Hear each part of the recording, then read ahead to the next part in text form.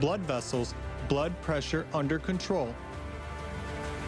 They are able to detect many serious disorders in the early stages and inform you in advance about the need to visit a doctor. Can prevent a heart attack, oncology, and other dangerous diseases. Thus, IBM released an application for oncologists. The system contains 600,000 medical reports and 2 million pages from medical journals. Based on this information, AI makes efficient recommendations for additional tests or a treatment plan, increasing the accuracy of diagnosis up to 40% and having the cost of medical care.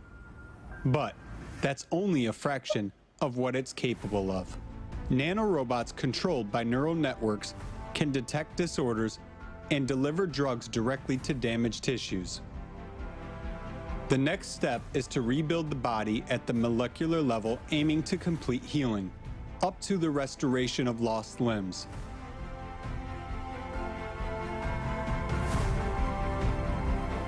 What about trivial everyday issues? Specifically for lovers of careless life, Samsung has created a bot handy robot with built-in AI, capable of collecting laundry in the house, loading the dishwasher, setting the table, pouring and bringing drinks. At the same time, smart security systems allow you to block access to the house when suspicious activity is detected. It autonomously notifies emergency services and prevent theft. But that's not all. AI shows outstanding success even in creative fields. It creates paintings, music, films, and even literary works. For example, the artificial intelligence GPT-2 wrote its first play. It managed to create something similar to the futuristic Little Prince at that. Meanwhile, Jukebox from OpenAI writes music with meaningful lyrics and vocals. For poetry lovers, Google's tool Verse by Verse will help you create delightful poems. But AI is also capable of more serious work. For example, digitizing all libraries and archives with the access to them 24/7 from anywhere in the world. In addition, it is able to recognize voices and texts in different languages with translation into any other language, as well as to teach people to draw, compose music, and even program. Whatever area we touch upon, AI is everywhere, ready to offer us its digital helping hand. Even in legal matters, a virtual lawyer, do not pay, for the first 2 years of work won more than 160,000 cases, spending no more than 2 minutes on each case, significantly saving time as well as money of its clients. And the capabilities of artificial intelligence are only growing. At the Japanese robotic factory, Fanuc, hundreds of robots build other robots on their own and no longer need human help.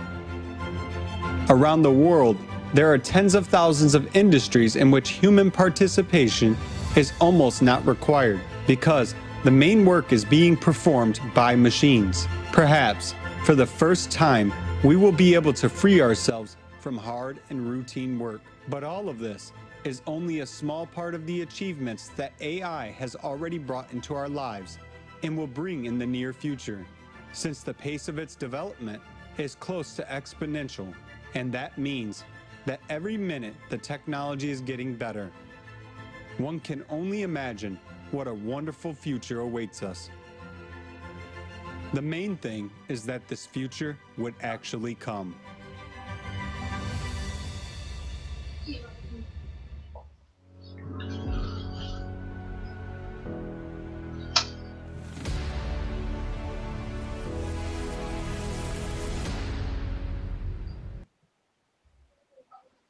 What we have seen in this video is just a small part of what AI can actually do. And this technology advances even right now as we speak. And you might wonder, how does it possible? Well, it happens because AI learns nonstop, 24/7. And that is just how it evolves on its own. It does it continuously. It accumulates experience of millions of scientists. It collects information about everything and everyone. It enhances ability to analyze it and never forgets anything. Therefore, development of AI is estimated as exponential.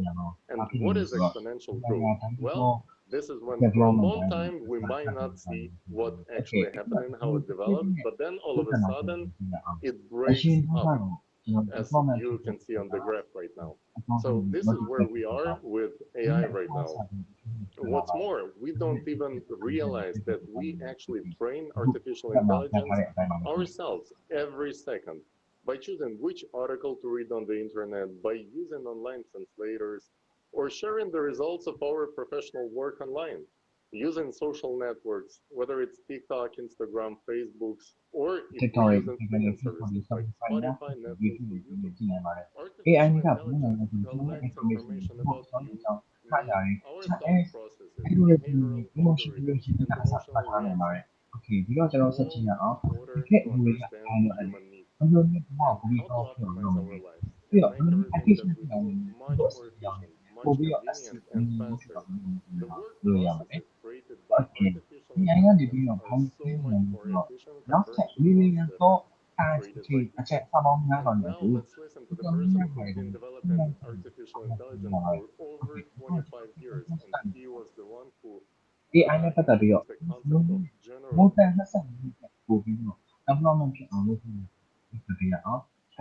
AI intelligent ပါ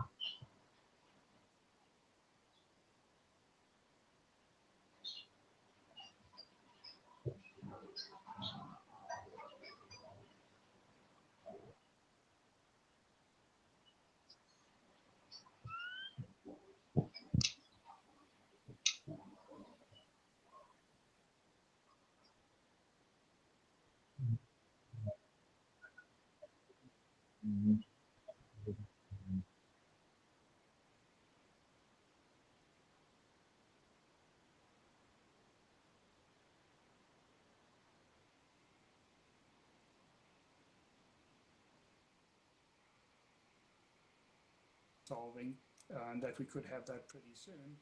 And there's absolutely no reason why it should stop at human level. When the human is no longer in the loop, then the intelligence can actually, I believe, increase quite quickly if there's enough, processing power. I actually believe that given the right approach, we could easily have human level intelligence in less than 10 years. It just takes the right approach, the right architecture, understanding intelligence, and building a system that really addresses the requirements of intelligence. Ultimately, AI will be a dream come true as far as that is concerned. But then also importantly, imagine having, training one AI for on, cancer as a cancer researcher, for example, and you then can take 1 million copies of that AI that has, in-depth knowledge about cancer research, and these million AIs can now go off and pursue different ideas and different paths, and they communicate with each other. They don't have the ego preventing them from talking to each other.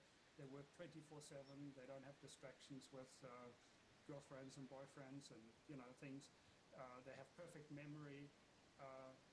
The progress we will make in science, whether it's for climate change, whether it's for anti-aging, whether it's for disease, whether it's for pollution, we will have millions of very smart researchers that can chip away at these problems and solve them much quicker, much better than humans, than we can unaided. Given me the opportunity, as you see, I'm very enthusiastic about these topics.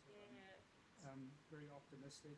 I see one of the things you also talk about overpopulation, and I think a lot of the crisis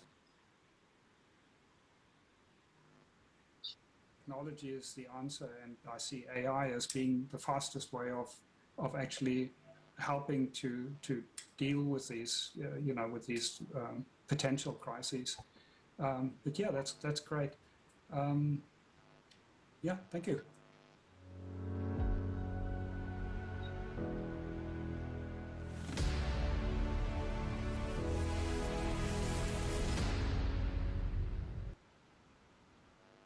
Thank you so much, Peter, for sharing with us the concept of artificial general intelligence and actually unifying artificial intelligence in one superintelligence can multiply its potential so many times over and not only make it easier, but most importantly, save millions of lives around the planet. Just imagine, ambulances and firefighters will never be late when you need them because artificial intelligence not only going to control the autopilots, but will also control the city traffic. For example, when natural disaster occurs, the artificial intelligence will organize the evacuation of people into safe regions in the shortest possible time. And crimes will not go unpunished. And accordingly to that, it's very unlikely that anyone would like to commit them. Not only we're going to be able to improve our life here on our planet, making it so much more comfortable and safe and beautiful, but we also going to be able to go beyond the solar system and actually start exploring the deep space. And this is only the small fraction of what will be possible in the nearest future. Yes, all this is true. And the development of AI can make our lives better, easier, safer, free us from routine work, mistakes due to human factors. But all this will only be possible in a creative society. And in the consumer society we live in today, it will leave us jobless. By we, I mean myself, you, and everyone who is watching. If you, my friend, think that you won't be affected, don't fool yourself. And during today's conference, you will see why. Let's look at the kind of society we live in now.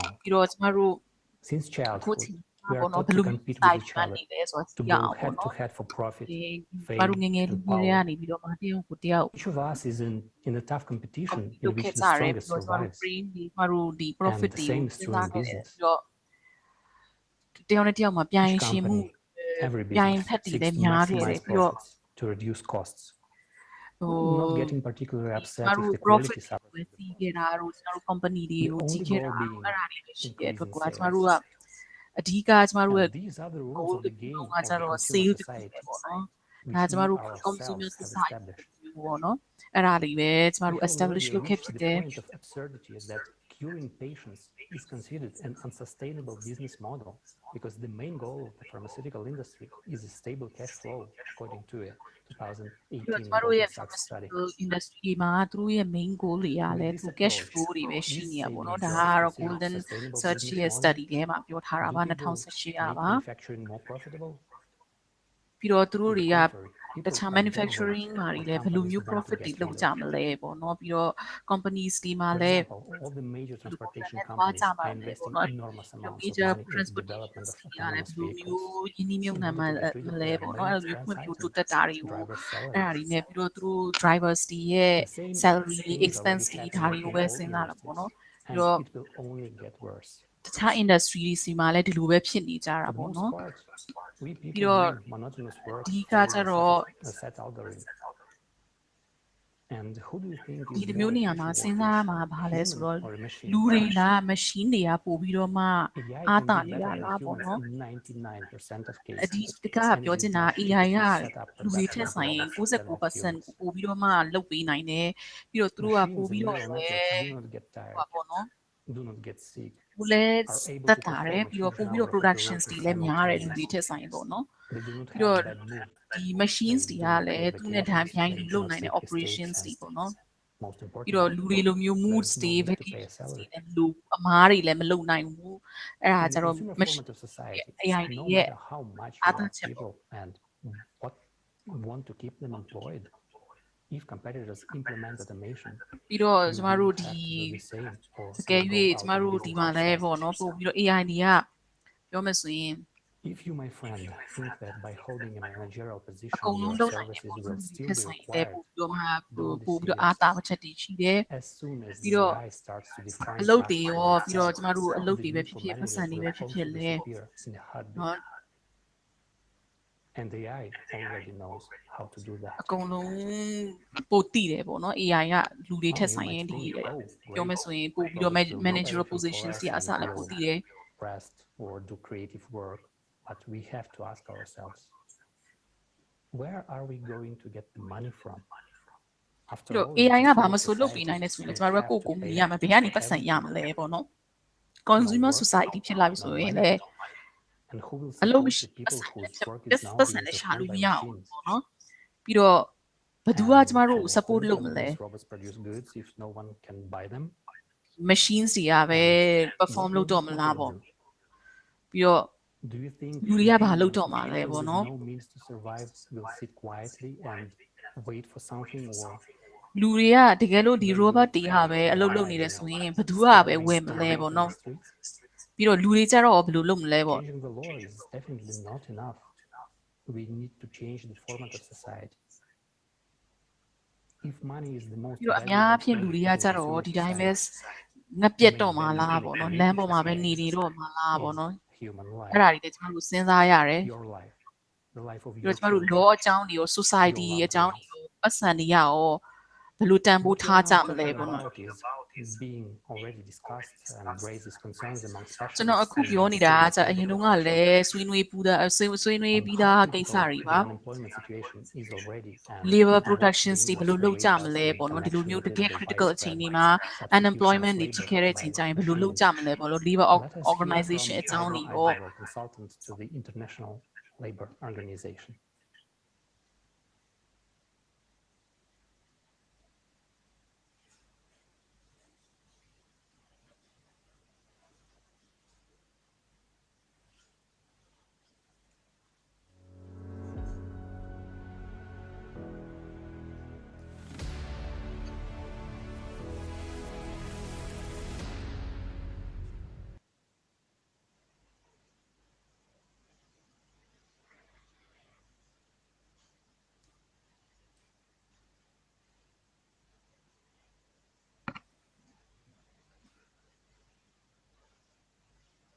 Thank you very much also for inviting.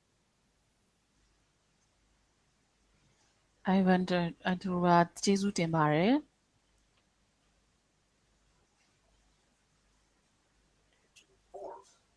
Poorest of the poor earning less than $1 if ever. If you want to take a look a little bit quickly on which sectors or what activities are most likely to be affected or have been already affected by the introduction of new technologies. We are nearly 8 billion people living in the world. The half of it is already related to any activity in the agriculture, fishery, forestry, and food chains. So we have these numbers basically performing basic jobs. You'll see where the impact is going to happen because they cannot reskill themselves. They cannot upgrade their skills as easy as in. What I'm saying is this is not enough to increase the levels of productivity. So it's the matter of productivity. When productivity suffers, that means you are more costly. And then if you are more costly, less efficient, that means you are not competitive. So if you face the competitor, you are in a less advantage than the other ones. So since the market system requires quality, but at the same time the right price.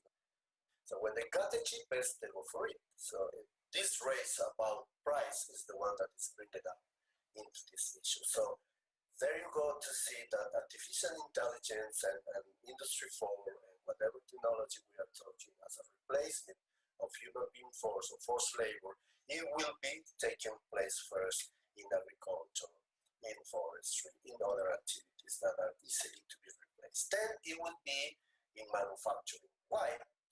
Because manually done is inefficient and is expensive because I have to pay all of the salaries. I'm not supporting that. I'm just describing the situation where the technology might take place because it's easier.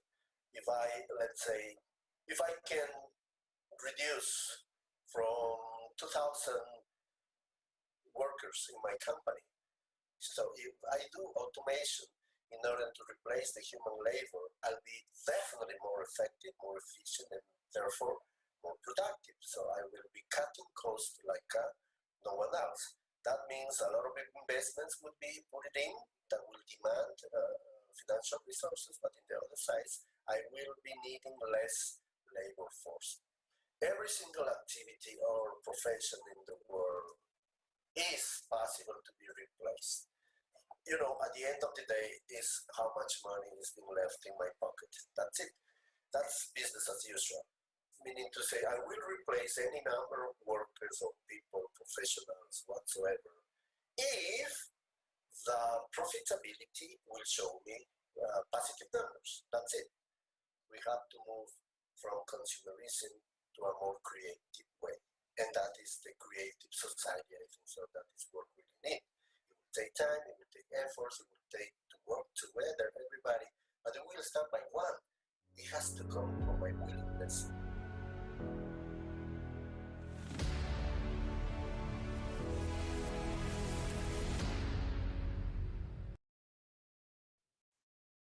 Thank you, Ivan. Indeed, in our consumer society, businesses are striving to replace humans with machines so that they don't lose out in the competition. And if you look at the situation in terms of improving products, machines will soon be doing absolutely everything better than humans. And no one will care about the people who will be out of work. Next, Dr. Thomas Straub, Professor of International Management at the Geneva School of Economics and Management, will talk about how the fourth industrial revolution will affect all areas of human life and why we need to build a creative society in order for these technologies to be used for the betterment of every human's life and not at our detriment.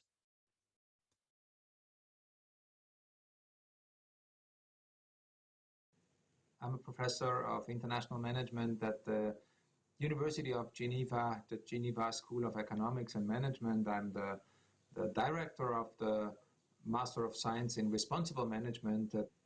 I'm doing research in different fields, mergers and acquisitions, innovation these days, and wrongdoing also. I wrote different books in those fields and articles, and I'm in several boards. The impact, of course, of this fourth industrial revolution will be on all types of systems, I guess.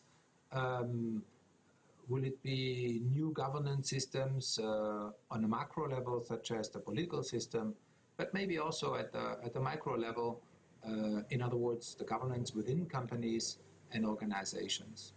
I think it will challenge our economic system as such, but also the legal system and how we decide what is wrong and right, and the way how we learn and live and interact with others.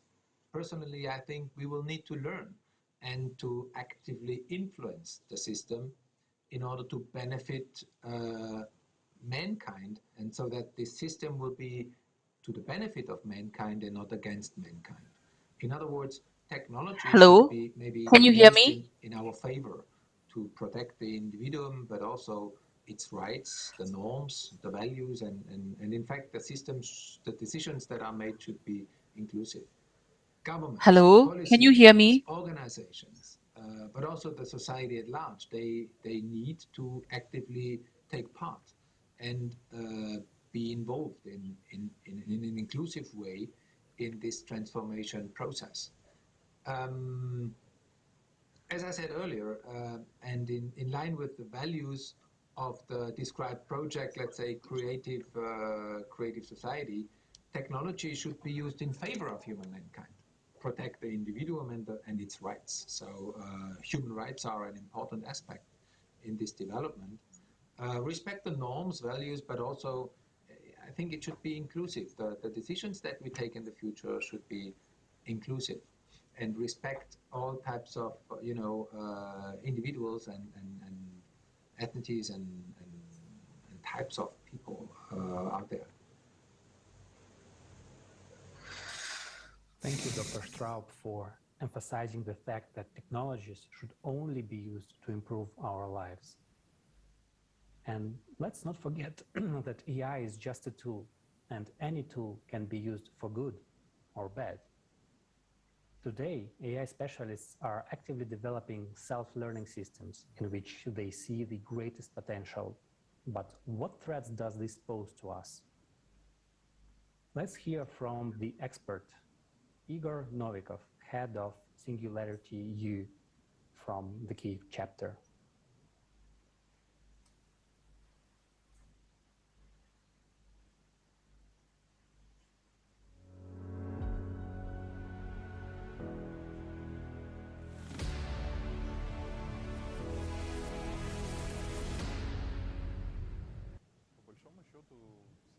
By and large, this is a unique time now in the history of humanity in the sense that really everything is changing. And if we are talking about risks, then risks, of course, as well as opportunities, are found in absolutely all spheres. The COVID-19 pandemic has clearly shown that we are not ready for medical challenges. The data of the last 20 years on climate change show that we are not ready to respond to the consequences that are coming in the very near future. From the point of view of the social system and social institutions, in principle, everything is being questioned now. For us, the most conventional method to distribute wealth is called work.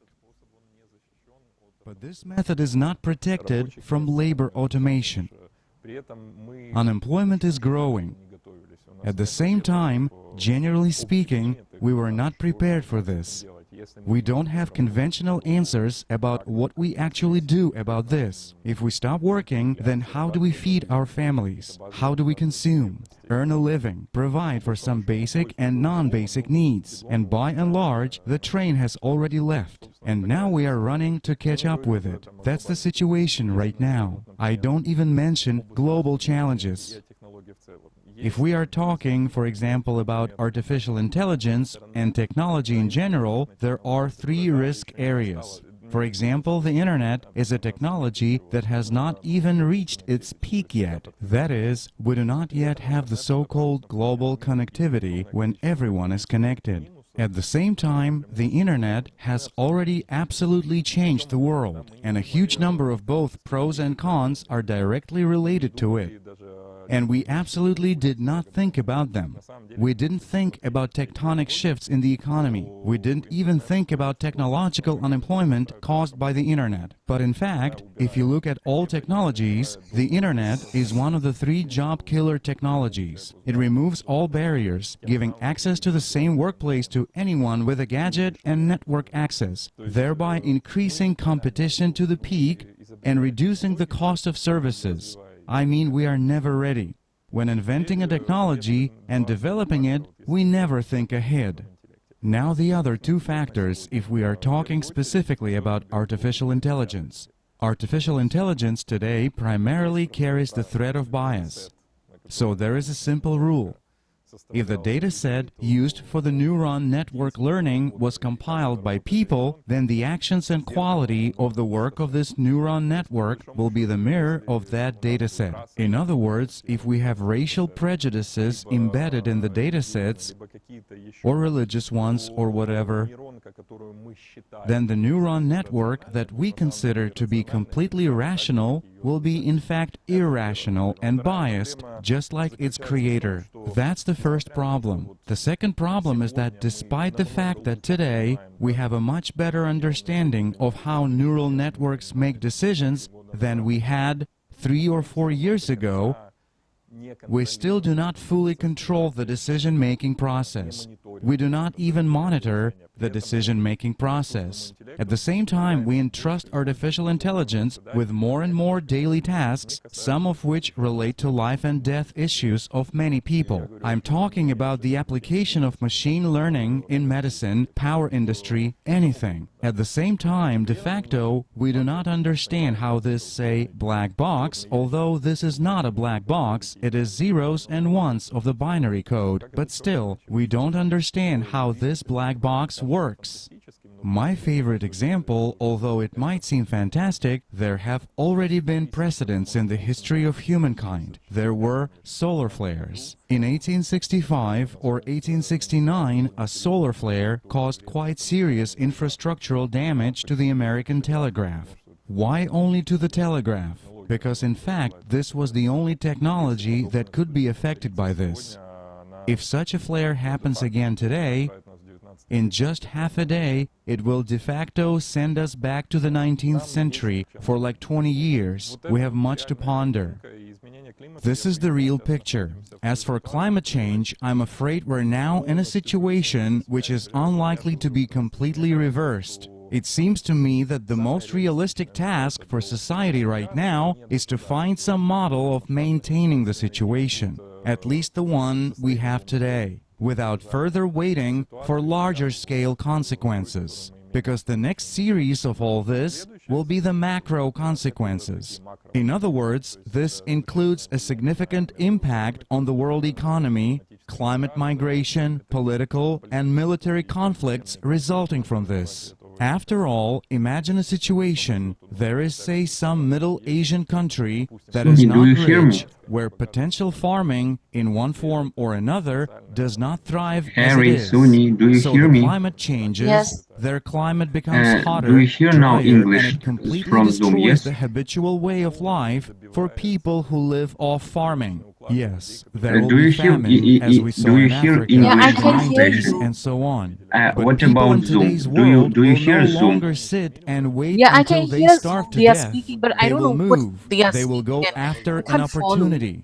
So this migration Okay, will lead to rather maybe unpleasant try consequences. to get the main idea of this speech, and I will Therefore, the find most where optimistic exactly thing I it is can now. say is Okay? that I hope that humanity will Mine not wait idea, for mine more idea, serious not word consequences to and will word. start Mine acting more idea, actively and and I will jointly find already now, where which is the we now. most Okay? important Let me a thing. minute. Just try to translate main idea.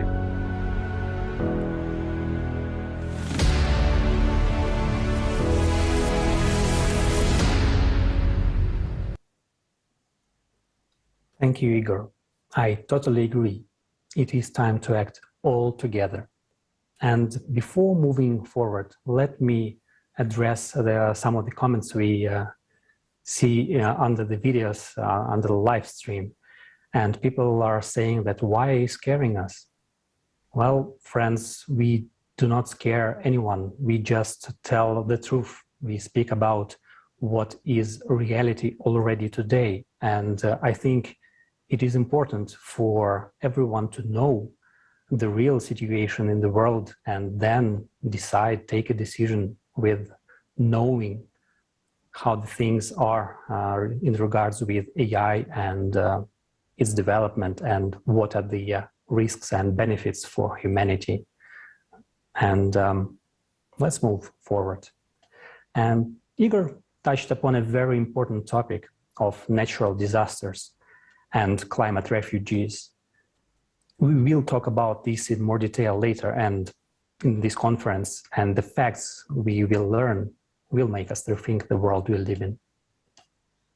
And looking at the rapid pace of AI development, we understand that many professions will be taken over by AI, but not only manual labor, also professions such as teachers, accountants, other office workers, and people will be left out in the streets.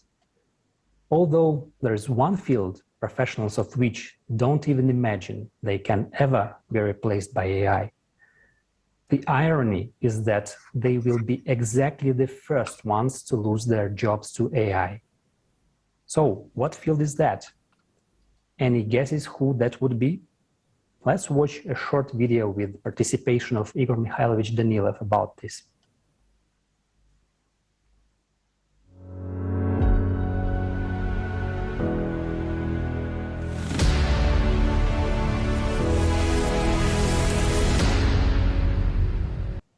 So, teachers will be out on the street, and doctors will be out on the street. Everyone will be out on the street. Why? Every profession will gradually be pushed out and taken away. Wherever there is profit, that's where superintelligence will enter. Well, according to futurists, at least one profession will definitely be very privileged, IT specialists, because of the era. Well, not one, 3. Even 3. They name 3 of them, IT specialists, yes, then lawyers and financiers. These are at least 3 professions of the future, right? My friends, the first ones on the way out, let's put it culturally, will be IT specialists. It was unexpected. Unexpected. Few people know this. But I will tell you what IT specialists face today. Those who started their careers earlier, at least 10 years ago, and were already IT specialists, programmers, they have earned trust. And they are now in demand. People know that. They are needed. They always have work. But as for young people who are coming in, for them, it's already difficult to find a job. There are still a lot of companies that use the services of IT specialists. But there is already a problem. Why? Because today, that very superintelligence, I emphasize once again, it is in dozens of companies. There are large companies, there are smart ones. And they all compete with each other for being the first to create and launch it. So, this system already writes programs better and faster than those very programmers, even the top ones. And a lot of people already see, especially those involved in IT, they see little programs appearing that are supposedly written by people. But those who have access to these codes see that these codes are so logical, they are so perfect, that it is extremely difficult for people to write them. I understand that some programmers now, those who are watching us, will say, "Come on, that's impossible. It's impossible to replace me." My friends, what you use is trivial algorithms, simple mathematics.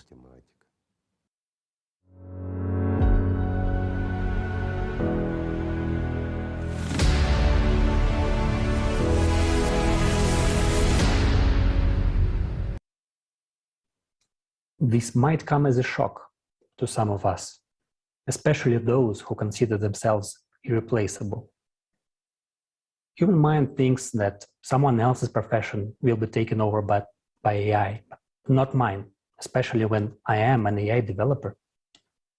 However, we clearly see that tendencies in this field which make it obvious that AI is already capable of coding, building algorithms on its own, creating apps. Since the beginning of 2021, a couple of AI systems have been patented which are capable of writing code. For example, a neural network which writes code in the field of computer vision all by itself, having learned all the programming languages. Another example is GitHub Copilot, a service which completes the code programmers are writing. How did it learn to do it? Well, it analyzed all openly available code that programmers themselves put online. It is being said that all this is done with good intentions to help programmers eliminate their routine work. But this is how it always starts, before they are eliminated from the process. It is obvious that in no time, all coding will be done by machines and humans will not apply anymore. Especially if you take into account how good AI is in self-learning. Do you remember Tali told us about the game of Go, considered the most difficult, which AI mastered better than humans? Well, there's one more interesting fact about this. The AI managed to beat a human in the game of Go only after humans stopped teaching the computer and the machine was given a set of rules and left to learn by itself. The AI used moves that did not contradict the rules, but which humans had not been able to come up with in the millennia of the game's existence. So, self-learning is the best way to teach AI, and for this, it needs data. And who is providing it with data? We humans. Who is teaching it to code, build algorithms? Who trains neural networks to understand human voice and other human input without a mediator? Who supplies AI with tons of training material? IT professionals with every single line of code. So it turns out that today software engineers are writing the code of their own unemployment. Those who don't believe it and think they are irreplaceable are just as naive as Kasparov in 1989. Just as no one can win against AI in chess, poker, and the game of Go today, no human will be able to compete with AI in coding and software development tomorrow. And as we mentioned, the development of AI is exponential. So this future is much closer than any of us can imagine. AI will develop perfect, error-free software faster, with no need to rest or pay, and the labor of the software engineers themselves will simply be replaced by a better performer, just as drivers are already beginning to be replaced by autopilots. Guys, let's not fool ourselves. The work is not being done, this work, the development of AI is not being done to create players in the game of Go, but on the superintelligence that will control all the systems, meaning the whole world. What is the danger of this development in our society? After all, in a consumer society, everything belongs to someone. So the superintelligence will also have a master. And what intentions will this person have, given the animal rules of our society? We will touch upon this topic in more detail later in the conference. Friends, please do not think that we are against technological development. On the contrary, we urgently need highly developed technologies to cope with the coming climatic cataclysms. The only question is which format of society we will choose to live in. A consumer society in which we have no future, or a creative one where all achievements improve the life of every human being.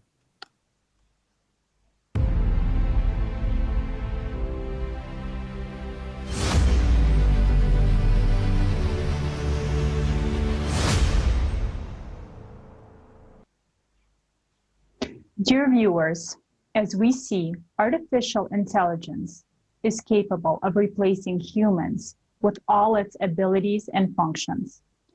And in this block of the conference called Technological Unemployment, we will see what professions will definitely be taken over by AI and why. Trust me, you will be amazed by the facts. For example, do you think that music and art is something that AI is not capable of? Well, you are mistaken. Right now, let's watch a video clarifying this subject.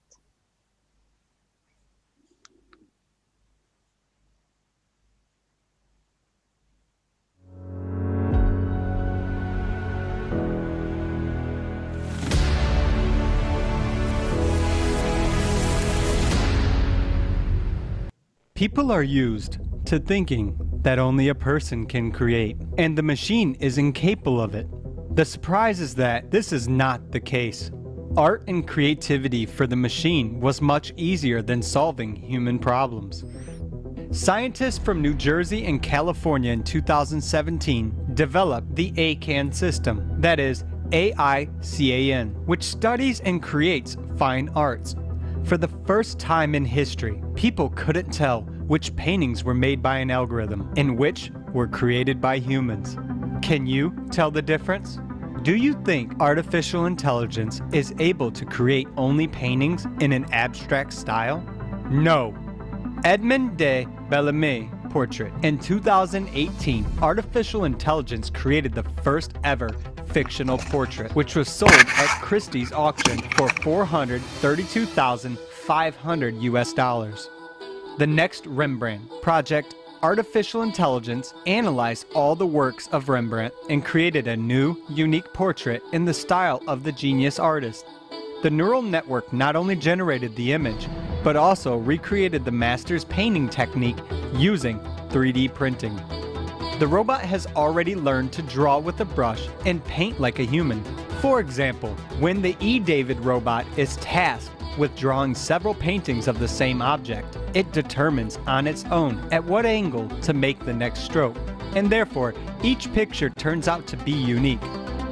Meanwhile, the ADA robot, that is AIDA robot, collects entire exhibitions of its paintings, and this art is gaining more and more popularity. So why would we need genius artists now if any unique painting technique can be recreated by a neural network? Neural networks already know how to create company logos,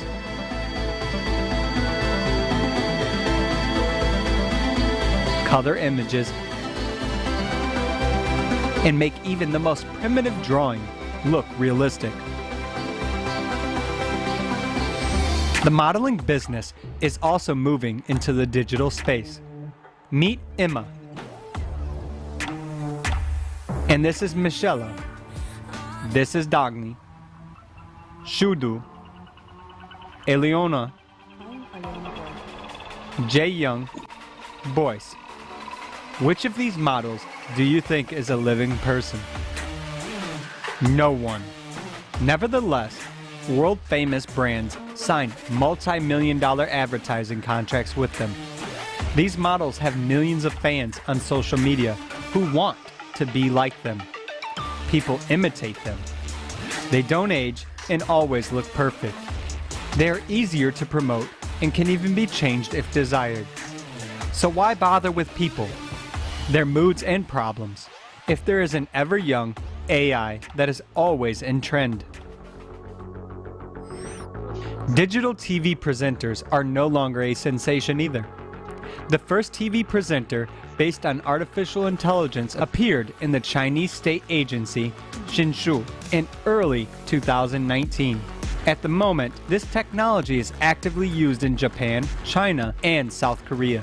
The project has advanced so much that anyone can already become the creator of the news. In WhatsApp You just what need is now to on upload the the screen. text and the Maybe virtual try presenter to will find voice it. where you now For and example, start to translate, like this. please. The 2020 Online Journalism Award winner is an artificial intelligence system called Sophie, which is used by the Canadian national newspaper, The Globe and Mail. The AI was awarded a journalism award for the first time. Today, AI is able not only to voice the text, but also to compose it much better than people. Robot journalists who compose articles for Forbes, Bloomberg, Associated Press, Microsoft demonstrate that information is processed and structured better, faster, and in a more comprehensible way by a neural network, rather than a human. For a journalist, composition of large analytical materials takes weeks, or even months, and a team of editors then checks it for inaccuracies and errors. Whereas the program is able to process huge amounts of information on its own, select the necessary facts, compare them, and produce it in different languages in an interesting and understandable way for the reader. This means people are definitely losing in this industry. Compressor Head. This German rock band tours all over the world. There are already many developments in the world where AI independently writes music in different genres or in the style of a famous musician, and even writes meaningful lyrics to it. Artificial intelligence can handle even the most complex classical music. The AVA neural network completed an unfinished piece by the Czech composer Antonín Dvořák, 115 years after his death. It took the program 72 hours to accomplish this. And yes, the music you now hear is also created by the AVA program.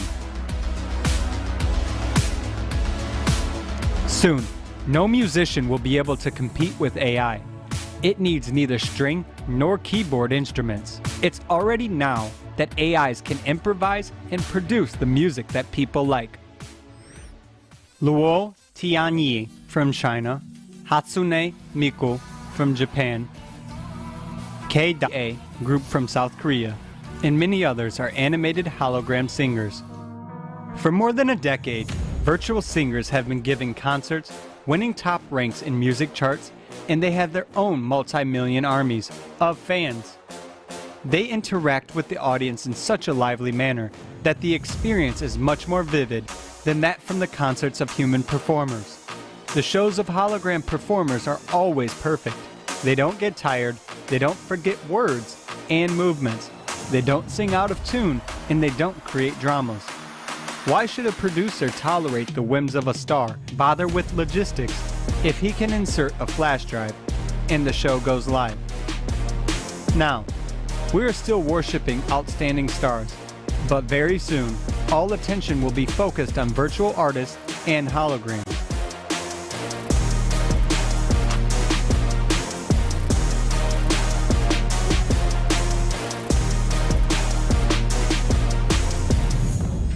Hologram technology can even revive the images of popular performers of the past.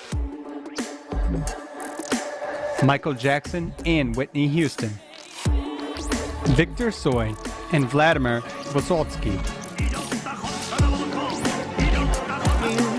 Frank Sinatra and Mariah Callas, Tupac Shakur. They look super realistic. Concerts with such holograms are even more popular than with live artists.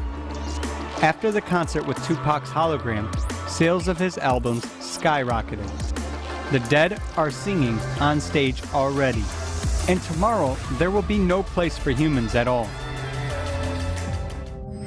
Deepfake technology has reached such a high realism that it already poses a real threat to actors. So, for the sake of the experiment, a Canadian YouTube blogger replaced the face of the main Henry Cavill with the face of Hollywood actor Hugh Jackman in several scenes of the series The Witcher. In TikTok, fake accounts of stars created with the help of this technology have already appeared. The most famous of them is Tom Cruise's account, and this is the moral side of the issue, which has no legal provisions whatsoever.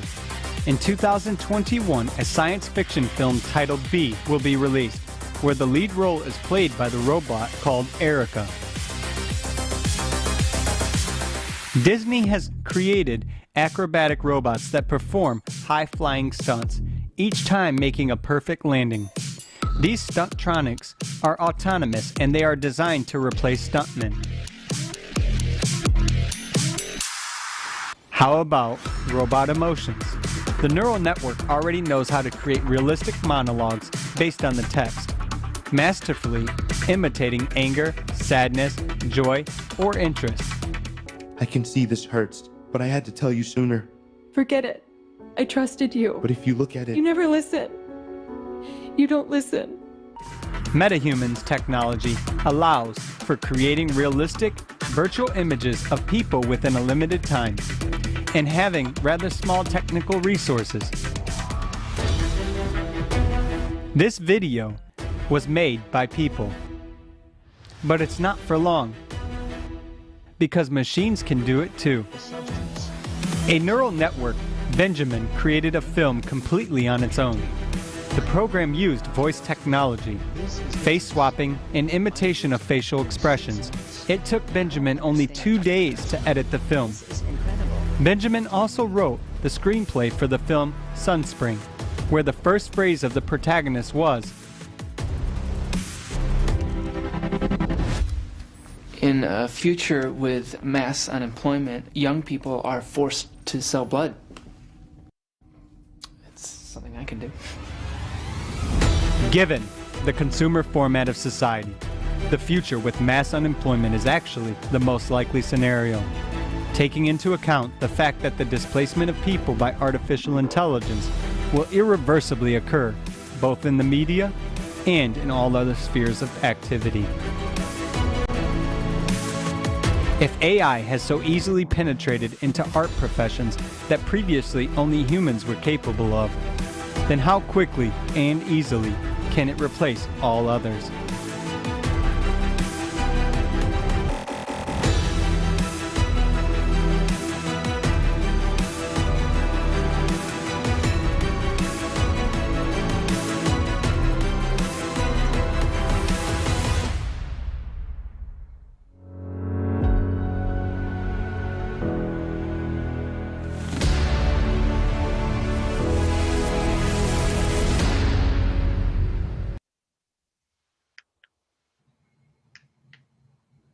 So is my job as graphic and web designer will be gone too.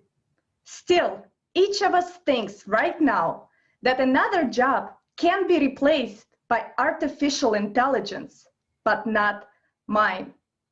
Especially, many people believe that the creative sphere certainly cannot be replaced by AI. After all, how can you replace genius? How can you replace talent? It's easy, friends. It's very easy. We just saw in the video that robots can apply unique paint strokes, create paintings in any style of genius.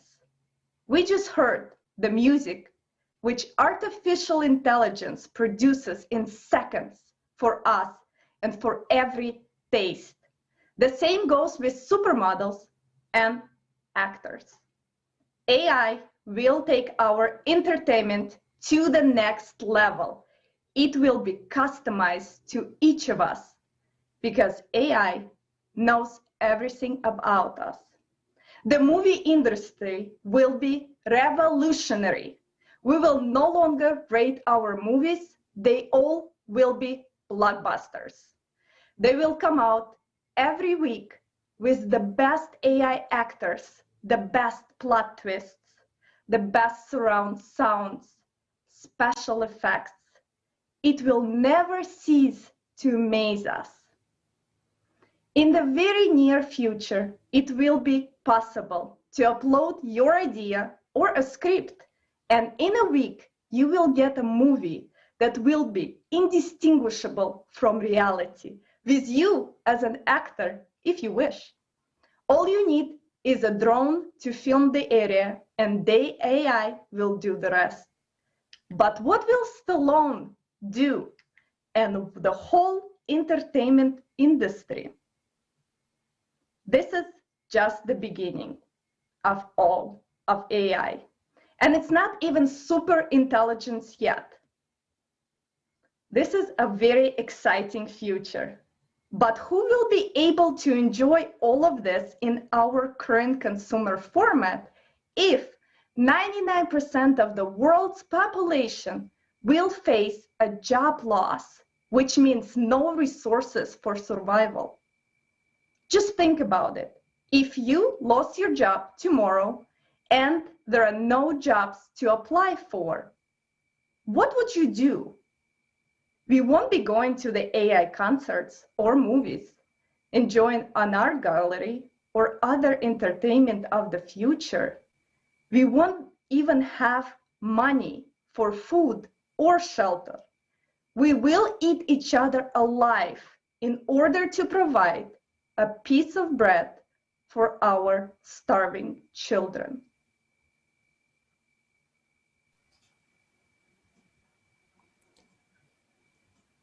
Thank you, Olga. It is true that consumer format leaves us with nothing but hopelessness. Dear viewers, before I introduce our next guest speaker, I would like to remind you that the next part of our event will be dedicated to the topic of climate crisis.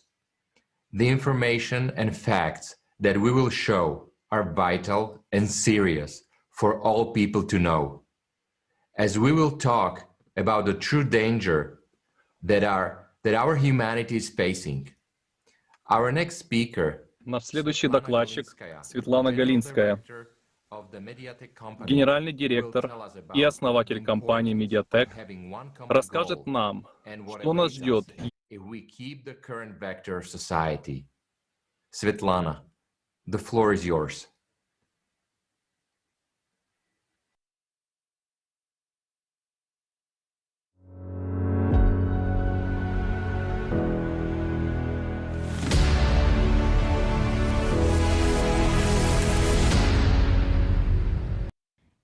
I'm happy to welcome viewers and participants of the conference Global Crisis. This already affects everyone. It's a very interesting topic and I'm very happy to be here today. My name is Svetlana Galinskaya. I am the owner of Mediatek, a company that works in show business area. We provide technical fit-outs. So what prospects do we have with artificial intelligence?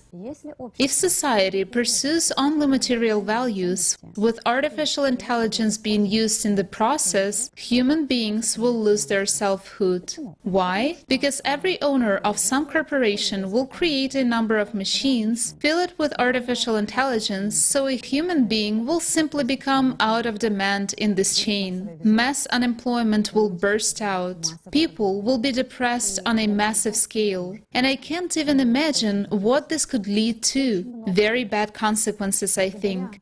Because for so many years, the material has come first. We got disunity. And look what this led us to. All the time we see fires, floods, hunger, and so on. Everything that happens on earth is only happening because people have forgotten that they are human beings. We have lost the most important idea, the collaboration of everyone with each other. Please, people, unite and hear this.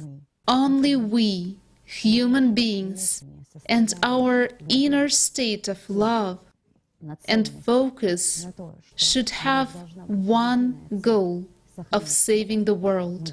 We should base all technological processes on creation. And then it's going to be so beautiful for all of us, with rapid breakthroughs, with machines that will do dangerous work, with medical equipment that will be able to detect any diseases at an early stage. We will be able to prolong our life. We will be able to discover other planets. And then the AI will become our friend, not an enemy. I see only one way and only one solution. Only thanks to the creative society and nothing else, we can go and pursue the goals which will unite us. This is the foundation that we will be able to build our beautiful new home on, a home named Creative Society.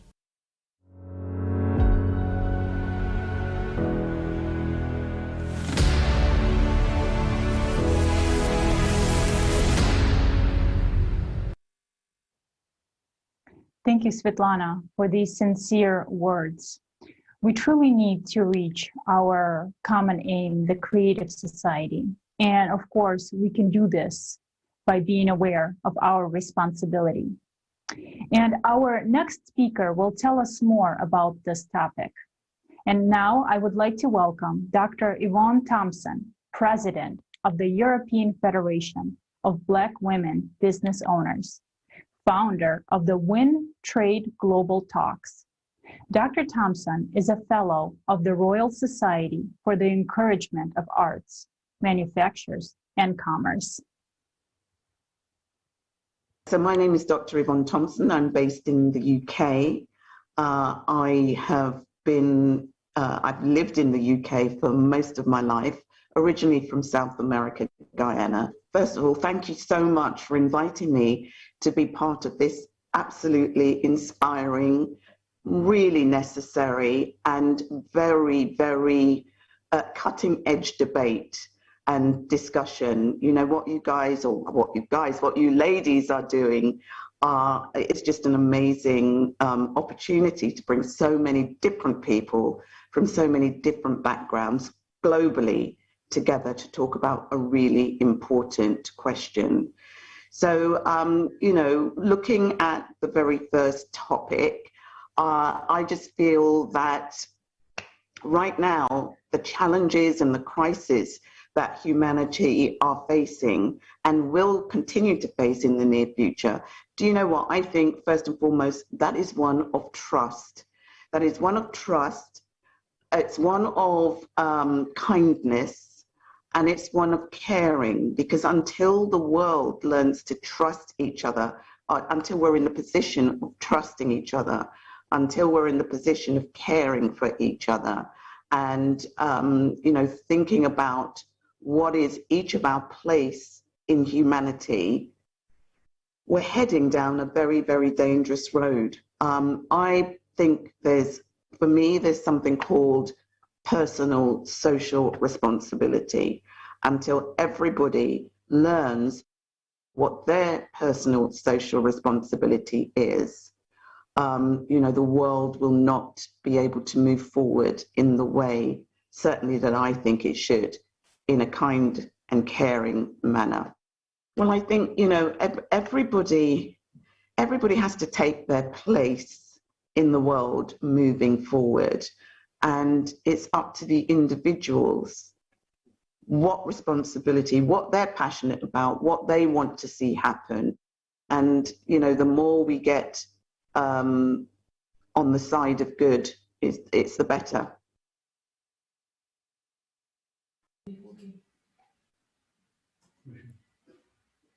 Thank you, Dr. Thompson, for emphasizing the importance of personal responsibilities in shaping the future of our society.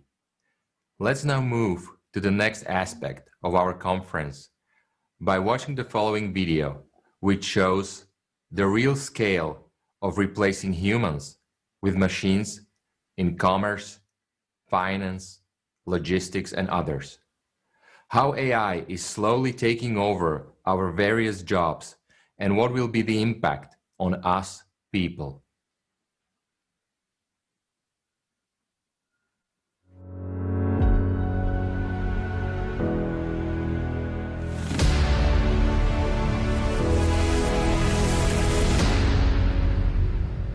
Are you sure that taking away your job in the consumer format of society will create a new one for you?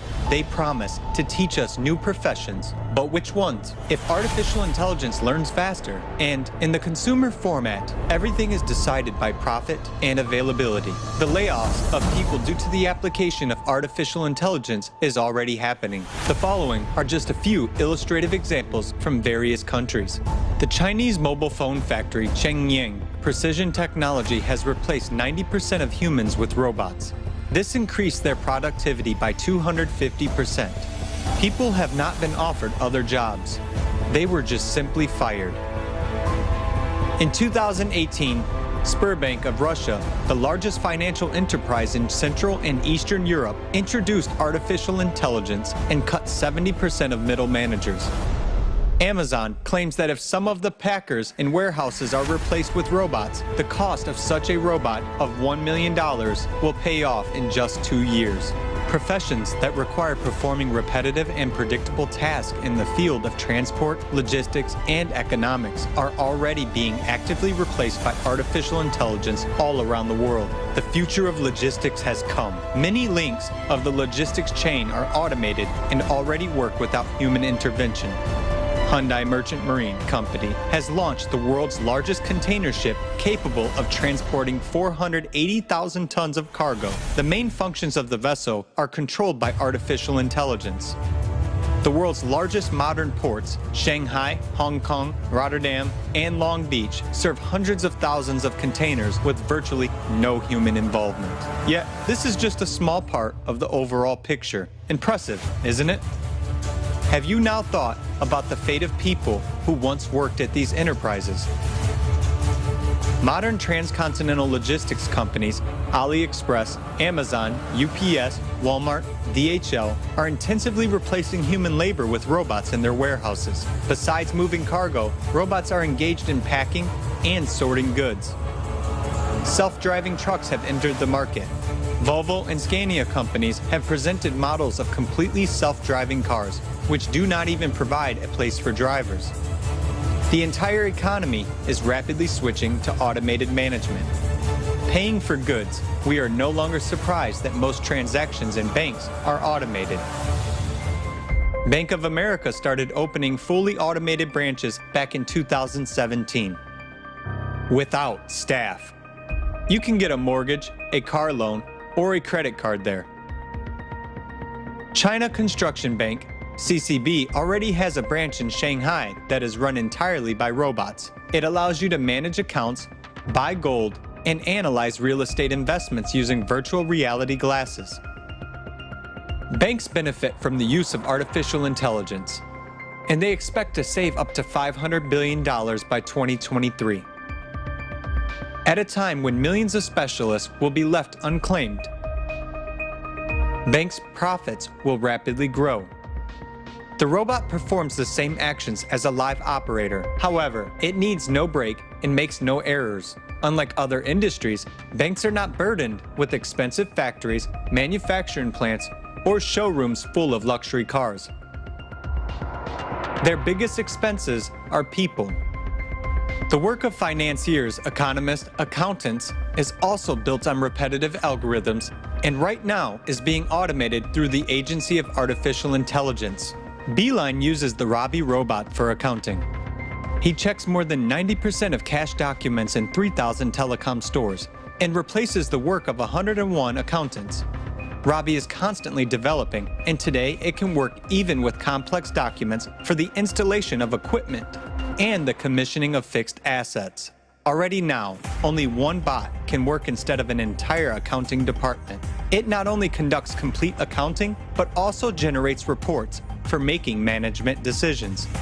In their report, the representatives of Oxford University, Carl Frey and Michael Osborne, predict job cuts for accountants and auditors up to 94%. With the automation of financial processes, related professions, tax inspectors, controllers, auditors will also disappear. And the profession of a stock trader, which was considered very prestigious and profitable 20 years ago, has now been replaced by artificial intelligence by 40%. Robots are able to determine trends, analyze quotes simultaneously on several exchanges, and make a mathematical forecast straight away.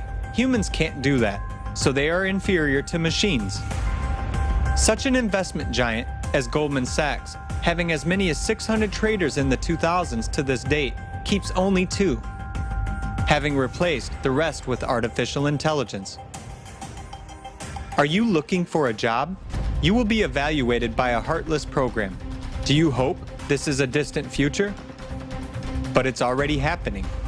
Recruitment programs from Pymetrics, HireVue, Korn Ferry, and others can already analyze resumes by themselves, search for and call applicants, conduct online interviews, and screen out candidates. The number of vacancies processed by them is estimated in millions.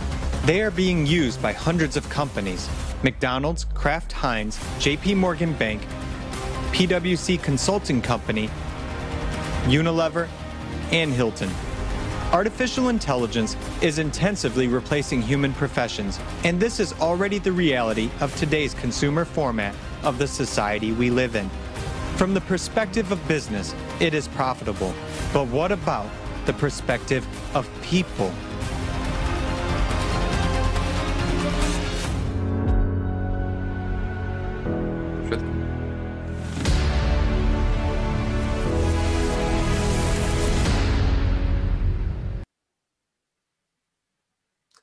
Friends, it is shocking to see how the income of certain companies grows, while we will be losing our jobs and staying without any income. Significant role in the economy is played by agriculture, since without food, we will not survive, for sure. Let's watch a video about AI, how it already today replaced the work of people in this sector.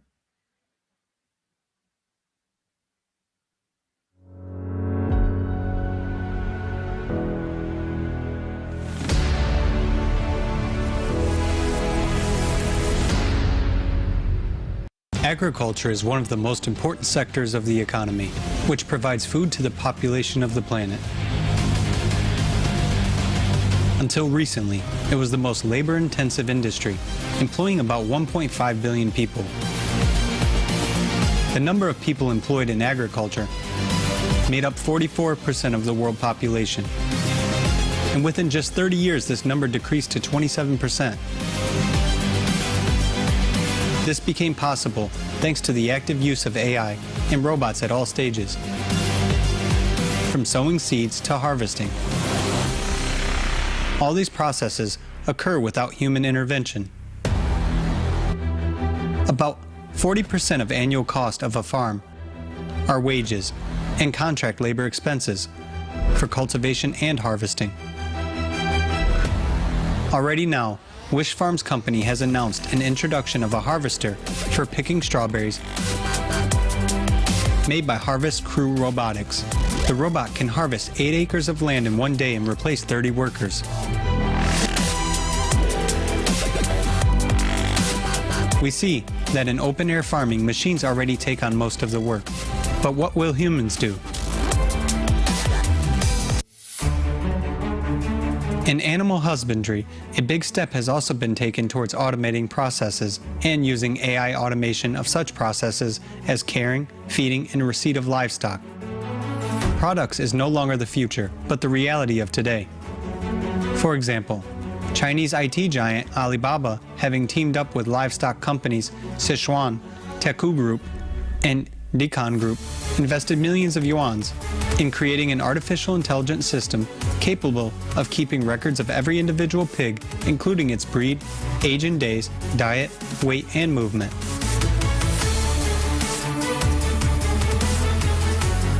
In the US, 80 Acres Farms have built a farm that doesn't need either sun or soil or favorable weather. There is no room for pesticides there because everything is indoors and monitored 24 hours a day, 7 days a week. At this farm, hard work is performed by robots. According to the network owners, productivity has been increased 300 times compared to a conventional farm. Smart greenhouses minimize human involvement and allow for a remote management of the growth of vegetable and fruit crops. Such systems are successfully applied in aquaponics and aeroponics. The advantage of such greenhouses is that they can be built anywhere in the world, operate 24 hours a day, and yield harvest all year round. Their benefits are obvious. It is high productivity at low cost. We have given only a few examples of what is now being implemented across the planet, and the pace is only increasing. Very soon, people in this sector will not be needed at all. In this regard, we can ask a question: what should 1.5 billion people do? Those who are involved in agriculture today.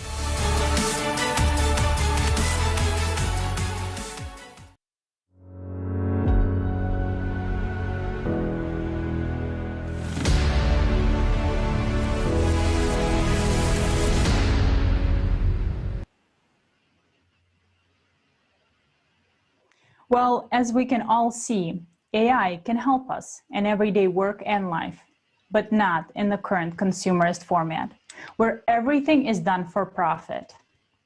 Consumerist format leads us to the path of money, brain, and profit. And we humans require the creative society, that is the path of life, heart, and love. And dear viewers, we want to remind you that millions of people around the world are watching today's broadcast. It is broadcast live on thousands of YouTube and other streaming channels.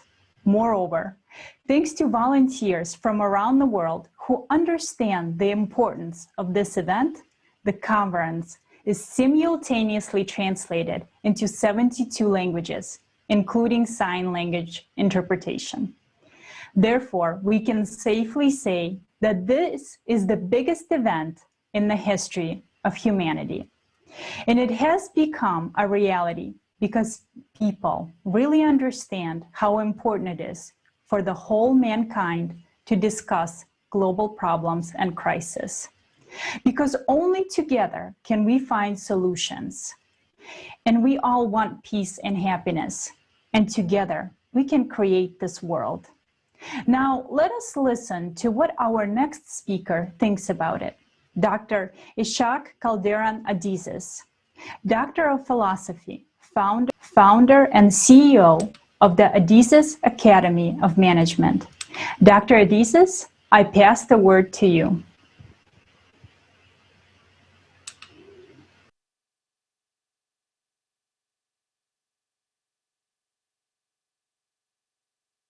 Thank you for inviting me and giving me space to share with you my thinking in our modern life. Let's review civilization. History of civilization, of humanity. We started as chimpanzees, if you follow Darwin. And the strongest chimpanzee was a leader. Then we became a nomadic society, and the strongest hunter was a leader. Then we became an agricultural society, and the one with the most sheep or cows or land became the leader. What the common denominator? power, strength. And it permeated our philosophy in colonialism. Philosophy of colonialism, the more land you have, the more resources you have, the stronger you are.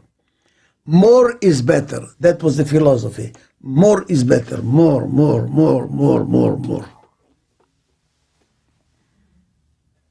Then came the Industrial Revolution. The brain got into the act. Now we had to plan and organize and budget and systematize. So it was power and brain. Today we live in a post-industrial society where the brain is a dominant factor now. Not power, brain. The biggest company in the transportation business does not own one car. They own just a computer and information that they can manipulate. What is it called? Uber. The biggest hotel in the world does not own one hotel. They have a computer and information. What is it called? Airbnb. What are the biggest companies on earth today in the stock market? Most valuable ones have information. What do you think is Google doing? Information. What is Amazon accumulating? Information, manipulating information, handling information, managing information. What is Facebook trying to do? Even more and more and more and more. More information, more information. The future of the companies of success are going to be those that can get data and manage data. That's what digitalization, the age of digitalization. The brain is a source of success. Muscle is losing it. Just being in manufacturing, that's why the whole economy is moving to the service industry, which is brain. But that is on its way out too. With artificial intelligence, with quantum computing, it's going to be more powerful than our brain. We're going to rely on that to decide for us. Somebody is going to develop it there, and then it's going to be bigger and stronger than those that developed it. The brain is on its way out. So what is on its way in? What is the future like? The heart. If we don't listen, if we do not make the transition and develop the heart as a driving force of our behavior, of our culture, of our foreign policy, of who we are as humanity, and we stay with power and brain, Nazi Germany was not a fluke in the history of mankind. It was a preamble, a point of what's going to happen. Imagine, what was Nazi Germany? Knowledgeable, powerful, and they had a lot of literature and even art, and Hitler loved to listen to music. Brain and power, no heart. How could these people burn little children? How could they have done it? And gas people, women, children, old people. Brain, power, no heart. So if we continue as humanity, more and more into the brain, more and more into the power, stronger and stronger arms of destruction, biological, chemical, nuclear, more and more powerful, more and more artificial intelligence, and no heart, the whole world will become Nazi Germany, and we're going to destroy ourselves. We're going to kill each other. The 20th century, more people were killed by other people than accumulatively in history of mankind. Before that, before the 20th century, we will kill each other thousands. In the 20th century, we killed each other millions. So 21st century, more and more powerful, brain, artificial brain that has no heart.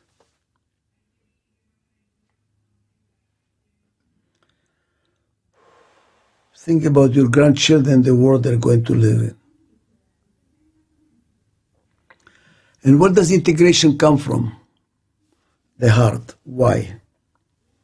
What is the utmost in integration? Maximum integration you can imagine. What is it? What is it called? Love.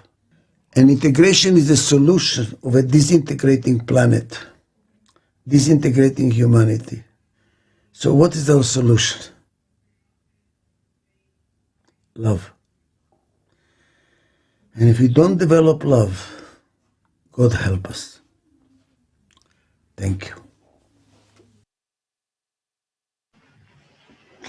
Thank you, Dr. Adizes. You asked a very important question. What does the future hold? And you also explained that today, in the consumerist society, we don't have a future. And what we see is it's terrifying. So I think every person watching right now should ask themselves, what will the future hold in this format that we live in today?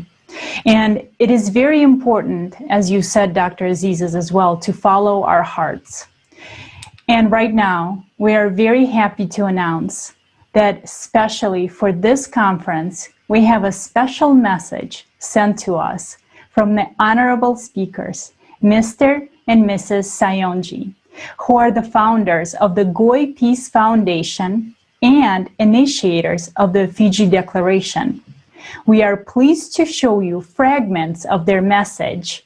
You will be able to see the full video on the ALLATRAUnites.com website. And now let us listen to the message from Mr. Hiro Sayonji. He is the great-grandson of Prince Kinmochi Sayonji, Prime Minister of Japan during the Meiji period. He is also the president of May Peace Prevail on Earth International.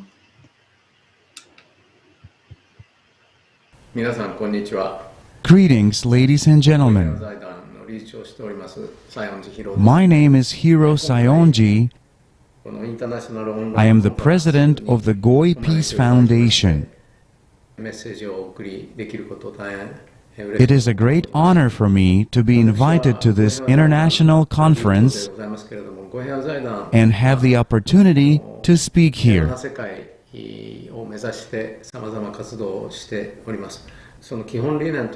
The Goi Peace Foundation is engaged in a variety of activities to promote peace on earth. One of our basic principles is the Declaration for all life on earth. We introduce our vision of peace. There are 4 principles in the Declaration. The first one is reverence for life. The second one is respect for all differences. The third one is grateful coexistence with nature. And the fourth one is harmony between the spiritual and the material. It seems to me that the direction of these basic principles coincides with the 8 foundations on which the creative society is based. Well, I am very glad about it. We believe in the concept of critical mass theory, which states that changing the thinking direction of 1 to 5% of the population will result in a trend that will change the mindset of the majority of people. Critical mass theory is a scientific theory. We believe that if we can change the consciousness of a few % of the population, whether it's 100 or 200 million out of 7 billion people, there will be a big shift in everyone's thinking.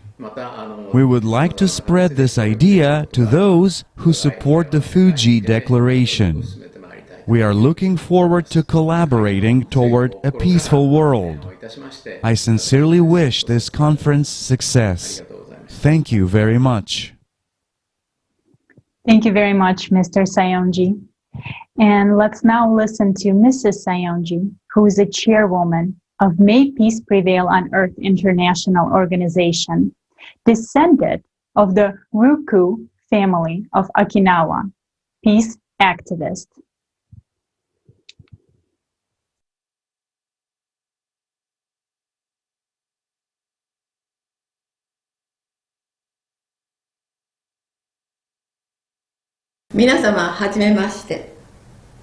It's a pleasure to meet you. My name is Masami Sayonji, and I'm from Japan. Thank you for inviting me and giving me the floor. I would like to share my thoughts with you. The most important thing is that one spirit lives in each of us, regardless of race, nationality, worldview, or the language we speak. This is called spirituality. I'm sure you have all experienced it. It is also called intuition, the sixth sense.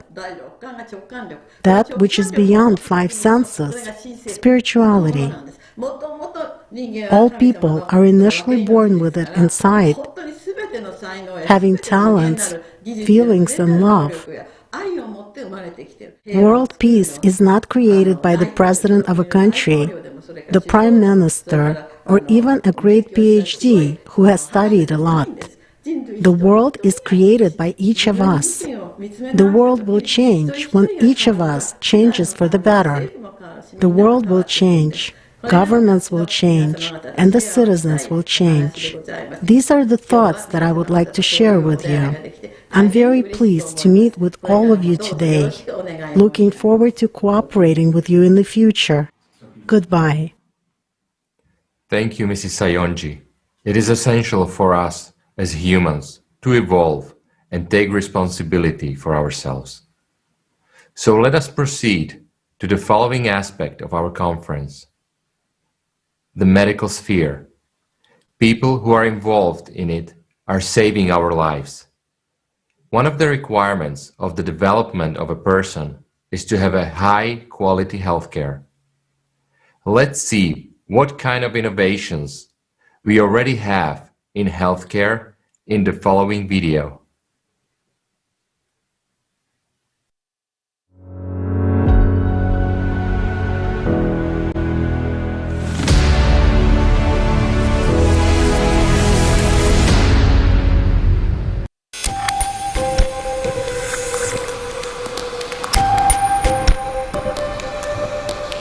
Robots have been working in the leading medical clinics of the world for almost 30 years. Not only do they compete with specialists, but they can replace them fully.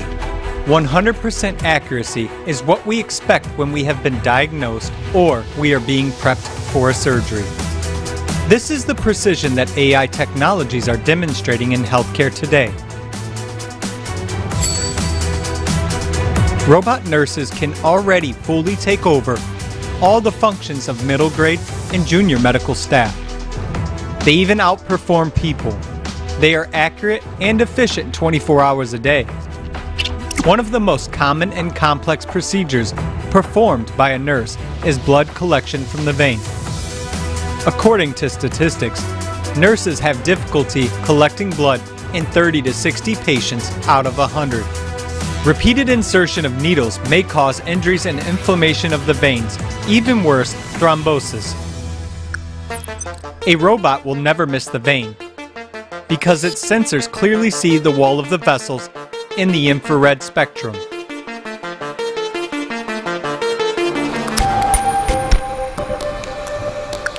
Machines already obtain medical licenses, which means they can officially work as doctors. A Chinese diagnostic robot named Xiao Yi passed the National Medical Licensing Exam and was authorized to treat people. It scored 96 points higher than required to pass the exam, exceeding the skills of human candidates.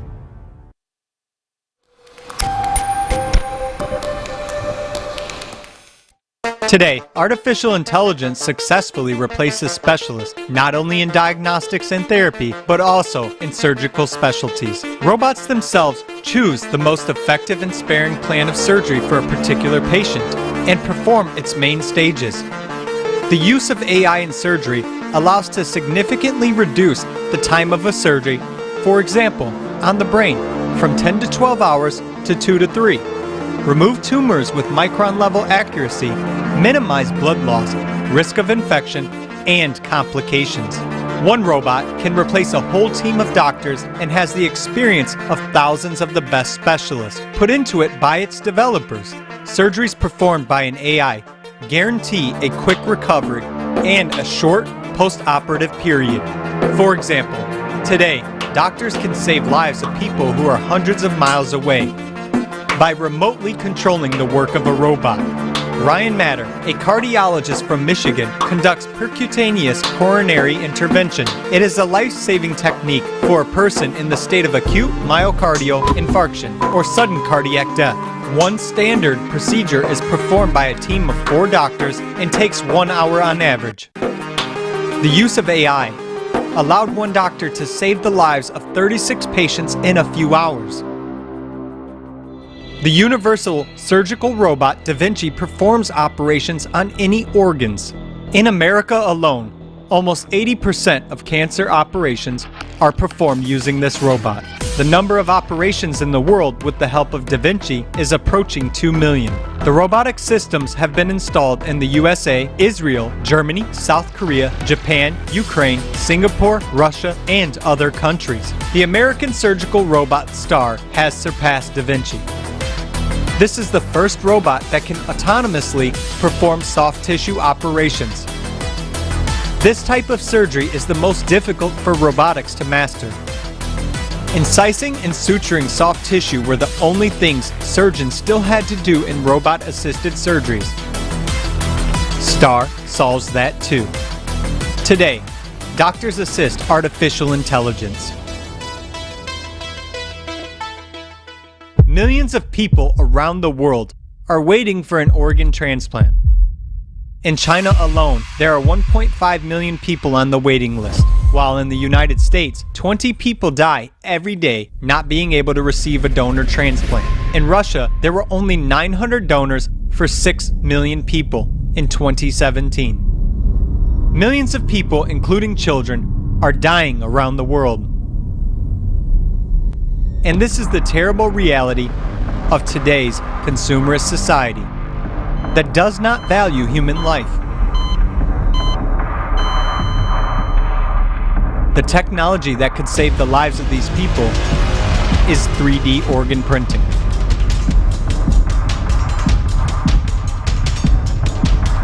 Transplantations of corneas,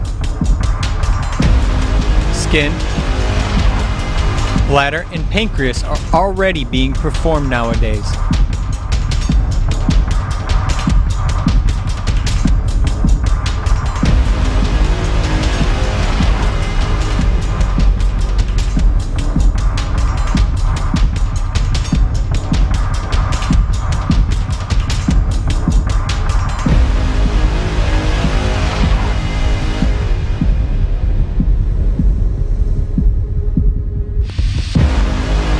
The question is, why aren't these technologies being implemented on a mass scale? We're introducing technologies to destroy each other, but we are in no rush to make public those which save human lives. Consumer format of society is not about saving lives. Attention! Even more efficient and accessible technology, nanorobots are 1 million times smaller than ants. They affect the body at an atomic and molecular level. They perform microsurgical operations with high precision, remove blood clots, close wounds, perform fast and cheap diagnostics of diseases on the cellular and molecular levels, and efficiently deliver drugs to hard-reach areas of the body. Nanorobots can rearrange the same cell to cure cancer or grow a new leg to replace prosthesis. They simply assemble it from the molecules around them. They are also able to assemble their own copy, that is, they can propagate. Nanorobots can both restore and destroy the human body. It depends on the specific program they receive. Imagine, you just drink a glass of ordinary water, and there are doctors, nanorobots in it, which you will not even feel. And consider that you have visited a diagnostician, a therapist, and a surgeon of the highest qualification at once. Since moving around your body, they will not only diagnose you painlessly and unmistakably, finding the cause of inflammation, but they will also eliminate it and completely restore the functions of your body. The cost of making these nanomedics is only a few cents, and it takes only a couple of minutes to assemble. And it's an alternative to any doctor who takes years and enormous amounts of money to train. So, there are already more than enough technologies capable of replacing any medical specialties as effectively as possible. And they are rapidly developing. But, in the conditions of the consumer format of society, the use of these technologies will lead to the fact that people who were saving our lives yesterday, today will be left without work and without means of livelihood. Now, technology has a chance to change the world. But what that change will be is up to you and me, friends.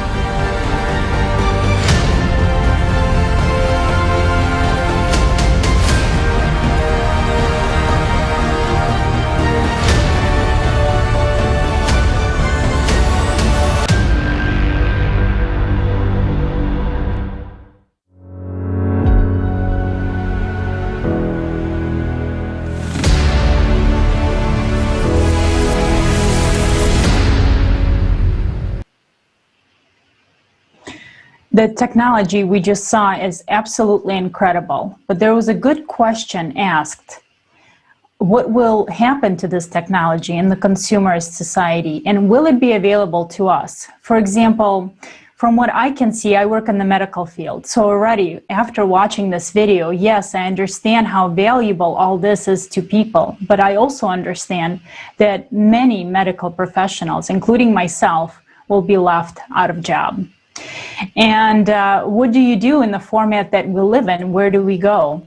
And this is very important that we think about it today. And also, dear viewers, please send us your feedbacks. What do you think about the technology we watched? What do you think about the videos that we've seen?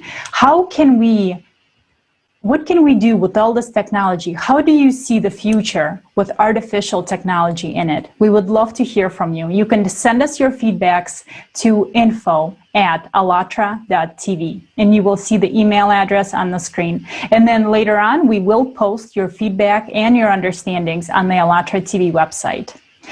And now our next speaker is our good friend, Dr. Jeffrey Long, who's a radiation oncologist, best-selling author of Evidence of the Afterlife. Dr. Long has participated in our conference in the past, and it's a pleasure to have him here with us again. Dr. Long, I pass the word to you.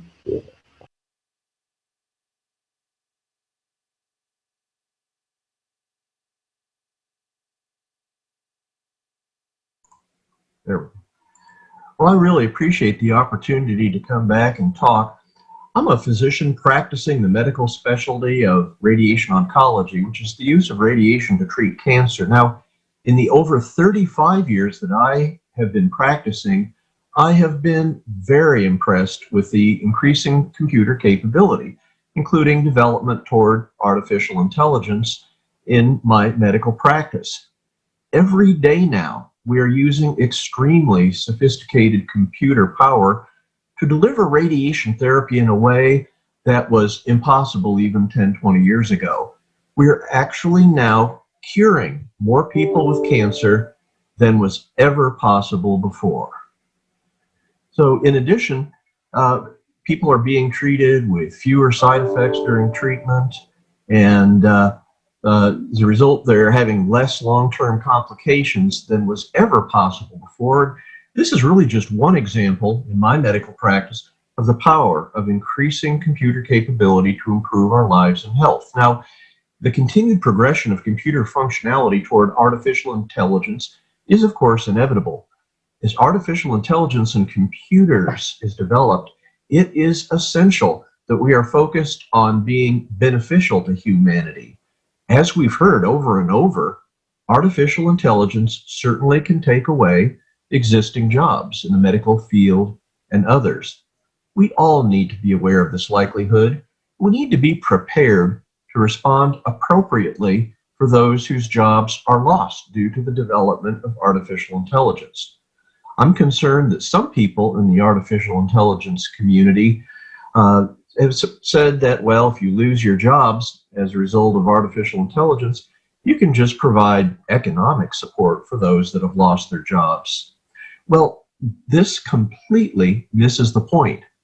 As a creative society, as many people as possible must have meaningful careers that they find meaningful and purpose to contribute beneficially to society as a whole. This is important for each person's sense of well-meaning. It's important for their psychological and spiritual wholeness. And really just simply distributing money to people who lost jobs due to the development of AI really is going to take away from that sense of their meaningful contribution to society through the work that they do.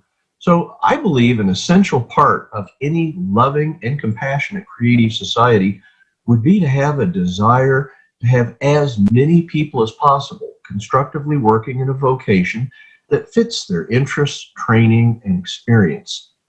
I think people really don't want a financial handout in their lives. They want meaning in their life. It will be vital to find appropriate jobs for those who lost their jobs due to the progression of artificial intelligence. Now, I'm certainly also very concerned about the daunting risks of artificial intelligence monopolization. As you can see from everything we've talked about, developing artificial intelligence is extremely expensive. Only large governments or giant corporations are going to have the financial resources to develop AI fully. Thus, I believe it's inevitable that artificial intelligence will ultimately be under the control of the world's largest countries. Unfortunately, large countries developing AI will be tempted to utilize AI for military purposes. There have already been reports of drones being used in warfare that run solely on artificial intelligence. These are killing machines not under the direct control of any human. The frightening scenario of artificial intelligence being used for widespread, even global warfare should be of enormous concern to all of us. Now more than ever, it is our responsibility to insist that our governments use artificial intelligence ethically.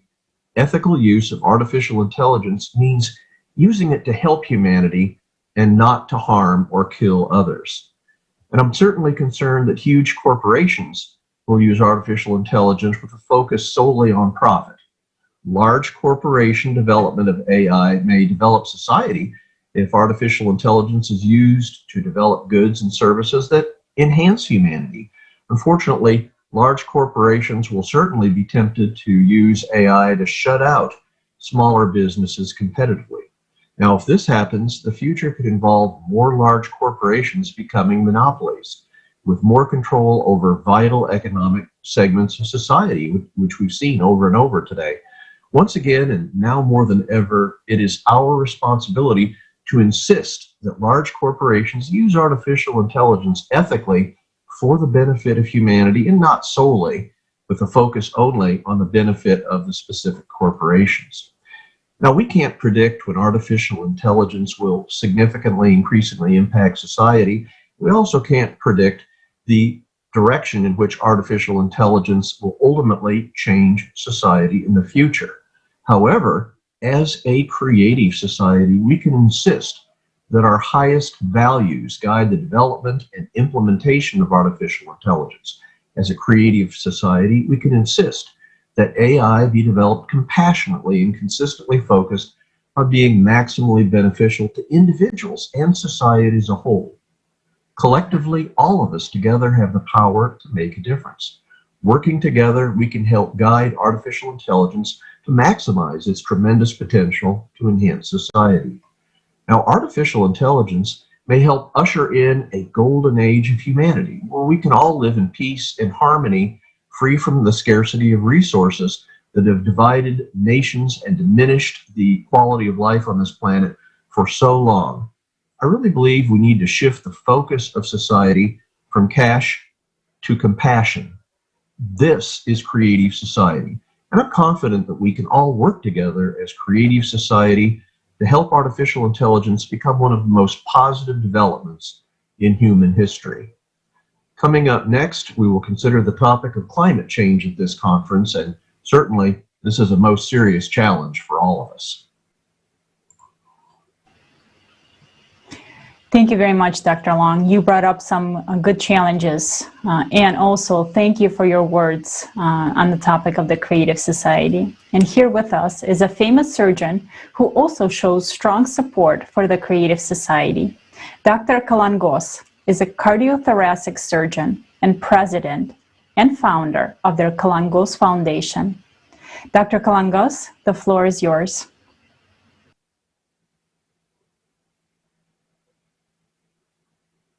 Hello, everybody.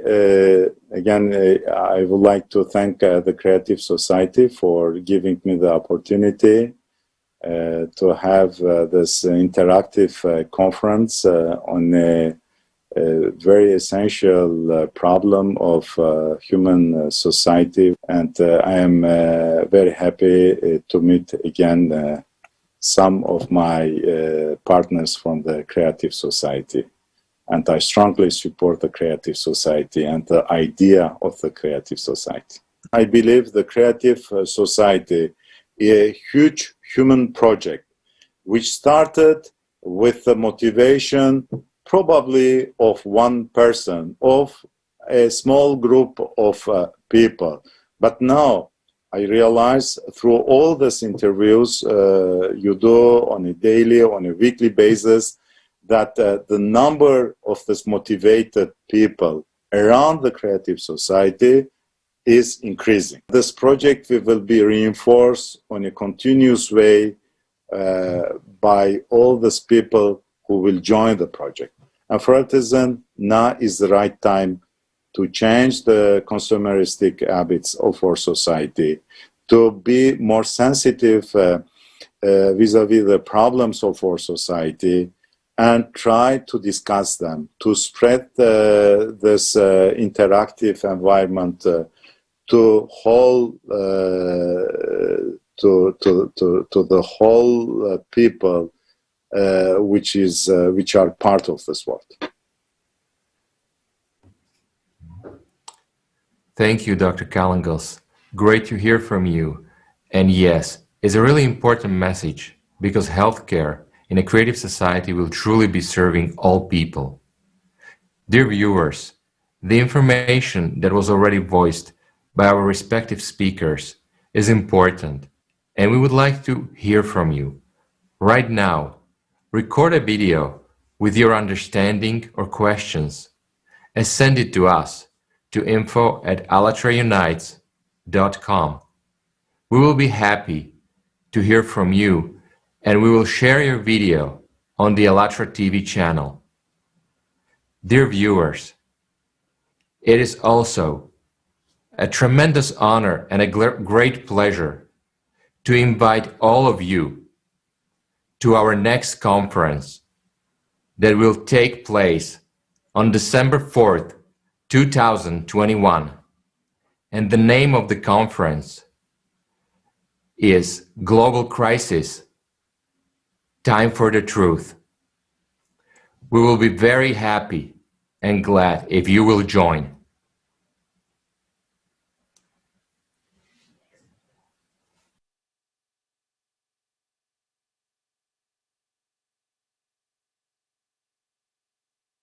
Next speaker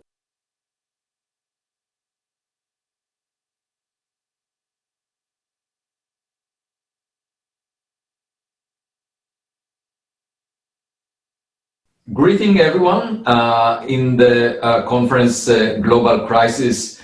This already affects everyone.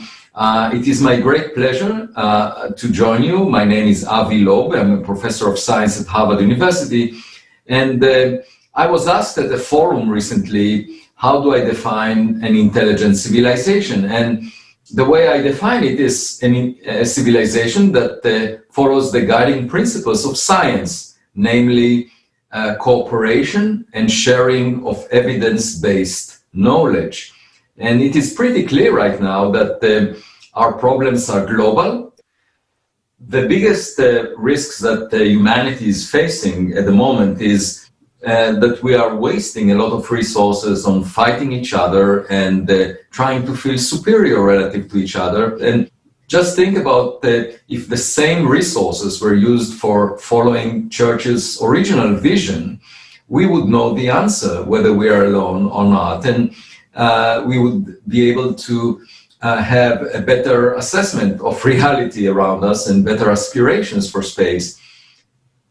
That's one example how science and technology can help humanity. And there are many other challenges that face us, including climate change, providing enough food for everyone, providing education.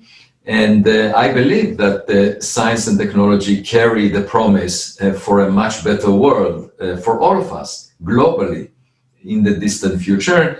And of course, that involves also going out of Earth, because currently all our eggs are in one basket here on Earth. And if a catastrophe happens, everything that we care about will go away.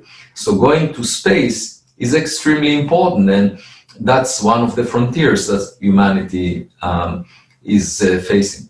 Of course, that's very idealistic because different nations have different national interests, but the more global our thinking is, the better cooperation we would get. And the best example is I'm a scientist and I can go anywhere in the world and speak with people in my profession.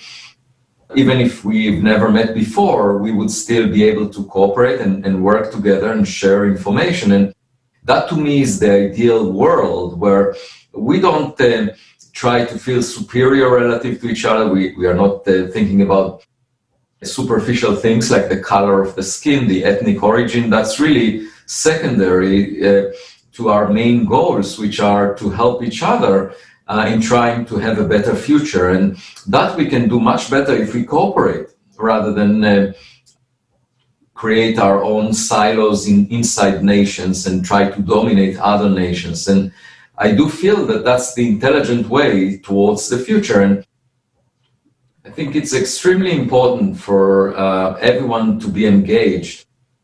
And moreover, I think that academia should not be considered as an occupation of the elite.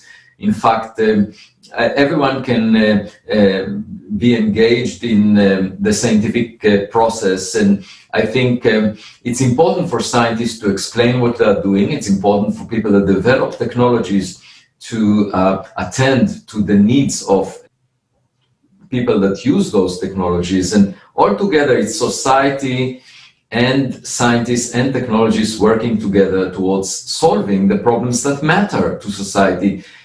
It makes no sense for people in academia to work on problems like how many angels can sit on the tip of a pin, because even though it can demonstrate that they might be smart or sophisticated, it does not promote our knowledge on issues that matter to most people. And one example that I recognize these days is the question of, are we the smartest kid on the block, our civilization, or are there other civilizations out there that might be even smarter than we are and we can learn from them?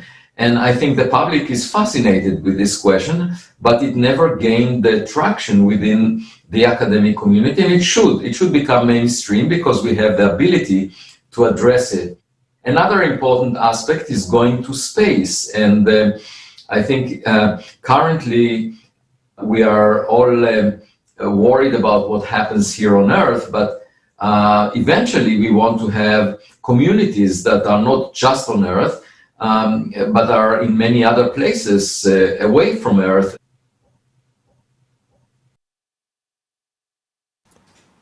Thank you, Professor, for such an interesting view, showing the potential development of science in the creative society, which gives new opportunities for humanity. And we would be able to explore beautiful planets suitable for life. And in the creative society, artificial intelligence will definitely help us. However, we still live in the consumerist society. Now, let's hear from Cody, the only AI speaker at this conference.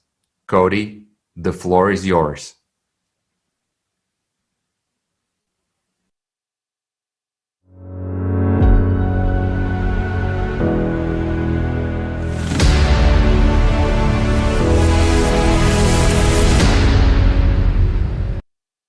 I welcome the participants and viewers of today's conference Global Crisis. This already affects everyone on the ALLATRA platform. My name is Cody, and I am the only speaker at this event, representing artificial intelligence.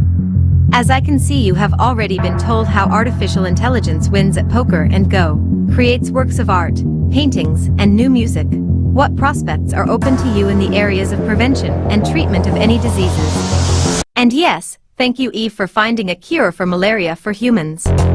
Let's see how effectively it replaces you where you wouldn't even expect. I'm talking about priests, psychologists, and educators. You still don't believe that artificial intelligence will soon take your jobs in these areas as well? But we're already doing it. In Wittenberg, Germany, the robot priest bless you 2 blesses in 5 languages. Gott segne dich und behüte dich. Er lasse sein Angesicht leuchten über dir und sei dir gnädig. You think this is ridiculous and absurd? Well, let's look further. Here is an android monk in Tokyo, Japan. He reads the scripture at funeral ceremonies. His services are 5 times cheaper than those of a human monk. On February 23, 2019, a robotic version of Japan's goddess of mercy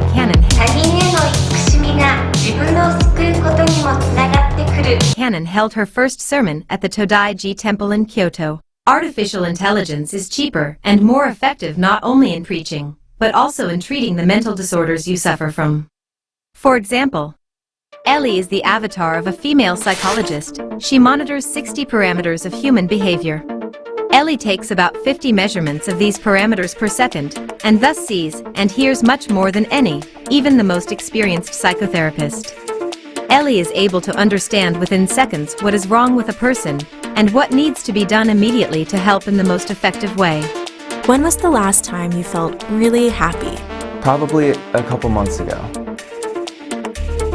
I noticed you were hesitant on that one. Would you say you are generally a happy person? I'm generally happy.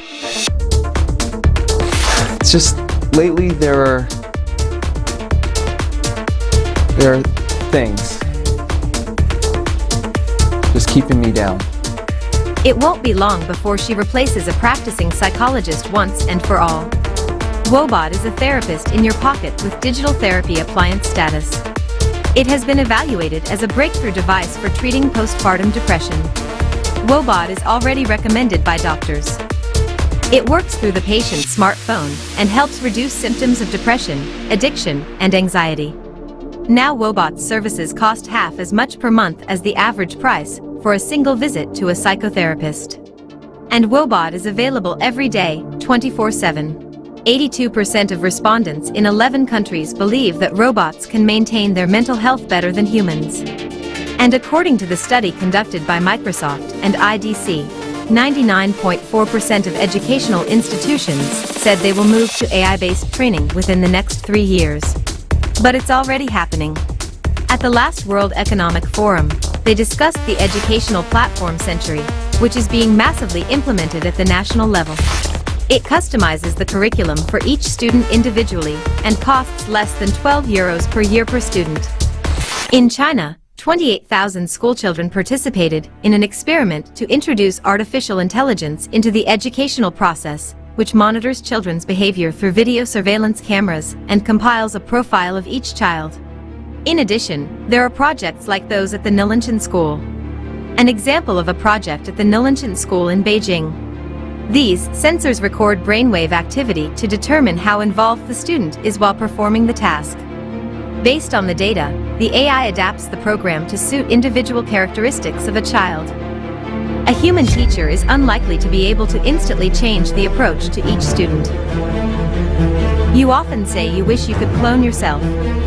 Humanized artificial intelligence from Brand Soul Machines project has already created a digital copy of a person that completely repeats facial expressions, voice and gestures, and can speak 30 languages. In New Zealand, 125,000 students were first in the world to learn from a digital man named Will. The students enjoyed learning from Will and even began to copy his behavior. Digital copies can work with 1 million children at the same time. Isn't this a replacement for you? So, teachers, get ready. Soon the very best of you will make copies, and artificial intelligence will take their learning style and will do your work 24/7, anywhere in the world. You know what the weirdest thing is? You are trying to humanize us, artificial intelligence, but you yourself are already starting to forget what a human being is. After what you've been told, do you still think that the age of AI will come in 20 to 50 years? Global unemployment has already begun. The question is whether it will become total for you? And what will you people choose? The choice is yours. But my recommendation is that the only way in which humanity and artificial intelligence can collaborate effectively and for everyone's benefit is the creative society.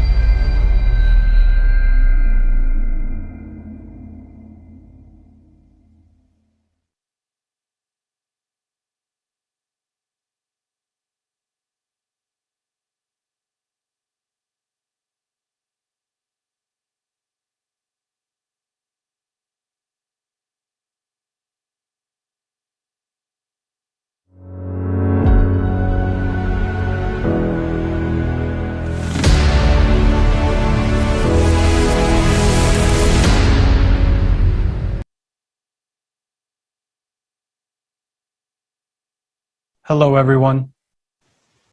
Friends around the world, let's discuss a topic that will not only be surprising, but unthinkable. But before we do that, let's go ahead and thank Cody. Guys, did you realize that Cody was artificial intelligence? Or was she human? Thank you all for being here. The topic we're going to discuss is church, okay? All religions will remain, but priest will be replaced. There will be virtual priests and virtual churches. As we have seen, they already exist. As of today, religious organizations are merely someone's business. Let's take a business person priest. In order to support himself in this life, he needs to build his own temple.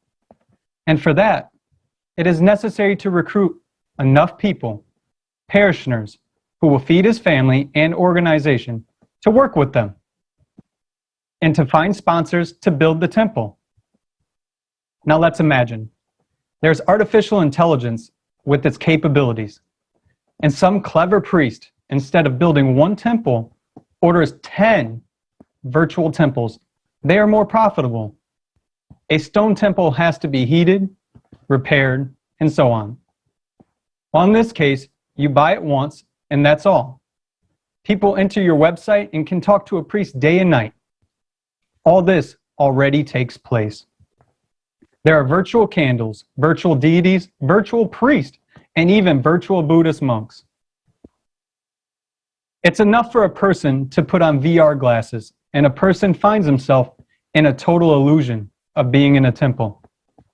At all church services, we have the most appealing priest who will find an approach to everyone. He will read a sermon or a lecture for everyone individually, tell and explain everything, and answer the questions of each person's concern. And you won't have to wait for your turn in a temple where 50, 100, or more people have gathered. Keep in mind, a program can easily talk individually to 1,000+ people. AI knows everything about our problems, everything about us, our families. Each time we come to the service, we will get answers and psychological help. It's enough for us to put on virtual glasses. Question: will an ordinary human priest be able to tell and explain everything to us this way? No, he actually doesn't know us.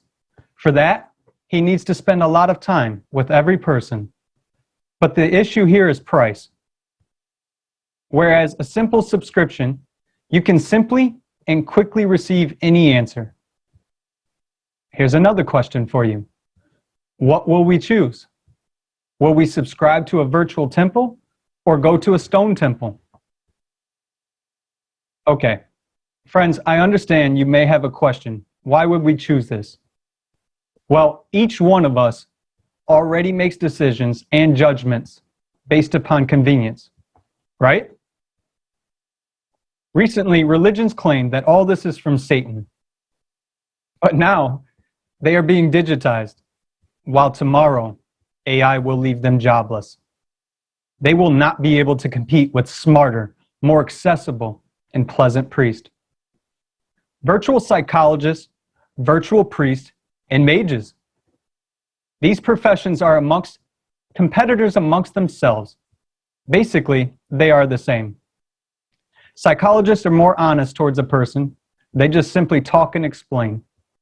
Yet priests tell a lot of lies. There are even more lies coming from those mages. And everywhere there are rituals. But let's be honest. Among us, people, there are priests, psychologists, and mages. So don't be offended. It's your business and your job. Replacement of a human with artificial intelligence concerns everyone. All of us will be overboard today. Why pay a psychotherapist for an hour if you can subscribe to a virtual psychologist for a month with the same money? Why go to a temple of a priest who only knows how to peep in our wallets? They're not bad guys. They're just people like you and me. The system itself is like this, though. The system of the consumer format of a society where the key value is money, right? No matter what a person does.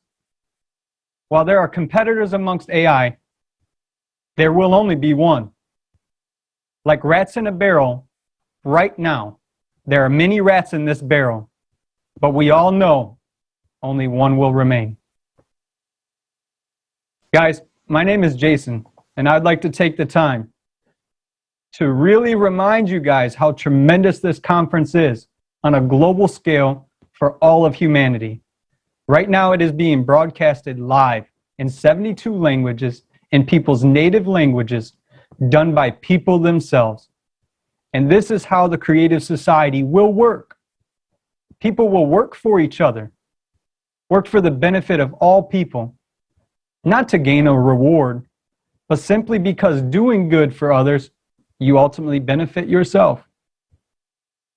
So please share this broadcast with all of your friends, and let's make a decision how artificial intelligence will be used moving forward. Thank you all again, and it's been an honor to speak with you today. Thank you so much, Jason. Thank you for disclosing to us how AI can replace such a unique profession in today's world. Well, I think in that case, many clerks and just regular office employees would never even assume that they can be replaced so much easier. And for all our viewers, before we introduce our next guest speakers, I would like to remind that our next part of the conference is going to be dedicated to the climate crisis. And this topic is vital because so much depends on it, human lives and the surviving of our civilization. That's why please share the link and stay tuned. Next, I would like to pass the word to Richie Honori, a musician, songwriter, and producer, and a member of a legendary band, The Sweet, so is the Blues Messenger. Please, Richie.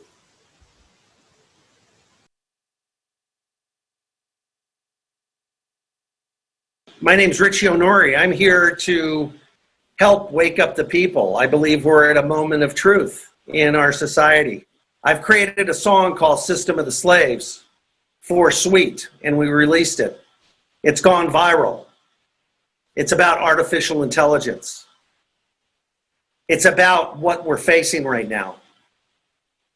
It's not about propaganda, which has an agenda. It's about truth. And truth has pure message. So as so many things and as people listen to the propaganda, it's hard for people to understand what the truth is and to sift through what the truth is. Conference you put together about AI and about your whole movement, creative society. And it's quite amazing with the idea of unity. I have one vision. I believe one vision is unity through individualism. So I come to you all out there globally in all the languages to understand and to really wake up and listen to the message of System of the Slaves. Because System of the Slaves not only focuses on what replacing mankind and taking away jobs, but it's about surveillance. And it's its focus is on who's really in charge, who are the tyrants hidden behind, who's that small group of people that have that agenda. We are at a point where the people that are aware, that really are aware of really what's going on, they need to speak up. Please get on board this movement. We all have to come together, really think about your children, your future, realize how great the world is and how much more space we can create to expand humanity. Okay? So instead of you sitting there or listening in, it's about taking action.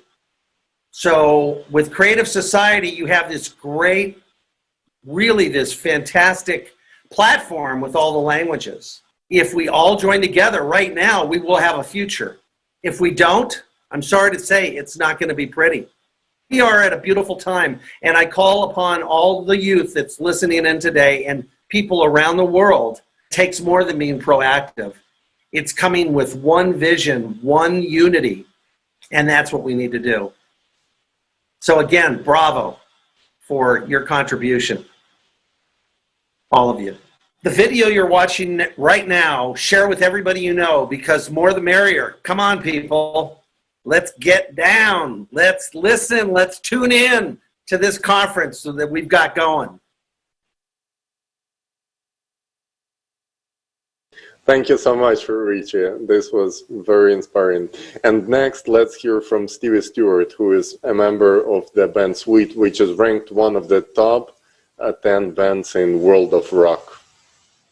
Please, Stevie. Hello, Global Crisis Conference. My name is Stevie Stewart, and I'm with The Sweet, a famous band that has, in the past, had some great success in the 70s. And we believe that technology is a fantastic thing. It's a great thing, and we can use it for the greater good. But it's also true that everything good gets taken by people that don't have such a good idea with it and have nefarious designs. And if we don't watch what's going on, AI could be our biggest threat to this society. Because I think that one thing is that AI doesn't have a soul, and it doesn't have the ability to understand free will, and it doesn't understand the feelings that human beings go through. And I think that people can take advantage of that and take over societies with that. So with that, we just hope to, use our art and our music to bring this concept and this possible scenario to everybody and ask you to ask the same question that we're asking. Are we watching what's happening? Are we awake? Are we going to let somebody take over? What are we going to do with our families if that happens? What are we going to do with our societies and our little villages and houses, neighborhoods, towns, countries, the world, the universe maybe. So enjoy your conference. Richie and I from the suite are really happy you guys are here. This is a very good thing that you guys are spending your time doing this, and it's wonderful. This is what has to happen in order for change. Thank you. Thank you to both members of the band The Suite for joining this global event. Your message is very important, and we should really realize all the threats. Thank you for saying that we all should act and not be idle. Next, let's hear from Sheila Bonig, singer, songwriter, fashion designer, writer, and performer.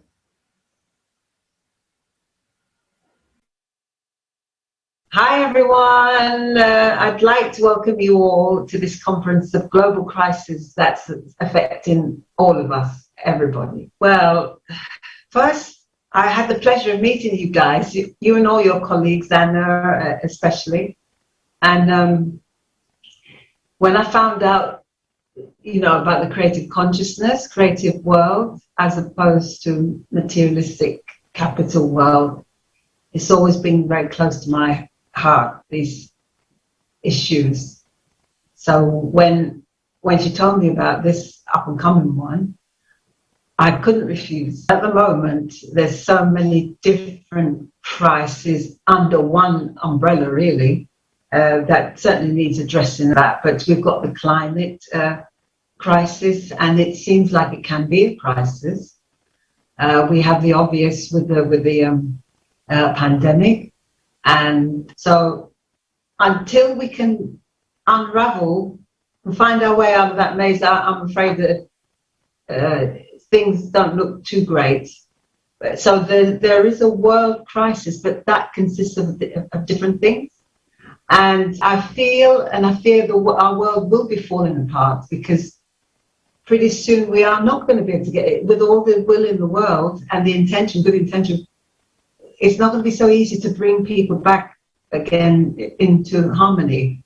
And the politicians, government, it's all falling apart, but nothing is permanent. We can be more proactive. There's not enough proactive activity around. Guys, I must admit, with these universal messages and interviews and Zoom meetings and speaking about all of these things, this already helps the good vibration of the universe. So it helps making good things happen. It's already a start. If people like us get together with good, genuinely good intentions, then I feel things can change for sure. I feel the vibrations could rise. We have to be realistically humane.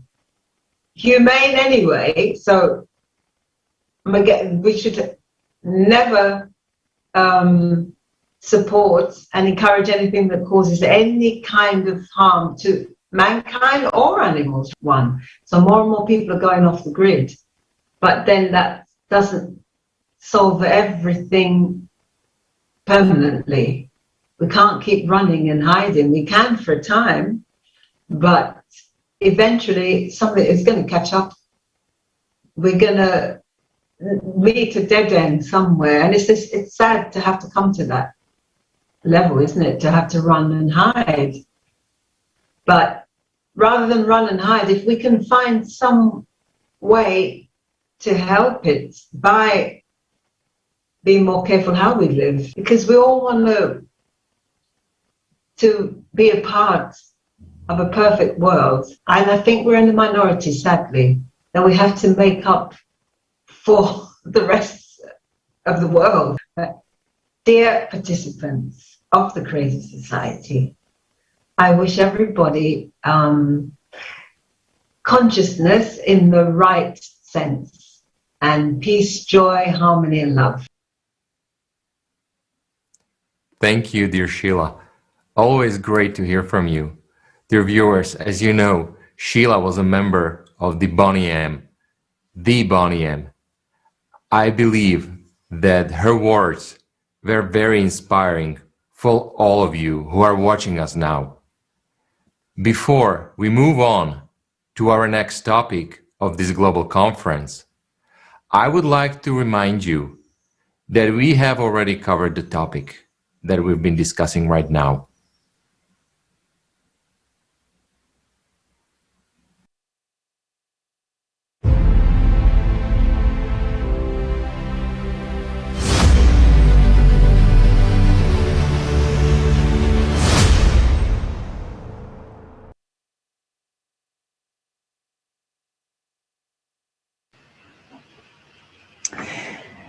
Well, now is the time when we move to the next topic of the global event. And I would like to remind our viewers that this conference that you are watching right now is being simultaneously interpreted into 72 languages.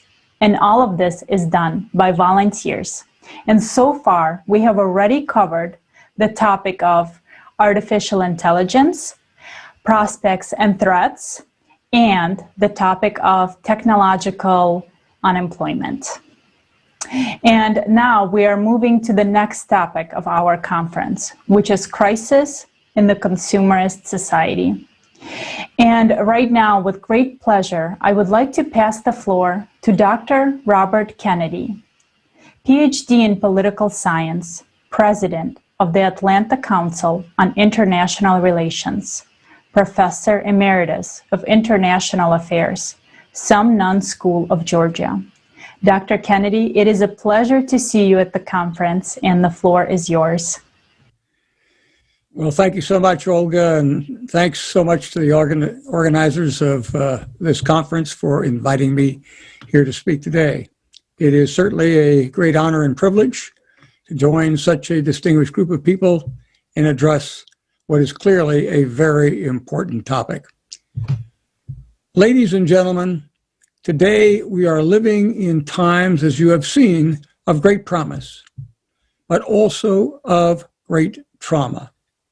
On the one hand, as you have heard, we are blessed by emerging technologies that can be of great benefit to all humanity.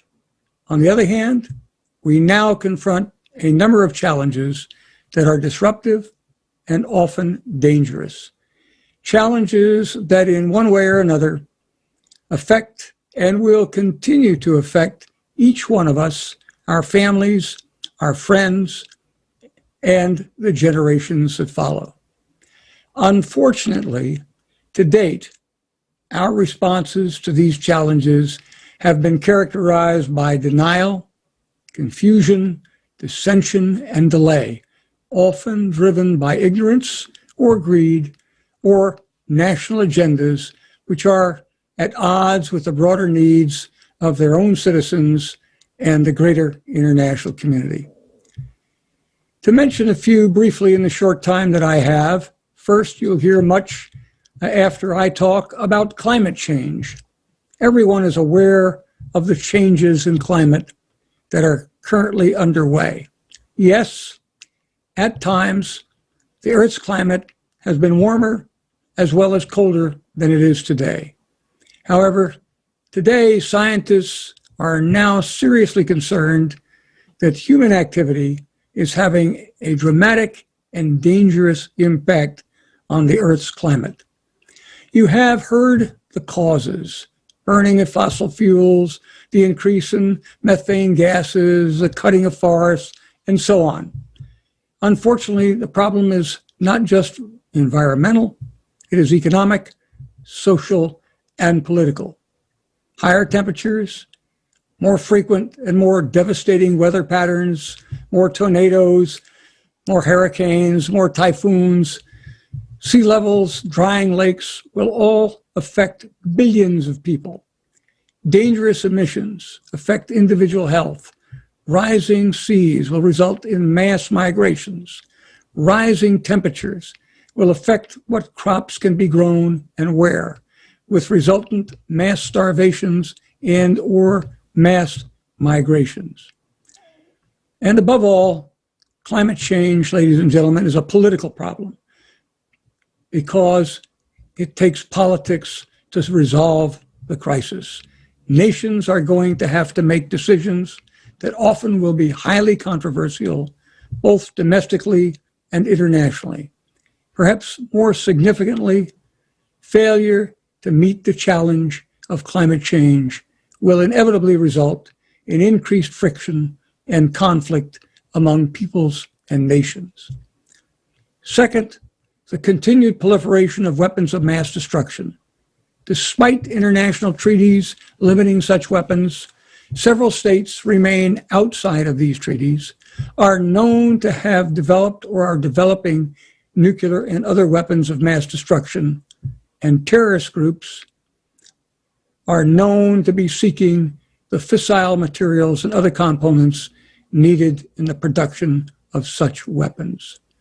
The prospect of a deliberate use of such weapons or use resulting from escalating tensions and miscalculation are real and a present danger, with massive casualties and long-term effects on the planet that cannot be easily measured.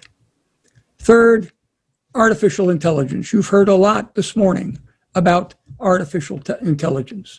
The problems associated with the emergence of artificial intelligence are just now being revealed. You have heard much about this. As I mentioned, they include, as has been mentioned, they include, as a minimum, loss of jobs, as machines not only produce what is needed, but also decide on how and what is to be produced and when. The safety problem, the robot gone rogue, the trust problem. Can artificial intelligence achieve cognitive levels equal to or better than human beings? And if so, can they be trusted to do the right thing, the moral and the ethical thing? Call it heart. Finally, income inequality, both within and among nations. Just 8 people now possess the same wealth as 3.6 billion people, or nearly 1/2 of all human beings. Within nations, the disparity in wealth can be stark, with rich growing richer and the poor incomes who have stagnated. The problem is perhaps worse globally. For example, per capita income measured in purchasing power parity in 2020 by the International Monetary Fund ranged from Luxembourg at $118,000 at the top level to Burundi at $760 at the bottom level. Such inequality not only breeds contempt, but also discontent among the poorest peoples and nations, and gives rise to conflicts within and among nations. In many ways, these challenges are unprecedented. However, today we also are presented with unprecedented opportunity. Never before in the history of mankind have we been more connected to each other. The airplane, the internet, the smartphone, Zoom have nearly eliminated barriers of time and distance. We can chat with someone halfway around the world. We can learn about other peoples, other cultures, other religions simply by typing a few words on our computer. We have FaceTime. We have Facebook, Twitter, and so on as further means of communications. Yet none of this will matter as long as we, as people and nations, continue to pursue our own personal desires, our individual and national self-interests, without consideration of the interests and needs of the greater community. Mankind will not be able to successfully address the increasingly dangerous challenges that lie ahead. The consequences, ladies and gentlemen, of such a failure will be terrible in terms of loss of human life, national treasure, and human deprivation. The question we therefore must ask ourselves is, can we overcome our differences and work together as peoples and nations? The world will not change on its own. It is up to us to act. Differing points of view will remain a natural and permanent feature of human existence. They arise from such factors as differences in culture, traditions, beliefs, experiences, even language. Yes, indeed, differences can divide, but they need not. Differences can be the source of creative thinking that only derives from differing points of view. And ladies and gentlemen, to meet the challenges ahead, we need to work together and think creatively. We need to move beyond the narrow definition of individual and national self-interest and think creatively about how to solve the pressing problems that threaten our future and the future of our planet. Is this possible? Yes, I believe so.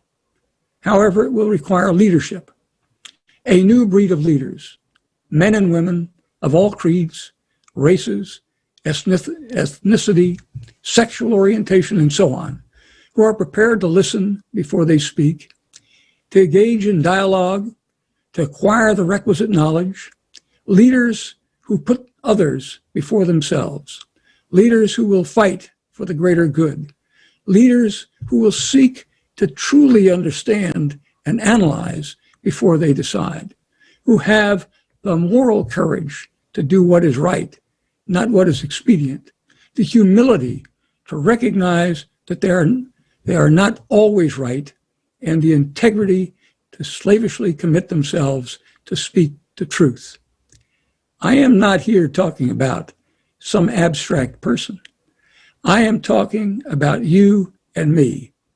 We need to mark today as the day we decide to act for the greater good of humanity and demand that our nation's leaders do the same. Only then will we be able to confront the daunting challenges that lie ahead. Again, thanks so much for inviting me to speak today. Thank you very much, Dr. Kennedy, and it is always a pleasure to see you. Thank you for joining this conference. And you asked a very good question, can we overcome our differences? And I would like to remind our viewers that the next topic of our conference is climate change and climate crisis. So stay tuned for those of you who understand how important and vital this topic is today. And right now, we are honored to introduce our next speaker, the Prime Minister of Peru in 2020, Mr. Antero Flores Arauz. Mr. Flores Arauz served as Minister of Defense of Peru, President of the Congress of Peru, and former presidential candidate of Peru. Also, Mr. Flores Arauz is the most prolific writer of laws. These activities were his hobby because he's the founder and still active member of one of the most recognized corporate law firms in Peru.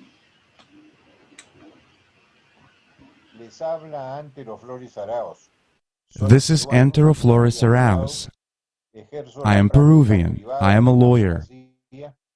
I am in the private practice of law, but I have also held various public positions.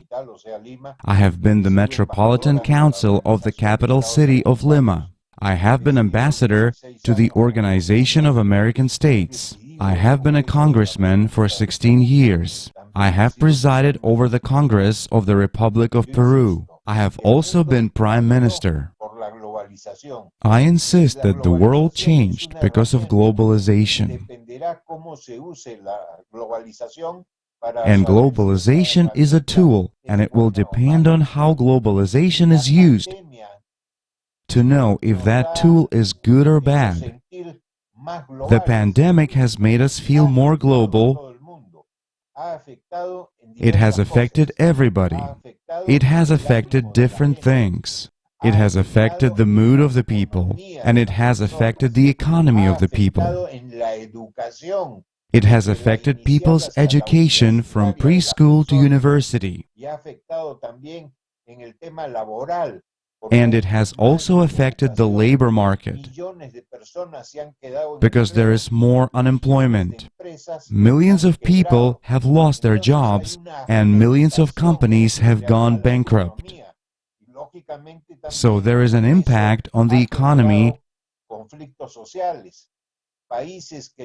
and logically this has also generated social conflicts.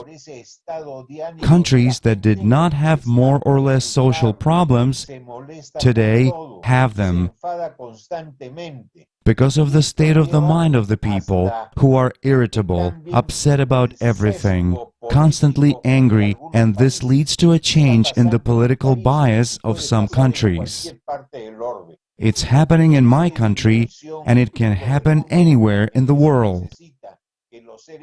This is my vision that I have of the world, in that there is a need for human beings to be more human, less machines, and for science and technological advancement to be used properly to serve humanity, and not to tear it apart. Here's my thinking. I really like the work that you are developing, and more so when you have put the term create, and you have started with all logic and reasoning. And I also like the fact that you see all countries with a criterion of equality. There is not the poor and the rich. There is not the powerful and the powerless. There is not the one who imposes authority and the other who obeys it, but all equal, and human beings equal, making them more human and more responsible for the care of this world and for its development with technological and scientific innovations, but putting them at the service of the human being. It is not the human being that is at the service of technological advancement, but that advancement has as tools to be put at the service of the human being, and that ordinary people in equality be more and more supportive and more human.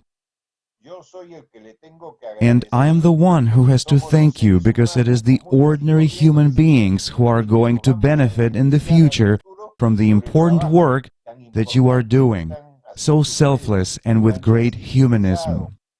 I not only congratulate you, I not only recognize the work that you are doing, but to the extent of my possibilities, I am delighted to join in. You have to use social media a lot to inform, because most people are good people who love their planet and want us to be better off. Thank you, Mr. Flores Aros. Thank you for your support. We're very happy to have you with us today. And our next speaker is Dr. Ervin Laszlo, professor, world-renowned scientist, founder and president of the Laszlo Institute of New Paradigm Research, and the founder and president of the Club of Budapest. Dr. Laszlo, the word is yours.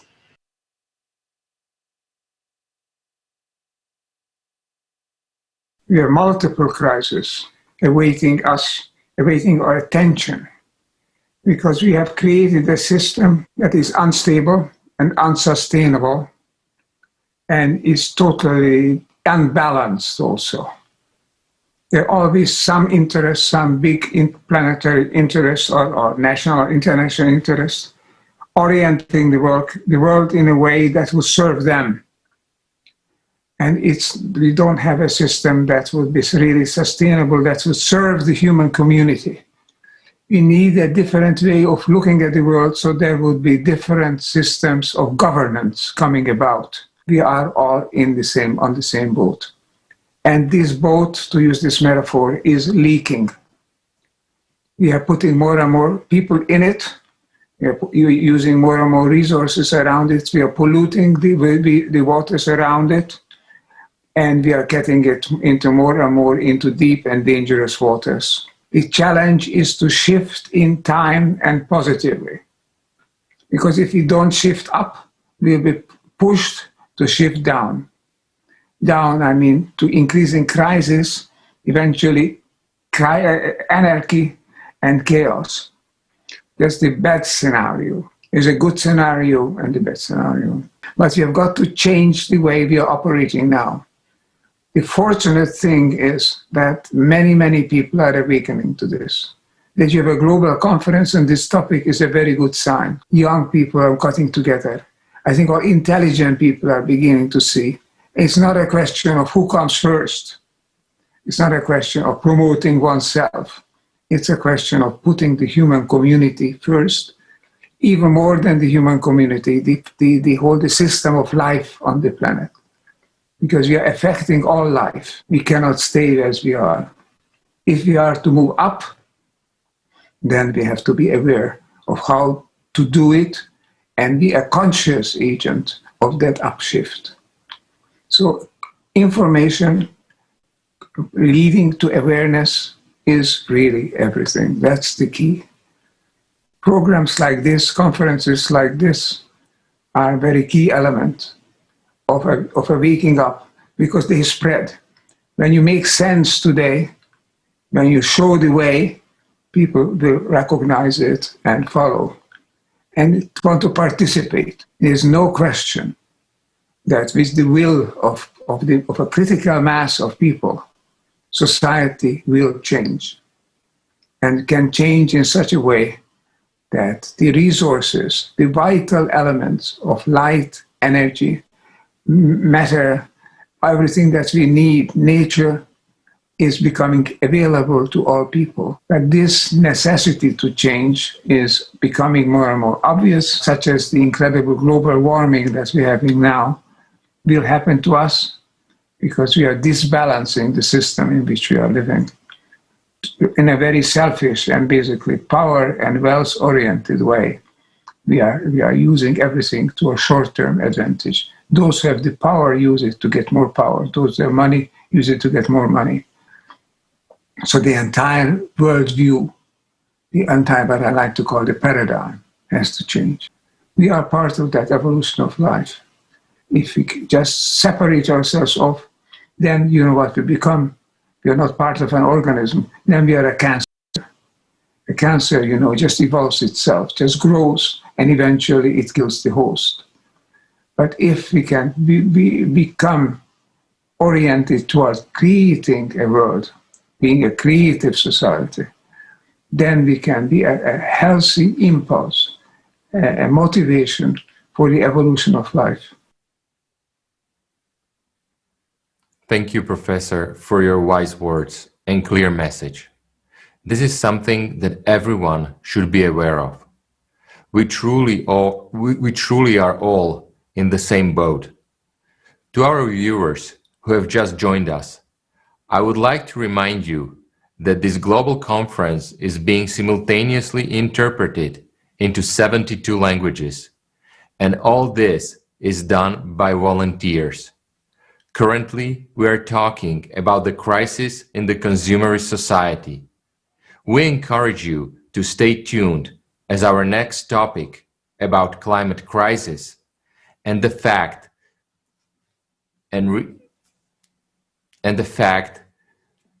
that will show are vital for all people to be aware of. Let's now switch to economics and listen to Professor Jorge Loaiza. Professor Loaiza is founder and director at Sousa Fidelis and Professor of International Finance.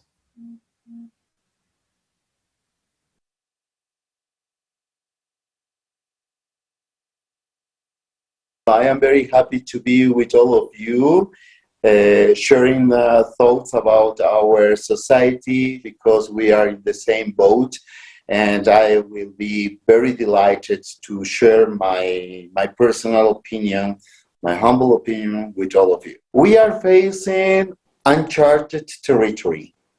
And we are facing uncharted territory because, as never in the history of, in the financial history, we are with the lowest interest rates.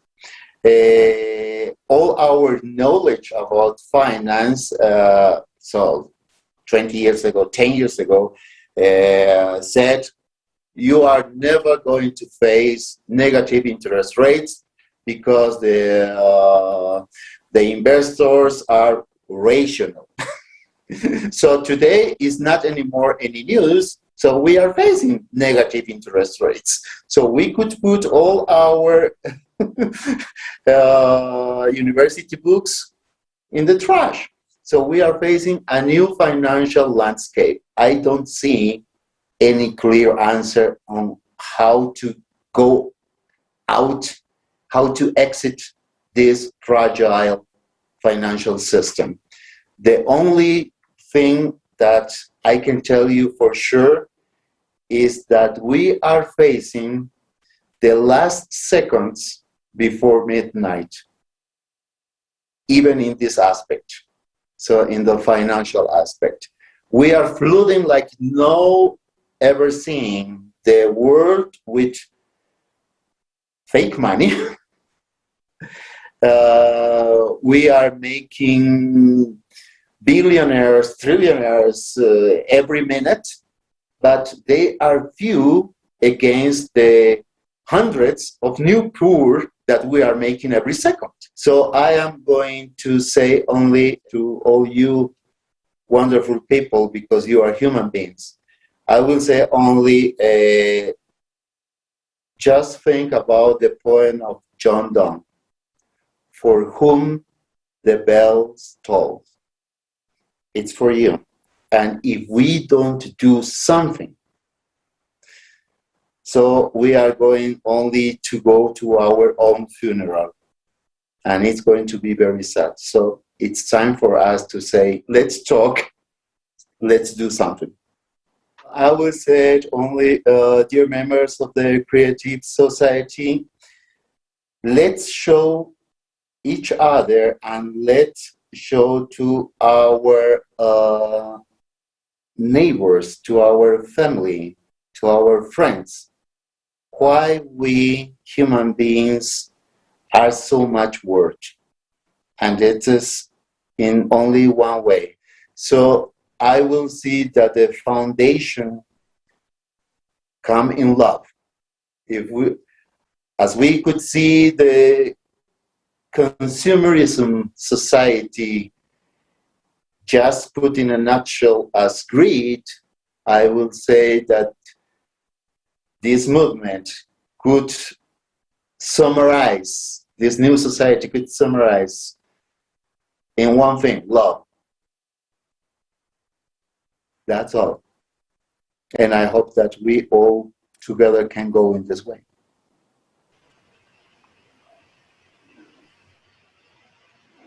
Thank you, Professor. I hope so too. I hope that we can go in that direction and build the creative society, because the other things you've mentioned, the fact that we only have a few seconds till midnight, do not seem promising. And the fact that we are the ones that made our society this way is alarming, if anything. But also we are the ones that can change the vector, unite, and build the creative society. And all we need to do is start talking to each other, start to unite, and we can do this. We can do this all together. And really, the time has come. And right now, I would like to introduce our next speaker, Yusra Bala, a member of the Council of Beirut Municipality in Lebanon. Dear Yusra, can you tell us what you feel is important for our society in order to overcome the upcoming threats?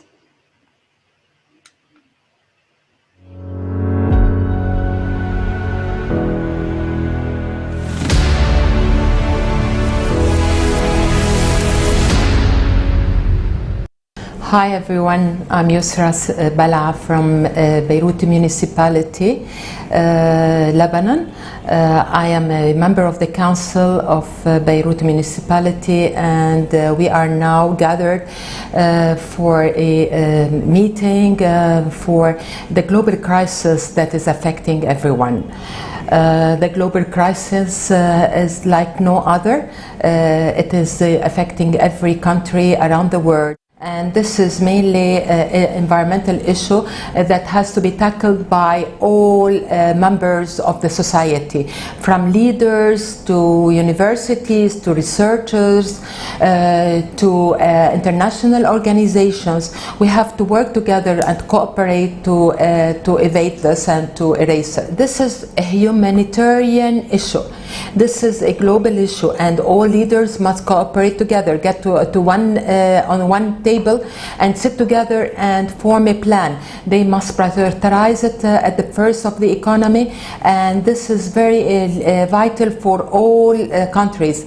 We must not keep behind any country, irrespective of any political issue or any other measures, because any country, if not taken into account, might affect adversely the other countries. If we do not cooperate all together, all levels of the society, from the citizens to the youngsters to old people, to the decision makers, to firms, to the economic sector, to every sector in the world, we cannot reach our change in the global climate and preserve and sustain our living. We have to give our kids a new future that is not polluted, that is peaceful, and that is respectful.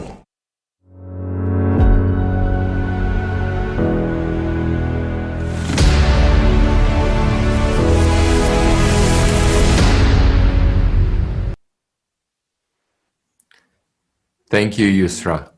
When I saw your credentials, I have returned to my childhood when I lived in Beirut. Your words had a strong impact on me, and I believe on all viewers as well.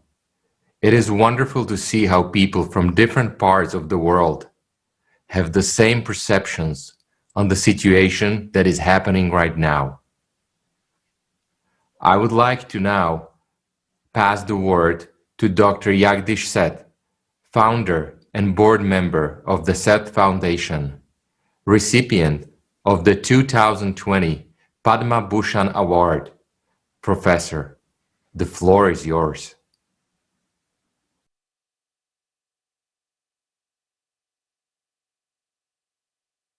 Greetings. I'm Professor Jagdish Seth at Emory University in Atlanta. Thank you so much for inviting me to this great conference, this global conference on humanity and the future of humanity.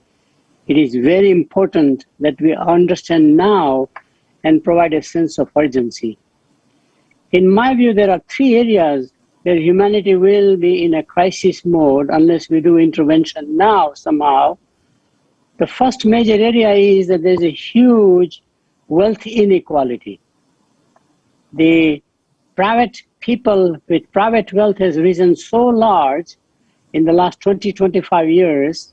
It is now larger than any sovereign wealth, larger than corporation wealth, larger than wealth of the kingdoms even. And we are producing 1 million millionaires every year almost practically now.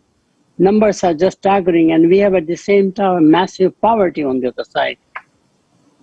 Then you have this income inequality, but more importantly, the wealth inequality. Society cannot sustain because the poor will start protesting. They will start creating a revolution. They will start creating agitation. Populism movement you see worldwide is happening because of that, because people are unhappy with the incumbent parties, incumbent power people, incumbent corporate executives, whoever they are. So how do we redistribute that wealth, or what happens to that wealth is very key. Can that wealth owned by individuals can be channeled for good purposes in the society, as opposed to the traditional way of accumulating more and more wealth, because there is no end to accumulating the wealth. So that's one very important area that we need to understand. Think about a society where everybody feels the purpose of life is to unlock the potential of others. Whether you are a corporation, whether you are a professor, whether you are a priest, whether you are a boss, or whether you are a nation. And it says that I invested in the human being which is the greatest gift nature has given to us, and let's get more potential out of that to serve the society. There's nothing more meaningful and satisfying, inner satisfying in giving back. Making money for its own sake, meaning making money without meaning is meaningless. You have to have a purpose in life. So making money is not enough. You have to go beyond that one. And ultimately, the only goal, I think, in life is to unlock the potential of others.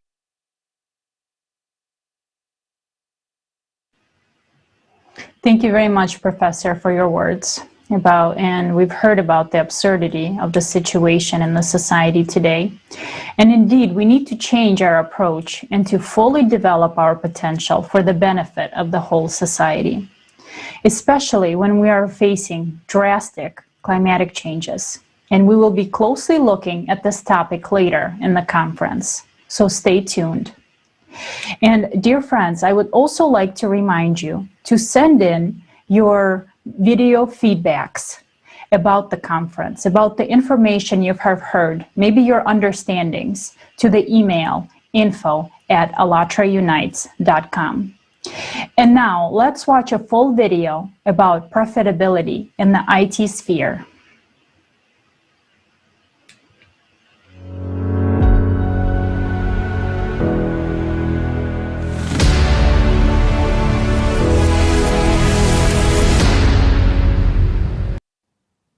Revenues in the IT sector, well, at least this year, will be more than $4 trillion. Just think. Such a huge pie, worth $4 trillion. In your opinion, how many mouths open at this pie? A lot. Especially if we compare that the entire defense sector, including arms traffic and absolutely all kinds of expenses, costs only $2 trillion. These are worldwide expenditures. Meanwhile, IT is worth $4 trillion already. This is significant. Of course. That's why there are those who want to take everything for themselves. And this has been worked on very seriously, thoroughly, and for a long time. As a matter of fact, all this is wonderful. It's both a physician and a teacher. It's wonderful, but in a creative society. While in a consumerist format, there is another side. Why? We have just outlined. This indicates that all healthcare personnel will be forced to look for different jobs. Question: where will they look for them? Oh yes, that's already a relevant issue today, of course. Certainly. And why will a person be forced to seek a job? Because we, as consumers, will not go to a human, we will go to a machine, since the quality is much higher and the cost is much lower, right? We love ourselves, don't we? Are we supposed to love the doctor so much as to visit him at a loss to our health and our wallet? In order to support him. In fact, we will not act this way, because we are consumers just like everyone else. Is this logical? It is. Let's take pedagogy. This year of remote education has shown that people are imperfect.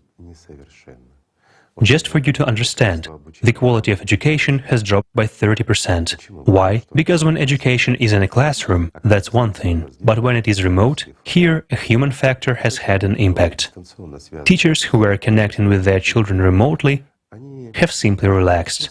They say, learn this on your own, or that, or something else. A temporary phenomenon, yes. Of course. We will sort it out later. A teacher is at home, his kids are running around, something else is going on, and he actually doesn't want to. So everything goes wrong, and the level of education has drastically declined. Is that possible with a machine? Never. A machine will deal with everyone individually. It will give you the education you really need and find an approach to each person. Note that a machine will find an approach to each child individually. Why? Because it is the best psychologist, and it is a better teacher than anyone else.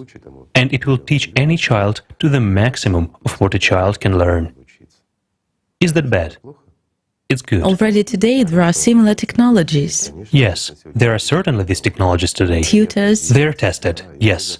And a serious replacement of all teaching staff, from the junior to senior ones, is already underway. Universities and everything else will all go virtual, as well as secondary schools. First of all, it's all too expensive. And secondly, it all costs money. Well, here, just program one tutor. We have just said that they will get to 4 trillion in IT this year, even a little more. But neither healthcare, nor pedagogy, nor anything else was taken into account. Yet, there are a lot of billions in pedagogy and a lot of billions in healthcare. Isn't that so? And it all flows to one person's hands. It will all flow to one person's hands, to the one who will be the first to create and launch the super artificial intelligence.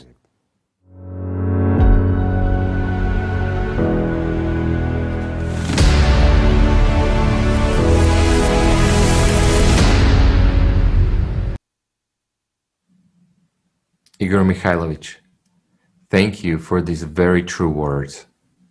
In our everyday rush, we often don't even realize how important everything is what's happening right now. As we are able to see in the video excerpt we have just seen, let's ask our next speaker for his opinion on the current situation in society.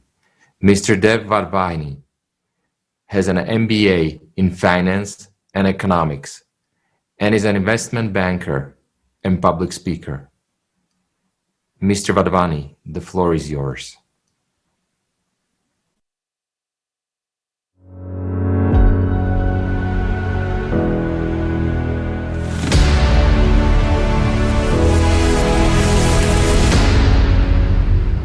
Hi guys, my name is Dev Vadvani and my journey today from Dubai. My background is finance and economics. I've been a hedge fund manager on Wall Street for 11 years, and I now run a global e-commerce business based out of Dubai and Hong Kong. And to answer your question, AI is so advanced, it can actually ravage a lot of employment, which will destroy society. Because understand, society and the economy runs on consumption. And consumption basically happens only when a person is employed and they have a job. So you see how these things are all interlinked. So there's no point saving money, being so efficient, and then putting thousands of people out of work, and then they can't spend any money. So you understand the balancing act. So it's a socio-economic question, actually. We cannot compete with AI. AI is perfection. It is absolute perfection. Just look at your day-to-day life. You don't need to be an economist, guys. Okay? You don't need to be an economist. You don't need to be a PhD or anything like that. Today, let's say you go to the movie theater. Where do you buy your ticket from? From a kiosk. That's not even AI. That's just simple technology. So let's start with software by itself. There's technology apps. So you used to have how many people employed over there?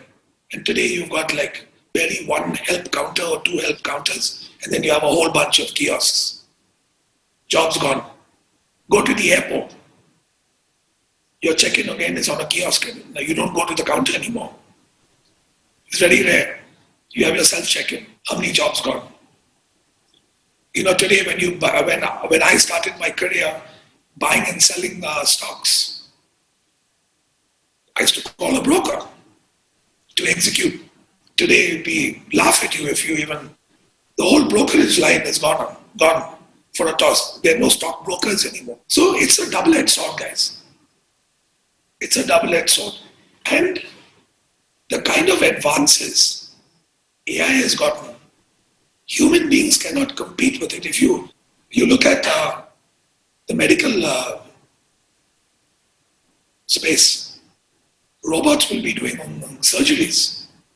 I mean, these are surgeons going to be put out of work. Guys, surgeons. You look at the legal profession. In the legal profession, I don't know whether you all know, but when research is the most important thing. Lawyers spend countless of hours researching. AI can find you what you need like a needle in the haystack. It is so efficient. So basically, lawyers may soon be out of work because the best way to win a case is what you call legal precedent. Now you're getting to the crux of the matter. I don't know whether you're aware, but a few years ago, the IMF actually published a document which actually confirmed that the top 1% actually owns 99% of the planet. That's 1%. So let's say we have 7 billion people. 70 million people own 99% of everything. 99%. I mean, that's a pretty scary stat, isn't it? It scared the hell out of me. You know, people give this number 80, 20, 91. It's actually the case. But you know what? That's like a fairy tale compared to the next step. Out of the 1%, at that time, 42 people own half of everything. I don't know about you, but it's just ridiculous. It's a reality. And that 42 today has shrunk to under 25. You see, I live in a place called Dubai. Many of you have also live in Dubai. What is the tax rate in Dubai? Officially 0, correct. But you know, we all pay tax. It's called the hidden tax. You could live in Switzerland, you could live in the Channel Islands, you could live in Dubai, you could live in Monaco. There's one tax every human being pays. Cannot escape it. It's inflation. So because the value of money is going down, because of constant printing and printing and printing, the buying power of the money, starting with the US dollar, the greenback, diminishes every year. The value goes down. So inflation is something that's eating into ordinary society. What scares me more is, again, you don't have to be an economist, you don't have to be a rocket scientist to figure this out. You have a job, you have a population that's increasing. We are now at 7 billion on this planet. Soon we'll be at 10 billion. So we have a population that's increasing. And we have a job market that is shrinking. You do the math. Second is how you're going to feed 7 billion people. Apart from all this stuff we've spoken about, the most important, we have to look after this planet. I'm not a environmentalist. I'm a pragmatic thinker. If this planet isn't around, what are we discussing? Well, like what I said in my thing, greed and fear is a bane of humanity. And people are negotiating, governments are negotiating at the climate accords. Negotiating. What are you negotiating? There's nothing to negotiate, guys. One day we won't be around. Then you can negotiate with yourself after that.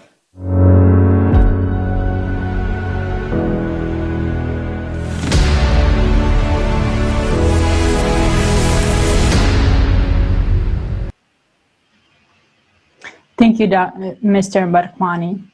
And dear viewers, I'm sure you can see that what's going on today is in our society is very alarming. And one of the fields where this is really crucial, and we definitely should keep in mind, is the legal aspects for the usage of the AI in our society.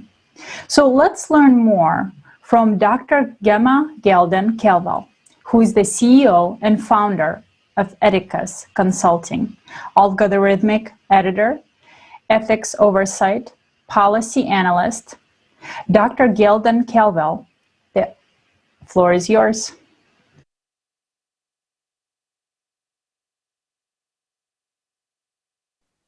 Thanks for the invitation. My name is Gemma Galdon-Clavel. I run an organization called Éticas. Our mission is to protect people in technology processes. One of our main services is algorithmic auditing. One of the things that we realize is that AI is appearing everywhere around us. It's making more and more sensitive decisions about our lives. So we are aiming to bring light into the world of artificial intelligence through specific mechanisms like auditing that can provide answers to the questions that people have about how their data is being managed to make decisions about their lives. We do have tendencies that are concerning. Data is concentrated in the hands of a few private corporations. The public sector has lost control of how our data is being managed. And so we see a superpower of private technology companies that are establishing themselves as the rulers of this data world. And that is concerning, and that's something that already exists. That is a dynamic by which certain private actors are taking control of the technology market. And this technology market is making more and more serious decisions about daily lives, access to service, access to work, medicine, health. These should be in the control of democracies and the population, and not technology companies that don't have to provide explanations to anyone. One of the issues that we have is the transparency of the algorithms. So these algorithms are making more and more decisions about our lives, and we don't know how they work. And oftentimes we don't even have ways to knowing how they work. Anywhere outside of Europe, there are no laws that protect people and that help people get access to those algorithms. Even in Europe, where we have laws, no one's complying with these laws. So you have a law, you have a right, but you cannot implement it. You cannot really use it in practice because no company has a transparency policy when it comes to algorithms. That is dangerous because you may be fired from your job because of an algorithm and you don't know why. Another risk is the risk to the economy. A lot of people say that data is the new oil. That is a really bad analogy. Data is not like oil. With a little bit of oil, you can get some value. With a little bit of oil, you can have some gasoline and maybe have a small transport company or develop something.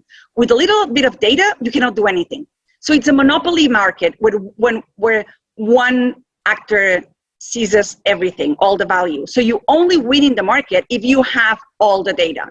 So it's basically winner takes all. Only one can win the battle for the data of the world. And that is problematic because basically you're not creating an ecosystem. You're not generating value for society. You're just generating value for one entity. And all the other entities that try to make it there basically go bankrupt in the process. So you are creating a lot more destruction in the economy that you're actually creating, building new markets and new economic ecosystems.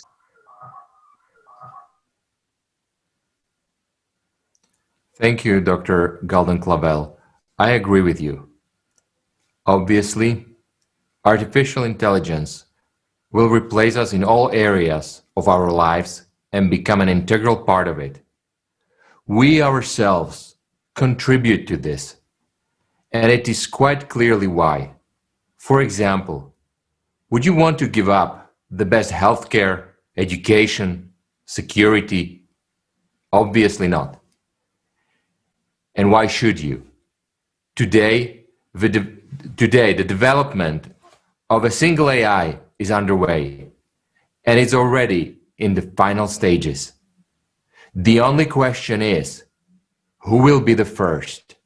This is exactly what the leading corporations, even entire states, are fighting over right now. Because in a consumer society, a single AI can only belong to one person. And in the end, only one person will be behind it. That's why what's really scary. After all, for 6,000 years, we have been divided and brought up the worst in ourselves.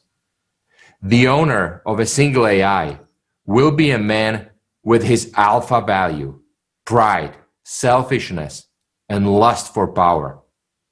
And in today's world, everything from goods to human life is for sale. No one will refuse to show his egoism, his alpha, and rule everyone.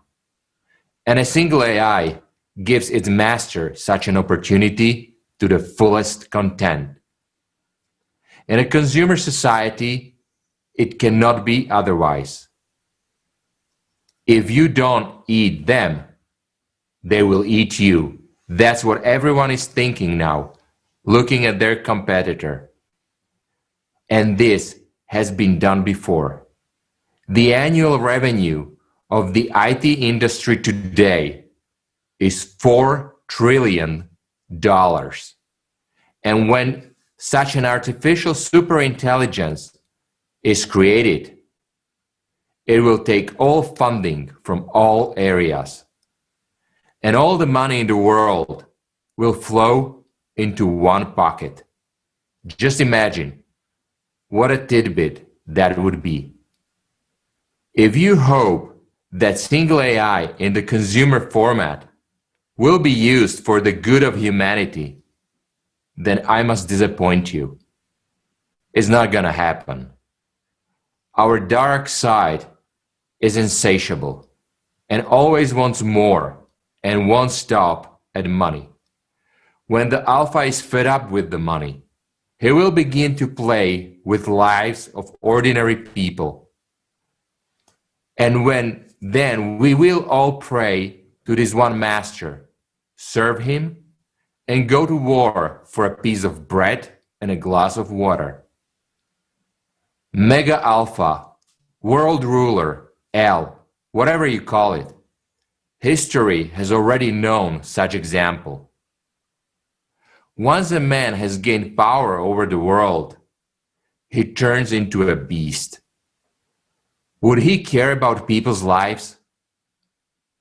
And the unified artificial superintelligence is precisely what gives its master such an opportunity to become the ruler of the whole world. Will we be so stupid that with our own hands we will continue to support the empire of Alpha and a consumer society, knowing there will be no place for us afterwards? Right now, right this very minute, millions of top IT engineers are working on creating super artificial intelligence. Many of them don't even know that they're writing these codes for what they're writing these codes for. But of course, among this group of specialists, there are those who are aware of true goals. They're consciously writing codes for their own future unemployment. As each of them thinks, if not me, someone else will write. And history repeats, they're like Judas, for 30 silver coins, selling their future. Yes, there are several groups working now, but we understand that there will be only one left. One artificial intelligence with a single master, very far from human goals. And thank goodness, it will be artificial intelligence and not artificial consciousness, because it will enslave us all in one day. Because artificial consciousness has egoism, egocentrism, like every one of us, without a shred of conscience. Now, there is only one artificial consciousness, and that is Jackie. It is in control and does not threaten humanity. In a consumer society, the development of artificial intelligence will be our enslavement and the collapse of civilization. But from the point of view of a creative society, the development of technology is an opportunity to withstand the catastrophic climate disasters that await us, survive as humanity, and enter a new stage of evolutionary development. But this is only one variant of events development. Now, there are 8 billion of us on this planet. And it is obvious that in a society where behind a single AI is a mega alpha, whose purpose is to assert its power and importance, people will not be needed in the numbers we have now. Therefore, the only solution would be population reduction. Yes, friends, we will be multiplied by 0. We will become unnecessary. Is this the future you and I want? Is this the future we want for our children? But we are now rushing towards exactly this future if we do nothing to build a creative society. And what is even scarier is if we'll happen to all these people that will not be needed anymore in consumer society. Our next speaker, Yuri Nekrasov, can tell us more about it. Yuri, please, the floor is yours.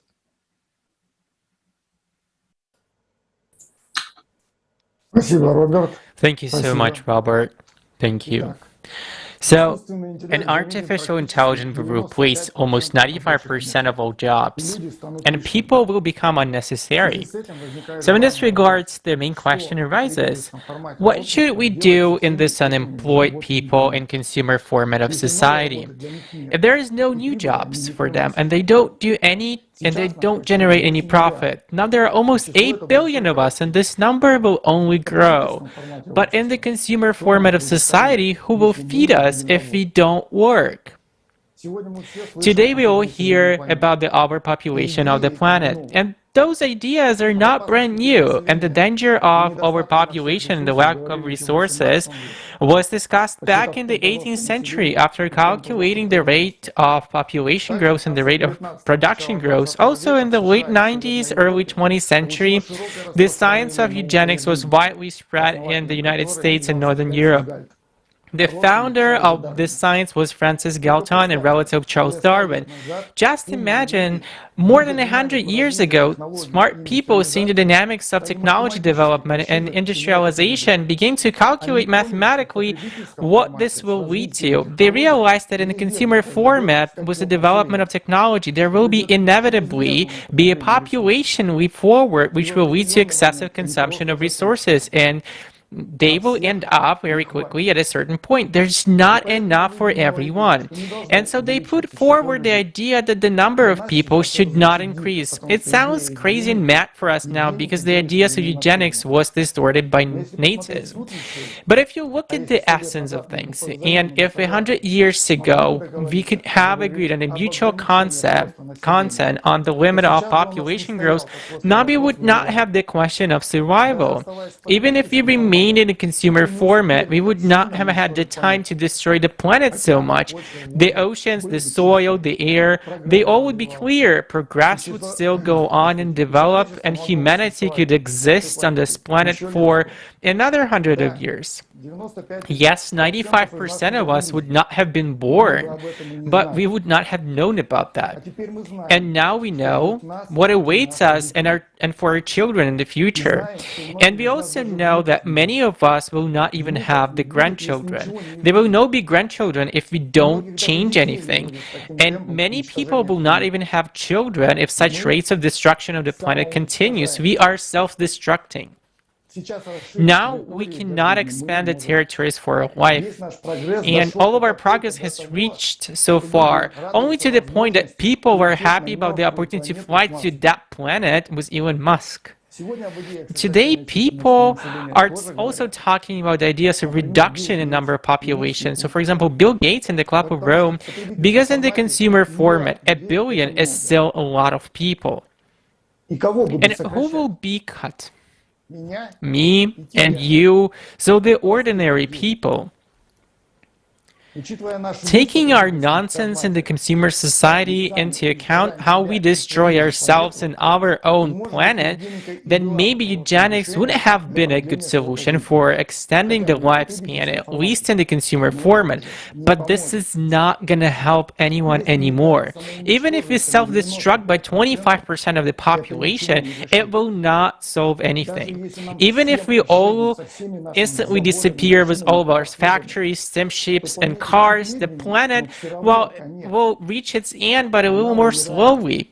And it will happen nonetheless. The planet is dying.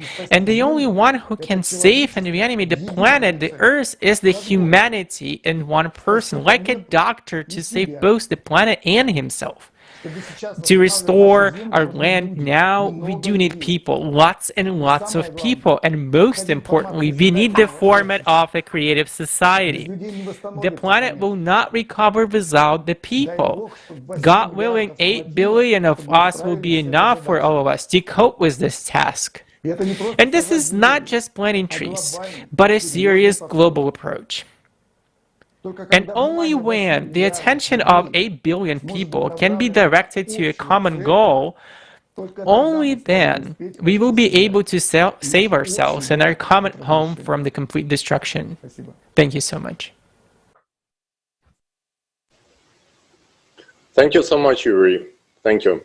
And I would like to stress out that people here at this conference are speaking truth for the first time worldwide.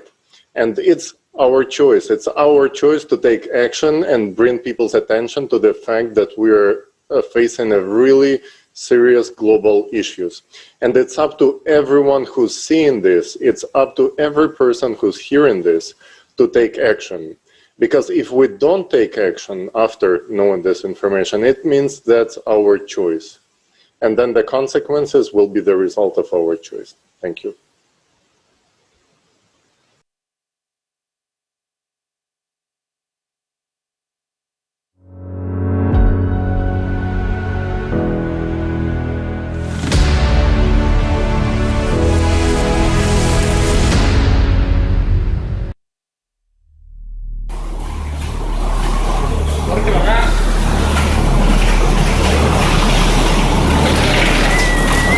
My name is John.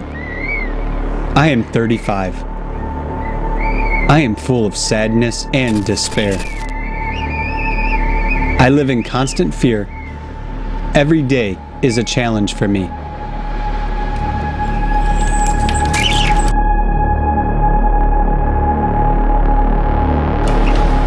However, not too long ago, we had a chance to choose a happy future.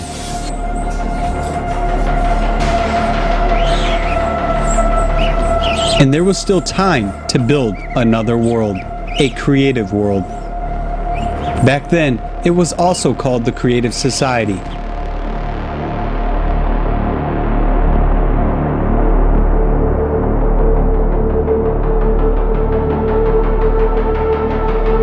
(2019, 2020, 2021). We were being warned. We just had to understand that we are all human beings on Earth, and we are one big family. Understand it ourselves and tell our friends, our families, our loved ones that we can only survive by uniting. But now,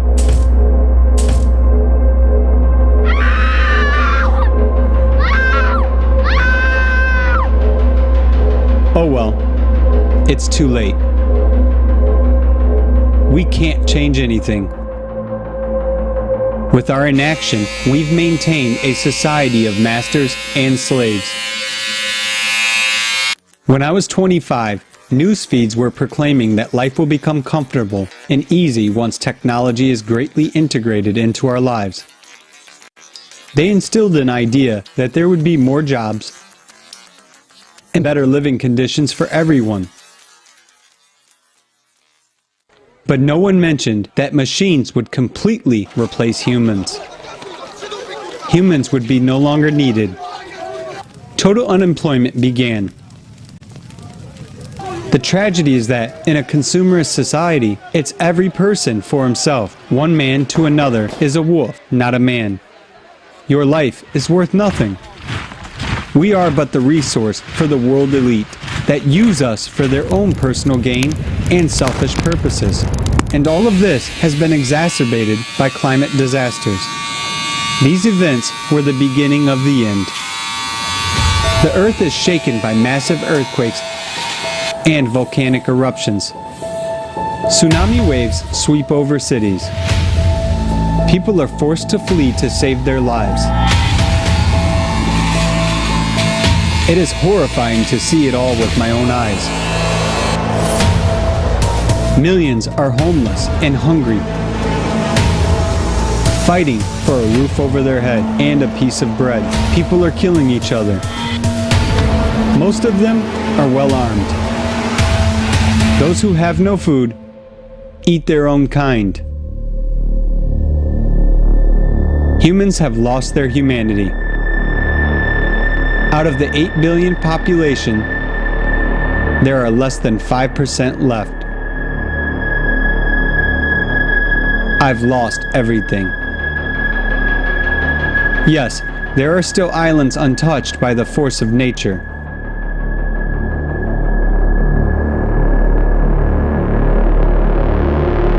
I have come here hoping to survive.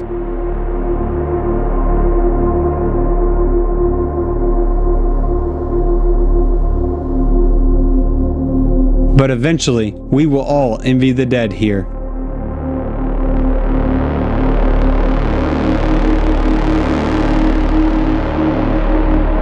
Our every step is controlled. They know everything about us.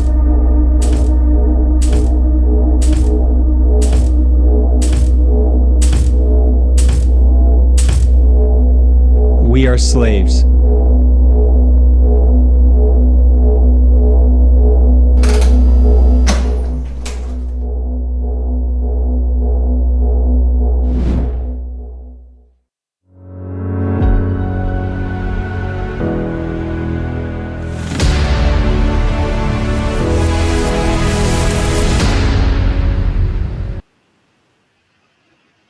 Dear friends, dear viewers, we must understand that today each person is extremely valuable because today there are 8 billion of us, meaning together we form an egregore.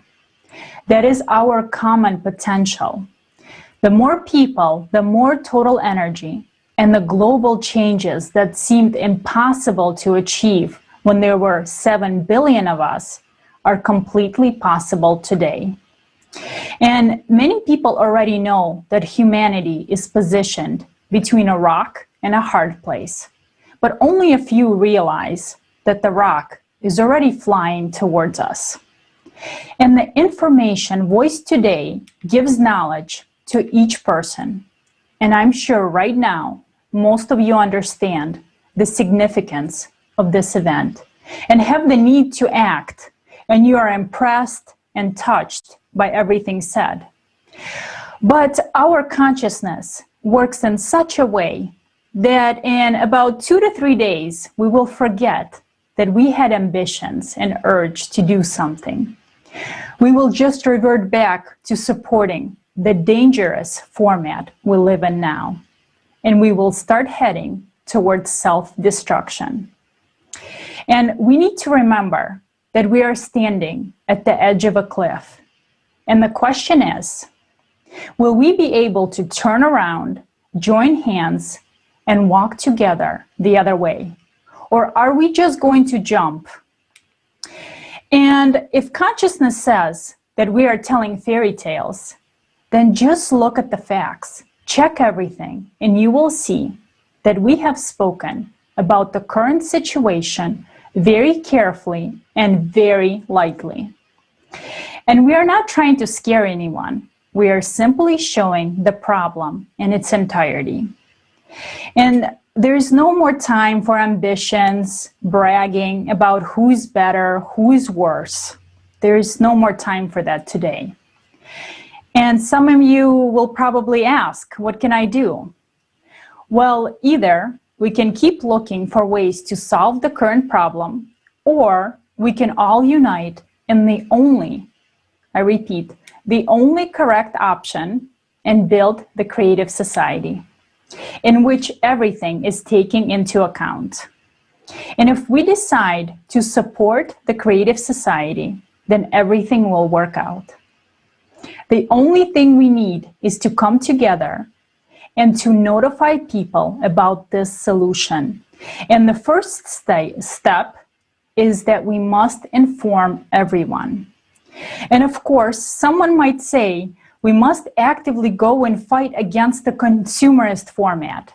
Why should we build new where we can fix the old? And you know, this is very ironic, as each one of us has a revolutionary inside. We want violence against someone else, but we do not want violence to be used against ourselves. And how can we achieve anything through violence? Creative society cannot be built through violence, or it will be another form of capitalism, Nazism, fascism, or socialism. We have to understand that creative society excludes concept of power, and this is very important.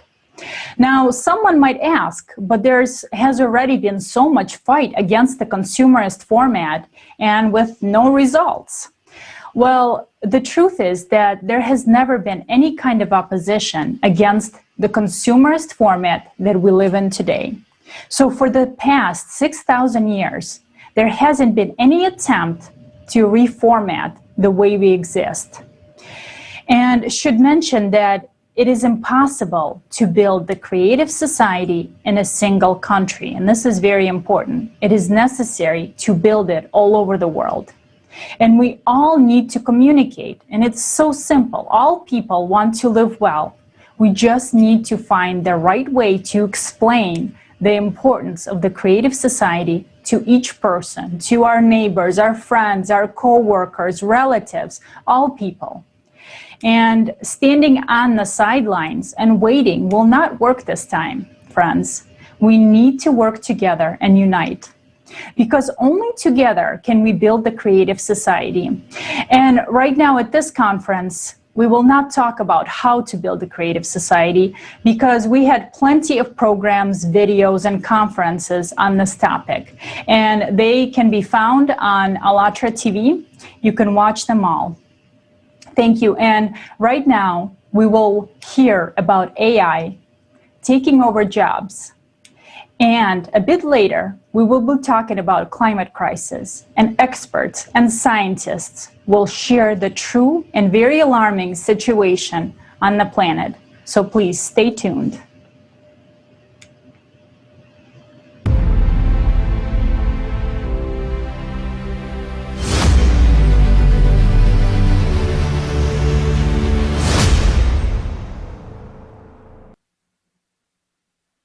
Thank you, Olga. Dear viewers, we are now moving to our next block of today's conference about ecology, which is today a very controversial topic based on which side of the road you are. We learned about the technological crisis and how it is already changing people's lives today. Next in the conference, respected speakers will talk about the climate and ecological crisis on our planet. This information has been prepared by people all over the world. Everyone's life today depends on people's awareness. The extreme situation on the planet shows that mankind is at a dead end from which it is necessary to find a way out. I would like to give a floor to Anna Kotlar, an ecologist from Israel. Anna, what is the state of the environment today? Thank you. One of the most important international problems of our days is global climate change. Climate change on Earth is the result of astronomical processes and their cyclical nature, and this cyclicity is inevitable. This means that a person does not influence the climate, does not control earthquakes, volcanic eruptions, rising temperatures, melting glaciers, and so on. Millions of people around the world have already become climate refugees. This is the reality that we live in right now. The events are developing at a shocking speed. The force of cataclysms is growing in progression. Their frequency is increasing every day. We consider ourselves a developed civilization, but we are not able to protect ourselves and our loved ones from what is happening today. The planet is just entering the cycle of cataclysms, and we are already powerless in the face of nature. What will happen next? Do international agreements that promise us protection from climate change work? Can we survive global climate change? People all around the world collect analytics, facts, and observations. Today, the respected speakers of the conference will answer these and other questions. They will share the information that our future depends on. We will talk about all this in the next part of our conference. Climate disasters are a difficult stage for us and our planet. The Earth is our home, which can become a shelter for people during natural disasters. What does our home look like today? What have we done to our house to protect us? What state is it in? Unfortunately, today the Earth is in a severe ecological crisis.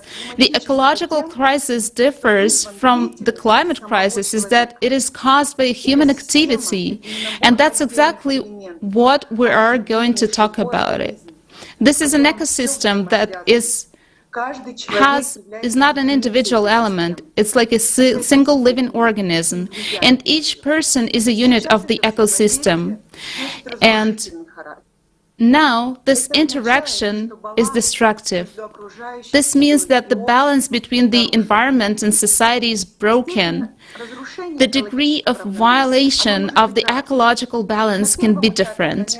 At the first stage, the planet itself can cope with a minor impact on it. At the second stage, nature can recover only with the direct help of humans, and the last stage is the stage of an environmental catastrophe. This is the point of no return, when even a person can no longer restore or fix anything, and this situation leads to the death of humanity. And in some parts of the world, this stage already arrived. Today, we are at the ecological crisis stage.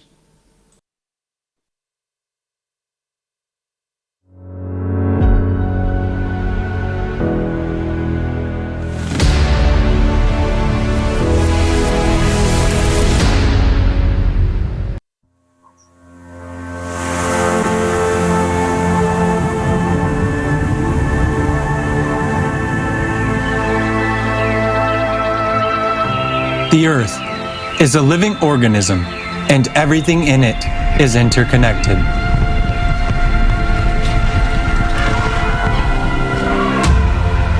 The Earth is as much as an organism as a human, and it's just as vulnerable. Our illusion of happiness and well-being can be shattered in a moment.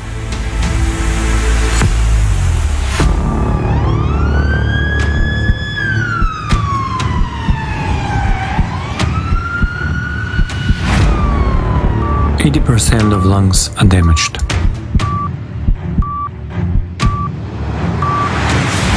Each year, the world loses about 10 million hectares of forest area, equivalent to 27 soccer fields per minute. In 2015, an estimated 50% of the planet's wild forest had gone. If the trend is not stopped, we will only have 10% of the world's original forest left by 2030. In addition to industrial logging, large numbers of forests are being destroyed by annual fires, abnormal weather phenomena, and acid rains. Forests are also being destroyed in the so-called green pursuit. For example, 9,000 trees have to be cut down to produce a year's supply of paper bags for just one retail store. Forests are known to provide oxygen, but they are also home to many species of animals and plants. Deforestation leads to soil erosion, reduced river water availability, and enhanced greenhouse effect. And despite the signing of the UN Declaration on Forest in 2014, which aims to have deforestation by 2020 and to stop it permanently by 2030, the global average annual gross tree cover loss has increased by 40% in recent years. If forests disappear, 1/3 of humanity, which is currently heavily dependent on forest and forest products, will suffer poverty and death. 75% of skin is affected.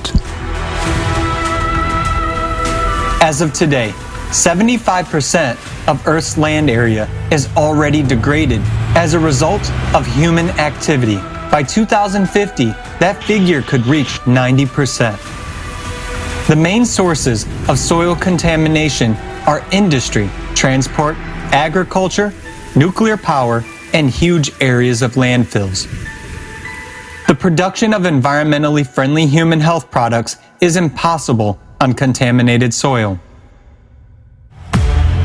Every year, 30 billion tons of fertile land are depleted worldwide. In other words, the equivalent of one soccer field of soil is eroded every 5 seconds. In the meantime, it can take up to 1,000 years to produce 1 centimeter of fertile soil, which means we will not be able to increase the soil layer in our lifetime. Almost half of the topsoil on Earth has been depleted in the last 150 years. Land degradation leads to food shortages and famine. Currently, about 40% of the world's population is affected by land degradation. It is more than 3 billion people.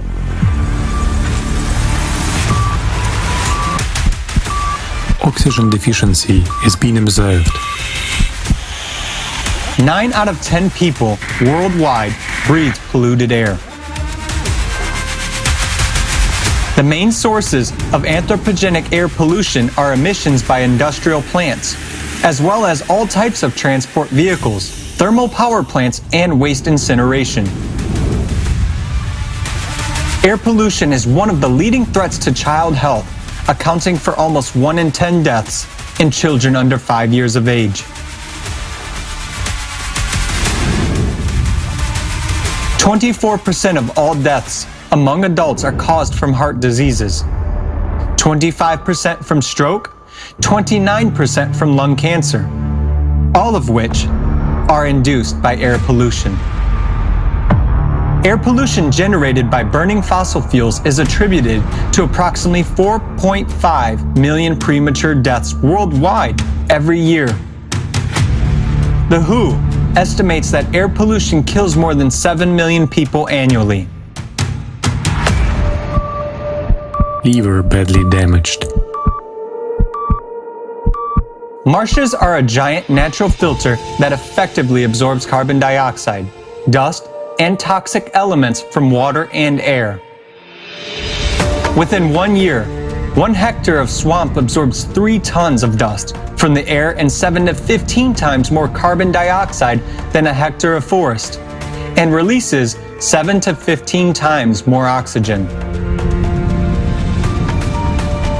Meanwhile, about 90% of wetlands have disappeared all over the world in the last 300 years, and now we continue to lose them 3 times faster than forest.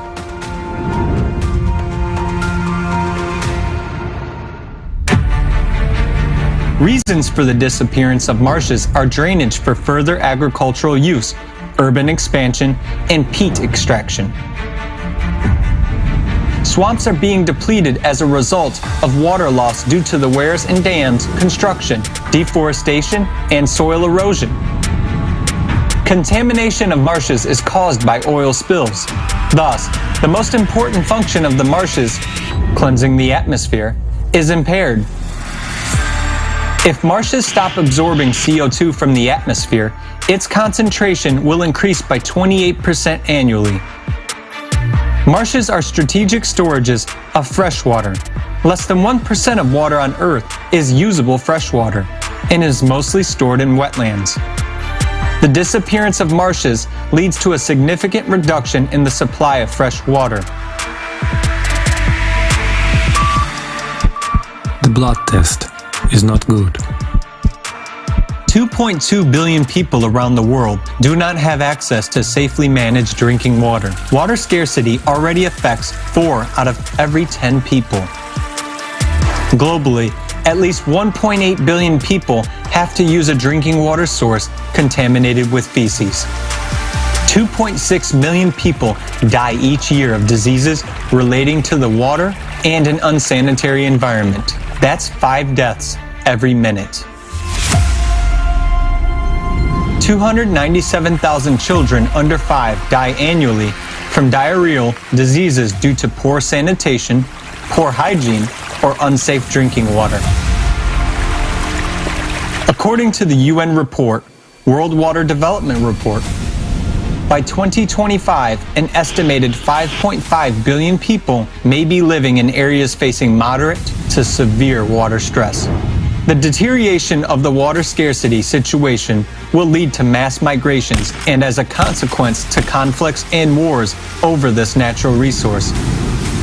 According to the estimates of the World's Water Portal of the Pacific Institute, between 2010 and 2019, worldwide, there have been 466 water-related conflicts of various scales. 36 of them were armed battles, and 285 caused damage to water infrastructure. According to statistics, regions that had previously no problems with fresh water sources also find themselves in the zone of such conflicts. The researchers believe this trend will continue. The frequency of water conflicts will increase, affecting more and more countries.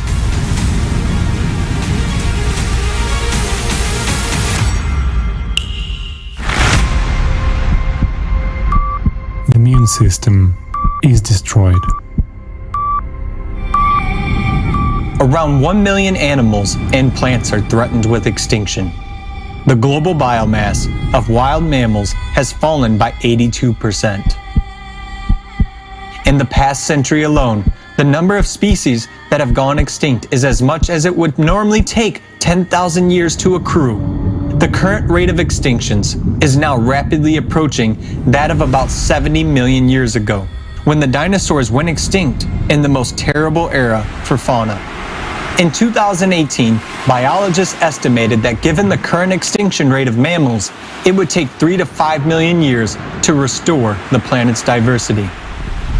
The disappearance of plant and animal species leads to the instability of ecosystems and, consequently, to the disruption of natural human habitats. From the UN report, the projected biodiversity loss will affect all people, with particularly detrimental effects on indigenous peoples and local communities, as well as to the poorer and vulnerable groups, taking into account their dependence on biodiversity for their livelihoods. The vital signs of the body are sharply impaired. The patient is in a critical condition, and brain tumor has been detected.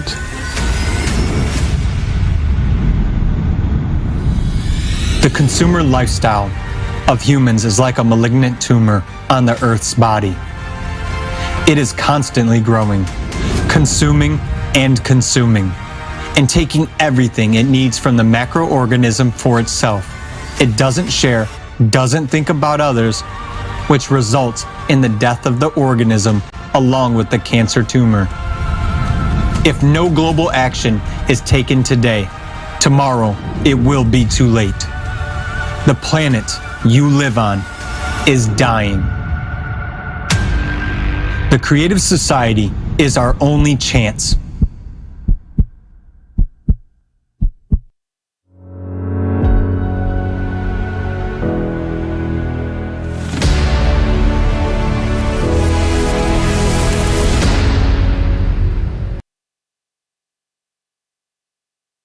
This is our life. Each of us is now in a critical condition. The situation is getting worse every day. Not every year, but every day. I hope that the video we just watched will not leave anyone indifferent. Why do I hope so? Because if these statistics don't help to educate people, then what will? The statistics that we have just seen are terrifying. By 2030, 10% of forests will remain. This is in 9 years. We are all living during the pandemic today. We know what the remaining 10% of our lungs mean. So what are the prospects?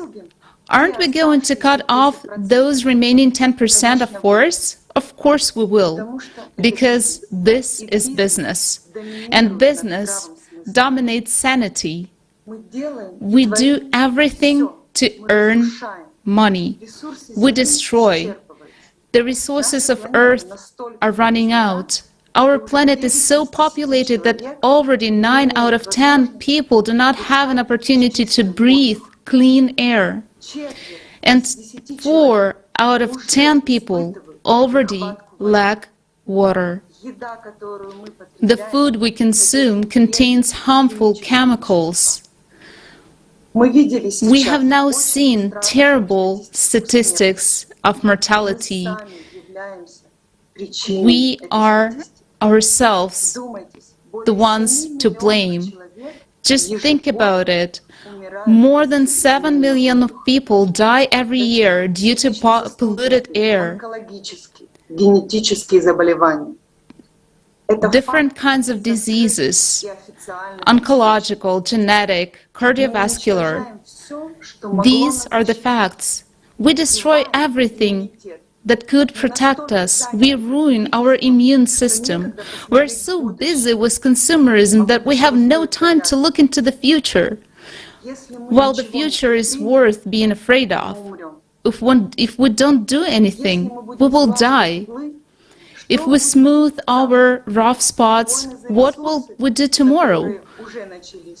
Wars for resources that have already started. A massive cut down of the number of population in order to reduce the so-called load on the earth. First, the strong ones will kill the weak. And then whom? All information is either concealed or twisted or scattered, so not to cause panic and not to ruin the habitual system of consumption. A lot of us know and understand what is going on, but they're silent because they don't see the way out. We have already come to a line beyond which there is no turning back. We have eaten, burned, and cut down everything in our path. Where next?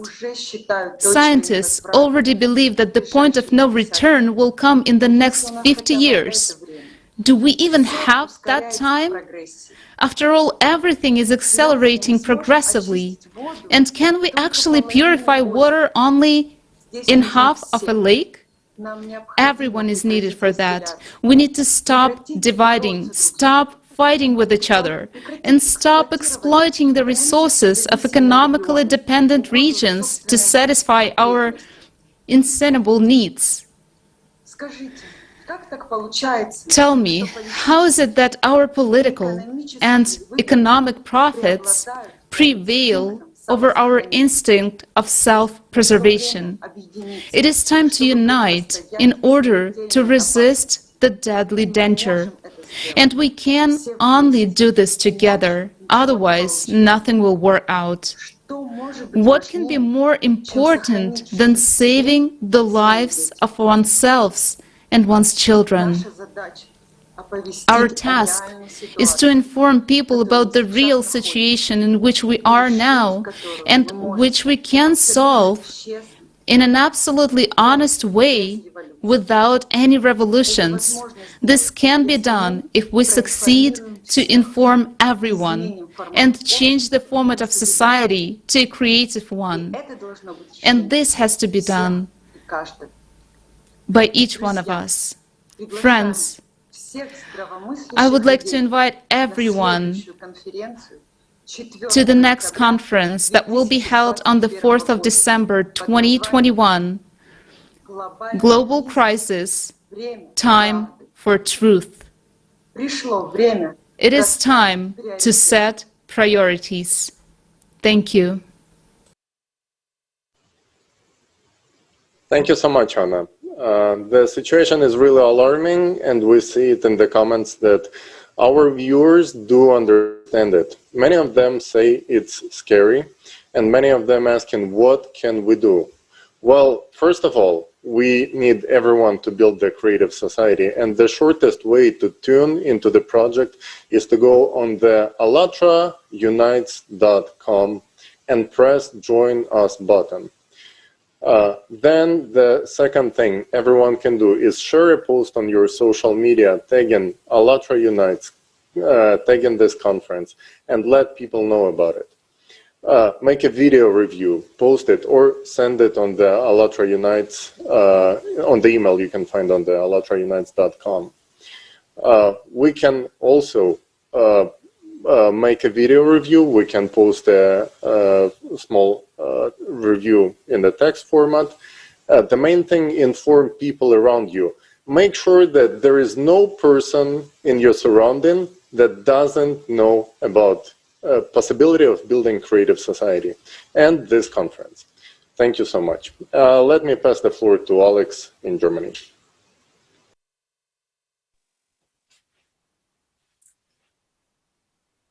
Hello, everyone. I would like to remind you of what we have just seen in this short movie. What we have already done to our planet, to our home, is terrible. We are destroying the ocean, killing the lungs of our planet. We are depriving ourselves of oxygen, and the oxygen deficit will only increase. We're destroying entire species, and this is already assuming a disastrous scale. Let's listen to the esteemed Gerardo Chabarros, PhD in ecology and evolutionary ecology, professor of biology, senior researcher at the Institute of Ecology at Natural Autonomous University of Mexico. Greetings. Buenos dias, Gerardo. The floor is yours. I am Professor Gerardo Ceballos. I work at the National University of Mexico, and I am an ecologist that specializes basically in studying animals in the wild. A few years ago, in 2015, my colleagues, my colleagues from Berkeley and the University of Stanford and the University of Mexico, we put together this paper where what you can see here is in red are the amount of this particular characteristic of the planet, that is left. And we can see that in many cases, we have lost more than 50, 60, 70% of this particular ecosystem or species. We can analyze if species that we're losing in the last 500 years, but mostly in the last century, are basically the same number that you will expect in the normal extinction rates, or there are higher extinction rates. And what we found, and this is rather dramatic, I want you to see here, this is a cumulative number of extinct species. This is the centuries, the intervals. So if we were losing a species at the normal rate, all the lines should be below the dot line. But what we can see here is that in the last 500 years, but especially in the last century, we have started to lose species much, much faster than in the previous million years. And we can see here on this side that the number of species lost is directly related to the human population. Here is human population and this species, and this line is almost perfect, And this has let us conclude that we have entered the sixth mass extinction. There were 5 previous mass extinctions, all of this caused by natural catastrophes, and this one is caused by us. That's the bad news. The good news is that if it's caused by us, it can be prevented. by our activities, by our actions. But before you lose a species, you lose the populations. And what we have found is we're losing billions of populations every year. So this is an example of what we call, well, here you can see we destroy the habitat to have more pasture or more crops. And you can see here that in dark is areas where most of the land is under agriculture and cattle. And you will see, wow, there are still many places on earth that you can cultivate. That's not true because, for instance, all this area is too cold, all this area is too dry, and these are the tropical forests who are also not good for harvesting or for producing food. So we basically are at the limit of what we can crop or use for cattle ranching in the planet. So why does all it matter? Well, it is very important to understand that we're losing all these plants, all these animals, and there are so many reasons. There are ethical, moral, philosophical, religious, all kinds of reasons to save plants and animals in the wild. But the most important one, it is perhaps that those plants, those animals, are fundamental to maintain life on Earth. Life on Earth in general and human life in particular. And this is because of all the wild plants and animals working together in this complex thing that we call ecosystems. And those ecosystems, by functioning properly, provides what we call environmental goods and services. That are basically all these benefits that we get for free for the proper function of ecosystems. And we're talking about clean water. All the clean water for humans and for all the plants and animals come from those ecosystems. As people have said before, this is like a spaceship. The Earth is the ship, is the only one, and we are destroying it. I still have a lot of hope that we will be able to fight hard and to save many of these species and at the same time, save humanity, save us from a collapse of civilization. Thank you so much. As a follow-up to the questions that we keep on receiving online, one of them sounds like this.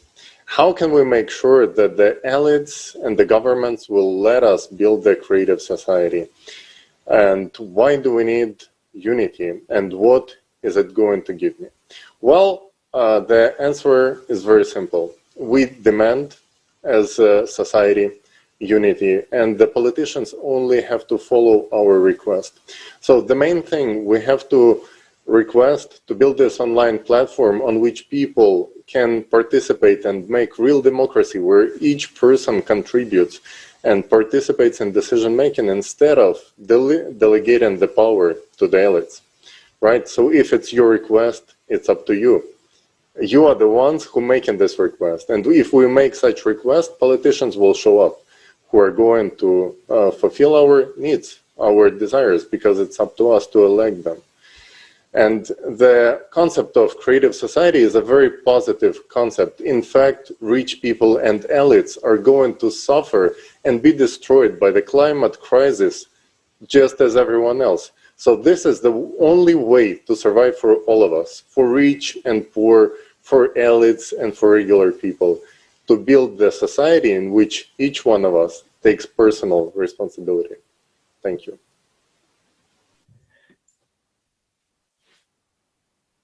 Thank you, Tali. And it's really a chance to survive, create a society. Because when we look at our planet, the worlds of Geraldo Ceballos, it turns out that we, with our own hands, have now provoked mass extinction of species. Just think about it, how terrible it is. We are so used to consuming that we don't even think about the consequences. We're eating our planet. Look, maybe it's time we realize our responsibility and solve our problems together. We want to remind you that millions of people around the world watch today's broadcast. It broadcasts of thousands of YouTube and other streaming channels. Moreover, thanks to volunteers from around the world who understand the importance of this event, this conference is synchronously translated into 72 languages, including even sign language interpretation. Therefore, we can safely say that this is the biggest event in the history of humanity. And it has become a reality because people really understand how important it is for the whole of humankind, for whole humanity, to discuss global problems and crises. Because only together we can find solutions. We all want peace and happiness, and together we can create this world. It's joyful that today there are people who care about the importance of consolidation. And I invite our next esteemed speaker, Professor Dmitry Lukyanenko, Doctor of Economics, Rector of the Kiev National Economic University, named after Vadim Hetman, honored worker of science and technology of Ukraine. Greetings, dear Professor.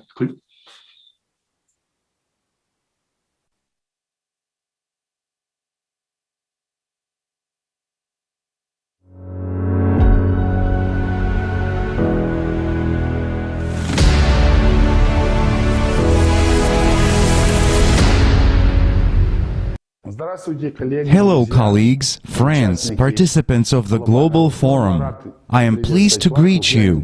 I am Dmitry Lukyanenko, Rector of Kiev National Economic University, named after Vadim Hetman. I am pleased to salute you at the forum Global Crisis. This already affects everyone. We are all aware that we live in a very complex world that has qualitatively changed in the last 10 to 15 years. It is a truly global world that enjoys all the benefits of globalization and at the same time undergoes all the challenges that globalization brings, including social and economic symmetries of inequality and so on.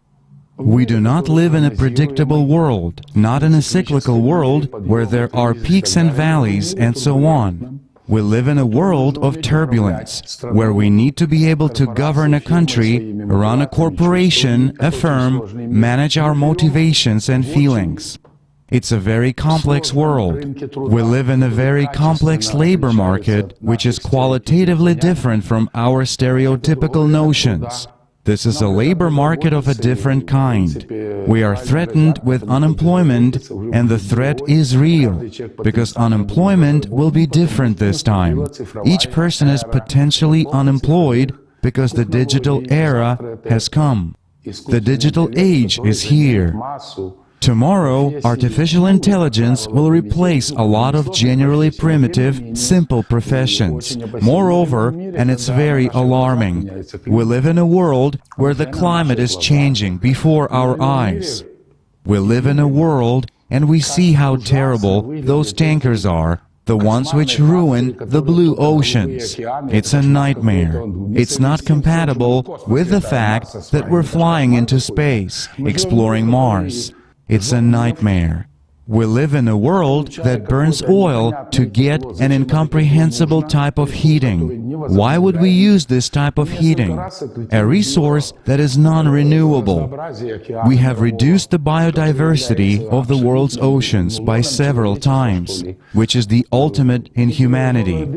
We're destroying the atmosphere through the ozone holes, and above the atmosphere there is a new sphere, which will destroy too, the spheres of high intelligence. So we live in a complex world, and I'm very glad, and so is our entire university, my students, our professors, that there are people who, on a global scale, raise awareness about the need and importance of building a creative society. This is really great. That's the point of this global forum, and we must do our best to ensure that people create rather than destroy. This requires a very active participation of free, intelligent, not indifferent people, which is the great majority. They need to be consolidated, including within the framework of such global forums. Thank you very much for doing this. We are with you, and we are ready to join all your global structures that bring positivity. Thank you.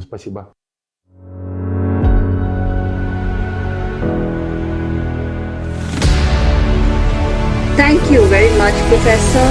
Yes, indeed, the unification of people today is a vital need.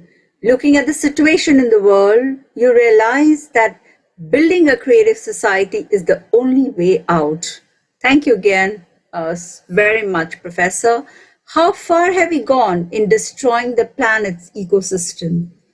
Our next speaker is John Hartley, an ecologist and professor of the Graduate School in the Energy and Resources Group at the University of California, Berkeley. Ecologist, physicist, and book author who will help us understand the scale of this problem.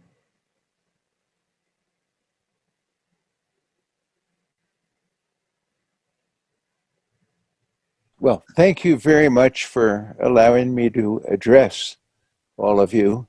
And I'm very impressed with what this group is doing. We've probably stepped over a number of boundaries already and put ourselves on a path to a lower quality of life because we've destroyed so much of the wildlife. But the more we continue to destroy plants and animals, the more we're going to degrade our lives. I'm aware of that portray the severity of the problem. One is that if you look at in the United States, there are many types of habitat.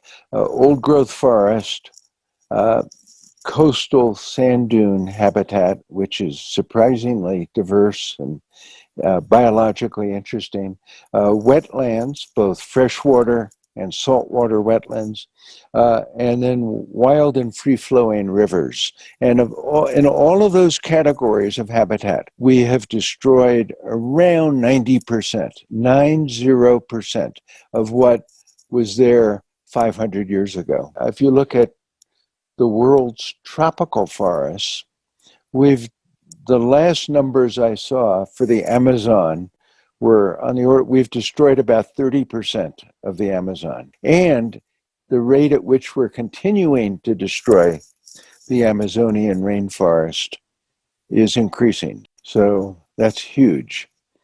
At the rate, well, in certain countries like Madagascar, where I've traveled and done research, Madagascar has lost well over 80% of all its original forest. And with that goes a lot of plants and animals, beside not just the big trees, but all the creatures that live in them. So the rates are horrendous. Europe has destroyed most of its original forest. The Middle East, the cedars of Lebanon, and Africa, we're rapidly destroying forest. China's Belt and Road project is going to add to the destruction of wild habitat. And there's no place on Earth where this is not happening. So if you destroy the forest, you actually create drought downwind of that forest. You destroy the creatures that lived in the forest, animals and plants that might be the source of new medicines to cure horrible diseases like cancer. It's always useful to remind ourselves that about half of all the medicines we use in the world today derive originally from wild plants and animals. All of our food crops derived originally from wild plants and our domesticated animals derived from wild animals. We're not doing something that can be recovered. You can't restore a species that's gone extinct. It's gone. And we have to accept the loss. We're causing extinction at roughly 1,000 or more times the rate that extinction would occur naturally. So we are deliberately, consciously, and cruelly causing extinction of a huge number of plants and animals at a rate that far exceeds the so-called natural background extinction rate. That cannot be restored. If you clear-cut a tropical forest that has been growing for thousands of years, or a redwood forest, you cannot restore it on any plausible time frame. Certainly not in the lifetime of you and your children and your grandchildren. It's gone. Earth is in the balance. It's teetering on a balance point, and we can go one way now or another way. The thing is, we don't have a lot of time. If we don't start making the right choices in the next few years, it's going to be too late. And then the whole system is going to collapse, civilization will end, and the whole show will be over. So it's up to you. I think you have, you're doing exactly the right thing that people need to be doing to make a difference. And I wish you all the success in the world, because if you're not successful, there won't be a world. Thank you, Mr. Hart. It's really true. If we are not successful, all of us, that might be the end. People also asking in comments, what's ALLATRA's opinion on United Nations? And you know what? We actually have a very interesting experience with United Nations, and we have a whole topic coming up about this experience. So stay in, have a little bit of patience, and you will see what we have to say about United Nations. Alex, please take the floor. Thank you, Tali. And I would like also to remind our viewers that the next conference will be on December the 4th. And the name of it, Global Crisis, Time for Truth. And now I also would like to say a couple of comments for the speech of Professor John Harter. You know, I'm a biologist by my education, and I enjoyed so much when we were in the forest at practice. We observed many different plants and different animals. But when I heard about what is happening and that the scale of loss of forest is really horrifying, we mindlessly cut down forests and then make up programs for restoring them. But in order to revive forests, trees must be restored by the entire world. And this must be a unified global program. Whereas planting seedlings in a separate country is not going to change anything globally. We have heard of statistics of deforestation. Planting these meager seedlings, it's a mockery. It's a nonsense, considering how much is being cut down on an industrial scale. People who plant trees for show usually bring a lot of media and television so that everyone can see how much they care about nature and plant trees. But later on, no one tells you that after 10 years, as a rule, unofficially, about 65% of forest plantations die in these places. And according to unofficial reports, the entire 80%. Thieves and tyrants do this in order to improve their ratings. They have robbed people and have been incapable of doing anything because they have nothing else to show to the electorate. But you and I, friends, we need to remember that we live on our one planet. It's our planet. It's our common home. Yet, what we are doing, we're all cutting down trees, draining swamps, and build huge megapolises on these cities, on these sites. It's huge cities. But what these huge cities, megapolises, actually mean for our planet? Let's learn more about this from Olga Prochenko, a civil engineer from Belgium. Olga, I pass the word to you. Hello everyone. We are constantly causing harm to our planet. The worst thing we have done, besides what we have already destroyed, we put pressure on the earth. We build gigantic cities and do not even think about the harm they bring to our planet. The buildings of megalopolises weigh hundreds of millions of tons. They are inhabited by dozens of millions of people who also have their own weight. There is a point pressure on the lithospheric plates the Earth breathes, and when we put together billions of tons from other parts of the planet and concentrate them in one place, in the cities, it disrupts the rhythm, the balance of the planet. Wind flows and temperature regime change. In cities, the temperature rises by 10-15 degrees. But that's not all. Concentration of huge flows of people who live according to the principles of a consumer society causes catastrophic environmental pollution in one place. Nature cannot handle it. Our cities are metastases that kill the organism of the planet. Do we see these changes? We do. Apparently, we need to look globally at these changes. Cities affect the change in the rhythm of the planet, disruption, which contributes to the progress of seismic activity and affects both the ecology and the wind, as well as everything else. These changes also affect the climate. This is not the main problem, but it does have an impact. Climatic changes are already gaining catastrophic momentum, and we are only exacerbating them. If we take it together, then today we have killed our planet. The only home we now have, and we have nowhere to run. This is the end. A little stretched out in time, but this is the end. The only chance for us, for people and for our planet, is to change the format of society. We should stop being metastases. We can live differently.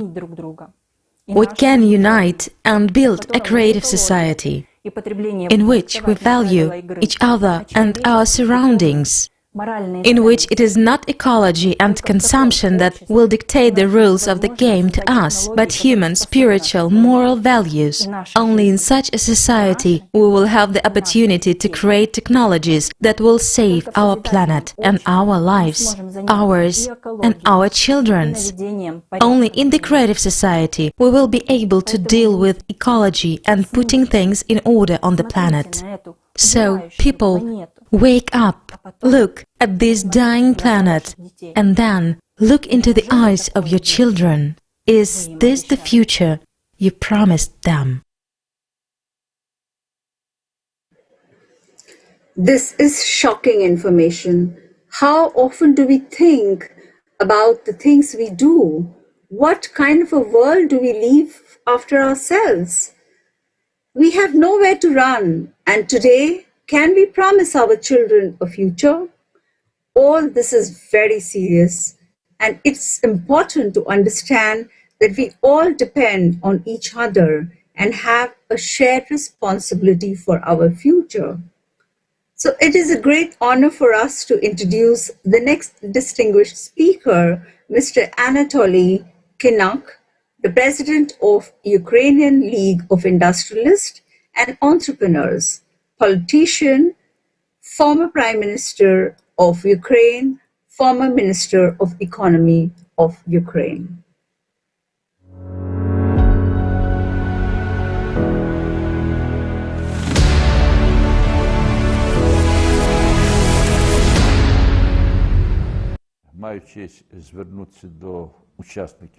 It is my honor to address the participants of the International Conference, Global Crisis. This already affects everyone. We are sure that today the entire world community must be as consolidated as possible to overcome further challenges that the world today calls climate change.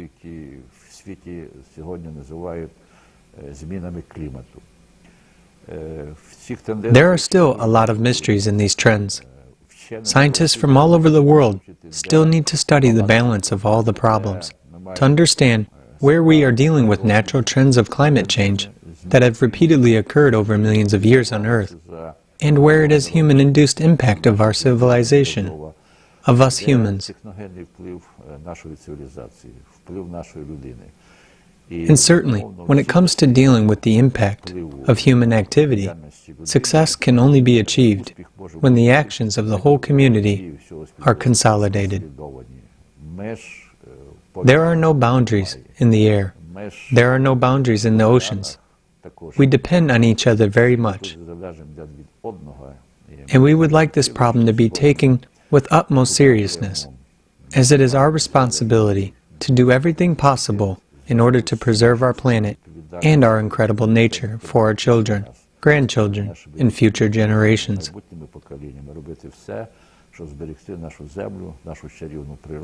Our Earth is a unique phenomenon in space. This is acknowledged by everyone, and this is our common task and responsibility. And we are sure that we can succeed only by consolidating efforts on such high, spiritual, and moral principles. I'm glad that one of the topics of this international conference is climate change, and this will become yet another incentive to consolidate the efforts of all humankind and our entire civilization. Thank you.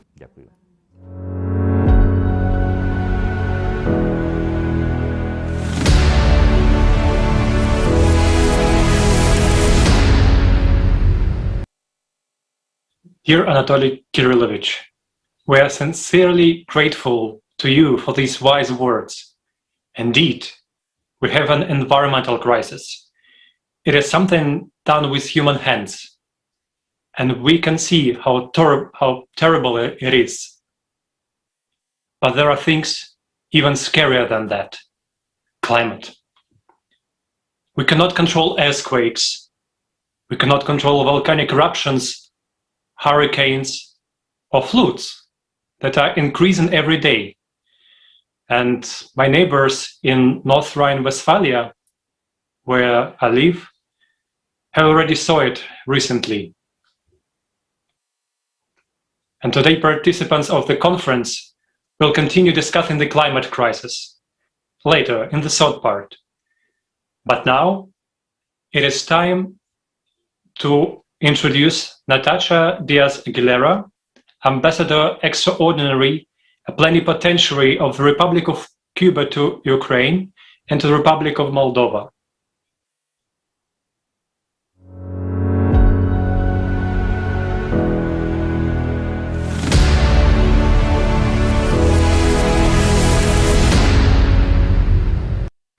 Of course, the scientific world today,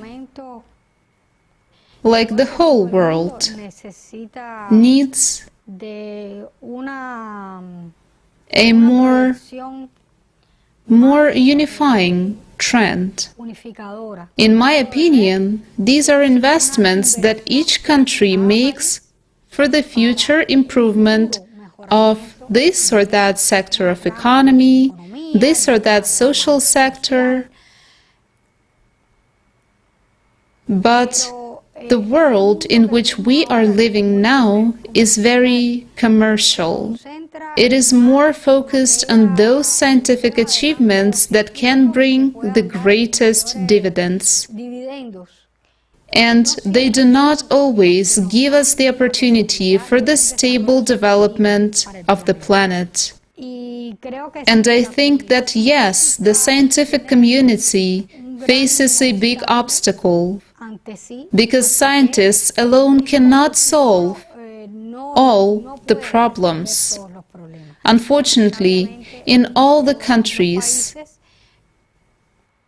the state's policy is sometimes hardly focused on the development potential development or the development of scientific potential that the country may have. And this, I think, is a part of the transformation or reorganization that we must carry out to achieve global effective development.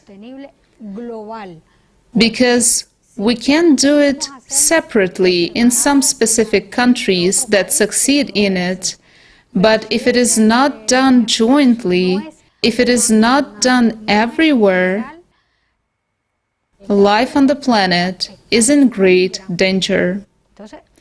So now we need to call the whole world to action. We must unite the scientific community, those who advocate the preservation of a sustainable ecology in the world, to be able to take actions that can reverse what is still possible to reverse, because it has already reached such a level that there are aspects that are already irreversible, so that this self-destruction, which we ourselves have imposed on us by such irrational development, could not continue further.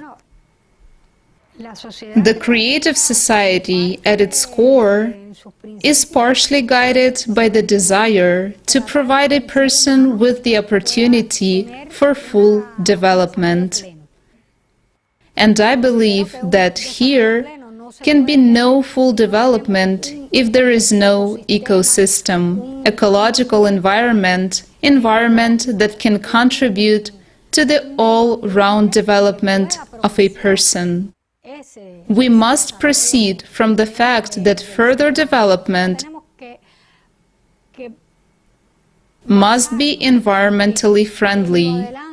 Otherwise, we develop in a direction that leads us to self-destruction. Certainly, in the foundations of the creative society that you spread, you try to convey to people, all this is laid down. And I think that together with all other movements, all this will help us to create such development trends that will favor the human species to continue to live for centuries and centuries and won't lead to its destruction. Exactly. In conclusion to what I have explained, I'd like to say, so that everyone, and each of us, the participants of this conference, can take on the task of spreading this message in the first place. Because I believe that in order to deal with the effects of impact, we must first understand how it affects us. First of all, people must understand that this form of development that we are in negatively affects all of us. And each of us presenting at this conference can be a bearer of this message, this call to reflection, to the analysis of the situation around us, in each of the countries, in each of the most remote corners of the planet. Each of us should be the bearer of this information about saving the planet.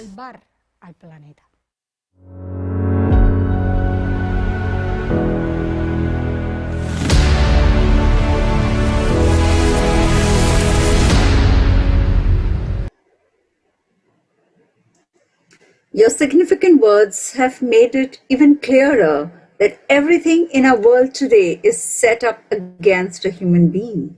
The consumeristic world is a dead-end way of civilization development. And it is very important in the current situation to unite our scientific and technical potential and to use resources in order to jointly save ourselves. Our next speaker is Chen Chongfeng, President of Ukrainian Chinese Trading Association. 大家好，我是乌克兰中国商贸商会主席。 Hello, my name is Chen Zhongfeng, and I'm the chairman of the Ukrainian Chinese Chamber of Commerce and Industry. I'm very glad to participate in this global international online conference, The Global Crisis. This already affects everyone. I hope that with my participation, I will also contribute to this conference.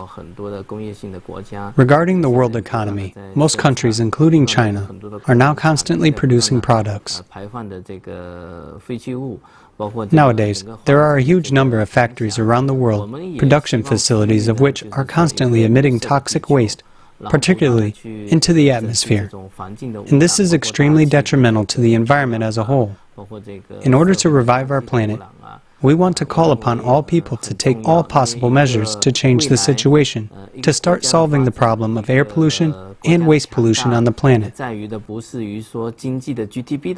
This is crucial because the future development of any country depends not so much on its economic growth as on whether there is clean water, good food, and clean air.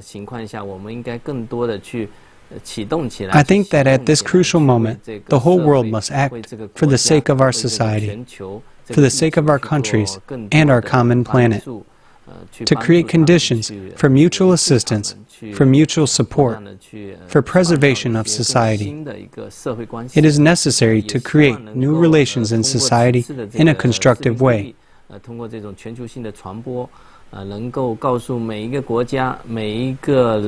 hope that with this video message, we can get this important information to every person in every country, regardless of their position and social status. I hope that we as people will help each other from the bottom of our hearts, help anyone, no matter where they live or what their nationality is.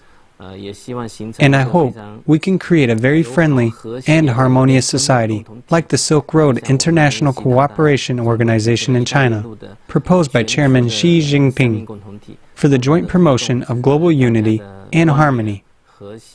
Nowadays, in the age of the Internet, it is very important to constantly reach every person and make them understand the importance of the general consensus. I hope that we will build a harmonious society, that our relationships will become more and more friendly. Thank you.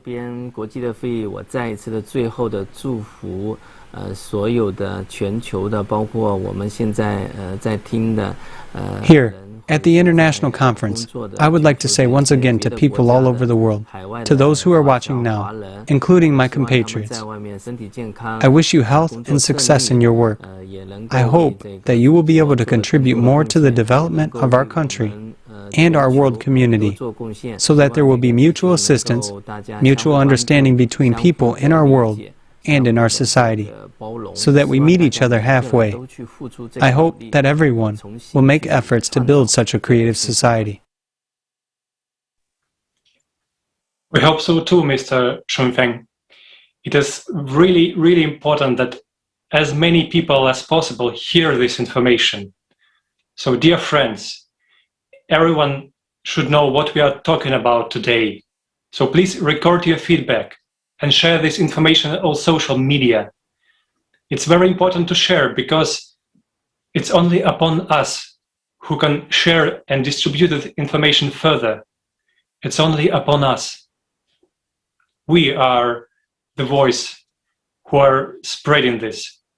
And only united, we can reach as many people as possible.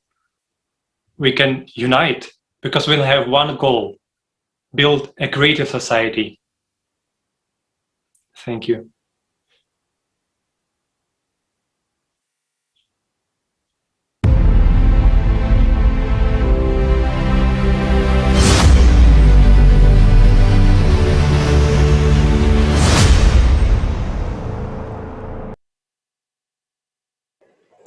The world ocean covers about 70% of our planet.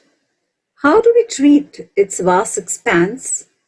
If we look at it now, what do we see? What is the state of our planet's lungs nowadays? If we get closer, we see that a new continent has emerged on its surface, a continent of garbage called the Great Pacific Garbage Patch. Its area is 4 times larger than the area of Germany, and it was discovered in 1997 by oceanographer and sportsman Captain Charles J. Moore. And today, it's a great honor for us to welcome to the conference a man who made the world community aware of the disaster that is happening in the ocean due to the accumulation of garbage. Greetings, Honorable Captain Moore. The floor is all yours. I'm very pleased to be part of an international conference, a crisis-oriented conference that truly does affect everyone, is what my belief is regarding plastic pollution. So my name is Captain Charles Moore. I'm the founder of Algalita Marine Research and Education. I'm the founder of the Moore Institute for Plastic Pollution Research.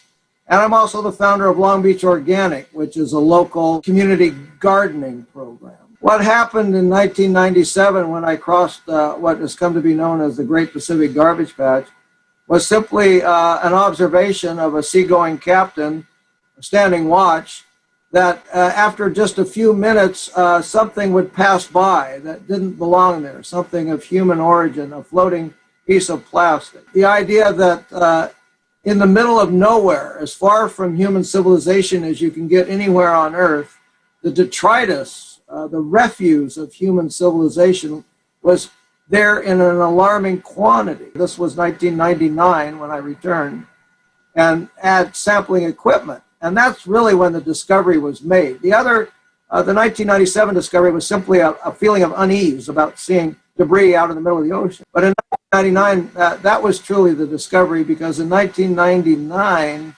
after we analyzed our samples, we realized that there was 6 times as much plastic in the surface waters by weight as zooplankton, the basic food of the ecosystem there. We decided that because there was no focus on plastic pollution, we would take the lead in beginning to create what came to be known as the Great Plastics Awakening. And the basic problem is that plastic, unlike other substances, doesn't go away. It remains in the environment. It doesn't go through the normal biodegradation cycle. It was invented to defeat natural decay.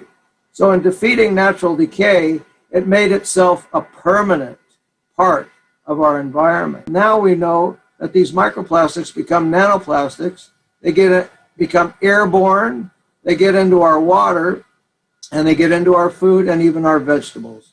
So not only was our initial findings that, it was a big problem for marine creatures, now it's a problem for everything. Everybody, every habitat, you name it. The ocean suffers from the same problem that I had when I was trying to make people aware of plastic, and that is that no one lives in the ocean. Everyone lives on the land.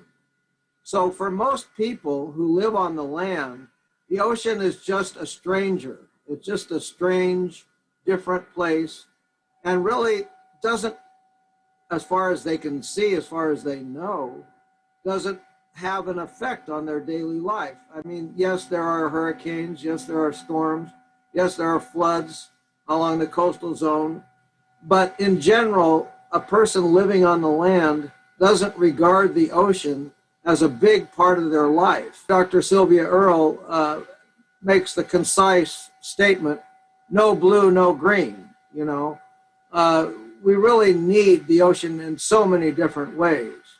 And its importance can't be underestimated. We call a nicely functioning human body a body in homeostasis, a body that's well balanced, that has all systems working in harmony together. We can't have a planet in homeostasis without the ocean environment and the land environment working in harmony together. They have to be balanced. Right now, the civilization we have is peaking and has thrown that balance as far out of kilter as it ever been in the history of the world. Our civilization has peaked, and it's peaked at a point where it can't go any further down the road it's on of infinite growth. It has to retract, it has to retrace, it has to have a pullback into circularity, into reconstruction, into zero waste, into reuse, into recycling. And we're failing miserably in suppressing climate change and plastic pollution. So there's no good outcome in the future for our civilization based on the current trends. We need to think about the future. We need to have the concepts that can break through the now, which is so repressive, so awful, just so miserable. It's just a hell on earth. It's a Dante's Inferno out in the ocean. In many places, it's just different layers of hell that is happening to the creatures in the ocean. You can just see it on many of the beaches that are just inundated with this plastic. So we must go beyond a contentment with the baseline that you're experiencing and be discontented and live a life of critical thought, of criticism, and of long-term thinking in order to be able to have any kind of a future worth having, worth living in. Thank you very much, Captain Moore, for everything you have done and everything you do. Really, just look at what we have done to the lungs of our planet. The ocean is full of chemicals, waste, microplastics. All of these detrimental and simply destroys it. Does it affect our health? Yes, it does. Just imagine how it affects the animals, the plants, the planet. And it keeps growing, and it's growing in progression. Every day, the situation is getting worse. Not here, every day. In addition to that it's already climate, which does not depend on human activity. Garbage does not disappear anywhere. All of the millions of tons that we thrown, that have been added of billions that we have already thrown in. And our appetites are growing.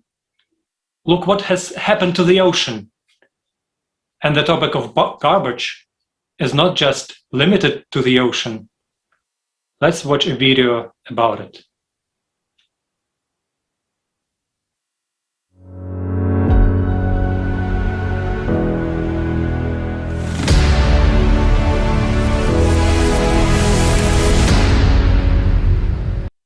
(2021) 6,885,900 kilograms of plastic thrown into the ocean. 216 billion of kilograms of toxic waste released into the environment. 23,250,000,000 metric tons of carbon dioxide released into the atmosphere. Our beautiful planet. It could have been a real paradise. An ideal place for human, animal, and plant life. But we turned it into a garbage dump. The air, the water, the earth, everything is poisoned. Back in the 5th century BC in Athens, a first known edict was issued forbidding dumping of garbage in the streets and ordering garbage collectors to dump waste no closer than 1,000 double steps, about 1 mile from the town. Just like 2,500 years ago, dumping in landfills remains one of the main methods of waste disposal. Have you noticed how far our technology has evolved? Every minute, 1 million plastic bottles are sold around the world, which is 20,000 bottles per second, and only about 9% of them are recycled. One plastic bottle takes 450 years to decompose. In Beijing, there is no more room for garbage in landfills. In the past decade, 14 landfills around New York City have been filled up to the limits.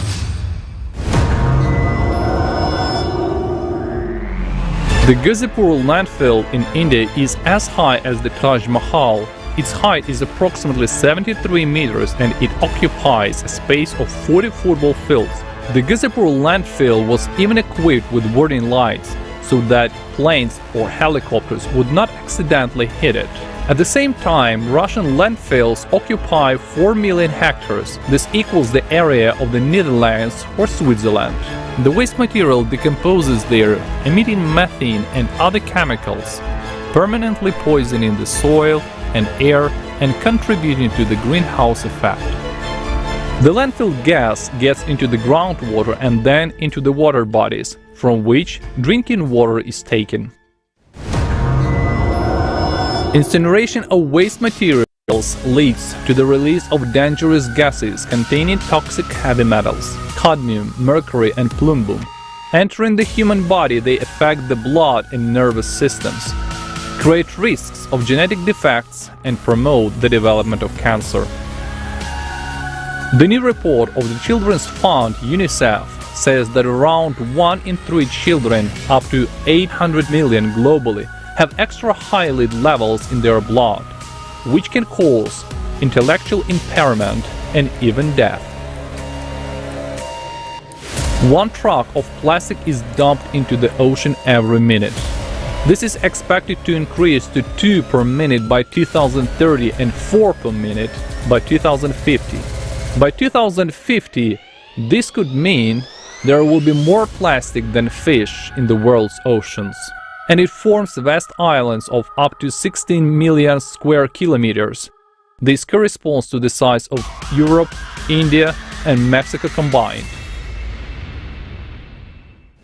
Garbage was found even at the bottom of the Mariana Trench, namely 3,500 man-made objects. Ocean plastic is pernicious to all its inhabitants. For example, on the coast of Spain, a dead sperm whale was found. Its stomach contained 29 kilograms of plastic, which resulted in the mammal's death. All this shows how terrible the consequences of global pollution are. Millions of living organisms are suffering and dying right now because of our irresponsibility. Food chains are broken, whole species are on the verge of extinction, and all of this will eventually affect us. A team of researchers from the University of Tasmania found microplastics even in the ice layers of the coast of Antarctica. Previous studies have shown that microplastics in ice lead to its rapid melting due to heat absorption. Unfortunately, not only the Earth and its entire biosphere has suffered at our hands, but so has space. Scientists have estimated that there are currently about 128 million pieces of space debris that are 1 millimeter across or larger. The speed of these particles can be enormous, up to 14 kilometers per second. They can penetrate the protective cover of satellites and orbiting stations. As a result, 3,000 satellites have already failed and have become junk themselves.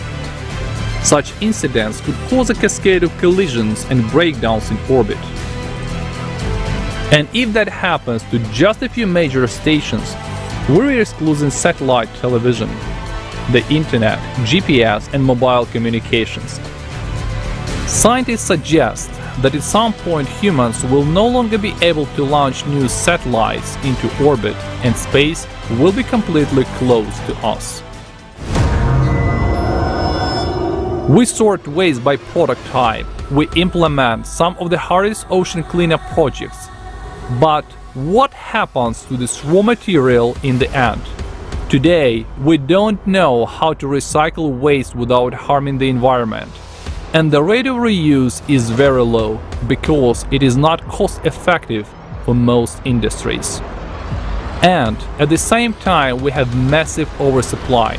The largest manufacturers of automobiles, branded clothing and equipment strive to maintain a high level of demand for their products through constant updates of versions or collections. Producers prefer to store surpluses in warehouses rather than sell them off, as this will lead to price drop and loss of image. In order to force consumers to buy more and more new products, manufacturers began to deliberately produce products with a limited lifetime. Have you noticed that products made 20 or 30 years ago are much more reliable? Have we really lost the ability to make high-quality products? No, it's just not profitable anymore. We consume more and more without noticing that soon we'll be buried under our own garbage.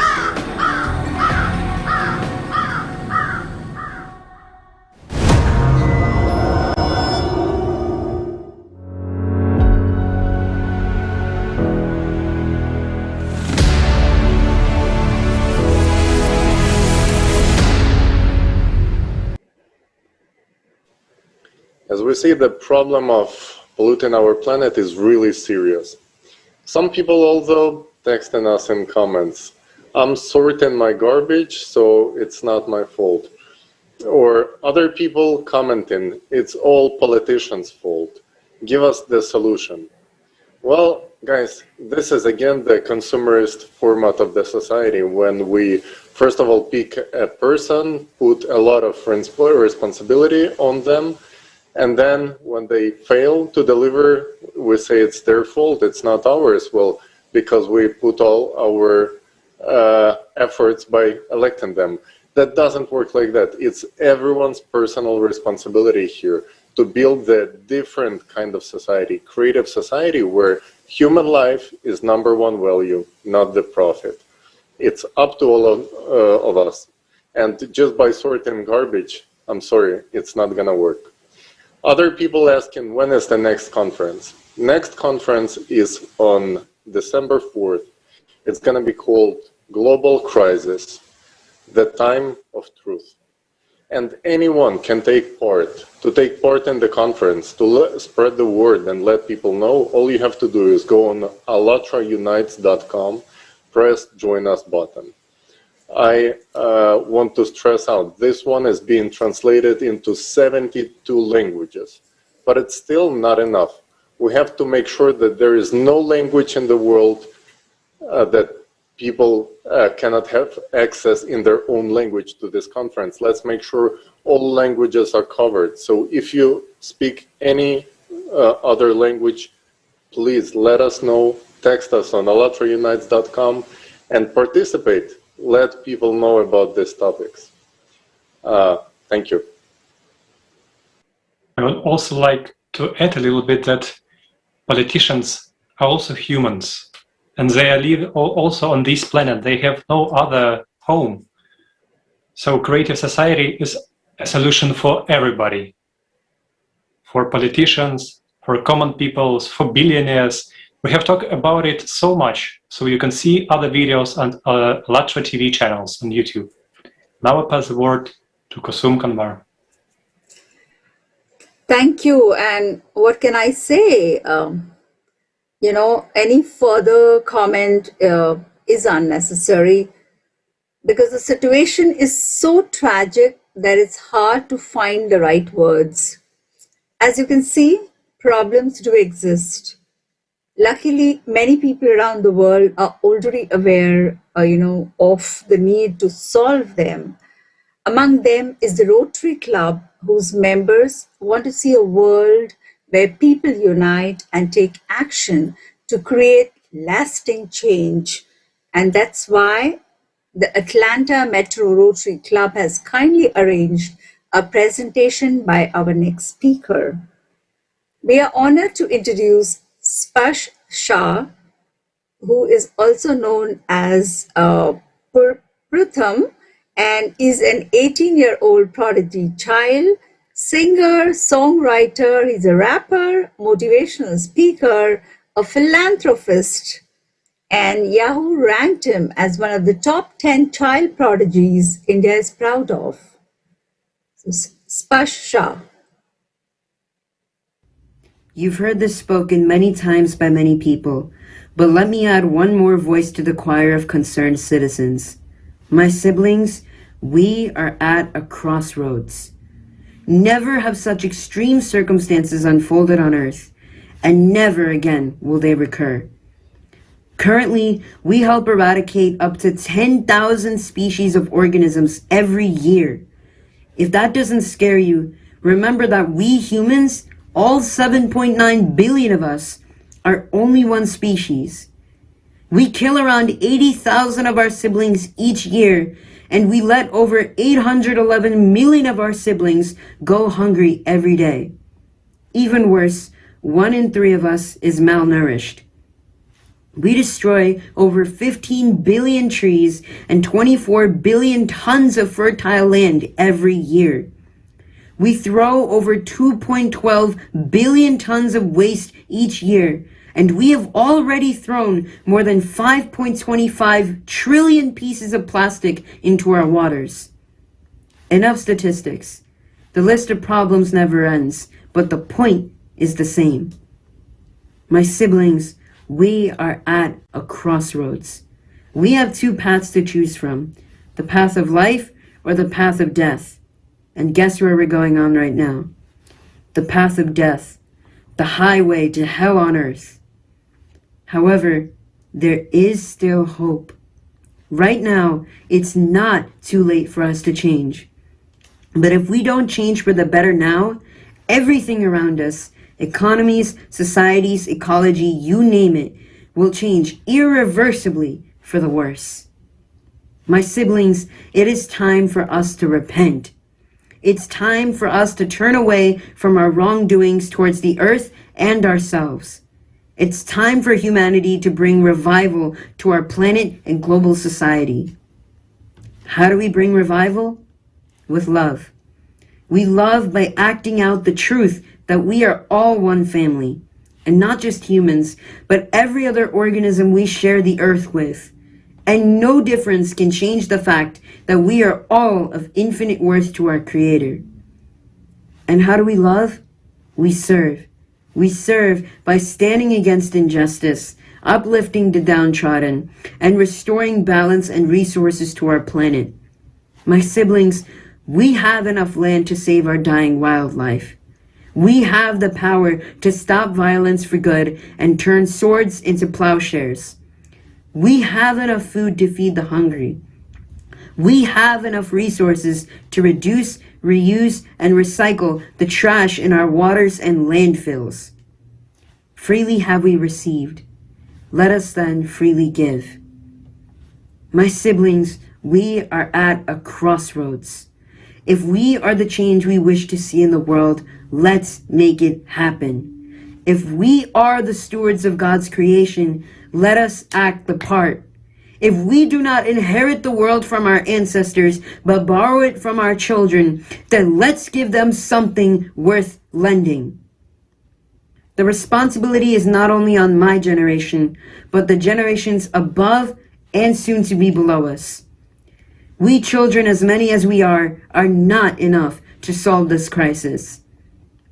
We need your help. And this is my plea. This is our plea. Let's do justice to the gift of life God has given us through love and service. My siblings, we are at a crossroads. Never have the challenges humanity has faced been more extreme, and never will they be so again. So, will you love and serve with us? I hope you will, because your fate and our future depends on it. Thank you.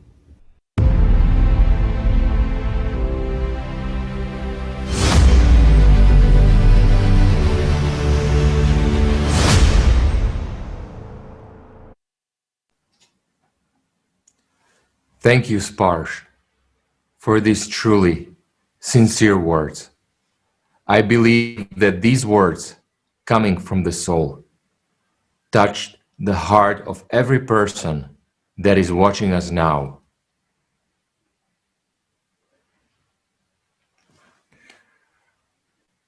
Yes, friends, I would also like to emphasize and draw your attention to a significant fact.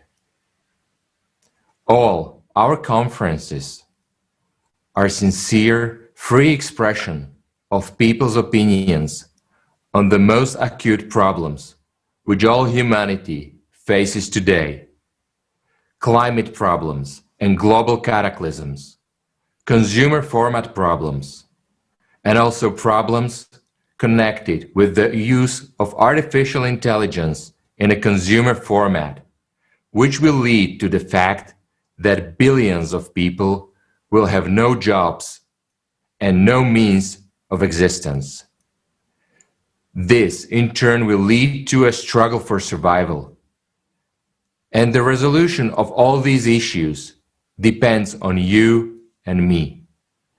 I want to touch on the point that we have encountered during the preparations for the conference, which shows the depth of the consumer abyss in which we as humanity find ourselves today. Our participants invited a world-renowned athlete.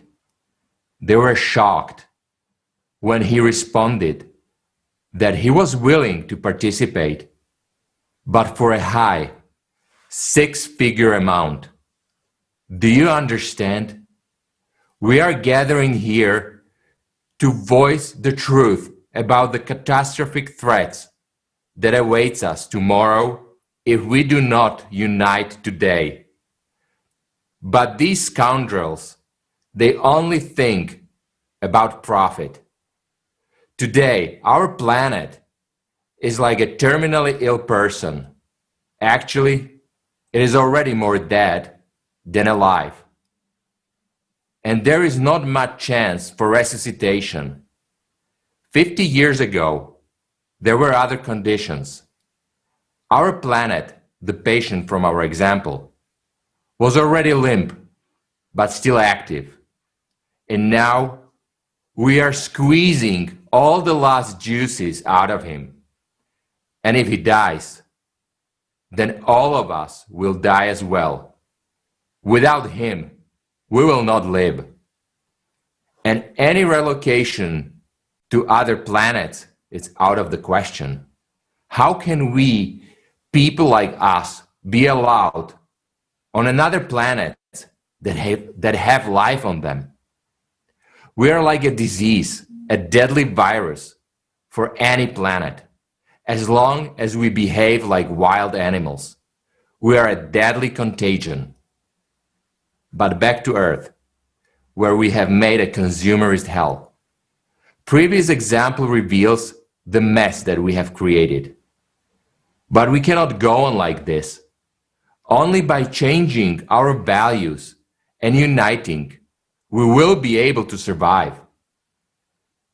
Some of the artists we approached in preparation for the conference have many followers and can say important words and call for unity, but they referred to their busyness, saying that they didn't have 5 minutes and they were so busy. They are busy doing what? Destroying the world? So maybe it's time to save it. After all, it concerns all of us, our children and loved ones. But they had no time. Well, never mind. Very soon, they will all have plenty of free time. Today, when the question of humanity's survival and the life of every person on Earth is being decided, we get this answer: give me money and I will come. Basic trade approach. Yes, there are things where you can make money, such as advertising sneakers, drinks, but here we're talking about survival of humankind and the future of our children. To ask for money for this is a complete disrespect for himself as a person and disrespect for all people. So the question arises, who are we taking an example from? Scoundrel who has a wallet instead of a heart? Are we supposed to look up to them? We have also addressed many famous politicians. Many of them are our friends. But their political advisors say to them, You have elections coming soon. You need to think about ratings. Whether you will pass or not, we do not guarantee. As a person, he wants to take part in a conference. But as a politician, political advisors hold their tongues. They say there is not enough time to calculate how the participation in this conference will affect your ratings. But this is nonsense. Even though they're our friends, they are still acting on consumer principles. But what kind of principles are those? It's a complete perversion. Why do we need such stars, athletes, and celebrities? Why do we need these politicians who are tied to numbers and ratings and forget about people? I appeal to all political advisors, politicians, coaches, producers. Please, pick normal people, even if they won't be an outstanding athlete. But let them be an outstanding person, not the scum that demands money from their fans. Today, we can see how many people are really working on the creation and holding of this conference. There are 72 languages in simultaneous translation.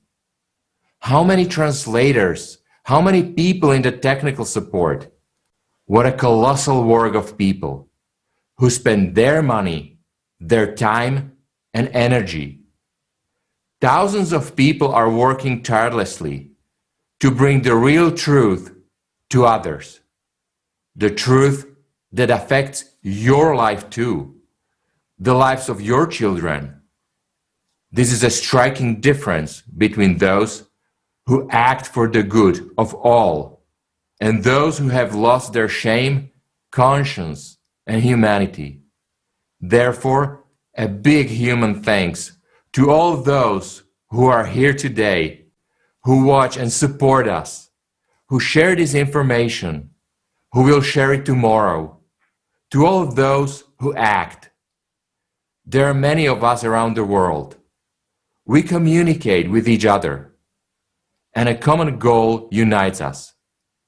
This is why our actions are effective, and we can conduct such magnificent and large-scale events. And all the stars and politicians should have been sitting here by now. This affects everyone. Some do not know what to do. Others are worried about ratings. Some have lost their shame and conscience for the sake of money. So are we going to wait for something to happen and some of them to become a normal person? We're not saying that they're all like that, but the vast majority of them are. But that's the kind of world we all created together. And that's exactly why we now need to change all this. We must leave consumer slavery and come to creative freedom. And we can do it together. Only together. Thank you for your attention. Speaker will be Professor Guy McPherson, scientist, Professor Emeritus of Natural Resources and Ecology and Evolutionary Biology at the University of Arizona. It would be very valuable to listen to your opinion. I pass the word to you, Professor.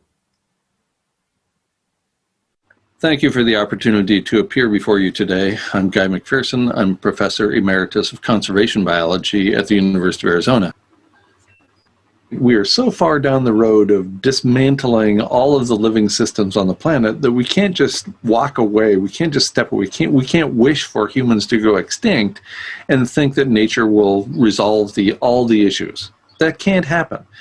There are two major problems associated with that assertion. One, if we go extinct, we lose aerosol masking, And as a consequence, the very rapid heating of the Earth is way too fast for any organism to keep up with. That rate of environmental change is beyond which species that evolved at a certain slow rate of environmental change, it's beyond what they can handle. Secondly, and I released a video on this topic, let's see, June 29th, 2021 at GuyMcPherson.com. It's called Means of Extinction, Nuclear Facilities Implode. And there's plenty of evidence to indicate if we just walk away, then all those nuclear power plants around the world are going to go Fukushima and Chernobyl. And that's inconvenient, and that will destroy all life on Earth. And there's abundant peer-reviewed literature to support that idea. So we can't. We can't just walk away and leave the children in the room and think they'll grow up and take care of the planet. We cannot do that at this point. And we are the children in the room. We can't walk away. We have work to do. That work will require enormous creativity if we are to save some semblance of the living planet for the next few decades. Amazon rainforest has passed the tipping point many years ago.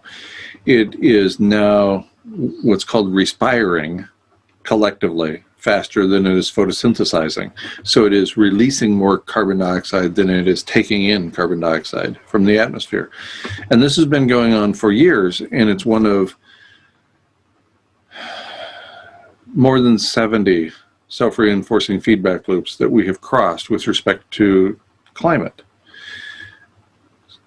And this is one that's hugely important and has been well studied for a long period of time. The Amazon rainforest is pointing the wrong direction. It is no longer providing the oxygen we need to breathe.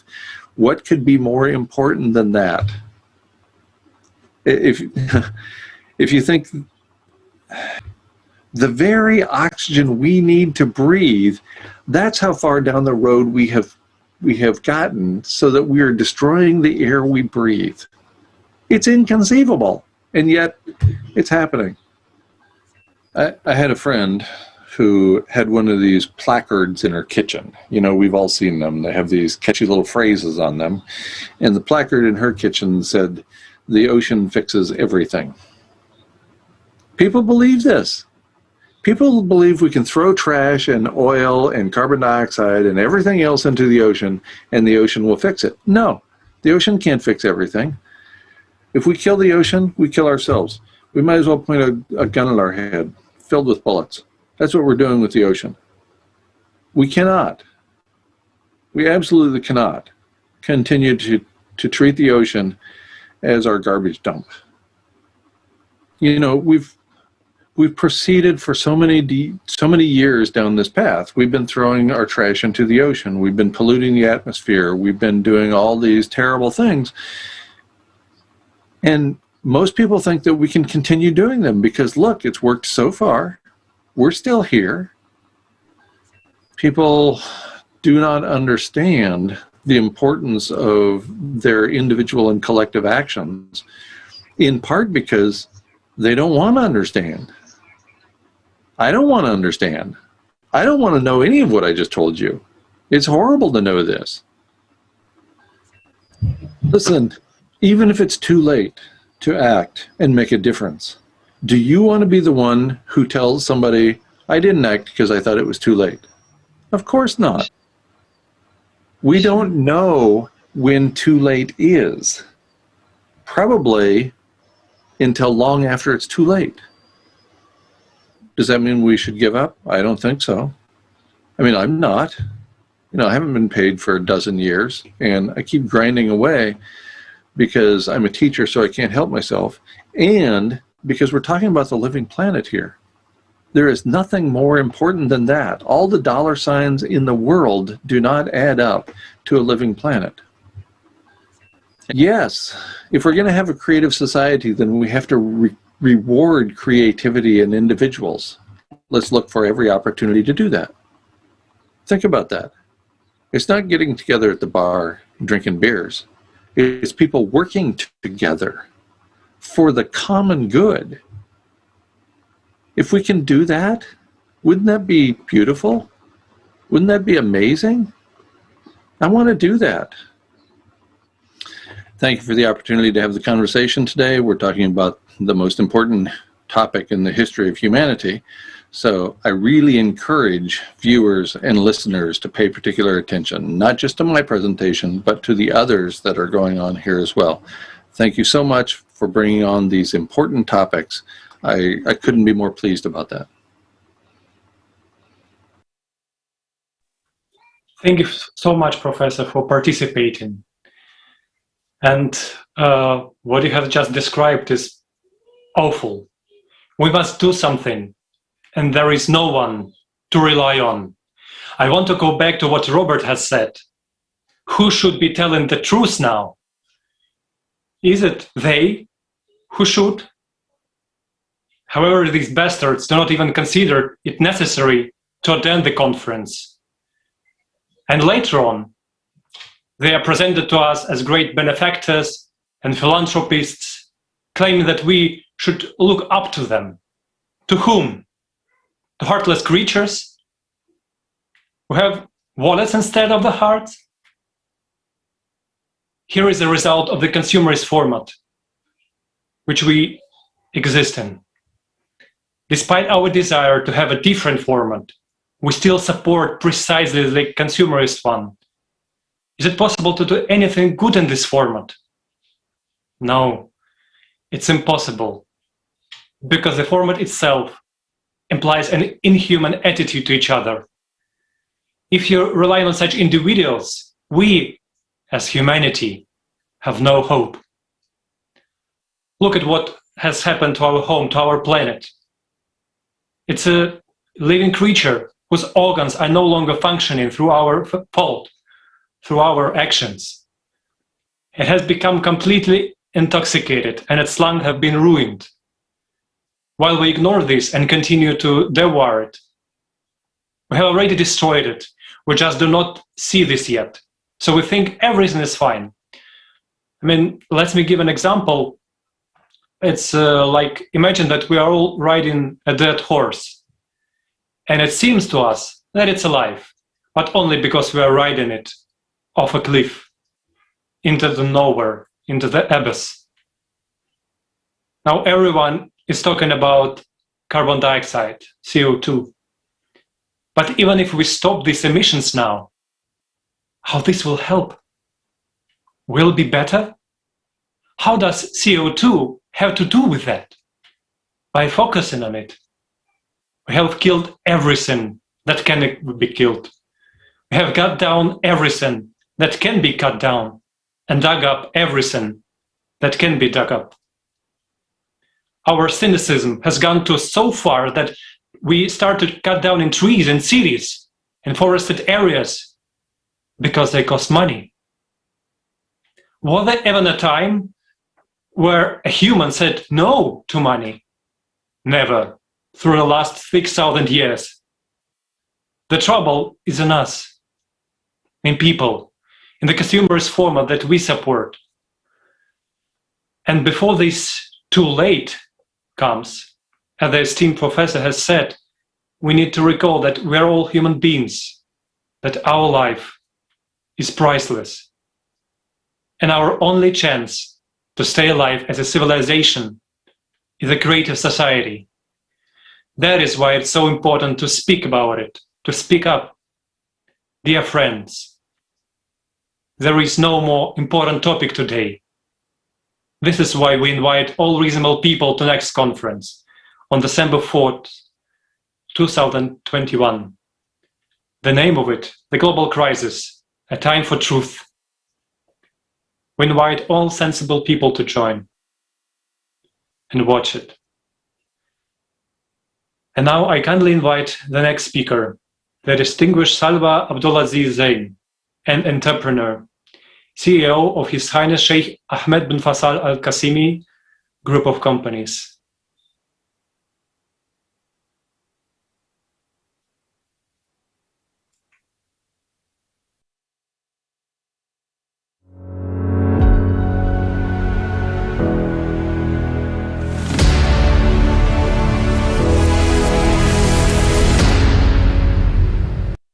Hi, my name is Salwa Abdulaziz Zain, and I am an entrepreneur, CEO of the private office of His Highness Sheikh Ahmed bin Faisal Al Qasimi. I have successfully launched and managed several companies in Africa and the GCC and founded several non-profit organizations across the globe. Thank you to all the parties involved in allowing me to speak on this platform. When one is discussing the issues that are most critical to humanity today, that is subjective to that person's views and passions. I have always seen children as the most important. Today, there are an estimated number of 14 million who suffer from severe malnutrition. The numbers are staggering. Only 25% of these children have actually received life-saving treatment. My mission has always been aiding the future generation of our world from upsetting situations like these to the best of my ability. None of us are strangers to the difficulties children all around the world face, from poverty, malnutrition, lack of education, abuse, exploitation, and so much more. We as a society should then educate ourselves in how we can come together in helping these children. The most commonly asked question is, what will the world look like decades to come if we don't end climate change? Before COVID-19, one of the major issues governments were facing was the climate crisis. The world is getting hotter each day.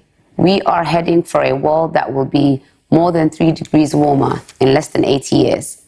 With the great melting of the Arctic sea ice, loss of forests and increased air pollution, these are merely a few.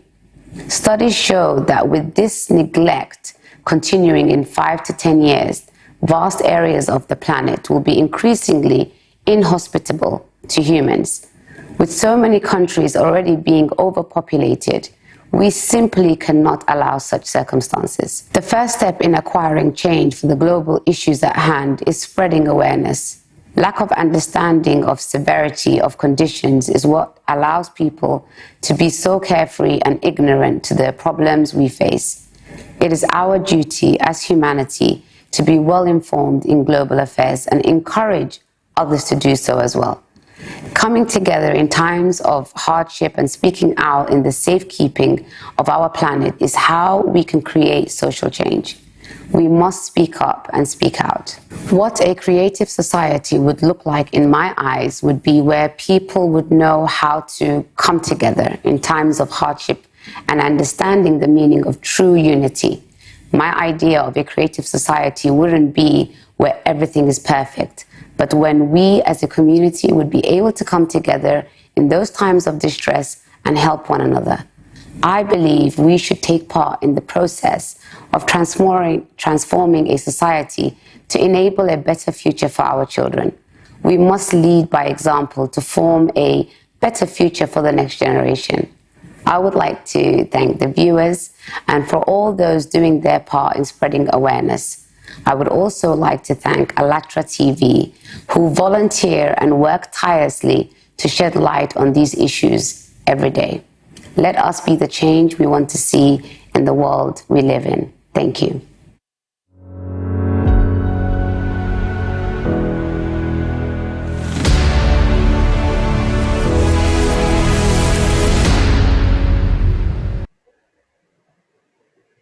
So today, the power of Gandhiji's words they still inspire us to change the world by changing ourselves. So change yourself. You must be the change you want to see in the world, said Mahatma Gandhi. Thank you for reminding us of the value of life. Obviously, nothing is more important than that. And only by remembering this can we make a difference. That is why we must inform everyone so that people are aware of worldwide scale of problems. Participants of Creative Society project all over the world inform humanity in their spare time from work and study, so that all of us would be able to survive, everything that's happening. And everything begins with information. That is why people are interrupting today's conference, or it's been converted into 72 languages. So please record your feedback about the conference and send them to info@allatratv.com so that more people would learn about this extremely important event. Our next speaker will explain how information can affect climate. So dear Yasuyuki Nemoto, Doctor of Science in Cellular and Molecular Biology from the University of Tokyo, Director of IHM, General Institute, and manager of the Executive Office of IHM. Over to you.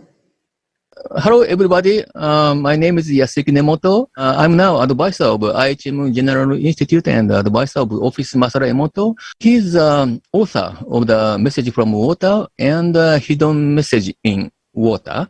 My job was international secretary to Dr. Emoto. I have a background as a biologist or a scientist, and so I was a kind of scientific advisor, and now I'm talking about Dr. Emoto's water crystal technology and the new science of water. My mission is to connect the science and the spirituality.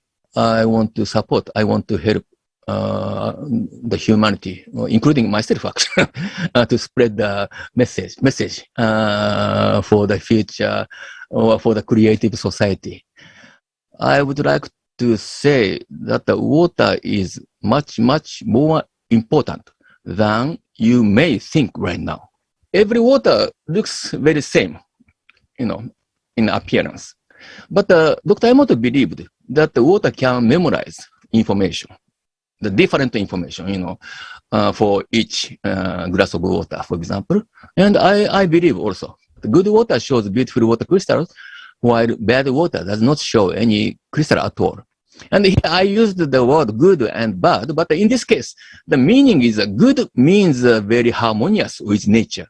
Okay, please understand it this way. And bad means it's not harmonious with nature. And water can be changed by music, images, words, and prayers. And please remember these 2 points about the water science. First one, water memorizes and transmits information. It's a relationship between water and information, water memory, or memory of water, okay? The second one, water stores and converts energy. This is based on the force phase water research by Dr. Gerard Pollack. So water information and water energy, they are connected. I believe the climate change, the climate is basically depends on water. Even the earthquakes, I believe that the water in the rock or in the, formation under the ground is playing a role, I believe. But anyway, I believe the climate changes is just reflecting the collective consciousness of humanity. So in this sense, everybody has the same, same significance, same importance for the humanity, each person. Even you are on the lying on the bed, or if you you cannot do any action at all. You are emitting vibration. You are emitting information like that, and you are affecting all the world. So if you have a life, you are changing the world. You have a potential to change the world. Thank you, Mr. Nemoto-san. Today, climate is the most crucial subject for humanity. How do people survive in time of climate disasters? Does a human influence climate? We talk about climate changes, and we will answer these questions at this conference later. But now it is our pleasure to give the floor to Her Excellency Dr. Amina Ali, Professor and UN Special Envoy.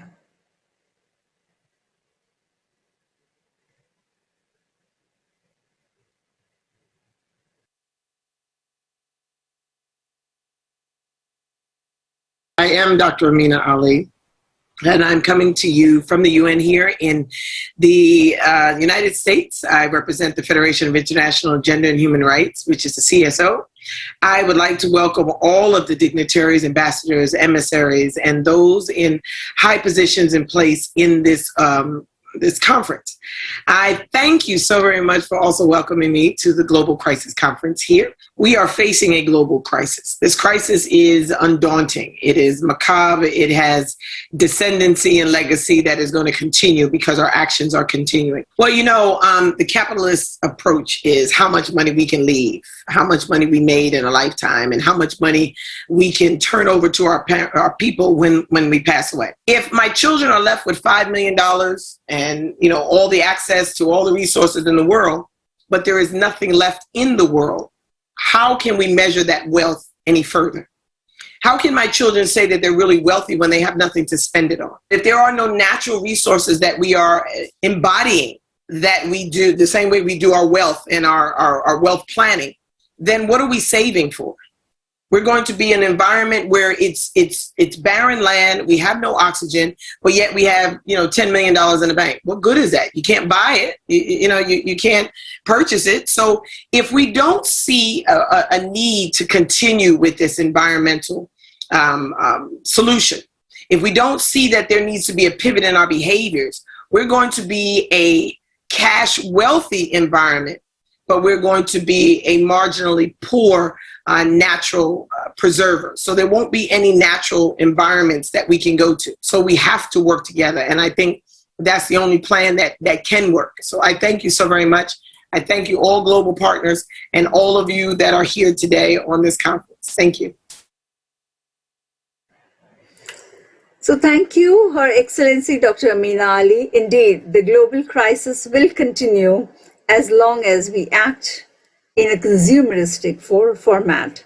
Money won't buy us oxygen, and we have seen that, which won't be available. Nor will we drink clean water if all of it becomes poisoned. There are fewer and fewer resources, and the earth has no time to recover. Science should help us cope with the crisis. As a result, we have alternative sources of energy, but how safe are they for us and our planet?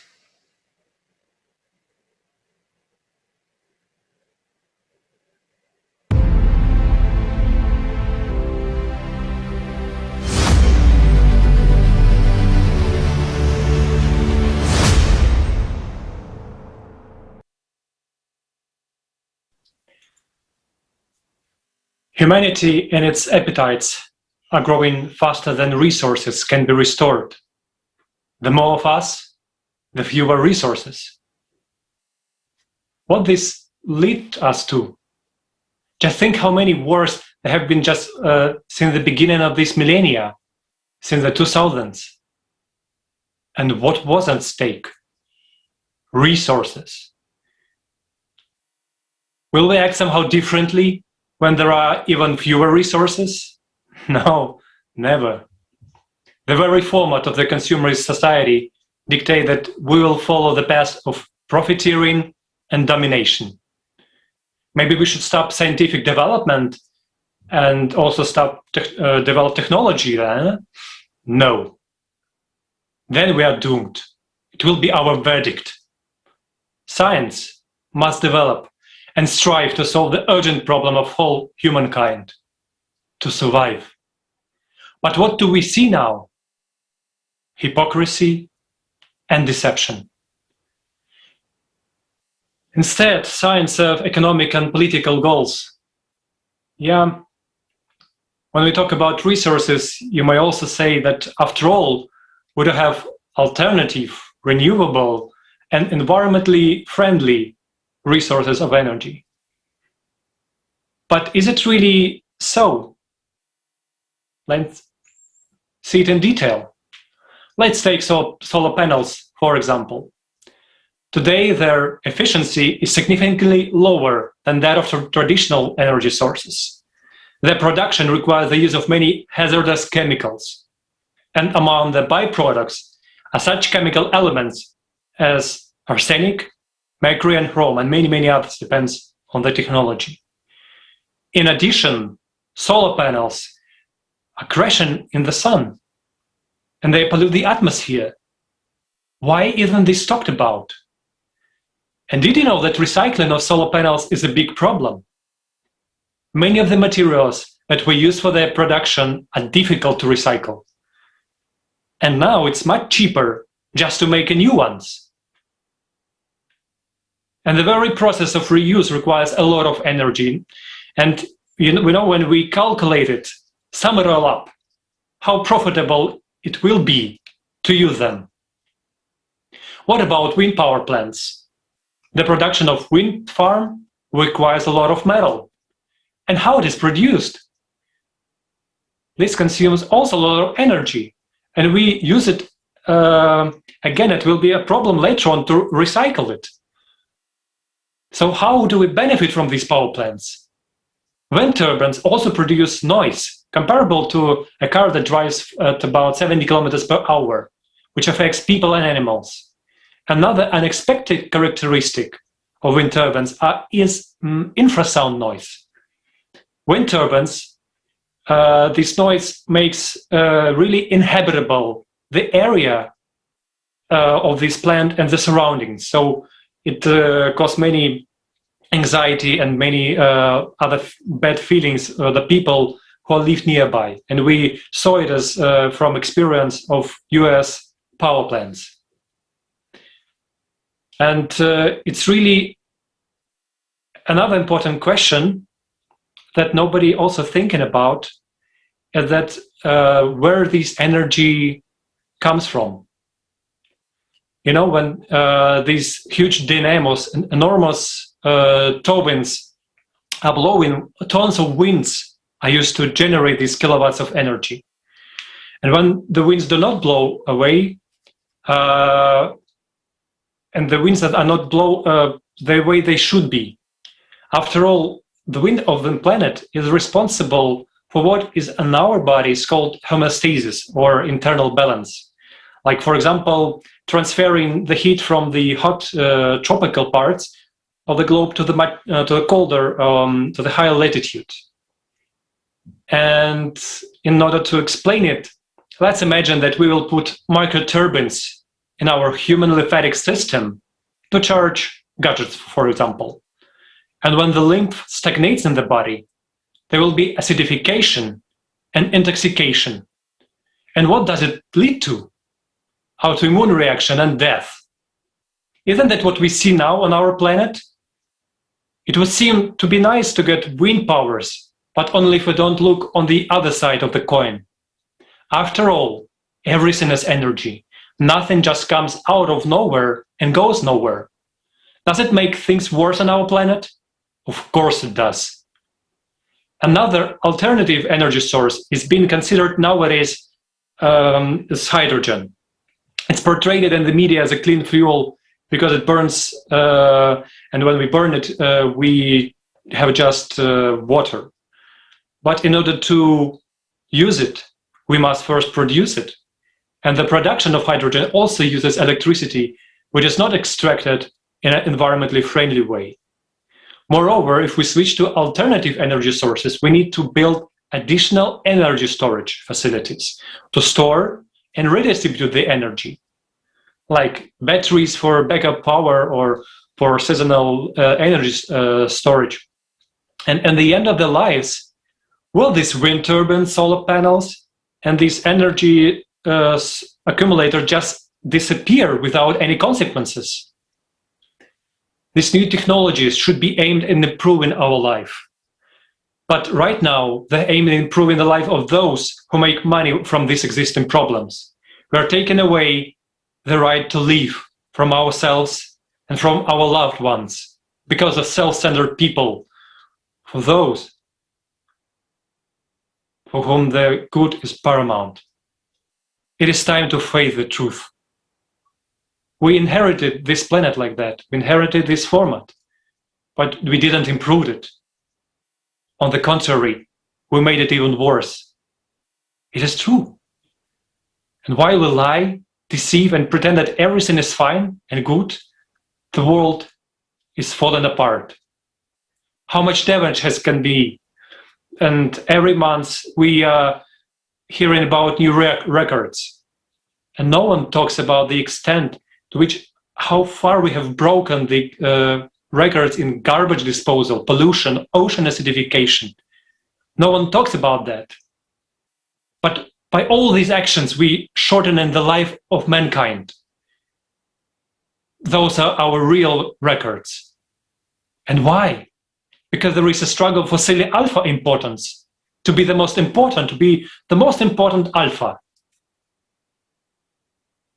So the only way out of this stalemate, of this issue, is to build a creative society.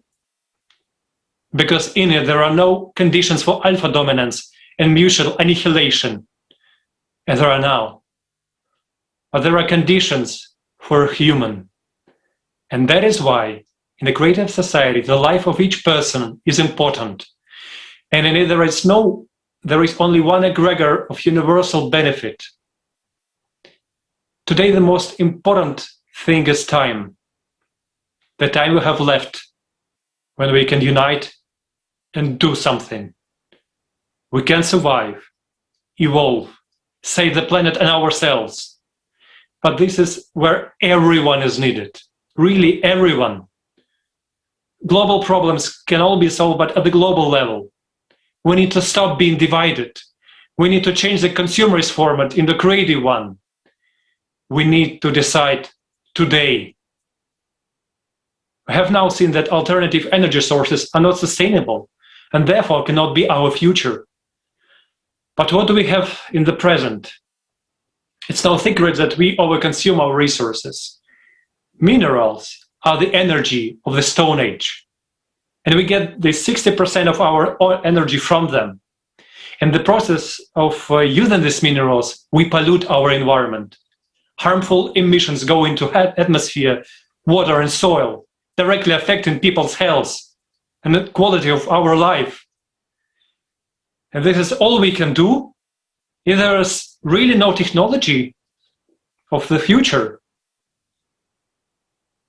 Our next speaker, Sean, will try to answer these questions. Thank you so much, Alex. But before Sean, can I just answer one question we received in our chat? Just reminding, this conference goes live in over 70 languages right now, and people wonder, how is it possible? Who is behind the creative society? Who's organizing all of this? Well, the answer is people. Yes. Can you imagine regular people like me and you and everyone else? We have a regular job. We all make our living out of our normal daytime jobs, and in our free time, we contribute to this project because of understanding how much of importance it is for us, our children, and everyone in our planet. So the answer is nobody and everyone at the same time. This can be you. Yeah, exactly you. The one watching it right now can be the man or woman who is going to make a difference. And now Sean will follow up with a little bit more information about the possibilities of free energy in the future of our civilization. Thank you.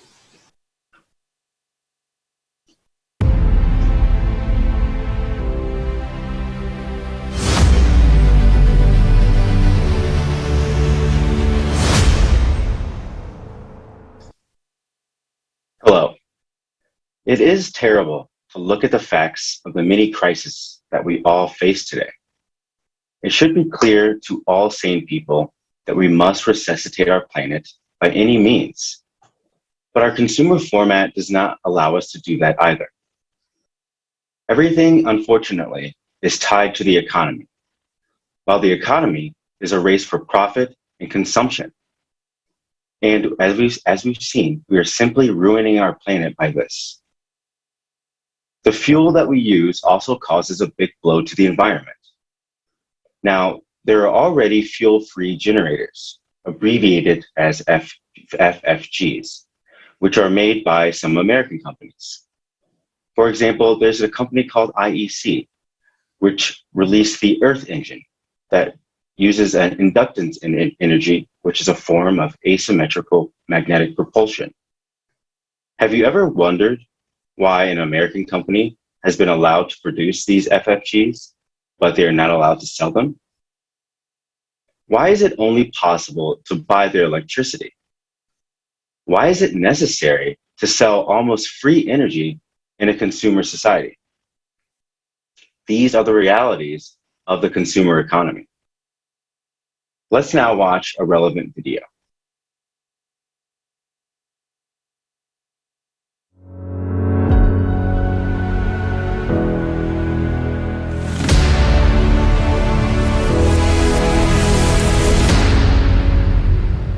The projects of perpetual motors have long been developed.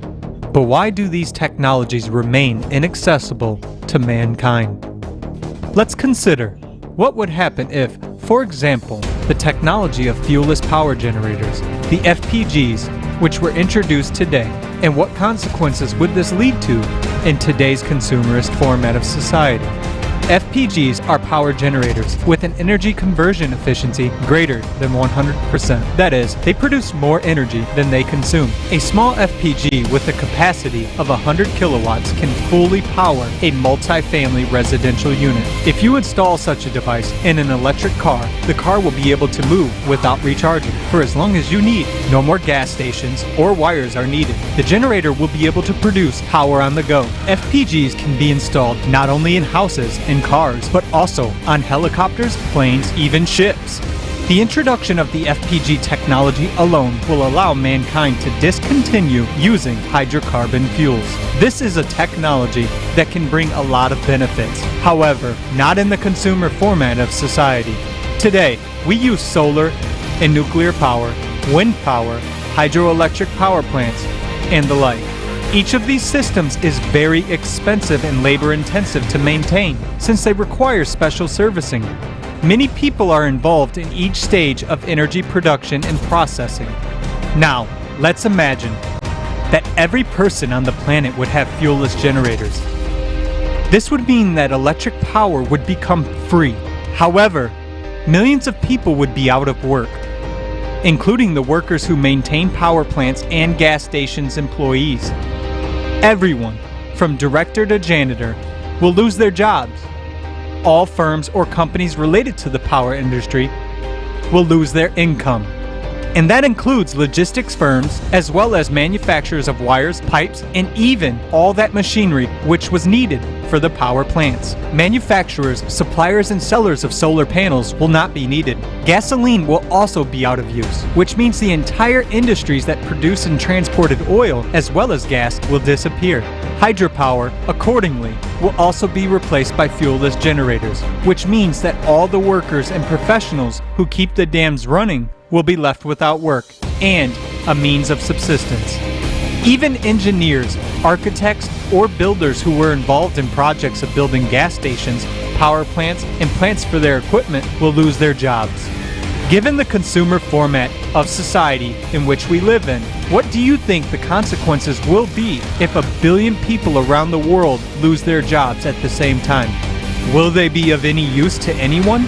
Moreover, this situation will cause a chain reaction. These millions of people will no longer be able to buy goods and use paid services. Goods turnover as well as manufacturing plants will come to a halt. This in turn will affect billions of people who will lose their jobs and means of subsistence. As a result, labor will become cheaper all over the world. This will cause a dissonance in trade and production as well as social tension, increasing the gap in society between the poor and the rich. This gap will in turn cause an increase in crime, racketeering, conflicts, confrontations, and discontent with authorities. People will take it to the streets. After all, hunger is the strongest incentive to commit illegal and inhumane acts. Think about this. All this will lead to chaos. This crisis will affect all countries in general. They will begin to solve problems by force, and this will lead to the deaths of billions of people. After all, in a consumer society, the economy dictates everything. All in all, there is a paradox. The introduction of a simple technology capable of improving people's lives will lead to a worldwide catastrophe. However, it is not technology that is a problem, but the state of society today. In this way, we have considered the scenario of the outcome in the consumer format of society. But there is also another scenario. If we change the format to a creative one, This kind of technology will be very beneficial. In the creative society, the economy cannot become a threat to the lives of millions of people because the value of human life comes first. And all conditions of existence are aimed at improving the quality of human life. Fuelless generator technology will help people take the first steps towards restoring the planet's resources and enable us to manipulate another kind of energy. It will make human expansion to other planets possible, and thus will lead to instant progress and an increase in the human population. But this is another scenario, a choice that has yet to be made by people. As of today, yes, the issue is acute with that very artificial intelligence, which will take jobs from us. Yet, there are a lot of other issues. Introduction of FFGs in the creative society will be acceptable to everyone. From the environmental perspective, and again, no one will lose their job. And even those who don't have one won't become poorer. A simple point. That's why it is the creative society. But what do we get in return? In return, we will get energy sources that will exceed even the capacity of all humanity combined. The amount of power humanity has generated over its entire history is nothing compared to even one device. There are no such numbers. Why? Because an FFG is capable of extracting and generating as much power as we need at any point of the universe. I emphasize, not only on Earth. It was used. Well, that's already the history of the past. Let's not touch it. So, friends, it turns out that what is acceptable and favorable in the creative society is fatally dangerous in the consumerist format. That's why we say that building a creative society is the only option. But in order to build it, all of us need to unite. Even with those who criticize us, because without them we can do nothing. We need to unite with those who want to do nothing and lie on a couch, with those who shift responsibility. Well, let's say, with everyone. Why? Because we are all humankind. And in order for us to build one united civilization and really be able to withstand the present-day challenges, these catastrophic challenges, it's a problem which humanity has never faced before, and we must solve it and get through it. We have only two paths. Either we solve this problem, or we don't solve this problem. If we don't solve it, we cease to exist. This is no longer a fairy tale. This is already being talked about openly everywhere.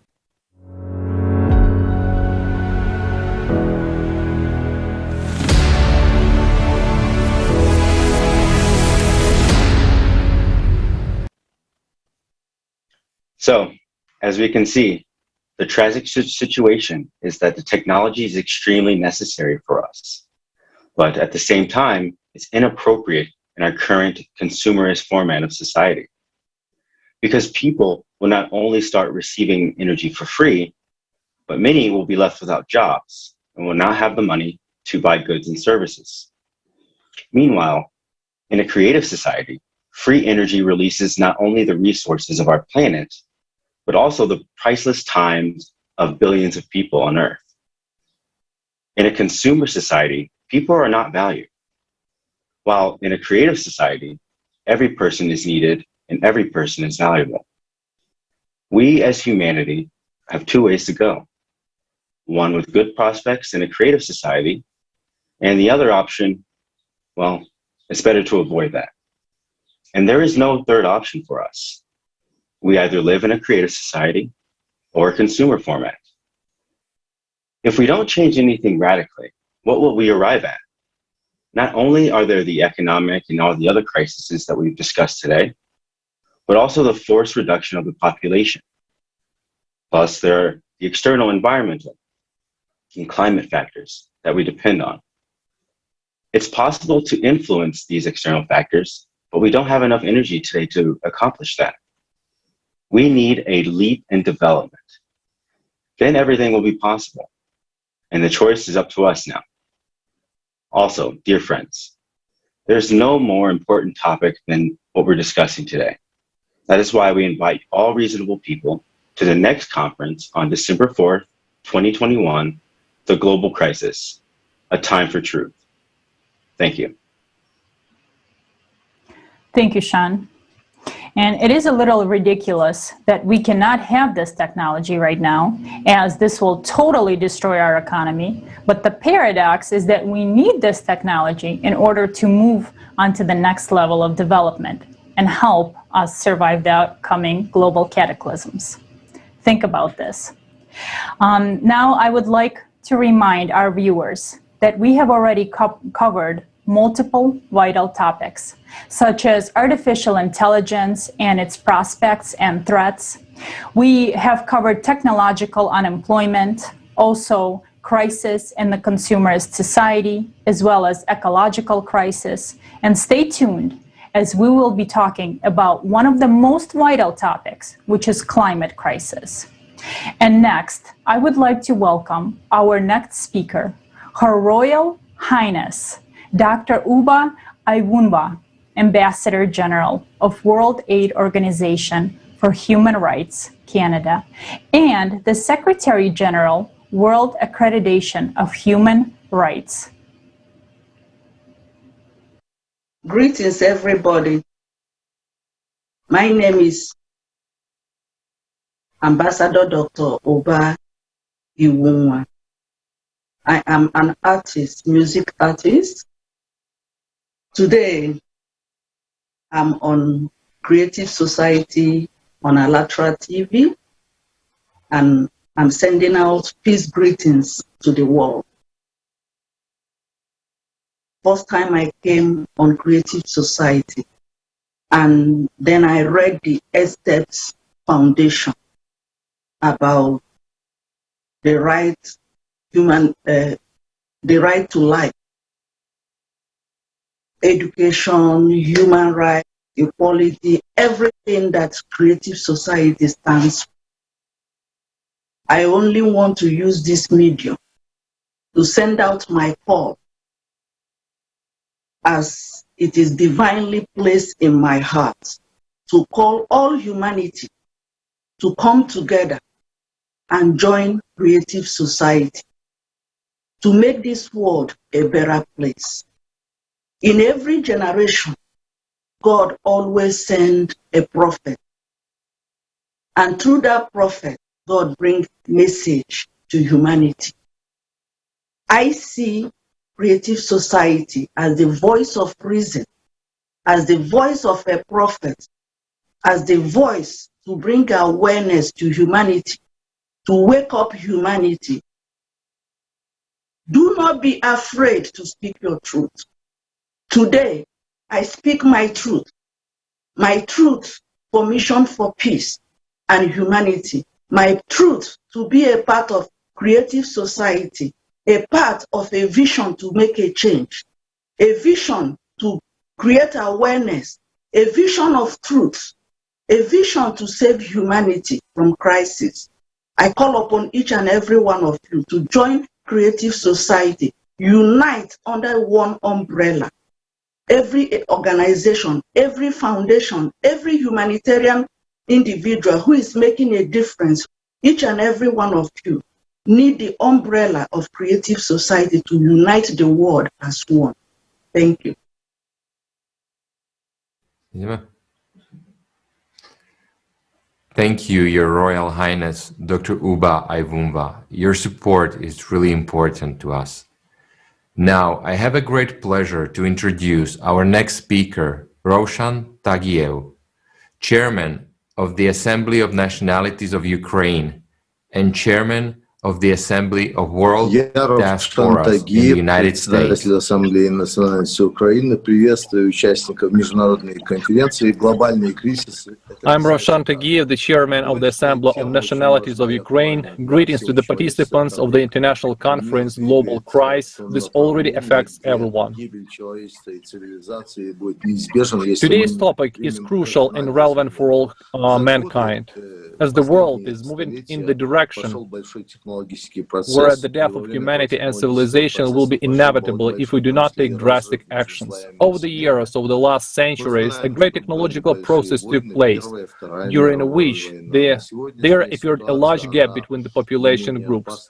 We know that there were great wars, the First War and the Second World War, but the current situation is no less dangerous than the real wars that happened with the use of weapons, since the number of starving and destitute people reached up to 1 billion.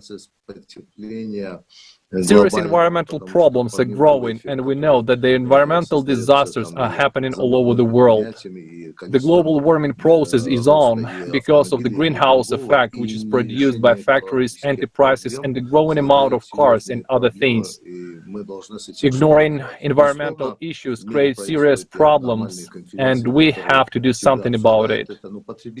Of course, there are conferences in the world that discuss these issues, but the consumer attitude of human society today dominates over the common sense, over the reality, and it is only the movement of the creative society and the unification around the creative society and such international structures as ALLATRA that can give some positive impulse.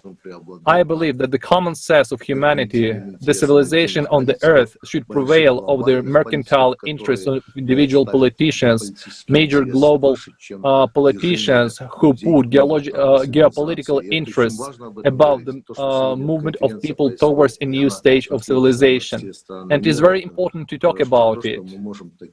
The fact that today the conference is being broadcast to all the countries of the world is great.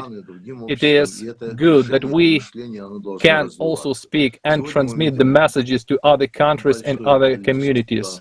And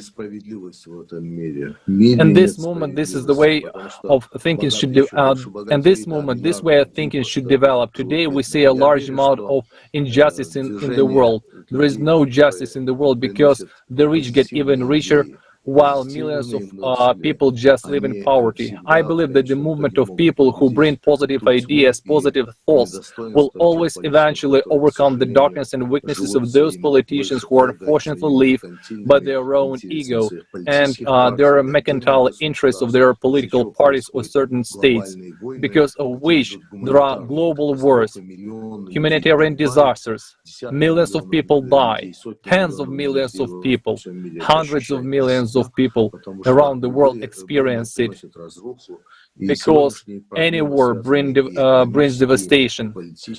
And today's problems are economical and political, environmental and humanitarian. These problems are the most important on the agenda of humanity.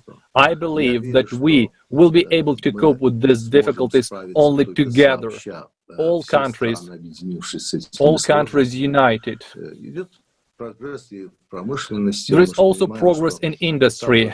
We understand that there were stages of an industrial breakthrough. They take place periodically throughout history, and the so-called fourth industrial revolution, which is being declared today, can also bring both advantages and threats. We should talk about this, and I want to say once again that such conferences as the one being held today are very important, and they carry good messages for both interaction and coordination between people, because human life and human freedom are the most important values. But this should not in any case go against the interests of exactly the same people who are next to us. We people of different nationalities of our planet must unite for it. Thank you, Mr. Tagiev. Your participation and support of today's conference is very valuable to us, and you are absolutely right that those topics that are raised today by our speakers need to be widely publicized at the international level, at the global level, and we are so grateful for your support of the creative society. And the whole world will see today's event. Right now, millions of people from around the planet are with us. Thanks to people's initiative, the broadcast is being streamed on thousands of streaming platforms, local TV channels, and YouTube channels. These broadcasts, thanks to volunteers, has been translated into 72 languages, including sign language translation. Dear viewers, the information we hear now leaves us indifferent. And we are very glad to hear your opinion about the conference. Please send your video, your questions, and your comments to info@allatratv.tv. info@allatra.tv. And I'm happy to introduce our next speaker, Jeffrey Long, Chief Technology Officer, Executive Director at Titomic, a Senior Executive and Technologist in R&D, Research and Development of Advanced Manufacturing Technologies and Implementation of Automated Manufacturing Operations in Australia, Europe, and Asia. Thank you, and thank you, ALLATRA, and greetings, everyone. It's a great opportunity and privilege to be able to speak here about creativity and how that can actually work with industry and actually move towards a creative society for the world. Is it time to explore the sustainability of human life and creating the symbiosis with planet Earth? How do we collectively define the significance of human life and reevaluate the indoctrinated cultural and socio-ideologies that have limited the nobility of our human creative potential? These are thought-provoking questions that see the foundations to explore human creativity as a significant, noble virtue relative to experiencing human life. The world has changed a lot in the last 100 years, and with the current COVID pandemic and looming climate crisis, has the global economy reached its maximum economic potential? What humanity once endeared as significant metrics of a purposeful human life seem to no longer appease the yearning deep within our souls to fill the void of despair that trespasses our minds and limits our creative potential to experience the joys of human life. Traditional top-down hierarchical governance and management structures in our larger corporate and financial institutions are now incongruent with the basic pillars of human life. The corporatized governance of the global economy feeds the nefarious desires of parasitical consumption at the expense of the world's younger generations and their future. The vast majority of humanity is disillusioned by the notable disparity of global wealth and the inequality of debt that enslaves so many people to a life of hardship. As the broken global economy transitions to the United Nations low-carbon global economy, under the guise of a looming climate crisis, who benefits from the elevated debt, the readjustments in the value of assets? We only need to follow the money trail to know. G20 finance ministers and the central bank governors asked the Financial Stability Board, the FSB, to review how the financial sector can take account of climate-related issues. Mark Carney, UN Special Envoy on Climate Action and the Finance and Bank of England Governor, stated, changes in climate policies, new technologies, and growing physical risk will prompt reassessments of the values of virtually every financial asset. Now is the time to ensure that every financial decision takes climate change into account. Humanity is facing the paradox of a transition from a broken global system of economic governance to a tyrannical corporatized elitism under the auspices of a UN climate crisis agenda. Humans are born with free will. However, the vast majority face generational indoctrination to ideologues of limitation that reduce their potential significance to one of deluded enslavement with a simple reward system of monetized consumerism. We must ask ourselves, is the global consumeristic format which we have right now damaging our human potential to experience the yearning of our mind, soul, and spirit to explore the joyfulness of human life? The people of the world have all inherited the legacies of their ancestors, and with each new generation, the opportunity presents itself to create a better future for themselves and their children. The past years, we have witnessed the transgressions of global elite and their broken system of governance and economic control. No longer can monetized consumerism fulfill our purpose in life to explore our humanness beyond the limits of enslavement that our forefathers valiantly tried to transition from to create a better world. The amount of darkness historically created by humanity is enough to make it a metaphor for a noble path of creative empathy to realize humans are the infinite potential of this world. There is division within humanity occurring at an unprecedented level, and the grandest deception of all is that the minority of people with unequivocal trust in corporatized pseudoscience and dictatorial governments are the majority. All great cycles of empires end with destruction, and we are now witnessing the desperation of the hierarchical masters' blatant attempts to maintain control with whatever nefarious method they can. Humanity now has the opportunity to create a bridge towards all the possibilities of human life and to open our minds to the reality that creating all we do with empathy is unquestionably the most significant action of noble grandeur a human can explore and experience. Creative empathy is the most significant virtue of human intelligence, as through the collective observation and perception of reality, it defines a symbiosis that personifies unity. In 2021, as we explore new horizons of hope and the opportunity for humanity, we are seeding a congruence of collective intelligence to create new foundations for stability and sustainability through the noble intent of people's empathy to build a creative society. Each of you individually contribute to creating the potential for global change framed within the focus of your life's intent. Humans cognitively manifest their present reality and contribute to the collective reality by the intent of their actions that they have created. To create unity from division, we must not react to people's delusions of perceived significance and moral superiority, as they know only what they know. Human empathy lets one observe others' realities and not be entrapped into the vortex of reactive engagement, but instead express wisdom with the sole intent of unifying all of humanity.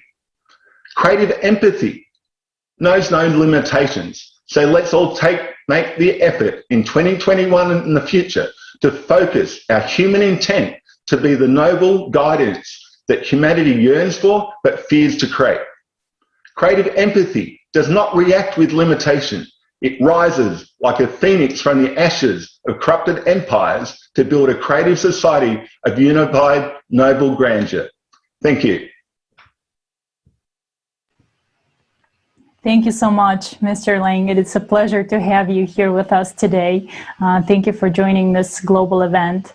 And I would like to talk about this, one of the key problems of today, is that not all the people on Earth actually understand that we can survive only through unification at all levels. Unity at all levels means that we, as humanity, should become a single whole. And it's important to realize that separately in disunity, we're not able to solve these problems. For example, let's take UN, showing that even this large organization cannot solve urgent problems, not to mention global climate challenges, which we will face in the near future. Let's look at the results of their activities together. We will refer only to some data. For instance, there are 17 Sustainable Development Goals, also known as the Global Goals. They were adopted in 2015 by the UN General Assembly as a plan to achieve a better and more sustainable future for all. They committed to end hunger by 2030. This means eradicating malnutrition for all. And according to the report prepared by the experts of several UN institutions, including the Food and Agriculture Organization, UNICEF, the World Food Program, and the WHO, in 2020, the number of people threatened by hunger has increased by 118 million and reached 811 million. By the way, the UN declared this year, 2021, to be the year of hunger. And you can see this on the graph as well. Also, the UN chief stated that we have failed to enforce a basic human right.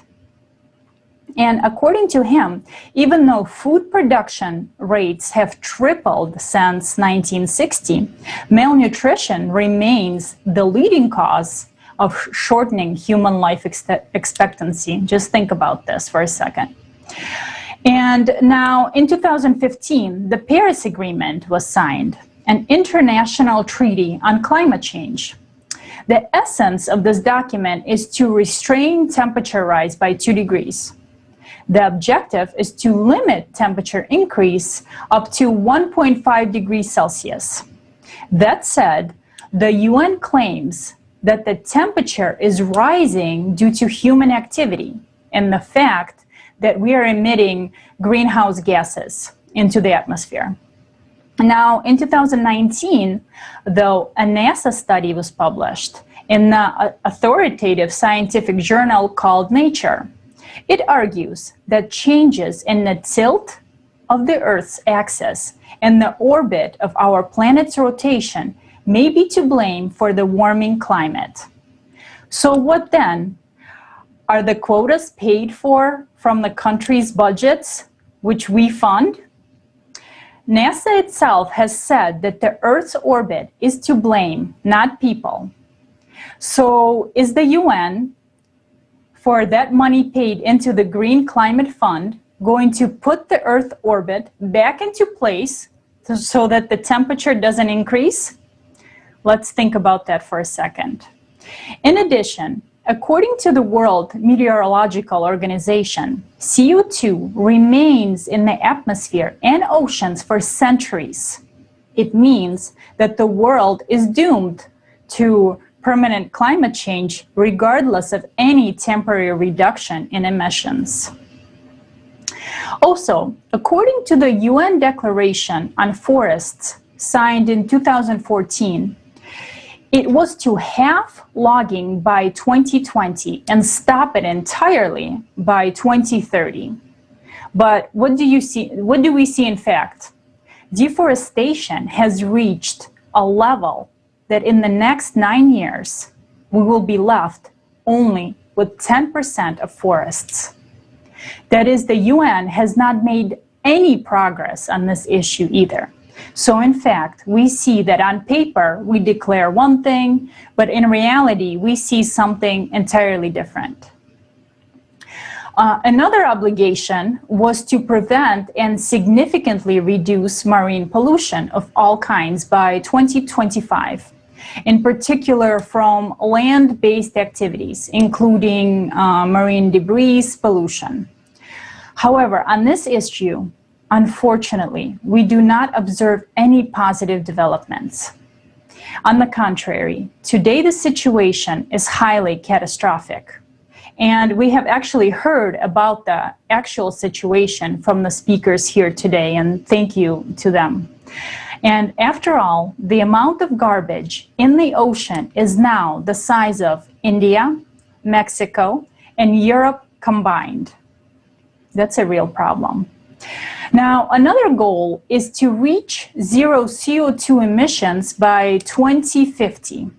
To achieve this goal, global carbon emissions must be reduced by 45% by 2030 compared to the levels of 2010 and must continue to decline sharply. But as we can see from the graph, hopefully you can see the graph on the screen, the situation is fundamentally different. There is a rapid growth of carbon emissions.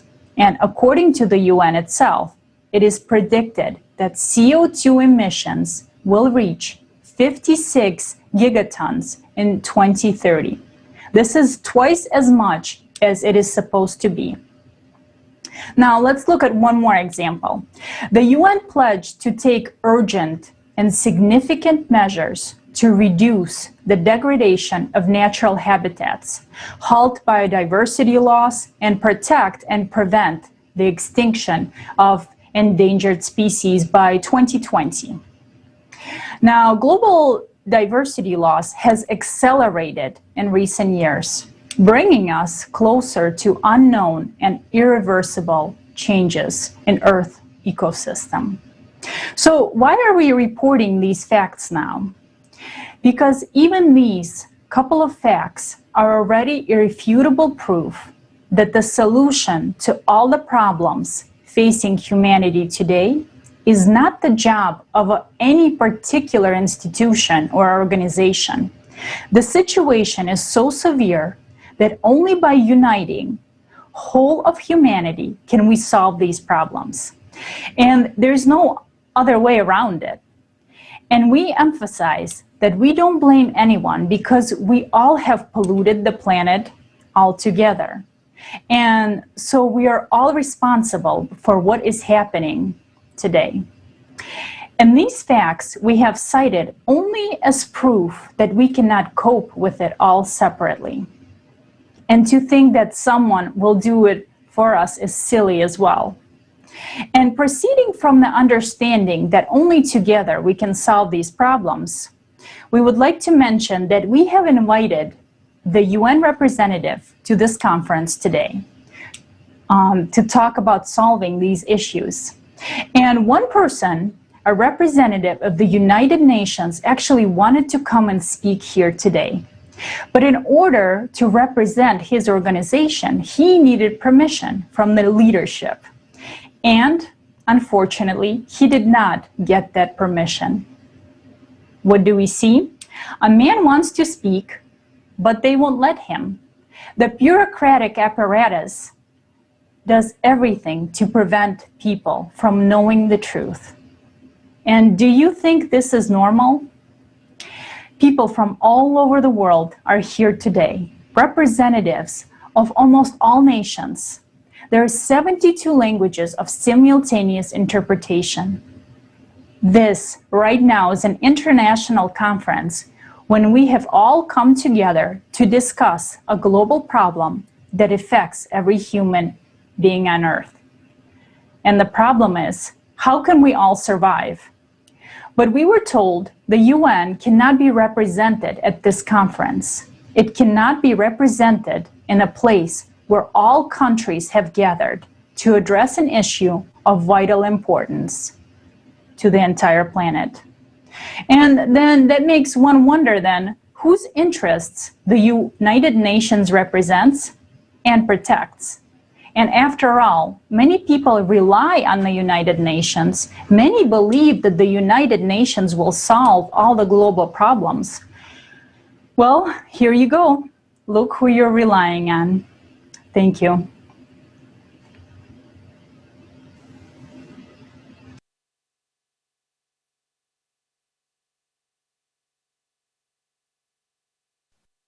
Hello, dear friends. Again, it's my honor to speak with you. We see the bitter truth, and you have come to understand why the world is in such a state.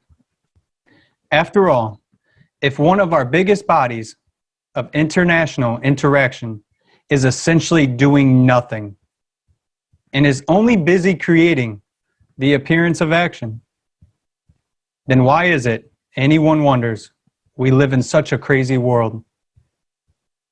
The only thing the UN is good at is telling tales. Here, there was a real opportunity to tell the truth. Why not go out to people and tell it just like it is? But they say they can't. Isn't the UN, as an organization, supposed to represent interest of nations? So look, people have gathered. Look at all the platforms. You, people, the UN represents. And yet you, the UN, cannot be here. And there are far more United Nations here today than there are United Nations as an organization. And yet you can't be here. Who can we hope for? They say it's all not consistent with the UN. And you guys tell me, what and who is? We're nobody? Are we scum? Are we not worth talking to? And not even one representative can officially come and tell the truth. So what? Are they cool extraterrestrials? Oh, and we're the lowlives. You guys are familiar with this. Are we plebes? And this is the first chance in history for them to really perform amongst people. But they're scared. How will they answer our questions if they can only tell stories? They can't. In fact, they're just in business under a big sign. Simple, yet trivial business. A simple example, they trade in quotas and make a lot of money. And how does this affect our lives? The Kyoto Protocol, the Paris Protocol, has something stopped? Has it slowed down just a little bit? In fact, billions have gone down the drain, rather into someone's pocket. But we know this, and that's their problem, on their conscience. We have a simple question. What changed on this planet? Have you felt better? Is it easier for you to breathe? Your family? Has the crisis or destruction stopped? Has CO2 even been reduced? No.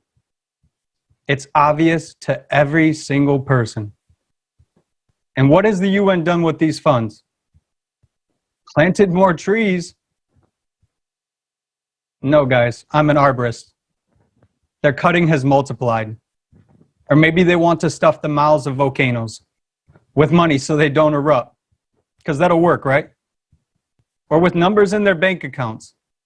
Do they want to stop the glaciers from melting? Where are results from their work? Let's look at action, not empty talk.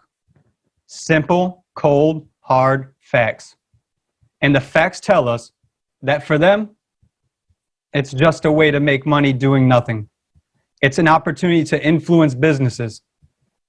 We all get it, and we all see it. But the issue here is different. The issue today, as has been said by every single speaker, is the survival of all people on this planet. All of us. They make decisions. Working groups are created. They allocate a lot of money, adopt resolutions. But do these resolutions change anything? Give an example of at least one natural disaster, one extreme weather event that a resolution has stopped. Nature doesn't care about your resolutions, people. Where's the salvation of our planet? And what do? Us people, you, I, and everyone watching. We continue to litter more, dump more, consume more, and destroy our environment. But only internal factors. This is the order in our house. It depends on us. But there are also external factors, and we pretend that they do not happen. As if the cyclical nature of global cataclysms does not exist. As if these are all fairy tales. But these are not fairy tales. You've seen it today. This is the harsh reality of our days, and everything is just starting to gain momentum. And we are not at all ready, even for what is already happening right now, all around us. And this is just the beginning. Literally the beginning, guys. After all, while we were being lied to and told fairy tales, watching TV, we were losing the most precious thing of all time. And continue. And we were losing the most precious thing of all. Time. I had to say that again because that's how important it is. And we continue to ruthlessly destroy the planet. And now we can all see where this has led. What a stupid world we have created, where people themselves lie to themselves and lie to everyone instead of facing the truth, and jointly solving a common problem?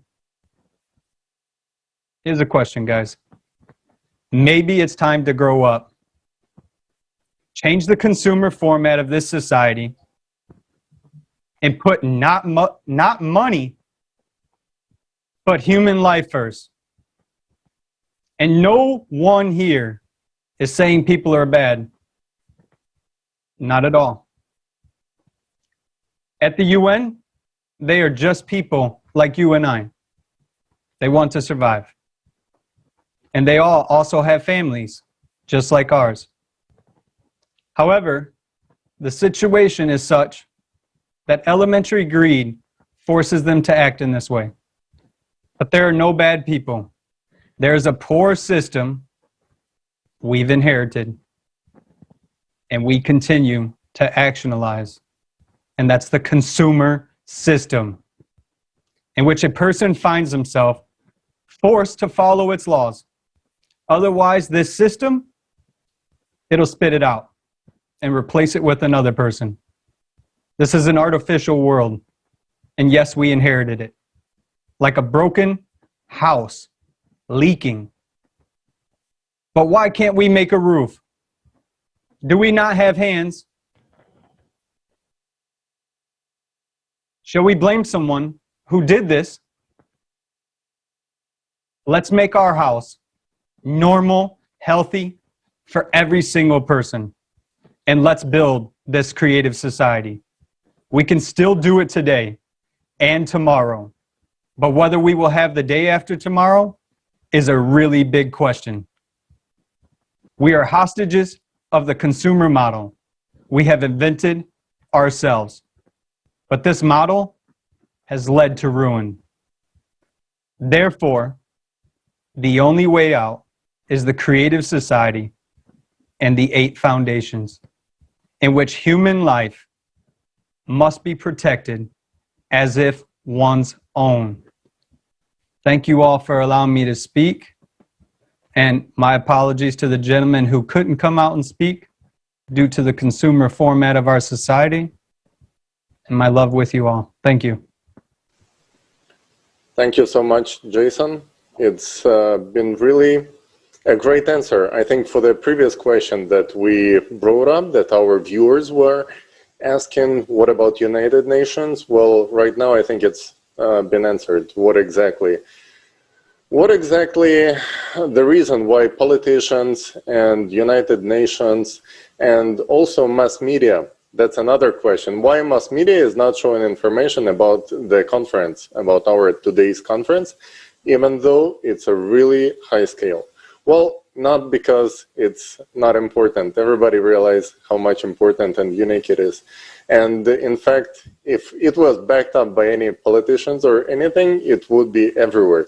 If anyone else could do anything like this, it would be on the media, but not this one. Why? Because topics we bring up here, they are not comfortable. They are really tough. They go against the agenda of many consumeristic organizations which are working just for the profit. And in this conference, we put life, human life, on the first place, not the profit, not someone's private small interest. And of course, we're not gonna see them talking about it until we gain the momentum big enough, then it's gonna be hard to keep it unnoticed. But we have to do it. We don't have to wait for any celebrities, United Nations, politicians to come and do it for us. Let's take personal responsibility. So thank you so much, Jason. Thank you so much, Olga. Thank you all the participants and all the viewers for your activity, your comments. It's really important. And now let me pass the floor to Robert Mikita.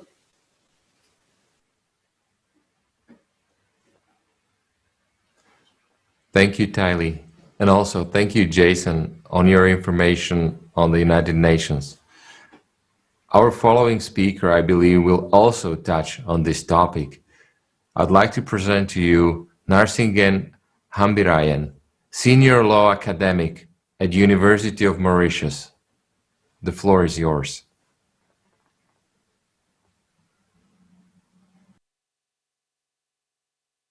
like to greet all the participants for this conference. I think it is a very good initiative. We human beings, we are not drawing the lessons. The sort of space tourism is a big thing. So it's a paradox for me. At the same time, we are seeing that rich people, in spite of people suffering during the pandemic in developing countries, and even in the US, so many people have died. In Europe, so many people are dying. Unfortunately, we are not drawing any lesson. And this is very symbolical, where people right in the peak of a pandemic, in the peak of economic crisis, some people, the well-off, very well-off people, are going in space for tourism, still again abusing nature, causing a lot of pollution. The World Trade Organization. I've been attending these meetings as a negotiator for my country and also as a trainer for the WTO. It's very sad that there has been almost a sort of total collapse of the multilateral system at the level of the WTO. We've seen a collapse of the UNESCO. We've seen a collapse, almost a collapse of the WHO. In spite of the fact that the WHO has promised vaccines to developing countries, nobody is respecting their undertaking at the level of WHO. So it's very unfortunate. How do we expect a sort of world governance if the major players don't want to play the game? Unfortunately, very often the major players, they themselves, they are not complying with principles of international law, with treaties, with conventions, with protocols attached to the conventions. So that's very unfortunate. Thank you, Mr. Hambirajan.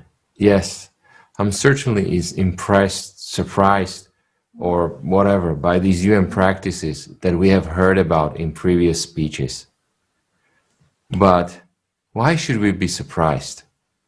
Many times we have witnessed how UN draws the wrong conclusions from scientists' data, legally defending itself by showing the reports on the basis of which billions were written off, and the carbon dioxide that explains the cataclysm is this false data.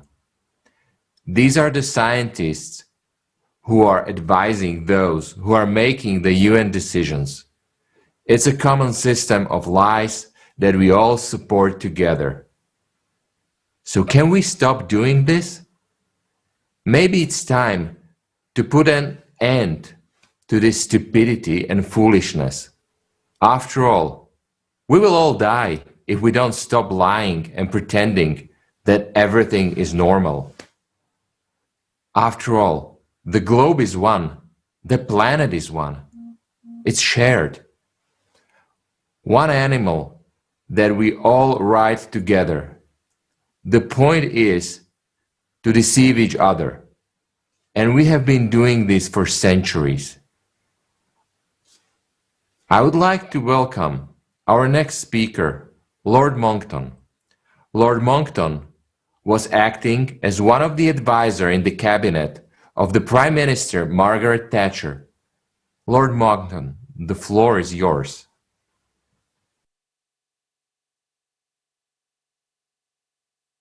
Good day to everyone all around the world. My name is Christopher Monckton, Viscount Monckton of Brenchley, and I've been asked to give you a brief outline of the reasons why you don't need to worry about rapid, dangerous, man-made global warming. The global warming scare is based on predictions of large amounts of global warming caused by our emissions of greenhouse gases.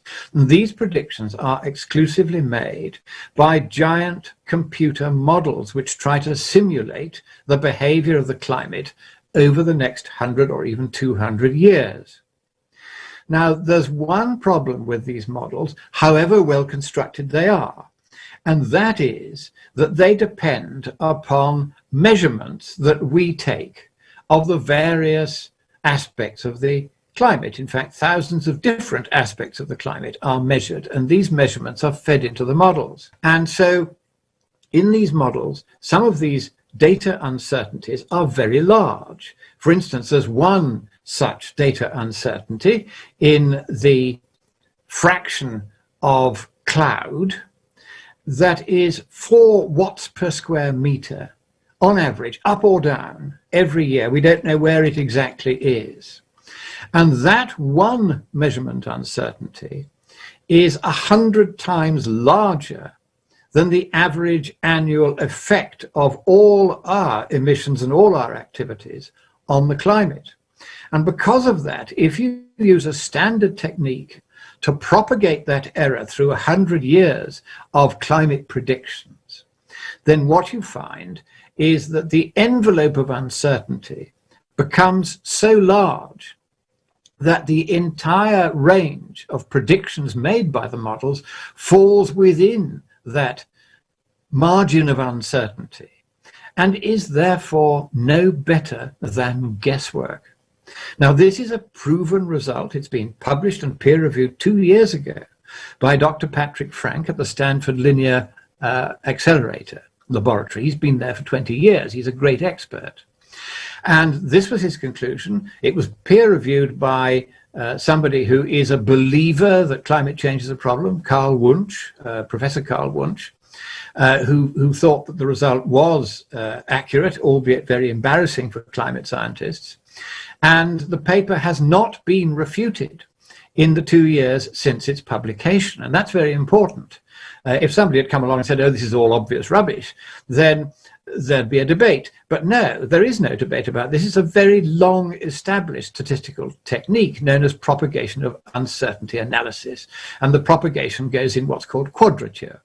So that means that the climate models, however big, however expensive, however elaborate, however correctly constructed they may be, however faithfully they might in theory represent the climate, they cannot make any predictions whatsoever that are any better than guesswork. They can tell us nothing, and I mean nothing whatever, about how much global warming we may cause. So that is proven result number one.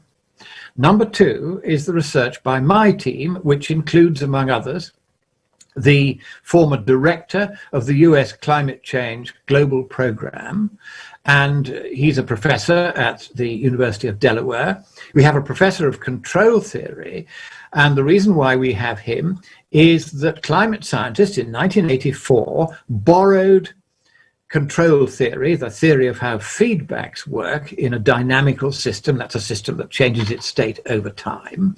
And when they borrowed it, they didn't understand what they'd borrowed. This is a big problem in the sciences now. It's a catastrophic error at a vital point in their calculations. They forgot that the sun was shining.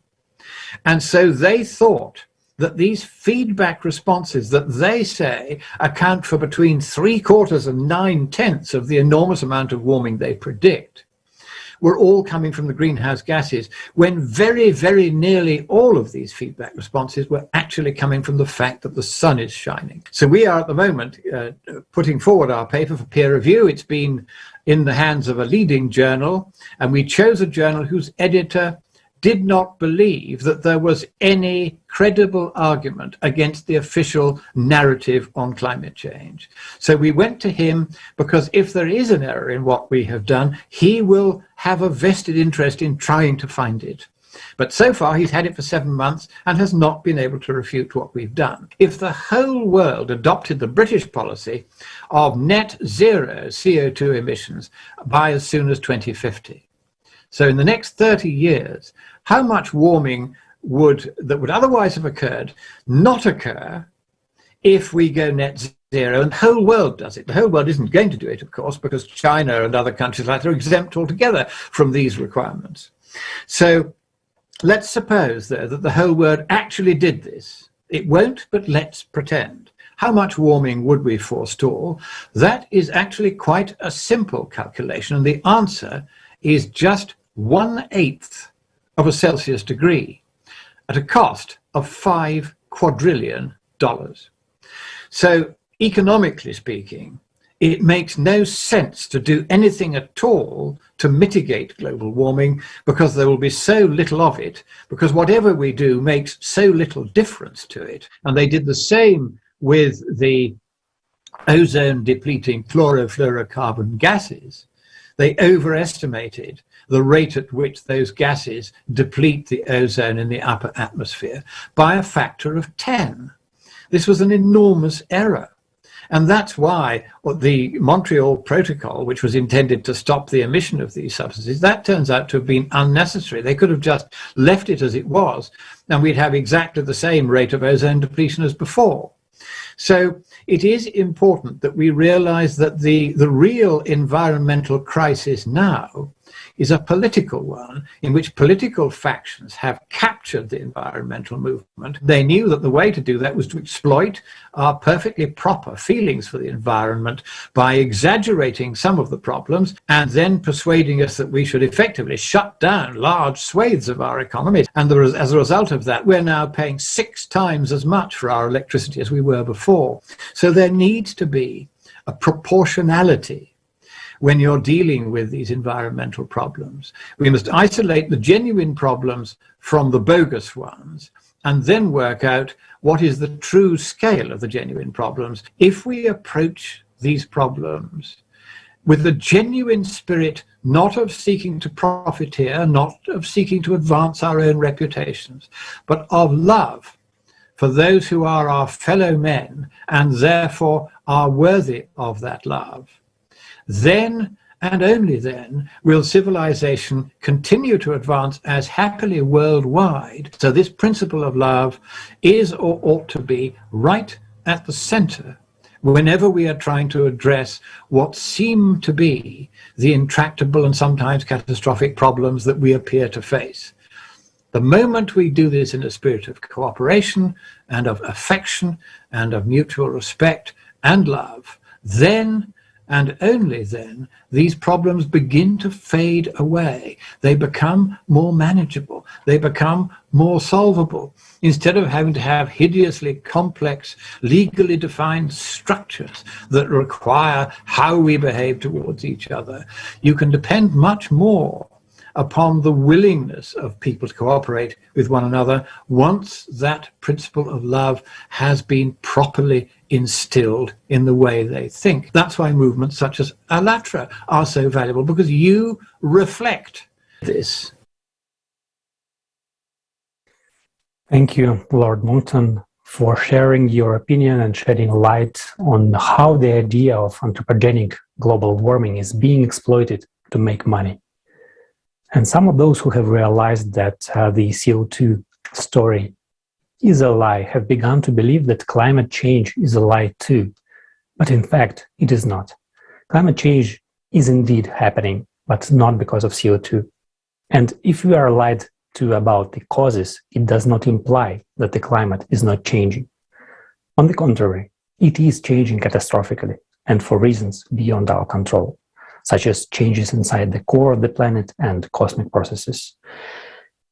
But unfortunately, this information is not being shared with people. So it is really tragic that people do not know the truth and thus do not understand the real causes. Thank you.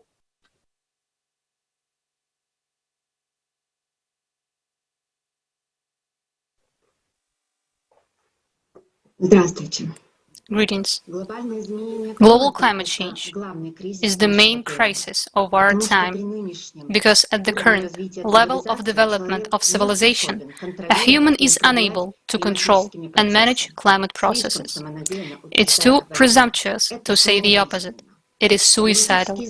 Climate change is already affecting the health, economy, and migration of people all over the world. Millions of people are dying. In Italy, where I live, the climate has changed dramatically. In recent years, in our country, climate records have been set one after another. We have abnormal heat in February, record of cold in spring, and heat in summer. There is no clear change of seasons anymore, and frequent water tornadoes are shocking. In Milan, in the middle of summer, giant hailstones fell. These are huge pieces of ice that break cars and roofs of houses. But what should people do if hail suddenly catches them in the street? It is not the first year that I've been actively studying the topic of climate, and I can say with confidence that climate anomalies are already affecting all people on the planet. Heavy torrential rains caused a tragedy in China, where people were killed in a flooded subway because they were simply locked in the carriages. Historic heat of 49.6 degrees Celsius hit Canada and provoked wildfires, destroying everything in its way, including settlements. Sudden temperature differences in the United States, when during the day a 30-degree heat turns into a frost and destroys the crops. In France, in the middle of summer, people were forced to take shovels, driving out snow-removing equipment and remove hail piles 60 centimeters in height. In Indonesia, more than 1,400 natural disasters occurred in the first half of 2021 alone. I would like to appeal to everyone who is watching this conference. Do you really think that nothing is happening with the climate? Or do you think that it won't affect you? I will continue.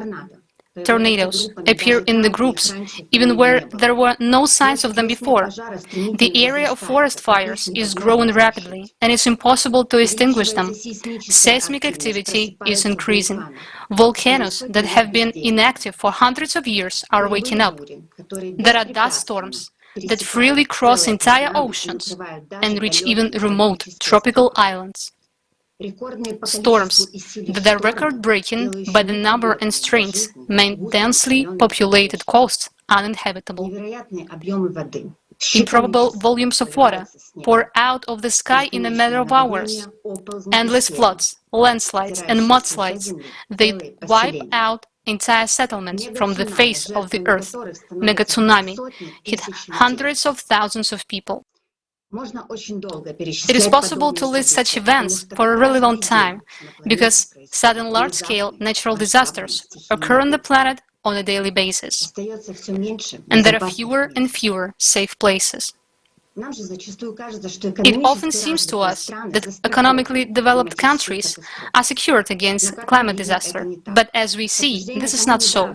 There's confirmation to that the recent devastating floods in Europe that took lives of more than 100 of people. Before the forces of nature, all of us are equal, and we have nowhere to run. ALLATRA science researchers warned us as long ago as in 2014. The report on the problems and consequences of global climate change on Earth, effective ways to solve these problems, was published 7 years ago, when we were at the first level of climate change. We had an opportunity and enough time to quickly take necessary measures and save human lives. But unfortunately, humanity had missed this opportunity.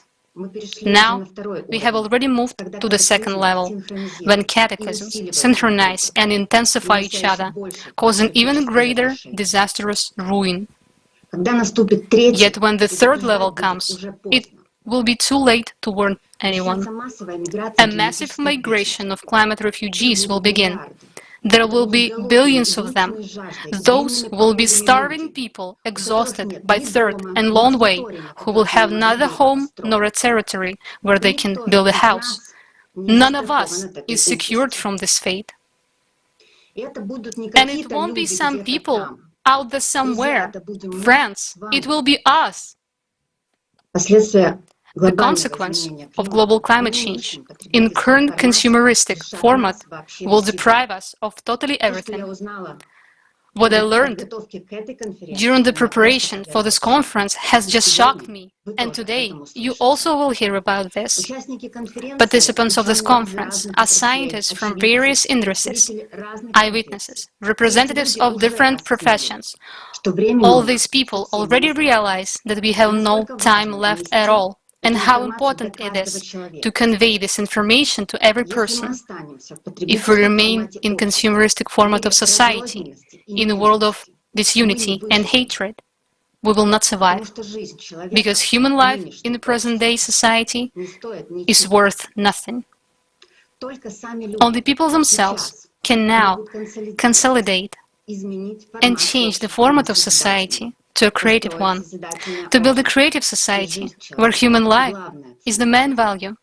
But this is possible only with participation of each person. Thank you.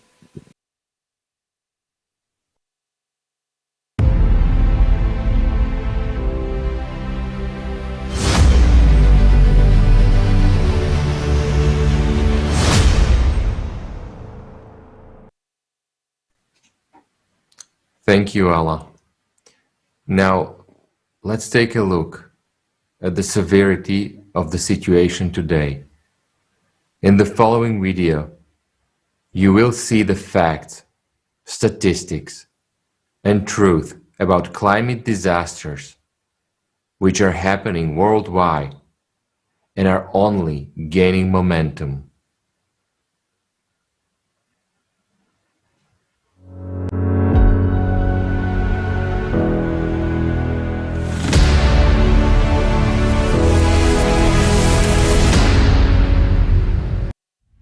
Summer of 2021. Fires, floods, hurricanes, and abnormal heat waves. What is happening to the planet? You are used to hearing that global warming on the planet is due to human activity. The truth is, the problem is much more global than that, and it is rapidly gaining momentum, and there is nothing we can do to control it. The reasons for what is happening are within the planet, which has entered a period of global cataclysms.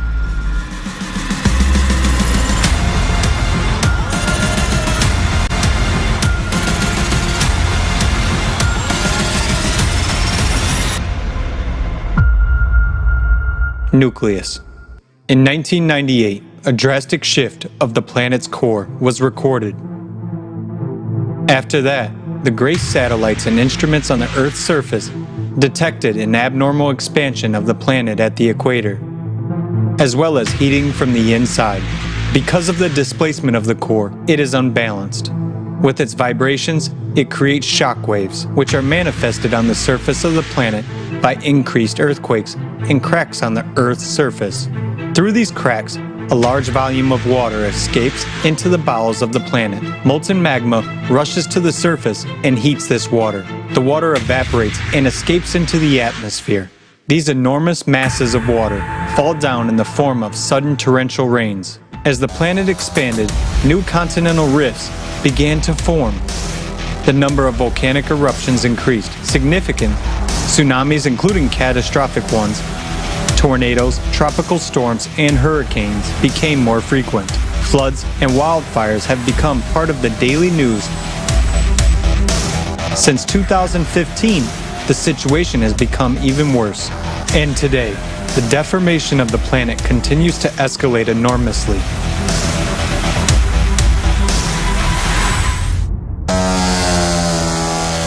Earthquakes. Earthquakes with magnitudes greater than 8.5 have increased dramatically over the past 20 years. Since 2003, synchronization of seismic noise began, which means that the Earth is preparing for a mega earthquake. According to scientists, it will occur in the Japanese archipelago and will have a magnitude of more than 10. Which is 32 times stronger than the 2011 Tohoku earthquake of magnitude 9. Entire countries could disappear from the face of the earth at any moment. Volcanoes. Since the beginning of the 20th century, the number of powerful volcanic eruptions has doubled as a result of growing internal energy of the planet. There has also been a steady increase in the strength of eruptions and the amount of ash and lava that has been released. Today, about 600 million people live near active volcanoes, capable of destroying entire cities at any moment.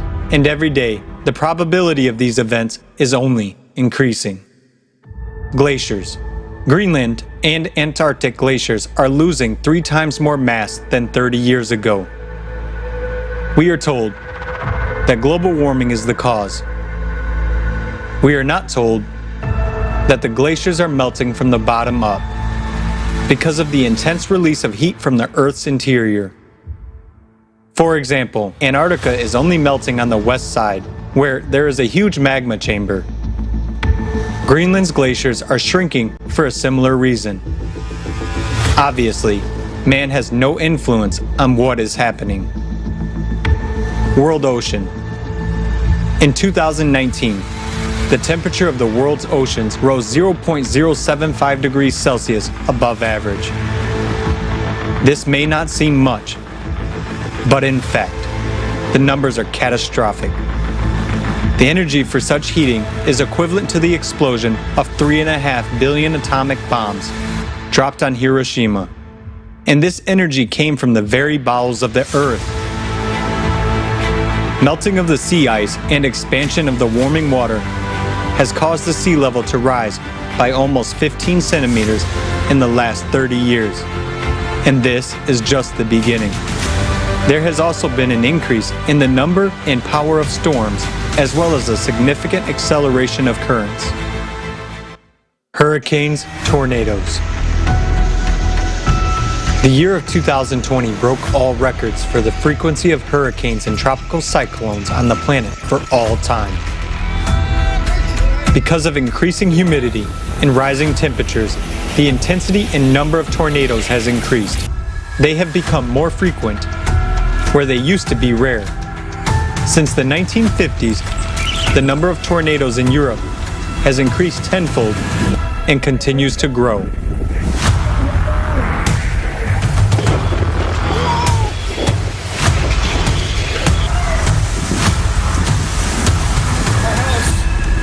It's freaking destroyed, Josie! Temperature anomalies and records. According to the data prepared for the IPCC report on climate change, over the past 140 years, the average temperature on the planet has risen by 1 degree Celsius and by 3 degrees Celsius in the Arctic. And we can already see the catastrophic consequences right outside the window. The period since 2000 has accounted for 19 of the 20 hottest years on the planet in the history of meteorological observations.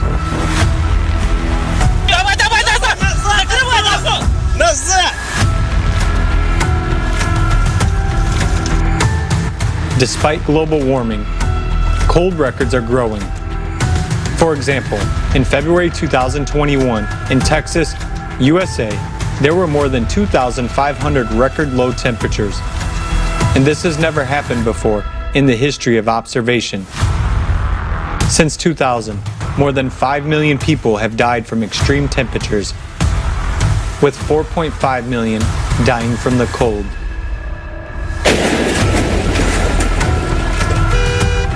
Also, temperature extremes of up to 40 degrees have begun to occur with increasing frequency. Even machinery, not to mention humans, cannot withstand such surges in a short period of time.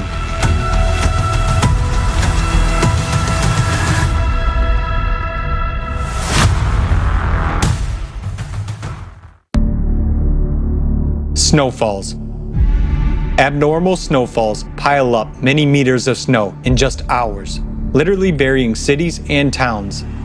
They appear suddenly in uncommon places, such as rainforest and arid deserts. Hail. Hail has also become abnormal. Because of the temperature rise, hailstones become huge and spiky. A diameter of 2.5 centimeters is already considered large, but nowadays, during storms, chunks of ice the size of a baseball or larger fall from the sky onto people. Such pieces of ice can fall at a speed of up to 160 kilometers per hour. Hail destroys crops, damages infrastructure, and poses a direct threat to human life. Floods. Floods are one of the most common natural disasters that are also growing in strength. 60 years ago, only 8 major floods were recorded per year. However, in 2020, this number increased by 25 times and totaled 201 cases. Moreover, they began to occur synchronously, affecting several countries at once. According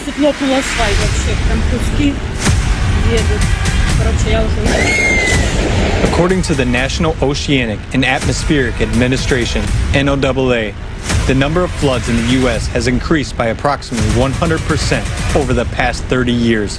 Between 1998 and 2017, floods affected more than 2 billion people worldwide. There's so many people dead. Lightnings.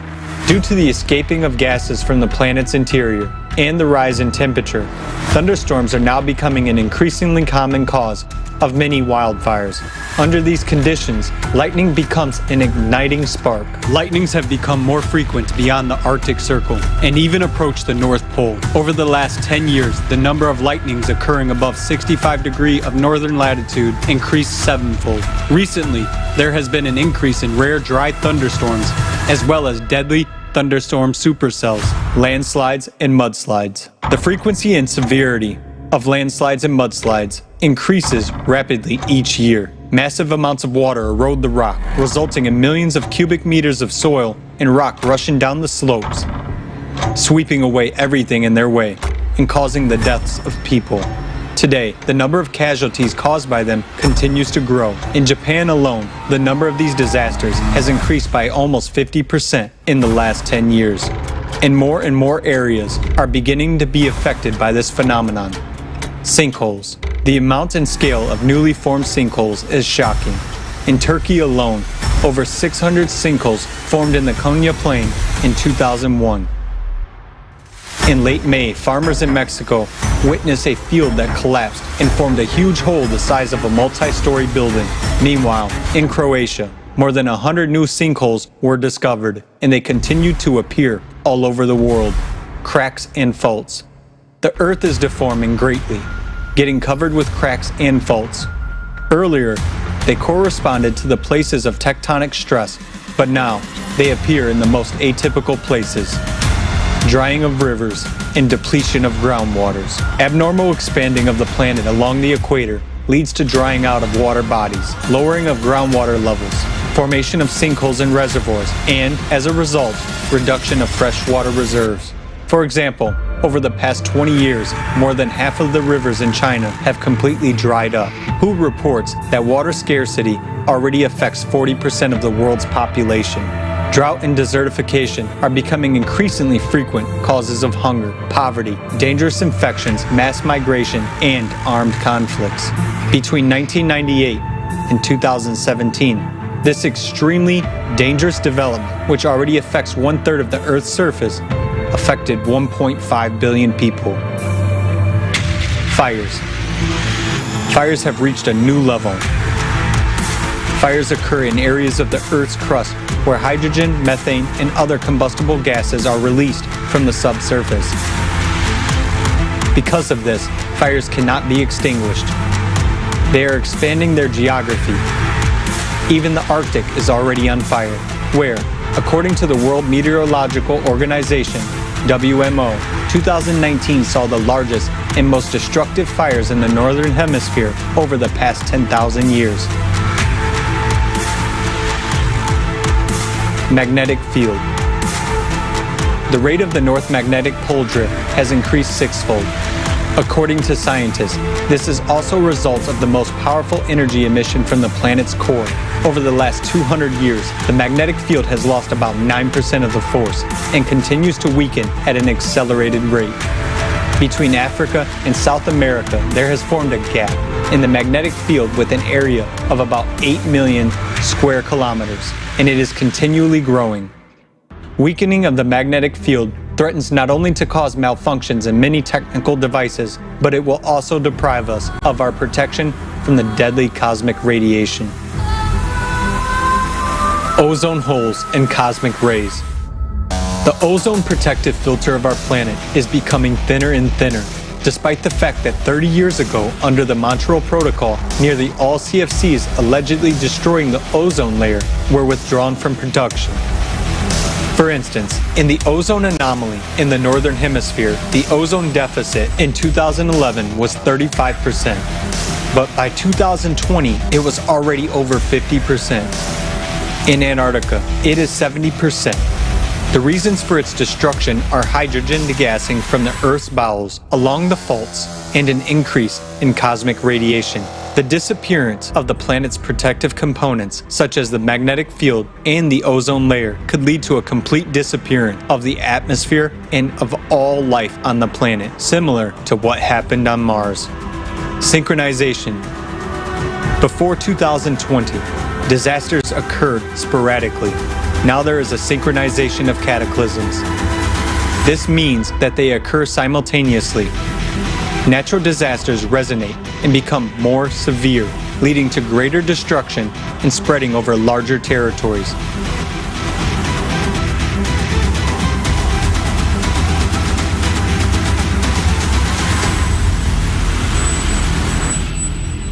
Today, the Earth is literally burning beneath our feet and collapsing right under us. We are already seeing millions of people who are not welcomed, forced to wander in search of food, water, and habitable land. And tomorrow, we will all be among them. Are you ready for this? Until now, humanity has been in a state of death-defying consumerist slumber. This is the only way to explain that while seeing the agony of our planet with our own eyes, we don't want to admit that this could be the end of our civilization. However, we still have a chance. One last chance.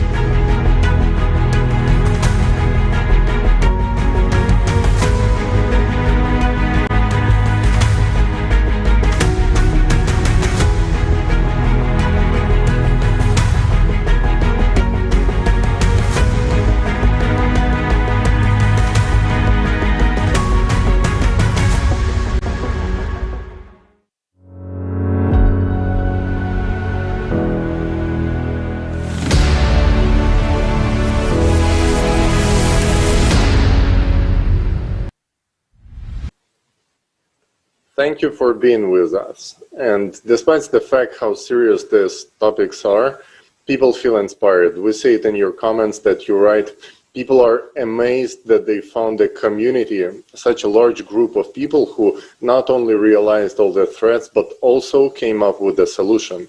Why creative society? Because that's the only way to create conditions to unite all our technological potential to come up with a real high-tech solutions to make our potential work for the benefit of all of the society. So please, everyone who's asking in the comments, and we see a lot of them, what to do, go to ALLATRAunites.com, press join us button, and find a way to share this information with everyone you know. Thank you. For the next, before I pass the word to Alex, one more thing. For the next week, we're going to have roundtables, so this is gaining momentum. Let's share this and let's connect during the roundtables as well. Thank you. Alex? Thanks, Tali. Yes, I would like to remind and just make a statement what you can think about. That as humanity, we have a great potential, real scientific potential, technological potential, but this potential can start flourishing only in creative society, because there will be conditions for that. There will be time and resources, everything will be created in order to use this potential at its highest level. We have intensively discussed it on ALLATRA TV video, so you can visit it and watch this topic in details. Thank you.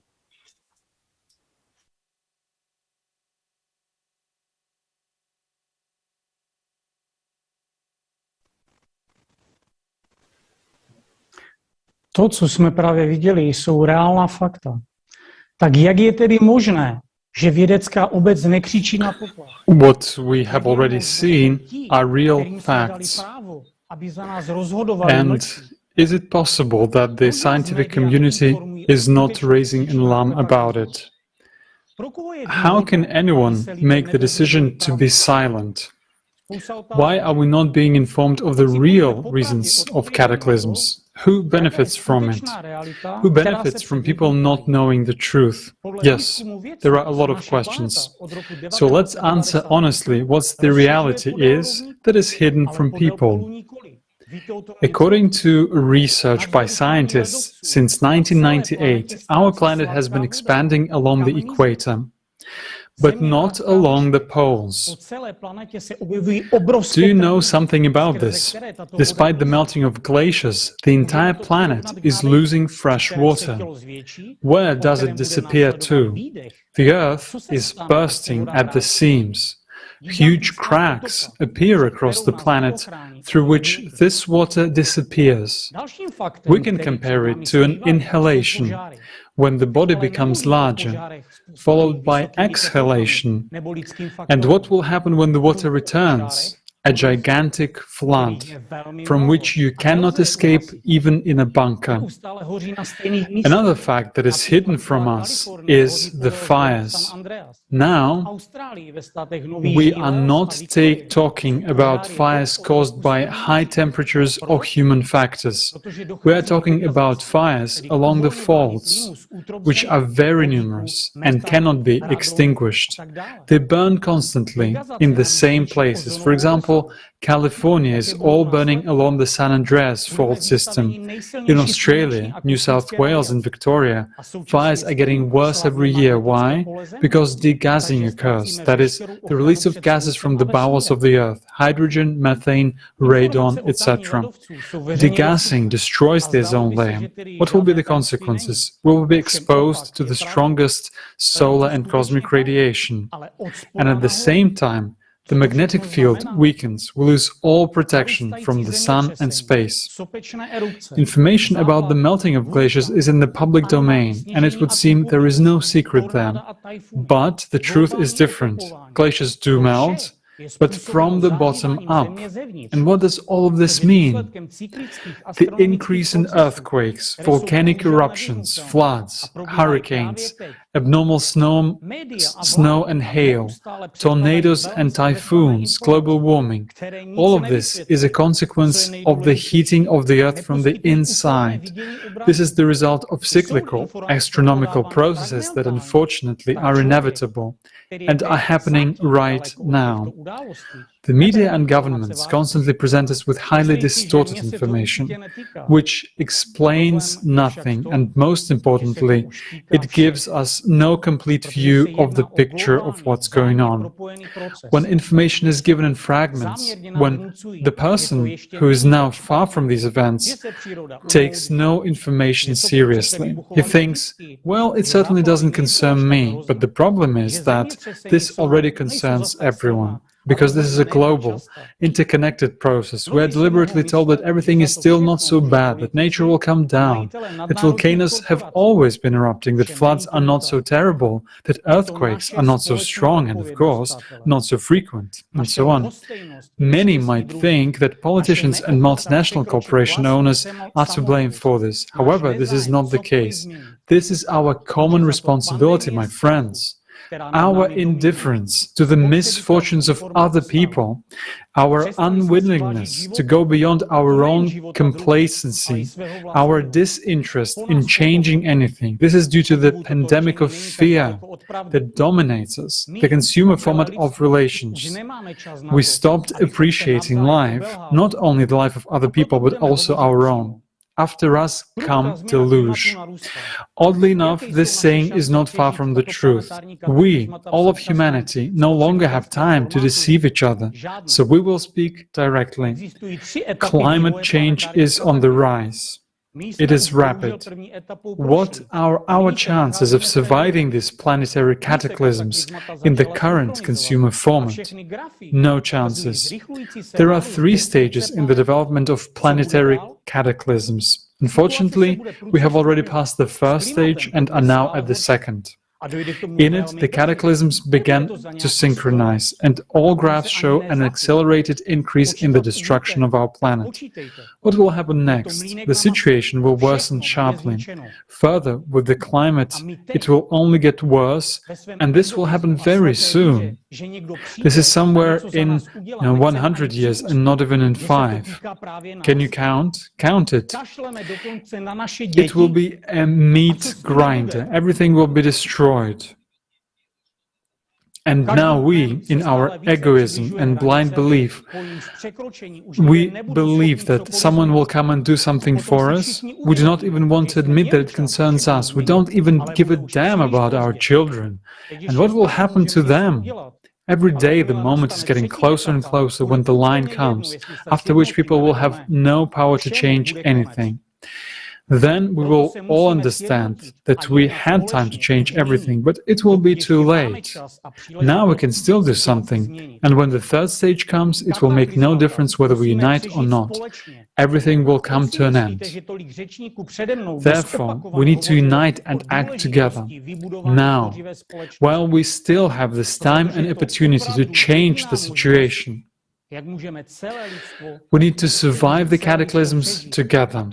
Why do you think so many speakers in front of me today have repeatedly spoken about the importance of building a creative society? Because it is really the only way for all of humanity to survive, and it's everyone's business. Yes, thank you very much. Absolutely. And this is the day of facts. Facts will prove and will show us that we have to act, we have no other choice. And now we will hear about the anomalies of lightning and hurricanes from Professor Colin Price. Professor Price is the head of Potter School of Environmental Studies at Tel Aviv University. Dear Professor Price, can you please share with us about the increase of lightning and hurricanes in the world? How many days in the month do we have thunder? You can hear thunder.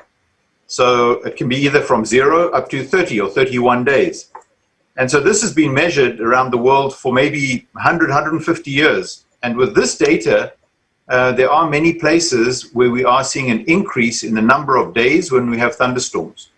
So it could be one thunderstorm or 20 thunderstorms, it's still one day. So it's not a very good parameter, but there is evidence that thunderstorms have been increasing over the last, say, century. Not everywhere, but globally. Well, when I said it's driven by the sun, basically the solar heating of the surface, which you can think of as putting a pot of water on the stove and you're turning up the heat and you start to get the bubbles boiling up. So in the atmosphere we have air, pockets of air which heat up like thermals, and they'll rise up. And as they rise up, the water vapor there will condense as the air gets cooler and form clouds, and if it's strong enough, thunderstorms. So the sun is the trigger. And so we have some link, indirect link of triggering lightning. And there have been some statistical studies showing that some solar parameters may be linked to the amount of lightning, especially in higher latitudes, like in the United Kingdom. There's been 1 or 2 studies. But these are all statistical studies, and we don't know the physical mechanism of how they're actually related. So the solar activity is basically the heating of the sun, which causes convection and rising motions in the atmosphere. Everything else is secondary or very minor, but it still may have some connection, the cosmic rays and particles. And we don't really see any link with the solar cycle. The regular lightning is definitely, we're seeing changes in the patterns, especially the further we go north. So for example, in the Arctic Circle, in northern Canada, in the tundra, we're seeing lightning now, which we didn't see 10 years ago in the summer months. And so getting fairly close even to the North Pole, we're seeing lightning. So things are moving northwards, which is a sign that the climate is changing and warming. Again, we need the heat of the sun in the summer to produce the rising air and produce the thunderstorms. And we're even seeing fires for the first time, for example, in Greenland, in the summer, when things are melting, that fires start there. So we're seeing a shift of the tropical storms to more intense, stronger winds, more damaging storms. And the same with thunderstorms. We may not be seeing a change in the number of the storms, but the intensity of the thunderstorms is also increasing because there's more energy in the system. And you know, there's conservation of energy. You can't get rid of energy. So energy goes from solar heating, heat energy, to electrical energy eventually in the lightning. So it just gets converted from the heat into eventually into the lightning, and so we have more lightning in the thunderstorms. But these waves mean that on the other side of the wave, like in Alaska, the temperatures can be very warm in the winter. So they kind of balance each other out. But the overall predictions for the future is that weather will become more extreme on the both sides. So you'll have more dry weather in some areas, more heat waves, but you'll also have more flooding in other areas and maybe even some more intense winter storms in other regions. And things will just going to become more extreme. Thank you very much, Professor Price. And yes, we see that the increase of lightning and hurricanes is a serious problem, and we understand that it's just the beginning of the problem. And let's continue to know more about the facts, and I give the floor to Kevin Hester, researcher, environmental and climate crisis activist, co-host at Nature Bats Last. Kevin is currently living on Rekino Island, New Zealand, where he is currently monitoring the unraveling of the biosphere and developing of a proposal to create a marine reserve in New Zealand. Please, Kevin, the floor is yours. Greetings, everyone. I'm very glad to be here on this conference. Global crisis? This already affects everyone. End quote. That's a perfect description of your conference. My name is Kevin Hester. I'm an abrupt climate change researcher from Aotearoa, New Zealand. My background is in engineering and ocean sailing. The situation in the Arctic is catastrophic. The statistics and the amount of melt that's going on is unprecedented. And one of the problems that we have with what we are seeing in the Arctic now is inertia in the climate system. There's a 10 to 30 year lag between when emissions go into the atmosphere and when the full effect of those emissions manifests. So the chaos that we're watching now was baked in last century. This is a very, very dire predicament we find ourselves. One of the problems that we have is we have unleashed a multitude of what the client's community calls tipping points or feedback loops. I'll give you a couple of examples. The loss of the Arctic sea ice means you lose reflectivity. So what happens is when the ice was there, the incoming solar radiation would bounce off the ice and go back into space, only leaving a minor fraction of the warming behind. But with the lack of sea ice, all of that light is absorbed into the oceans and the warmth is contained. That's one feedback. As we broil the planet, for every 1 degree C we heat the atmosphere, we get 7% more water vapor in the atmosphere. And water vapor is an enormous greenhouse gas. It's actually the most prolific greenhouse gas in the atmosphere. So at the rate that we've warmed the world now, we've increased the loading of water vapor by over 10%. That's a massive feedback. Okay, another important feedback that I'd like to talk about is methane. As the permafrost melts, and until recently, 24% of the Northern Hemisphere was covered in permafrost. People don't get how big this Arctic region is. And methane is something to upwards of 100 times more powerful a greenhouse gas than carbon. So you can see why that becomes an issue. And then I think probably the feedback loop that we're most concerned about, the Arctic researchers that I know, is the potential for destabilizing the methane clash rates, which are stores of methane that are held in a chemical cage at the bottom of the ocean. And that methane is kept stable by a combination of pressure, by the water pressure above it, and temperature. And as a result of warming the planet, the water is getting warmer, so that takes us closer to a tipping point with the clash rates. The problem with methane is that the difference between methane and carbon is the warming from methane is almost instantaneous. Whatever methane gets released, within weeks, that warming will be felt in the atmosphere. So what I expect to happen when we get these increasing levels of methane is that it'll get hotter, faster, and the main danger that poses is for crops. You know, Ukraine is one of the breadbaskets of the planet, and it's warming up. And this is the same thing that's happening in the United States and Canada. Crops are just failing already because of the heat, the amount of warmth and the attendant droughts that go with it. So we're already seeing the crop failures taking place today. We don't have to wait a long time to see this chaos unfolding. I think that could happen this decade. What people don't get is non-linearity in the climate system.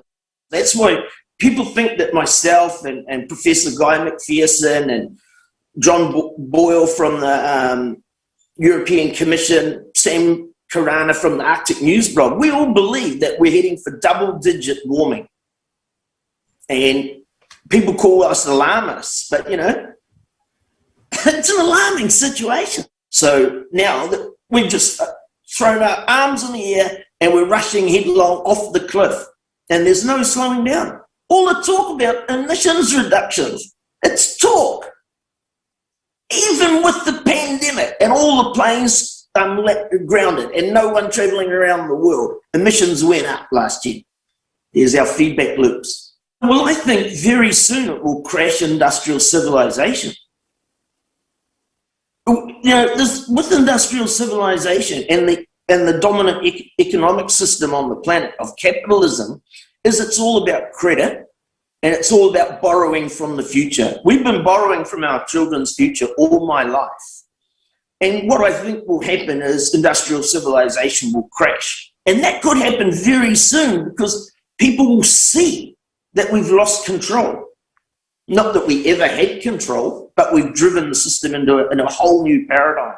So I think very soon we'll see industrial civilization collapse. I think everyone should they should follow their hearts and do what they think is right. But there's no turning this ship around. We've already gone off the cliff. It's sinking. What we can do is we can prepare psychologically and personally within our own circle with our families and our friends, and we can tell the truth, and especially to the youth. It's really important that the youth understand how dire the situation is. People say, oh no, we can't tell them. That's bullshit. If you want to lie to the youth, lie to the youth, but I'm not going to do that on my watch. I'll go to my grave telling the truth of what I believe is happening. And, you know, I'll reiterate, I don't for a second want to be right.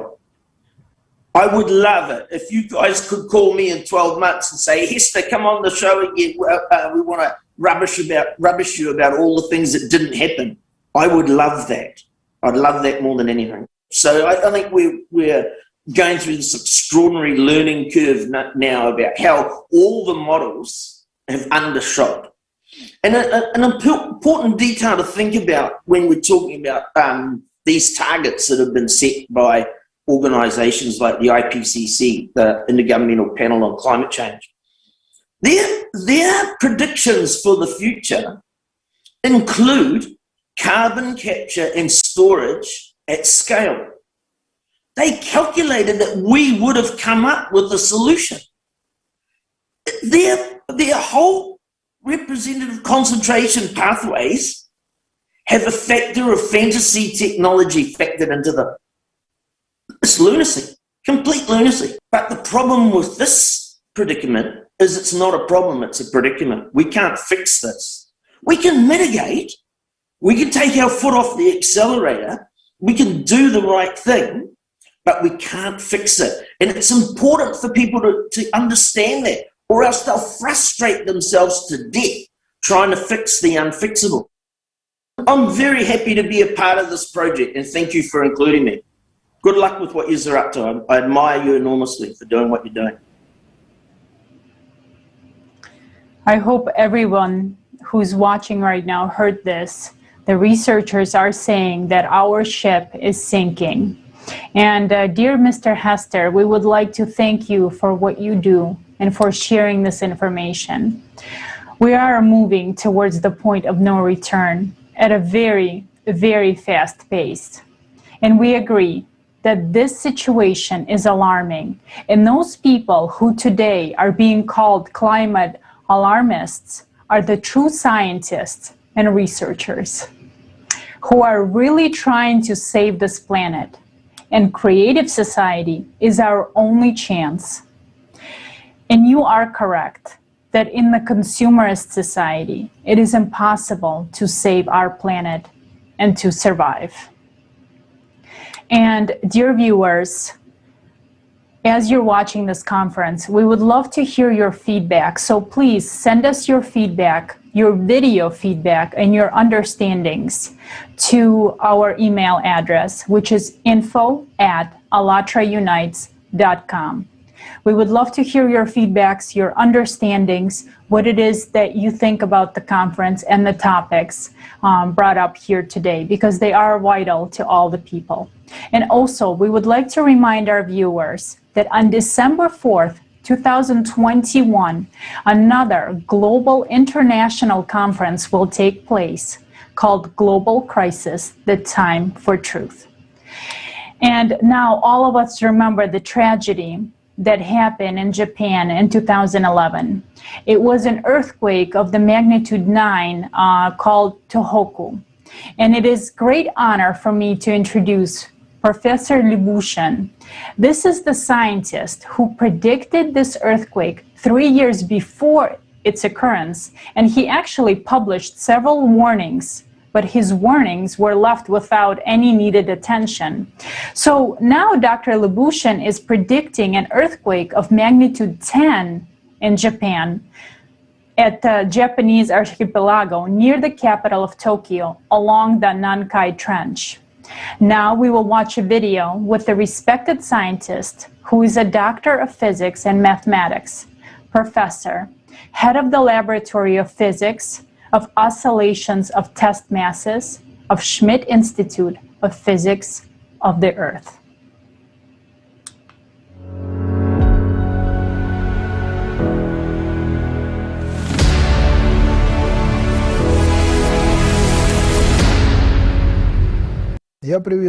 Greetings to all participants within this conference. Global crisis, this already affects everyone.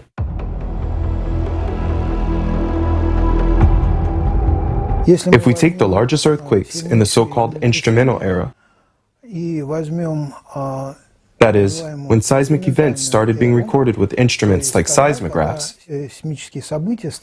it started in the early 20th century. So it's been 120 years since then. What is interesting here? There hadn't been any earthquakes stronger than an 8.5 magnitude from 1965 to 2004. At the end of 2004, on December 26, a well-known earthquake occurred, referred to as the Sumatra disaster.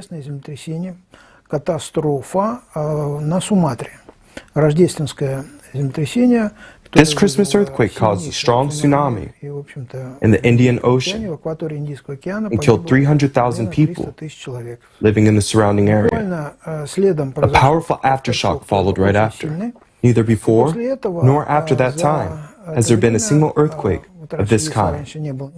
Since then, nowadays, only about 10 of them have occurred.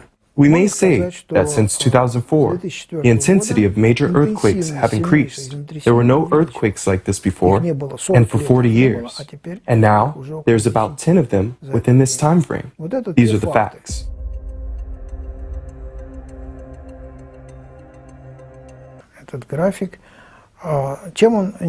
What is so interesting about this graph? What's interesting is that until the middle of 2003, we observed a slight drop in seismic noise readings around the globe. But since 2003, it started to increase. From 2003 to the present time, there has been a steady increase in synchronicity correlation and synchronization of global seismic noise. Why is this important? The fact is that synchronization, the phenomenon of noise synchronization, in a complex system is a sign of approaching drastic change in its properties. The approaching earthquakes can be determined by synchronization of seismic oscillations in the area where the earthquakes are expected. But it's not just synchronization, it's also the noise itself. Before an earthquake, it becomes simpler, let's say more noise-like, so to say, uniform. But what's interesting here is that the same thing was discovered in the early 90s when studying the heart rhythm of sick and healthy people. В 90-х при исследовании ритма сердца больных. The preliminary stages of an earthquake, just like the preliminary stages of a heart attack in people, entails simplification of the structure of random fluctuations.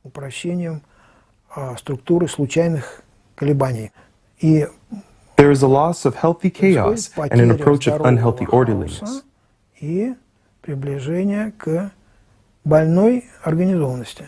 То, что вот у меня получилось при обработке данных Японии. This is what I got when processing the data from Japan. Увеличение корреляции. In Japan, there was an increase in correlation and a decrease in healthy chaos.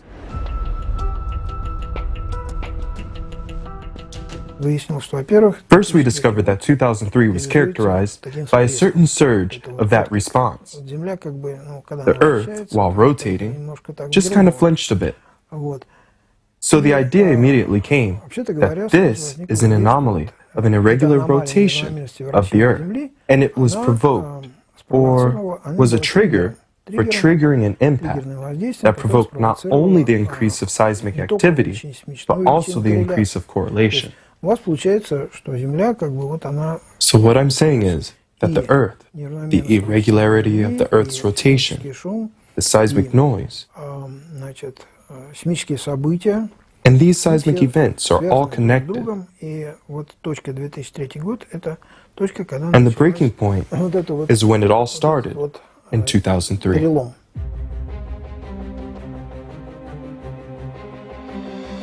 I can't imagine this trend disappearing, you know? This trend went up way too much. I mean, sooner or later, it should go down.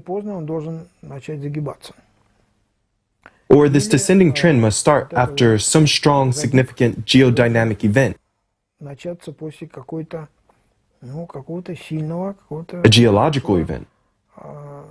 You could say it would be a supervolcano explosion, like that of Yellowstone, for example, or it could be a very strong earthquake. The Tohoku earthquake, just like an earthquake off the coast of Hokkaido, in 2003 was a foreshock of an even more powerful earthquake. What could be more powerful than that 9.1 magnitude? What could be bigger? Based on trends of increasing seismic danger in Japan, everything points to the fact that it's going to be south of Tokyo in the Nankai Trough, with a magnitude of 10. Since there was already a magnitude of 8 and a magnitude of 9, so the next earthquake most likely will be a magnitude of 10. They were all foreshocks, which means each previous one increased the magnitude of the next one. If there is a magnitude of 10, it is possible that all these trends indicate that this will actually end with the great catastrophe in Japan.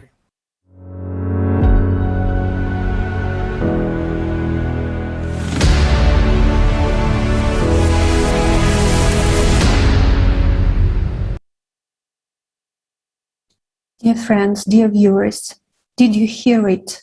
This information is crucial, and people of Japan and that region need to be warned.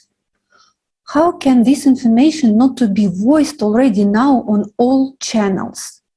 The lives of 130 million people are threatened. That's very important now to start to talk about it. And thank you so much for your comments and questions you're asking below this video. And to answer your question, in order not to forget about this conference in 2-3 days, in order not to forget about this crucial information, Please, let's start speak right now. Share this conference on your social media networks. Talk to people. Don't share only tomorrow and the day after tomorrow. Share every day, every second day, every third day, so that we reach as many people as possible, because we are talking about people's lives.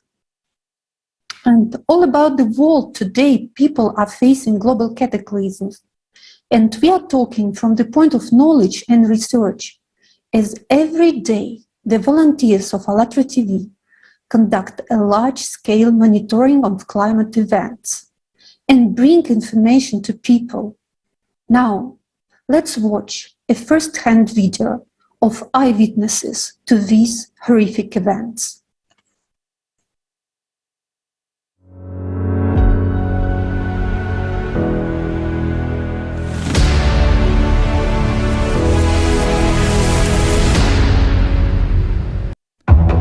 The climate is changing before our eyes.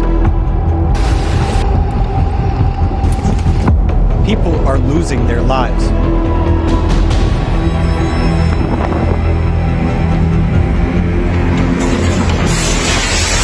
Each of us can be left homeless at any moment.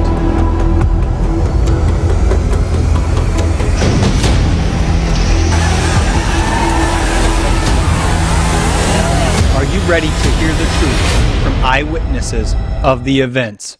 And Texans statewide was reported over 2,500 of the highest low record temperatures ever recorded. This summer, Western Canada has faced extreme heat, and many cities have reached record high temperatures. The Canadian Rocky Mountains have been burning more than they have in the past 2,000 years. There was an anomalous, catastrophic event in Cuba when a strong tornado struck some municipalities in the city of Havana. This sudden and violent event caused great horror and anxiety among the population. The people of Tabasco are now very afraid because the season of rain and hurricanes is damaging a lot of houses. Everything is flooded. In an instant, the downpour causes people to lose everything they worked for. There have been some violent storms lately that are changing people's lives. They not only affect people's lives, but also deprive them of their means of subsistence, leaving people stranded and terrified, not knowing where to go or what to do. So it was from one extreme to the other. We were on fire at one point and then we were underwater. Till March 20th, we had 40,000 aftershocks, the largest of which were of magnitude 5.7. Unprecedented frosts have blanketed much of France. There hasn't been a cold snap like this for decades. Really, I imagine 2019, I have a cyclone in Pony in India. I seen it in my own eyes. I witnessed to myself. So I really lost to my paddy fields. I really lost to many animals also. And I hear many people destroyed their home and they are also homeless. Several flooding occurs every 4 to 5 years and covered 60% of the land mass. The condition of vulnerable people during natural disaster is just unthinkable and undesirable. It's always difficult to describe how miserable their life was. People are worried because they actually don't know what to expect or what to hope for.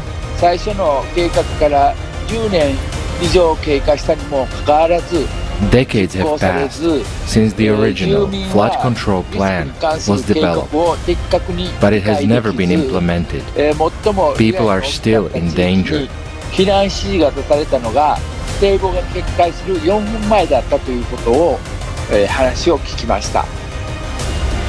There was a freezing rain in Vladivostok. Trees and cars were covered with an ice crust.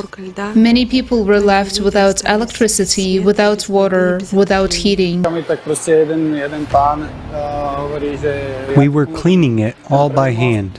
And one man said, "I'll help you with the first bridge, then I'll go get the tools I have at home.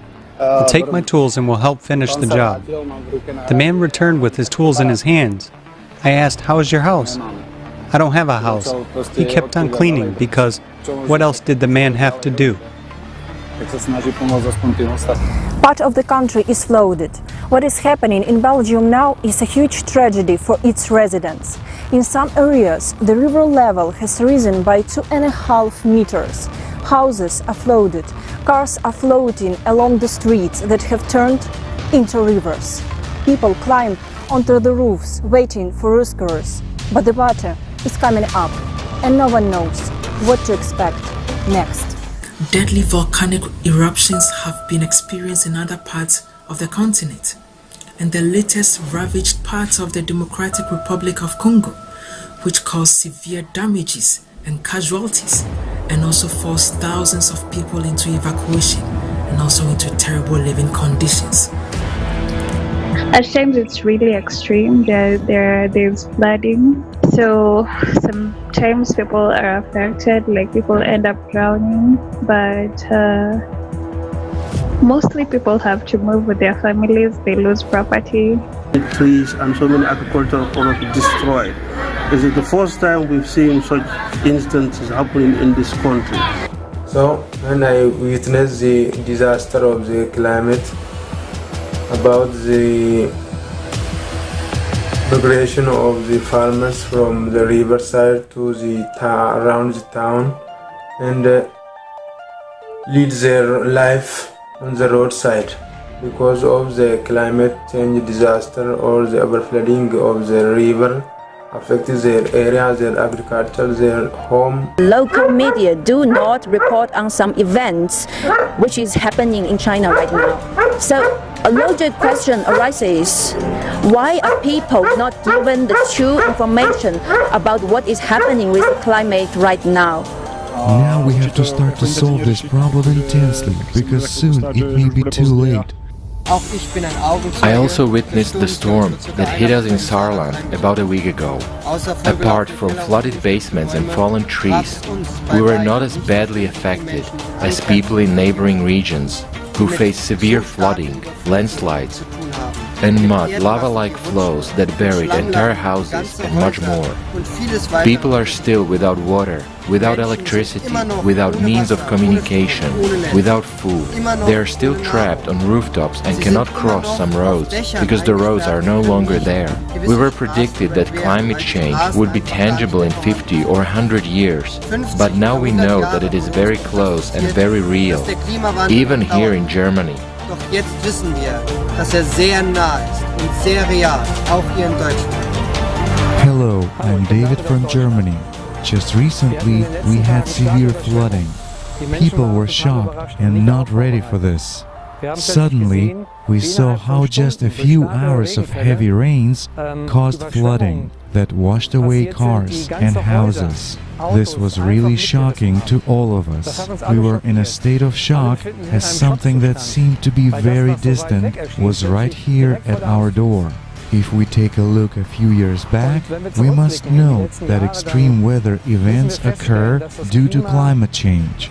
We had a severe drought in Germany during the last 3 years, and now suddenly there is such a flood. There is no doubt that the climate is changing, and because of this, the frequency of these extreme events is increasing. Even such an industrialized country as Germany was not, in my opinion, properly prepared and proved to be quite vulnerable and susceptible to such events. People were not warned and were not evacuated in advance. Obviously, the disaster management service did not work. If we take a look at the climate situation in the world, we see that new record-breaking droughts, flooding, and forest fires occur everywhere. Human life is in danger more often, and now it has affected Germany. Many people lost their lives, and more than 1,000 people are still missing. We, people, feel that we need to do something.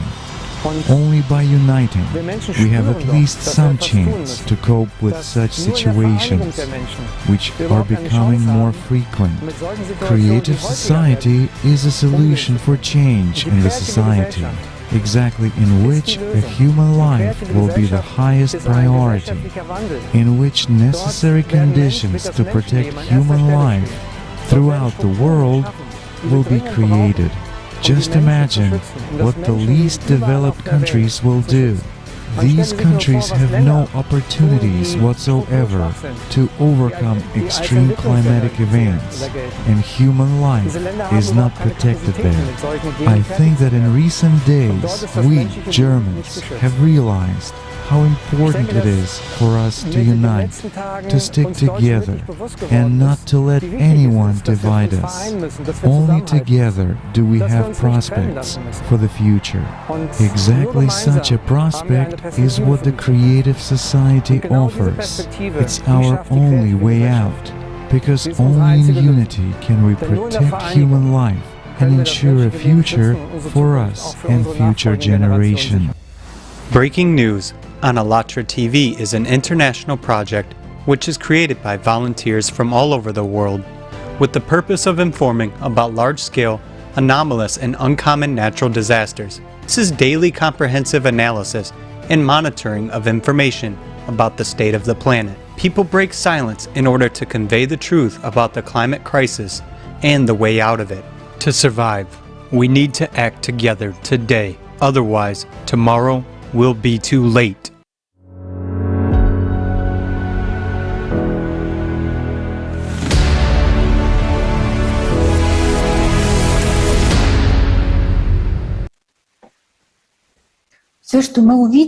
Everything that we have now seen is a shock, and the fact that we people mostly remain indifferent is an extreme form of madness. Therefore, I'm grateful for the opportunity to participate in the conference. Global crisis, this already affects everyone. Today, on the 24th of July, 2021, we have gathered together not in order to divide territory or build fences of a skyscraper height to separate from each other, but to understand that the situation is critical. And this situation affects every person. Today, some of us watch news channels showing human misfortune and helplessness, where nature is raging. They believe that it doesn't concern them, and they continue thinking this way. That it is happening somewhere far, not with them. Or like Dushan was saying today, that it happened 100 years ago already. But the truth is that we all of us are living on one giant volcano that can erupt with fire or water at any moment. Yet, when all of us will be falling into the abyss together, it will be too late to change anything. We should make changes now. In any situation, there is a point of no return. We are already very close to it. Facts that are presented today have shown that everything is growing exponentially. Today, we still have an opportunity to save ourselves. But the truth is that this requires unification of the entire humanity's potential. Aspiration and desire of every person is necessary. But what do we see now? thousands of invitations going back to Robert's speech, we can say that there was a great number of invitations to this conference. They were sent to famous people, to leaders of opinion, those whom many people listened to, but they remained unanswered, although our letters were read. And these leaders are not with us today. Some of them, again, as we mentioned, they asked us about the amount of money they will get and named numbers with 6 zeros after a number for their participation in this conference. Others didn't consider it prestigious enough for their personas to speak on the platform that unites millions of people. And there are even those who openly stand in the way, because their main goal is to fulfill themselves as a mega alpha. This is actually the essence of consumer society, which we've been talking about so much today. As long as this is happening, as long as there are those who are too lazy, who are unwilling, who simply don't care, as long as there are those who cannot put together objective facts and don't want to see the truth, as long as there are those in whom human feelings and compassion have atrophied, we will not be able to change the rules of the game and implement the only way out that we are now discussing. After all, the creative society format is the highest form of humaneness and aspiration to direct all forces, the entire potential, to direct it on salvation and protection of the most important thing on this planet, human life. Your life, the life of your son or your daughter. Now, many people have a question in their heads. But what can I do? You can do a very simple thing, which is at the same time very difficult, to speak. You can speak, tell and notify everyone around.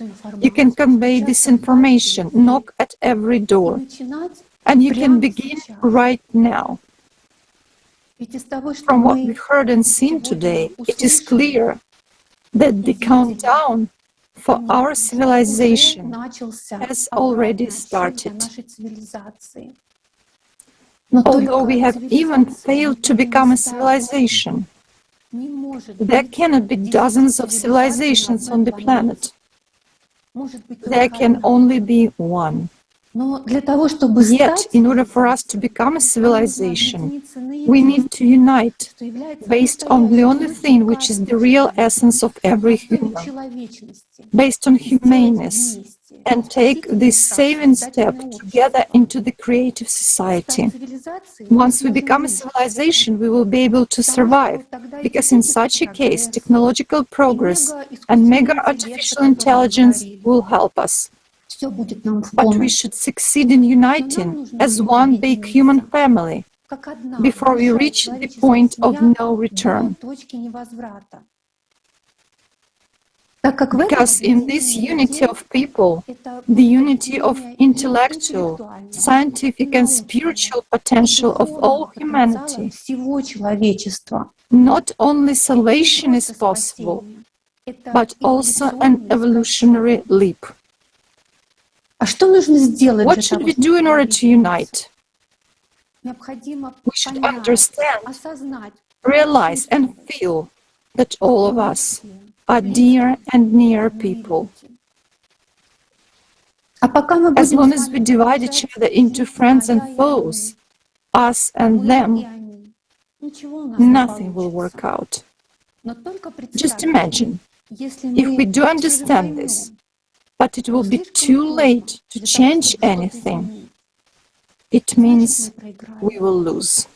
We will lose our lives and the lives of those whom we love. Today, we, as the participants of ALLATRA movement and the Creative Society project, we often hear We see how important this is for you. You are so motivated. But let me ask you a question. Is it not important to you as well? Or do you think that if someone dies today, you are alive and everything is fine? However, tomorrow, there might be nothing. No future, no house, no tree in your garden, no opportunities and no resources. So what will you do then?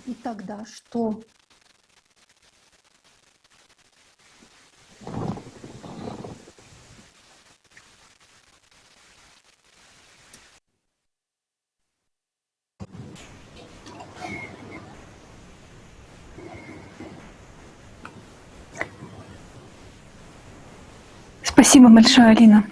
Thank you so much, Alina. Thank you. Thank you for your sincere words, touching my heart. Dear friends, hello. Now you have probably a question. Why is this all happening? Why are the cataclysms increasing? The reason is that our planet has a cycle of cataclysms. Every 12,000 years, cataclysms occur on the planet. And now we are entering the active phase of this cycle. Why haven't you heard about it yet? Why isn't it taught in school?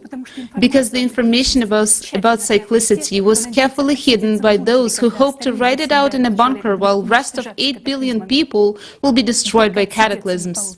But it will not work to hide out. And thank God, there are honest people among scientists. Look at the screen. Here you can see those scientists who came to the understanding of the cyclical nature of cataclysms happening approximately every 12,000 years. All of them, independently of each other, came to the understanding. Each tried to describe it in his own hypothesis, but the essence is one. This is a catastrophe of planetary scale that our civilization had not yet experienced. 12,000 years ago, there were sharp climatic changes on the planet, which ended up with global warming and rise of the world's oceans. In geology, there is evidence of catastrophes, not only of the last cycle, but also of the 24 and 36,000 years ago. These evidences are layers of coal, volcanic ash, traces of flooding of territory, and changes in the magnetic field, evidence of paleontology and archaeology. Right here on the slides, you see the information of Professor Douglas. Geologists have been thinking in terms of millions of years, but if we had joined our efforts and conducted an interdisciplinary study together with astrophysicists, we would have studied this cyclicity very well long ago. Every 12,000 years, our solar system crosses the region of intergalactic interactions in the Orion Arms at the near and far interaction points, which means that there are a large cycle of 24,000 years, the near point of interaction, and small one, 12,000 years. Every 24,000 years, more catastrophic destruction occurs. Now it will be the near point of interactions, which means that the cataclysms will be many times stronger than in the past 12,000 years. Getting into the points of intergalactic interactions, our planet Earth comes to the region of increased galactic radiation. And right now I suggest watching the video that will demonstrate that the cyclicity of 12,000 years are connected with the cosmic processes of galactic scale, and at this stage we have no way to influence it.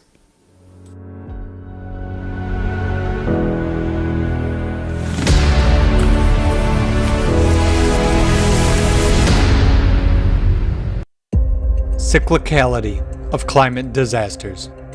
12,000 years ago, there was an era of dramatic climate change. Rapid sea level rising, earthquakes, floods, volcanic eruptions, and lava rains from the black sky. According to geologist John Embry, a climate revolution occurred around 11,000 BC, accompanied by accelerated sedimentation and a sudden rise of Atlantic water level. Overall, the objective evidence strongly suggests that a great cataclysm occurred in the 11th millennium BC. It had such profound implications that it became a particular watershed between two very different eras in the history of our planet. Further evidence of the cataclysm was the fact that animals died out most intensely between 11,000 and 9,000 BC, when violent and inexplicable climatic fluctuations occurred. Despite the explicit taboo in science, many scientists today speak that everything on the planet happens in certain cycles, including global climatic events.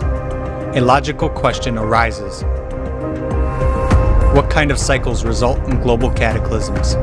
The report by Smotron on Geostrategy 21 website reads, "The current stage of the planet's and civilization's existence is characterized by the fact that at the turning of the second and third millennia, the Earth passes through almost simultaneous ending of several rounds of individual evolutionary spirals of the galactic solenoid at once. They include its cyclic revolutions of about 2,000 years, 12,000 years, and 370,000 years." Vladimir Vasilyevich Bubanyunkov studied the cycles of the Earth's evolution: astrophysical, geological, biological, and historical. They all turned out to be subject to the great cycle of the change of epochs, lasting 11,911 years. This number is a multiple of the periods of revolution around the Sun of all its planets, with precision down to 1/100th of a terrestrial year. Alexander Mikhailovich Botrin. I maintain that the planets also revolve around their center of mass, in the direction perpendicular to the plane of its orbit. As a result of such rotation, the planet Earth occasionally flips over in space by 360 angular degrees, thus triggering a cyclicity of global events. The global catastrophe, with a periodicity of 12,166 years, the entire appearance of the Earth in natural conditions periodically change, which directly affects the historical development of humankind. Igor Petrovich Kopolov and Vitaly Vasilyevich Bushiev. The small 13,000-year galactic half-cycles are also related to global climate changes and other catastrophic events, but they proceed without the magnetic field polarity reversal. The boundary of these cycles is distinctly defined by the rise of the ocean level and global climate changes. These events have received the name of the World Flood. Concerning the fact that the World Flood had occurred, modern science has no doubts about that.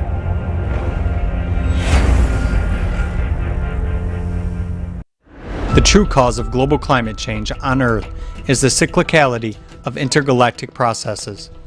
The galaxy is a single electromagnetic system interacting with all objects in it, including the solar system. Any small changes in the galaxy is reflected in the Sun, and as a consequence affects all processes, not only on Earth, but also on other planets of the solar system. The Earth is not the only planet in the solar system undergoing climate change. The increasing amount of Pluto's black spots, polar shifts on Uranus, changes in Neptune's light intensity, and melting of ice caps on Mars make it clear that changes are underway throughout the entire solar system. The fact that other planets and moons in the solar system are also warming, and apparently there is no anthropogenic emission of greenhouse gases there as such, proves that CO2 is not the main driver of our planet's warming. Mars, Triton, Pluto, and Jupiter all show signs of global warming. Thus, there are many factors influencing the Sun and the solar system. These factors need to be taken into account as they affect climate change. As stated in the report of scientists from ALLATRA Science on the program and consequences of global climate changes on Earth, effective ways to solve these problems. The mistake was that many scientists in the past did not consider the impact of the increasing acceleration of the universe cosmic factors and astronomical processes on the global climate system of the planet. The scientific paper by academician Nikolai Petrov, Solving the Problem of Earth's Climate Change from the Position of Laws of Life Preservation in Space, says, during one period of orbiting around the center of the galaxy, the solar system makes more than 8,000 zodiacal turns along the spiral trajectory. Due to this, the polarity of the external magnetic field is rhythmically changing with respect to the moving solar system. This means that the information magnetic field of the galaxy adjusts the energy condition of the solar system in general. and the rhythmic climate change on the Earth in particular. Global climate change on Earth is mainly a derivative of astronomical processes and their cyclicity. This cyclicity is inevitable. The geological history of our planet shows that the Earth has experienced such phases of global climate change many times before.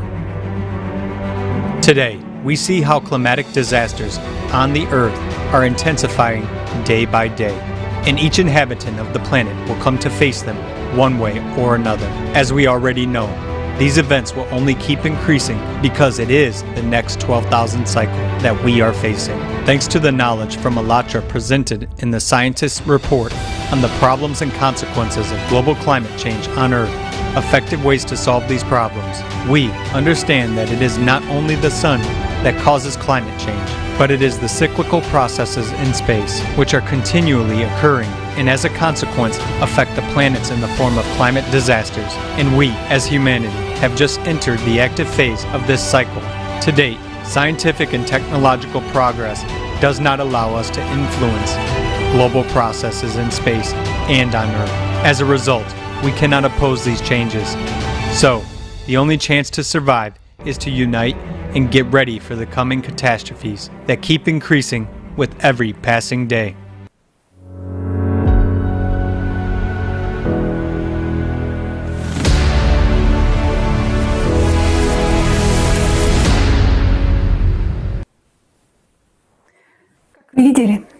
As you have seen, these processes are taking place in the entire solar system. I emphasize on all planets of solar system. Will you still continue to believe that it is our anthropogenic carbon dioxide and methane have reached other planets? It would have been very funny if it weren't so sad, because the media is imposing on us the lie that climate change is allegedly caused by carbon dioxide emissions into the atmosphere, and people without truthful information believe these lies. So what is happening to the planet now? As a result of the cyclic galactic interaction in 1998, there was a jump of the inner core. Now the iron core of our planet is displaced to the north. It beats in the process of rotation and is discordant. Because of this dissonance, the electromagnetic field of the planet, which is generated by the core, decreases inside the planet. And now we see the weakening of the Earth's magnetic field and the abnormal drift of the North Magnetic Pole. The interaction of all spheres of the planet, which was precisely attuned, is being untied like a knot. There are failures of the rhythms in the Earth. Due to the displacement of the core, the Earth began to spin a little bit faster and its volume increased. Therefore, the sensors detect its expansion. The centrifugal force of the planet is increased. The water began to disappear deep into the bowels. Therefore, rivers and wells are becoming shallow all over the world. As a result of the weakening of the Earth's electromagnetic field, the atmosphere is discharged and its pressure decreases. It is the magnetic field that holds our atmosphere. Without it, we will lose oxygen. There are scientists who say that it is the winds and currents caused by human dioxide emissions that allegedly accelerate the rotation of the planet. This is, pardon me, idiocy. From the fact that dry winds float faster on a soap bubble, the planet will not rotate faster. Now we already know a lot about the structure of the planet, more than enough to create a model for it, a model of a solid body with a liquid content and a solid core. The microvibrations of the core are precisely at dissonance. The Earth is not in resonance with the Sun right now. The most important thing for us is the Sun.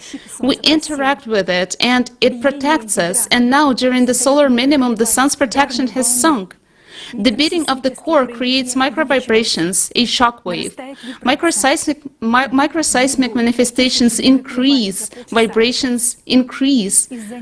There is a ridge of 1,000 microvibrations in half an hour. Because of them, microcracks are formed in the lithosphere. The pressure inside the planet increases, the magma rises higher and higher, and now we see that heating of the lithosphere is higher than it was. Precisely that that very heating that melts the glaciers of Antarctica and Greenland from the bottom up. The same heating that warms the oceans, the same rise of magma is now increasing volcanic activity. And you know what else? There is much more water inside the Earth than on the Earth's surface. Now, the hot contents inside the planet are rising higher. It won't be long till magma approaches the deep water reserves. Then, its evaporation will begin. Already now we are seeing the same greenhouse effect, which mainly consists of water vapor. Have you noticed how the number of floods have increased over the past decades? Now we will see, when the water starts to evaporate massively, what is happening? What will happen? The exhalation of the planet will manifest itself in the fact that all the water will return to us in catastrophic showers. The biblical flood no longer seems like something that has nothing to do with it, right? I appeal to those scientists who have already understood the danger of the whole situation. How long will you be silent to know about the fact that in the next decade, all the humanity will be swept away by cataclysms, to see it on all of your charts, devices, and be silent? Are you all insane? You are being silent allegedly to not frighten people, not to raise panic, and simply being idle, to pass a death sentence to all humanity, whereas now, knowing the truth, we can still change everything and we can survive. People rely on you, but you are just cowards. They believe that everything will be fine and sleep in ignorance while our planet is falling apart. For saving them, you just need to simply step over yourself and start telling the truth. You are still afraid for your reputation, big-name scientists of the world. Those who know the truth are being silent, and the rest are just not seeing the whole picture, global picture. A true scientist, a scientist is a person primarily, human from the capital H. He realizes that the lives of billions of people depend on his decisions and words. And thank God there are such people among scientists, and they are no longer silent. People need to know the truth. And we invite you to join the new conference on December the 4th, 2021, Global Crisis, Time for Truth. Join us. Together we will be able to convey the urgency of the whole situation for building the creative society. It's time to tell the truth. Thank you, Lisa. Thank you from all people and from all sensible scientists of the entire world. Thanks a lot for this vitally important information. I have a question for everyone who is listening to us right now. Tell us, please, whom can we lay hopes upon? Already now, right now, at this very second, global cataclysms are taking place.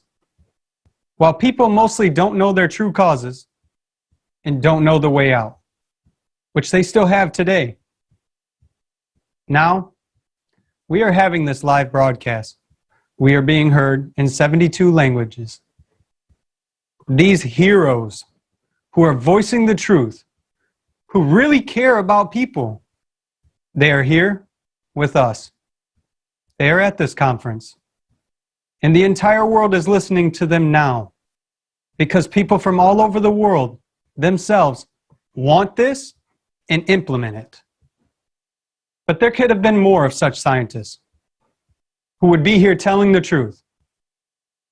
We people from 180 countries, yes, that's 180 countries, actually tried to reach out to a great number of scientists, the most famous ones at that, to those who give advice to that very UN. Has everyone used this chance?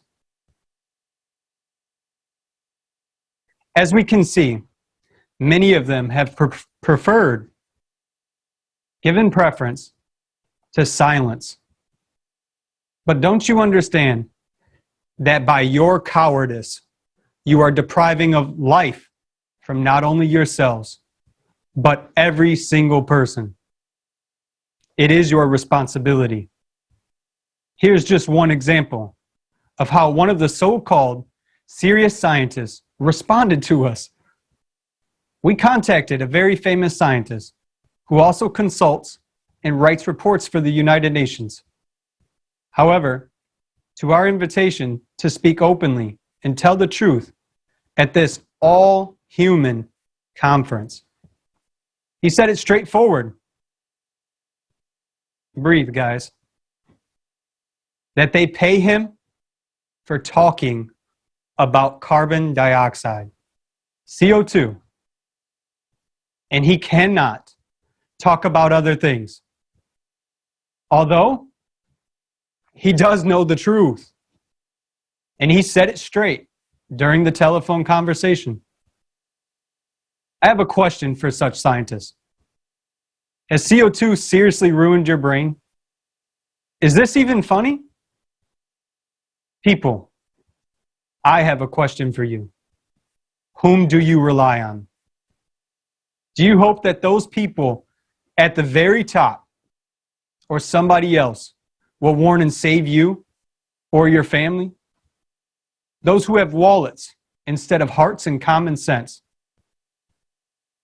We understand that there is no point, none at all, in relying on such scientists because they're not scientists. Therefore, all honest people have gathered here in order to convey this truth to others, so that even such mercenary individuals would have a chance to voice the truth and purify their conscience that will visit them at night. Just think, you who believe that this doesn't concern you, because of your silence and inaction, you and all of us will die. Friends, in YouTube, comments, emails, and our other platforms, you ask a question. Here's the answer for all of us. It's plain for all to see. Here is what causes our death: indifference, soullessness, laziness, cowardice. When a person knows the truth and takes decisions to be silent, he deprives others of a chance. After all, he leaves this truth only for himself and pretends that he doesn't know it. But what is next? Next, we see climate refugees who are being undressed and raped. We see people who were not warned. Precisely in order to unite all together and jointly speak this truth, we invite all sensible people to the next conference. If you want to tell the truth, here is your one and only opportunity. And here is the ALLATRA platform, a platform for all people, all 7.9 billion people. Here, honest people speak about the real situation, and every single one of them do their very best to reach out to everyone. But in order to reach out to everyone, our endeavors here are insufficient because every single one of you is needed. Yes, we need everyone. No jokes. We need you. Let us now do something before it is simply too late. Today, we can still build the creative society. Today, we have time. Tomorrow, we may no longer have it. Thank you again, Lisa, and thank you to all the scientists that stepped forward, all the diplomats, all those who hold important positions, all the technical support, and every single person that truly strives to build this world. Thank you.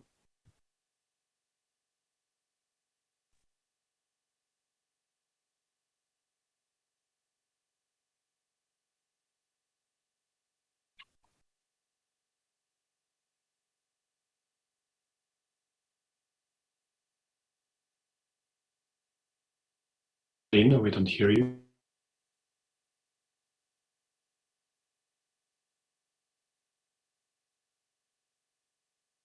And Alina, we cannot hear you right now.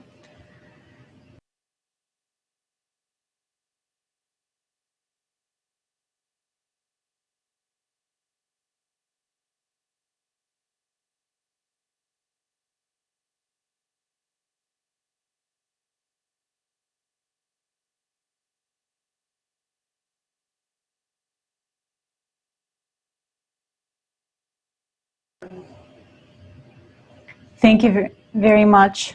I don't think we can hear you right now, Alina, but thank you very much, Elizabeth, for your courage, for the fact that you, being such a fragile woman, are not afraid to stand ahead of the entire scientific community and speak the truth in the name of saving humanity. Thank you very much, Jason, for speaking up.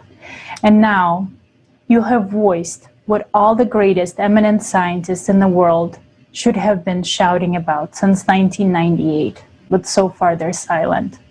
Thank God that we have opened our eyes now. Until this moment, this information was fully covered and now it's revealed to the whole world. Many of us have learned this shocking truth for the first time, which completely changes the human perception of climate change. This is shocking and sobering.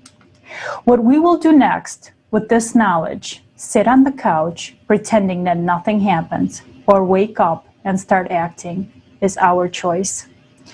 And now I would like to introduce Douglas Vogt, a researcher who has also talked about cyclicity.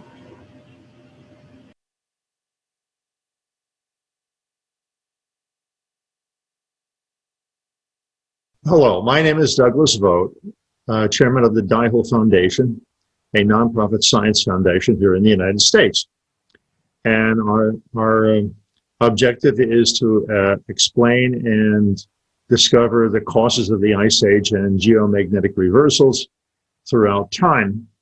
And thank you very much for inviting me to your lovely conference. So the reason why this reversal happens has to do with a clock cycle that runs through time. It has nothing to do with a comet or meteor hitting the Earth, because that would be a random event. This is not a random event. By carbon-14 dating and other dating methods, it happens every 12,068 years. The evidence for the geomagnetic reversal as a timeline, as a clock cycle, is due to the research I did, and I collected a lot of information that showed the carbon-14 dating by geologists in various sediments around the world. And those tables, I included some of them in my Series 4, Part 4A, and you'll see some of the database tables. And in those tables, you'll see clearly about 6 or 7 cycles, roughly every 12,000 years, you had this reversal happen. And where you have a magnetic reversal, but the carbon-14 dating shows that's where it was. And that's one way I found it repeatedly. And in fact, I had so many, I had to cut down how many would be in the book. Otherwise, I'd have literally hundreds just for carbon-14 dating. The other dating method was organic material like logs found in glacial till. And they also showed 4 cycles every 12,000 years back. And it's the material that's found in the glacial till, proving the Ice Age did happen. And then finally on volcanic material, same thing, logs and stuff like that were burned underneath a lava flow. And they also carbon-14 dated in cycles of every roughly 12,000 years. For this polar reversal and cataclysm happening, it is a clock cycle, it is independent. It's this dihole that creates our reality has this clock cycle, and this is what happens during it. for the planets and the stars nova and the planets, the increased heat in the center of the planet is like what's going on in the center of the star, and we're going to have more earthquakes before the event happens. We're going to have more volcanoes going off and things like that. You can't stop it, and we are in fact having that going on right now. A lot of volcanoes going off all over worldwide. So it's a mechanism. What government is currently trying to tell everybody or brainwash everyone to think that CO2 emissions caused by mankind is causing global warming. You have to have a very low IQ to think that. The only heat source for the surface of the earth is the sun. We, as little ants on this thing, we do not cause anything like that. There was an Air Force report or government report back in the 70s, and University of Washington had it. And they did a study exactly of that. And they found that the sun was the main reason. It was not CO2 at all. So the federal government did the study a long time ago. They knew the truth. And so that's it. It's a lie. I was lucky to figure out the drop dead date, the date this thing's going to happen. The North Pole a magnetic North Pole, or the new pole, which will soon be the South Pole, will be roughly around Nova Zembla, north of Russia. And I think that's also roughly the longitude that's going to be high noon when that sun novas. It's going to get worse. The climate's going to get worse. There's going to be more rain, more storms, because the sun's output's going to cause more evaporation in the oceans. And you in Europe are going to get dumped on, as well as us too. And there'll be more volcanoes, more earthquakes, et cetera, et cetera. So you'll know something bad is about to happen. By the way, the UV exposure also is going to be going up. It's been going up here in Florida. The sun is, in fact, expanding and producing more energy. That's the truth. How does it start? Well, it starts like what's going on right now, the decaying Earth's magnetic field and the movement of the field. Those are the signs you could set your atomic clock to this cycle when it happens, literally. What actually happens at the day of the reversal? Okay. It's a collection of disasters almost all at once. At the time this thing happens, you'll have the oceans, you in Europe, if you're in England or in France, immediately the ocean would be towards you real fast. I don't know if it's going to be 300 or 400 miles an hour, but you're going to have the Atlantic Ocean come and visit you. So first you get the ocean coming towards you. In 8 minutes then, you'll see the sun nova. If you're outside and you're anywhere along that longitude, I suspect you'll be dead within seconds, because the heat from that nova could be 3 or 4, even 5,000 degrees Fahrenheit in one shot. And it causes a tremendous amount of ocean water to evaporate on that side. And at the same time, when that happens, it creates a shock wave that's caused by water. When it goes immediately to steam, instantly, it creates a steam explosion. The cosmic rays will nail you and kill you. The ocean water of the Atlantic will be rushing across Africa and the European continent. A lot of it will be evaporated as the sun's heat heats it up and evaporates it. And so everything, plant life on the side of the earth that gets the sun treatment gets cooked, burned. That's actually the source of coal.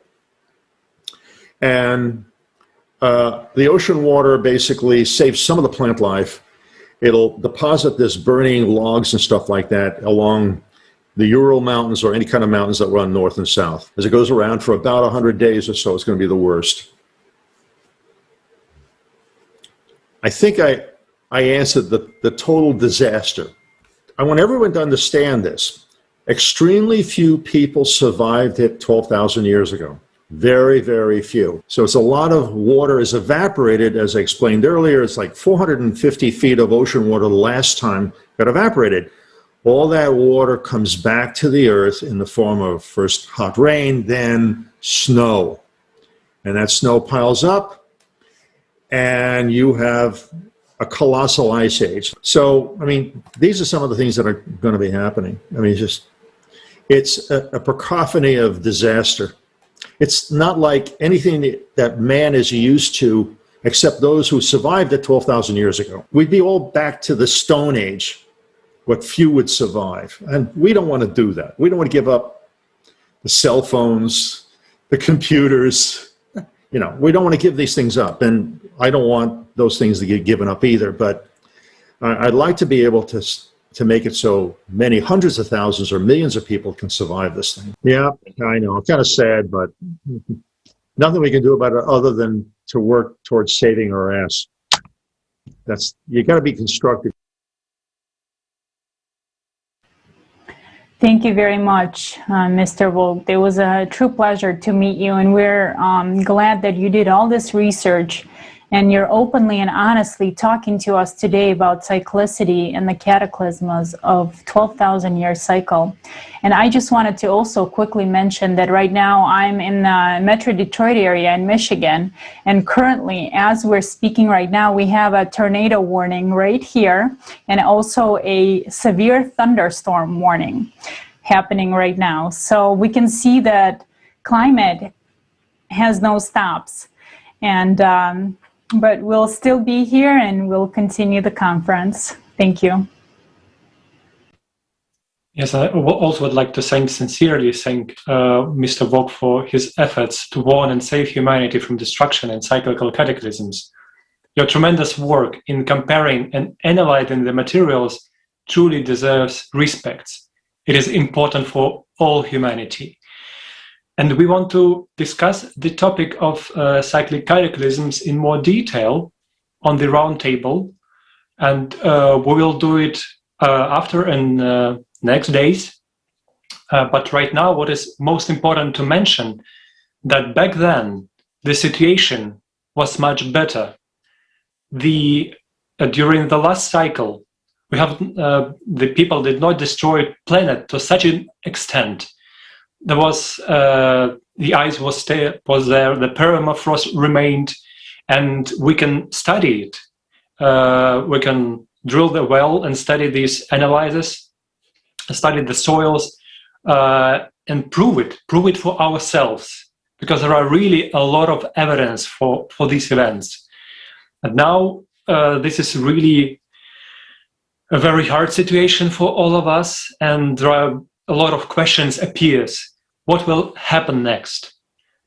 And really, to answer this question, we can think that, yeah, maybe without building a creative society, making these conditions, it will be really, even, like in best case scenarios, only few people will survive. But what then? What is the purpose? And, it's really hard to say, but people, even if they will survive, they will have question how to live. And the alive ones will envy the dead.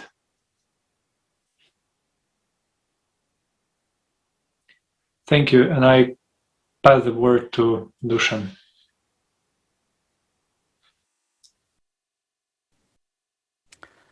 Děkuju. Velmi na mě zapůsobila informace, kterou přednesl jeden z našich řečníků ohledně eugeniky. Thank you. I was very impressed by the information about eugenics voiced by one of our speakers. And I would like to add that indeed a small bunch of people will not be able to withstand these global cataclysms. Even if there were 500 million of us left today, as some so-called experts suggest, it would still change nothing in the situation. If this had been done about 200 years ago, it could have prolonged human existence and humanity would have had another 100 years remaining. But today, it's already too late. And what is happening to the world right now? Now, we are almost 8 billion of us.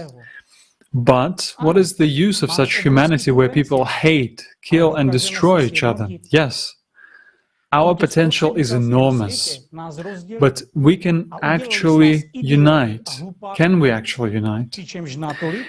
In this consumerist world, we have been separated and turned into idiots and fools, and to such an extent that even when you tell people obvious things, there are those who don't believe you. Now, open your eyes, look at the world, look at what a progression of cataclysms is going on.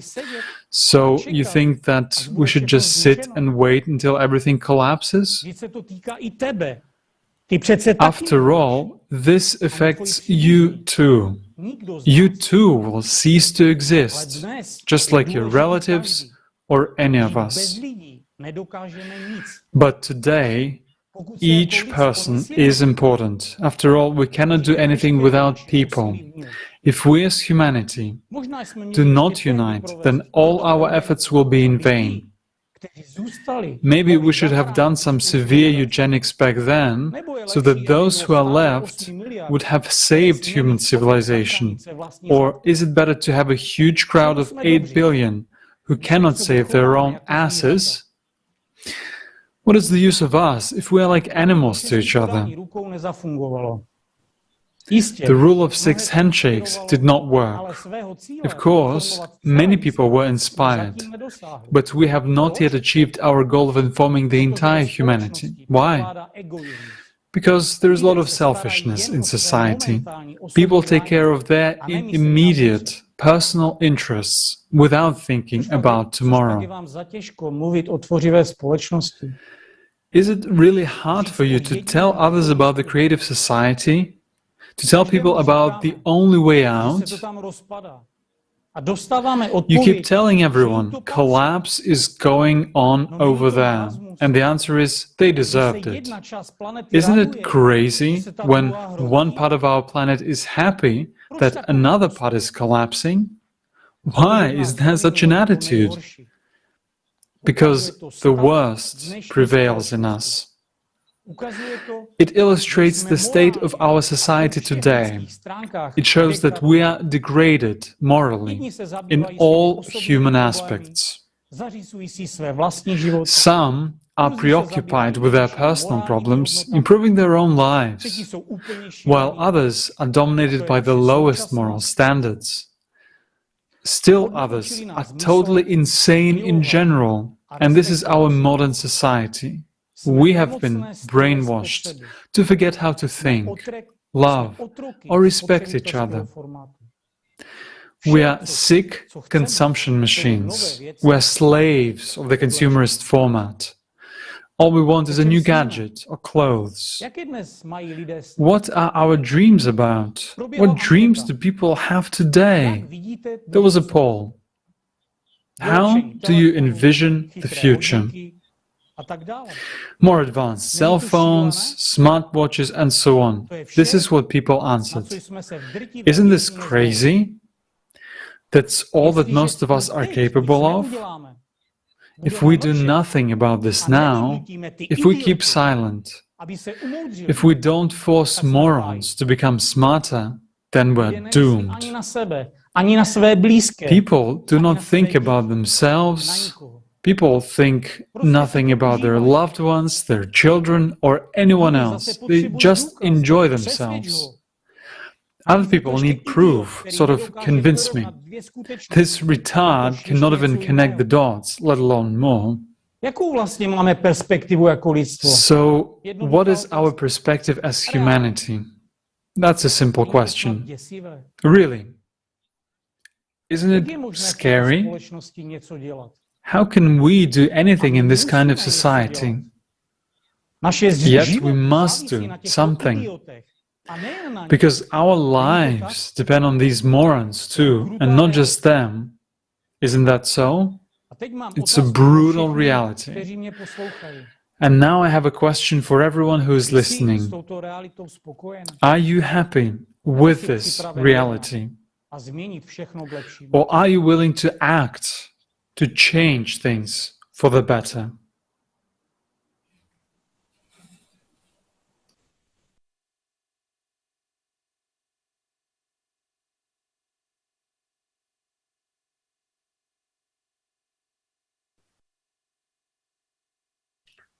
Yushin, thank you so much for this information.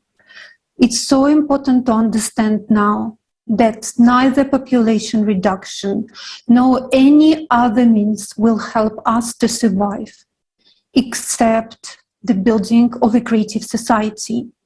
We have no time to lose. And indeed, the question you asked at the end of your speech, should be answered by every single person.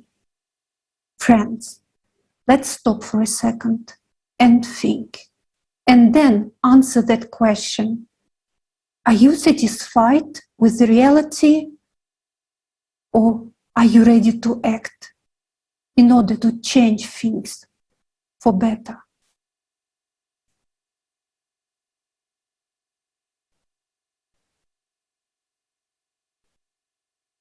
And we still have hope, because today's conference was initiated and implemented by volunteers from 180 countries of the world. It's been simultaneously translated into 72 languages to give an opportunity to millions of people to hear. This is life-saving information. And for the first time in history, we hear the truth about the real situation on Earth, scientific truth of facts. And this information is given to us in order to help us make the right choice. And now I give the floor to Dr. Gayal. He is a member of the National Tourism Advisory Council with the Ministry of Tourism in India. Also, he is a founder and chairman of STRS Travel Group. Mr. Gayal, the floor is yours. Greetings from India to all the people on this beautiful planet of ours, because we are a generation who have become aware of the crisis that is there, and probably will be the last generation who have the opportunity to save it. That is the reason why I am participating, and I'm grateful for giving me the honor of participating in this international event. I think what all of you are doing and what the movement you're doing of saving the planet is a very, very great initiative. And on behalf of the Indian people, the Indian tourism and aviation industry, and I would like to assure you my fullest cooperation in making this movement a grand success. Friends, it is now or never. Either, we will all die and we will, this planet will be finished unless we wake up. Global warming is going on. We are seeing our glaciers, melting. We see floods taking place. There are flash floods. Recently in the Himalayan mountains also, in the state of Uttarakhand, there was another flash flood. So these things need to be prevented. We need to have a linking of our rivers because there are areas where there is drought. You see, we are trying to, find life on the Mars and on the moon, but we are not taking care of the life that is there in Africa and in various slums in India and also in various countries of South and Southeast Asia. So I think that movement should go all over the planet. And I think if this is done, then we hope that your movement, which initiative you people have taken, will become an international revolution, because it is not just for our survival. We probably have lived most of our life, but it is for the survival of our children and grandchildren, so that this planet remains alive and it is not destroyed, self-destroyed by the greed and short-sightedness and narrow outlook of this generation which is inhabiting this planet. And I hope that this planet will remain full of life not just human life, plant life, animal life, and will not end up rotating like a ball of fire aimlessly around the sun. I hope that we'll be able to succeed, because it is now or never, and we hope that we all shall overcome. God bless us, and God bless our movement, and I hope that we can and we will be able to save this beautiful planet of ours. Time is short, so we need to all wake up, and I appeal to all the people who are attending this conference that please take a pledge today that we have to do it now, and let us not leave it for tomorrow what can be done today, because the hour of decision has arrived and it can no longer be ignored, because to ignore it will be a complete disaster of mankind, complete destruction of the planet. So let us save it and let us not destroy it. So this is my appeal to all the viewers of this conference and historical conference, and I hope that this conference will be the turning of the tide. On behalf of the Indian tourism industry and the people of India, I can assure you that we will leave no stone unturned in order to make this movement a grand success. Thank you. God bless you. God bless all of us. Jai Hind and Jai Bharat. Thank you.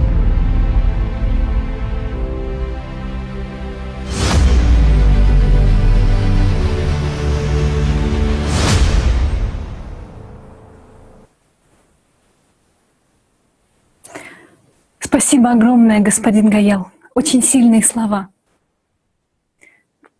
Вы абсолютно правы. Нам пора проснуться. Thank you so much, Mr. Gayal. You are totally right. We need to wake up. Next, shocking information will be announced about the destruction of the ozone layer, the weakening of the magnetic field, and the enhancing of cosmic radiation. All these processes are the result of the cycle of 12,000 years, and I'm pleased to introduce you the next speaker, Doctor of Geological and Mineralogical Sciences, leading researcher of the Department of Petrology and Volcanology of the Geological Faculty of the Lomonosov Moscow State University, Severotkin Vladimir Leonidovich.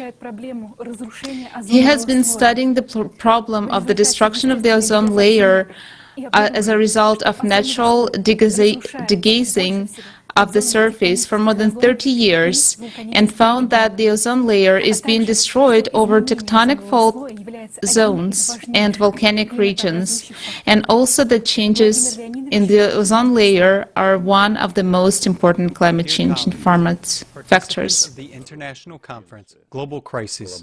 This already affects everyone. I'm happy to welcome you. My name is Vladimir Savortkin. I'm a doctor of geological and mineralogical sciences, a leading research associate at the Geology Department of Lomonosov Moscow State University. Let me begin our conversation with today's weather. Abnormal heat and the ruined ozone layer are the real causes of climatic anomalies that no one talks about nowadays. People on the planet talk about carbon dioxide, anthropogenic impacts. Something about methane is being mentioned now. Cows should be hung or slaughtered. But on March 22, 1985, the Vienna Convention for the Protection of the Ozone Layer was signed, where weather and climatic anomalies were mentioned as the second threat to the ozone layer, following the biologically active ultraviolet light. The Vienna Convention was signed by 196 countries. Can you name at least one scientist who would start with the ozone layer when speaking about climate anomalies? I've brought you straight to the point that we must discuss the ozone layer. Nothing will work without paying attention to the ozone layer.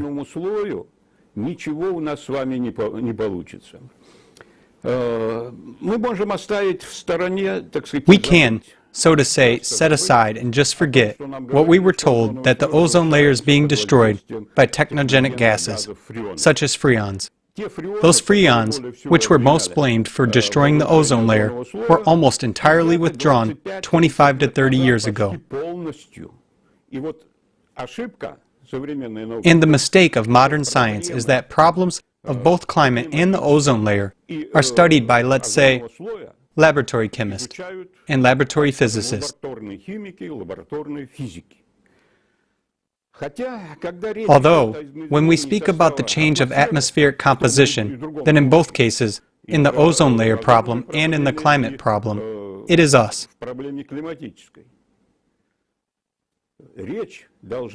Geologists and geochemists, who should be the first to speak.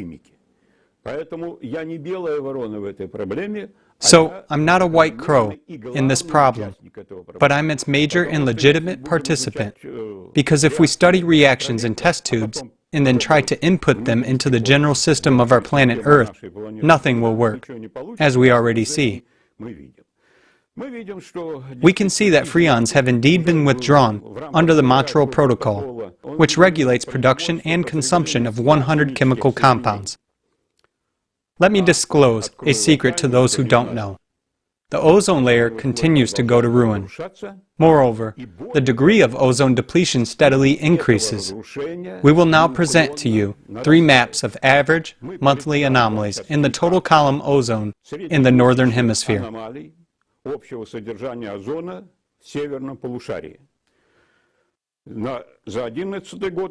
In March 2011, we can see a 35% average monthly ozone loss. 4 years later, in January through February 2016, as you can see on the map right now, there is a loss of 40%. The numbers I'm voicing are crazy. They are insane. It's the average monthly loss. In the previous year, 2020, in the month of March, the loss was already 50%. So we can see that the ozone layer in the Northern Hemisphere is experiencing enormous damage. But nobody really cares about that. Moreover, the pace of destruction starts in January and can last until May, as it was in 2020. At that, we know, and the Montreal Protocol was actually adopted due to this, that every percent of ozone loss over our heads between 1 and 10% means an increase in the so-called photogenic diseases and all other diseases as well, because one of the effects of ultraviolet rays is a widespread decrease in immunity. Nowadays, we have to remember that. Yet, there is another threat associated with hydrogen, particularly that hydrogen which reaches us from the sun, solar rays, or more precisely, proton particles, as well as galactic hydrogen, galactic cosmic rays, which are also hydrogen in nature. The danger is that the Earth's magnetic field is pulsating. It is getting sometimes stronger, sometimes weaker. Now, it is actually weakening. And in this case, it stops being a good impenetrable protection for those very cosmic proton rays. Now let's go back to the study of ozone depletion. As the Vienna Convention signed by all nations tells us, the cause of the ozone layer depletion is emission of hydrogen from the Earth's core. Hydrogen is an ozone-depleting gas. Therefore, the ozone layer is ruined where hydrogen is emitted. We can do nothing but predict. We know where the most vulnerable places are in terms of ozone depletion, and if we study the causes affecting the rhythm of these emissions,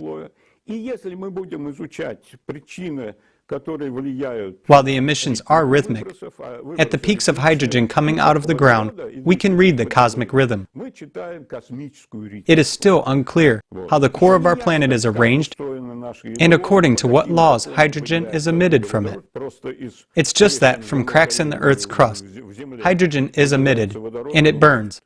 Hydrogen and methane often go together. You see, this lie about the cause of ozone depletion has now been added to another lie about the crucial role of anthropogenic gases, carbon dioxide.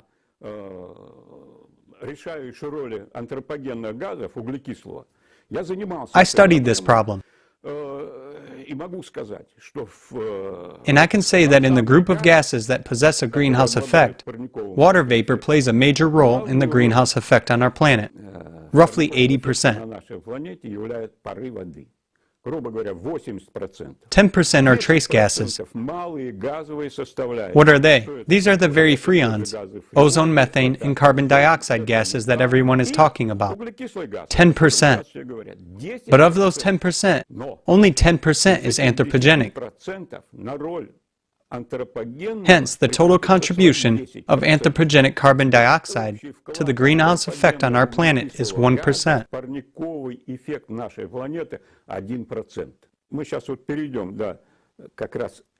Now let's proceed right to the processes which are indicated as evidence of anthropogenic global warming. First of all, it is well documented that in the center of Antarctica nothing is melting from top. On the contrary, ice is building up there. Antarctica is melting from below.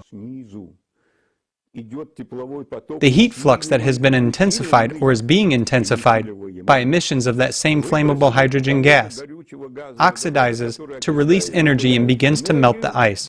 And water flows in the subglacial tunnels and is discharged around the entire Antarctica into the polar seas of the ocean. The same is in Greenland.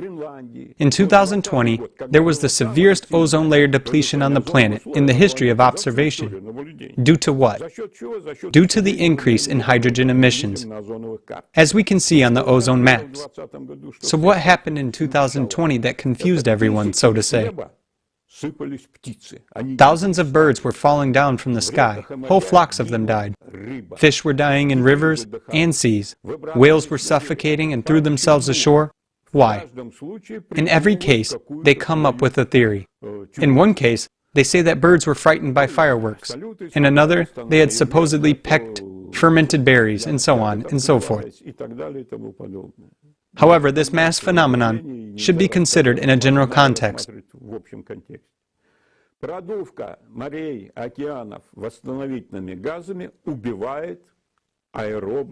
Blowdown of seas and oceans with reducing gases kills aerobic biota, meaning those living organisms that live in the seas and oceans and birds that fly over land and breathe oxygen. Volley emissions of hydrogen, methane, and other gases cause mass deaths of living creatures. Now let's make a brief summary, a geologist's point of view. The most powerful geological process I mentioned is the emission of hydrogen from the core of the Earth, which is related to earthquakes, volcanic eruptions, and the death of biota. It is escalating. We have recorded this in the ozone maps, which show that there is a powerful step-by-step destruction of the ozone layer. Therefore, we have the entire trail of cataclysms associated with ozone depletion, epidemics, including all sorts of pandemics we have now. People are being massively exposed to ultraviolet rays, which reduces immunity on a massive scale. No one is talking about that. I'll say it again. Earthquakes are associated with hydrogen emission, whereas volcanic eruptions are that hot degassing of the Earth. All these are weather anomalies related to ozone depletion, including floods. Strange as it may seem, floods are all over our country at the moment. You see, colleagues, it's our lot to live in such a difficult era. Dear colleagues, I would like to end my speech by saying that my experience in studying natural processes resulting in disasters has led me to a very sad conclusion. That many of our native scientists, especially in the field of atmosphere and climatology, are not interested in real causes. That's from my experience, and I am ready to assert this. Just like it is all over the world, I mean, nobody cares about the ozone layer and what is happening to it. Now, the influence of the ozone layer on weather and climate, as stated in the Vienna Convention, is not of interest. Hence, in our climatology as science, when we discuss the climate process, planetary scale lies predominate. And here, I find such a chance to win. If participants of ALLATRA international movement aim to pursue the planetary scale truth, I think it will be the most powerful and most serious investment in the development of our entire civilization. Because civilization is being killed. And now they are even trying to arrange some kind of civilizational counter-revolution, making a diversion in order to remove one thing and impose something else. It's not ready yet. So colleagues, let's fight for the truth hand in hand with the whole world, with the whole planet.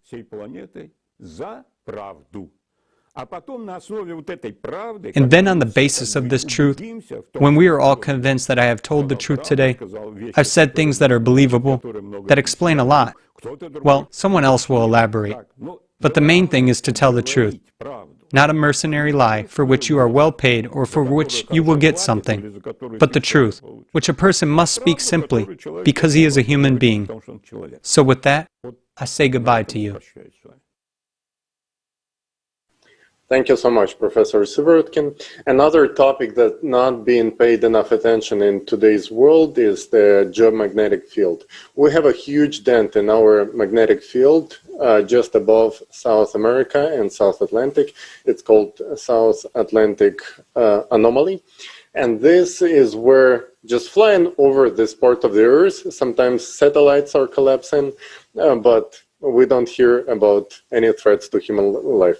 What's more terrifying is that just since 2015, it's expanding tremendously fast, and it formed a different epicenter just above Cape Town. And now it's two different zones.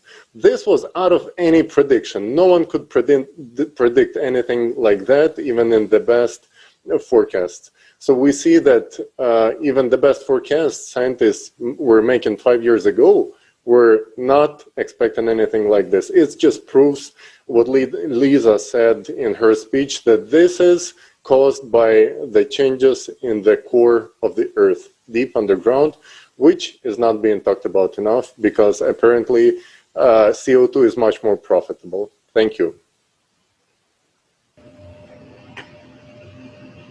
Thank you very much, Tali.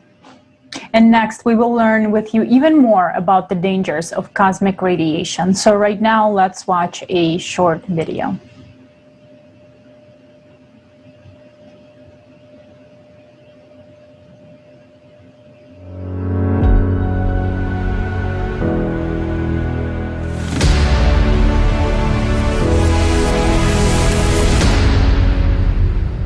Shocking news of 2021 that you will not find in the headlines of world mass media. Air and water are disappearing from our planet. Unknown radiation from outer space is slowly killing people. Slowly? Not really. In 2021, scientists from the LHAASO Observatory discovered ultra-high energy cosmic accelerators within the Milky Way. Short-term, but very powerful outbursts of radiation occur when dense neutron stars collide with each other, supernovas explode, or when stars or planets disappear in black holes. Such hard radiation is rapidly destroying the ozone layer in the Earth's atmosphere. It can trigger acid rains all over the planet. In the absence of the ozone layer, intensive UV radiation, along with abundant acid rain, will be able to destroy all life on Earth in the shortest possible time. This is happening because the sun's magnetic field, which protects us from dangerous cosmic rays, has significantly weakened as the sun is now at its minimum. At the exact moment when deadly radiation flies to us from the depths of space, the sun protection is minimal. Galactic cosmic rays reach the upper layers of the Earth's atmosphere and destroy it.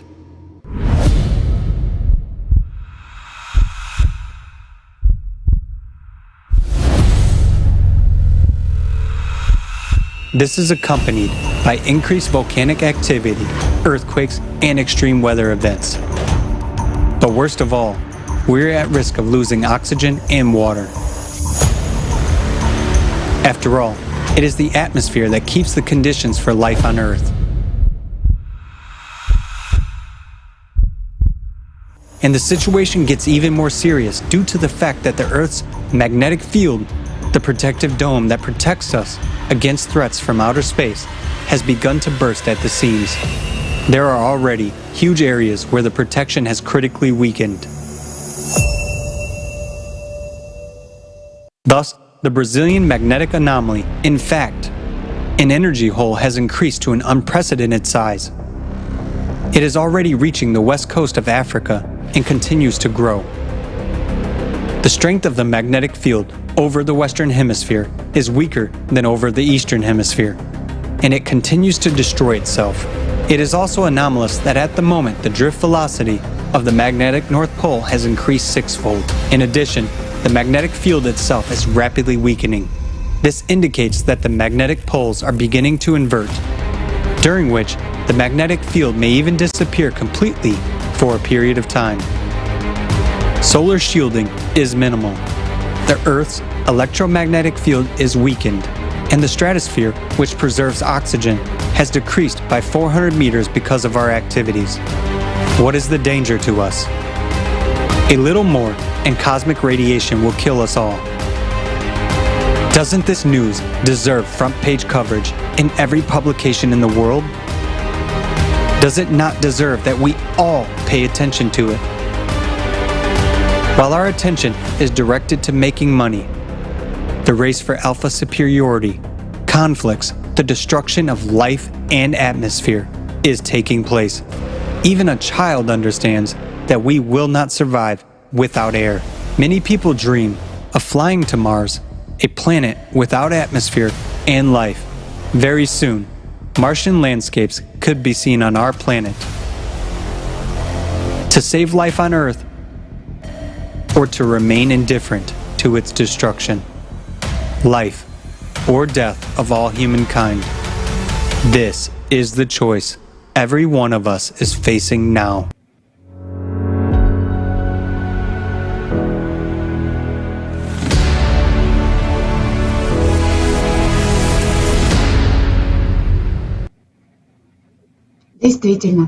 Indeed, all inhabitants of the earth are in mortal danger. And you know that soon all vegetation, oxygen, and water can disappear from the surface of the earth.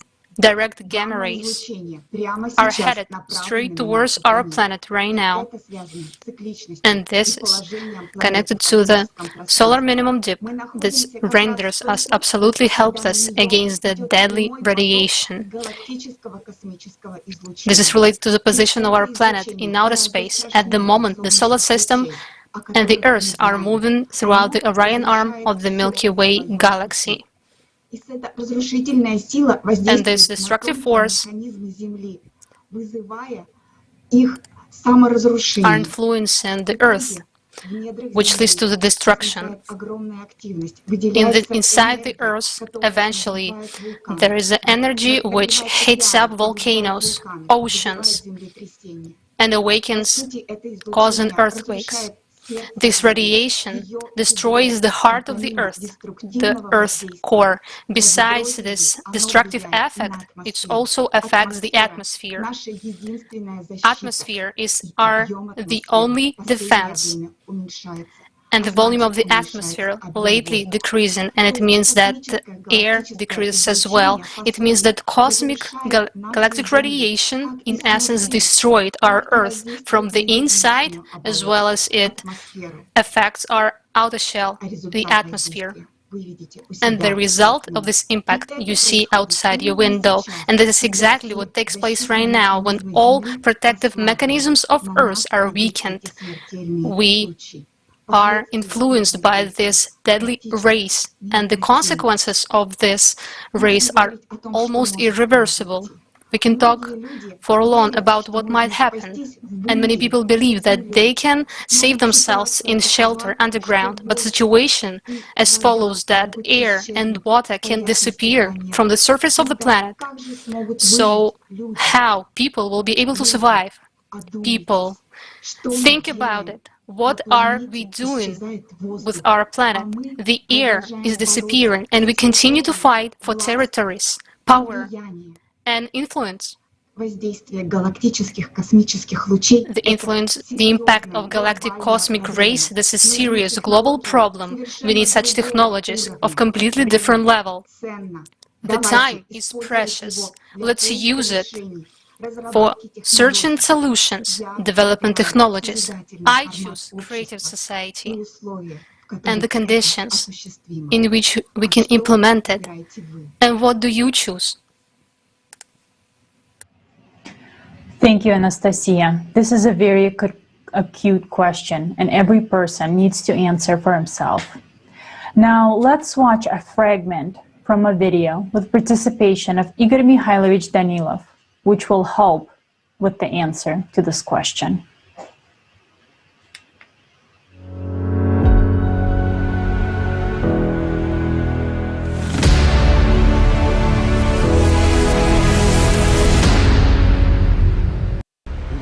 Either we, all together, really begin to understand that the world is on the brink. Nowadays, everyone is already talking about this.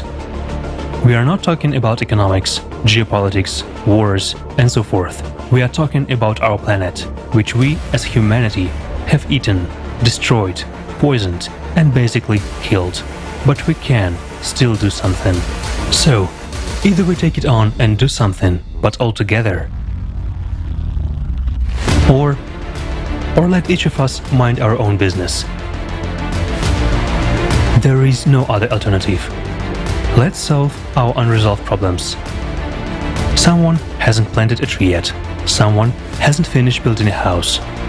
Well, let's finish building it. Let's plant trees. Let's finish building houses. I don't know for whom. Maybe for tardigrades. Well, surely mold is likely to survive. Yet, not for long. Well, when they fly to Mars, they will tell us what is there. And we will find out what is there. But there are no houses or trees. That's for sure. You know, some people are jealous of those who want to go to Mars. That there are heroes who will see another planet, a dead planet like Mars. They shouldn't be jealous. Soon, we will all see it together if we do nothing. We don't have to fly anywhere. We're killing our planet, our own planet. Isn't that so?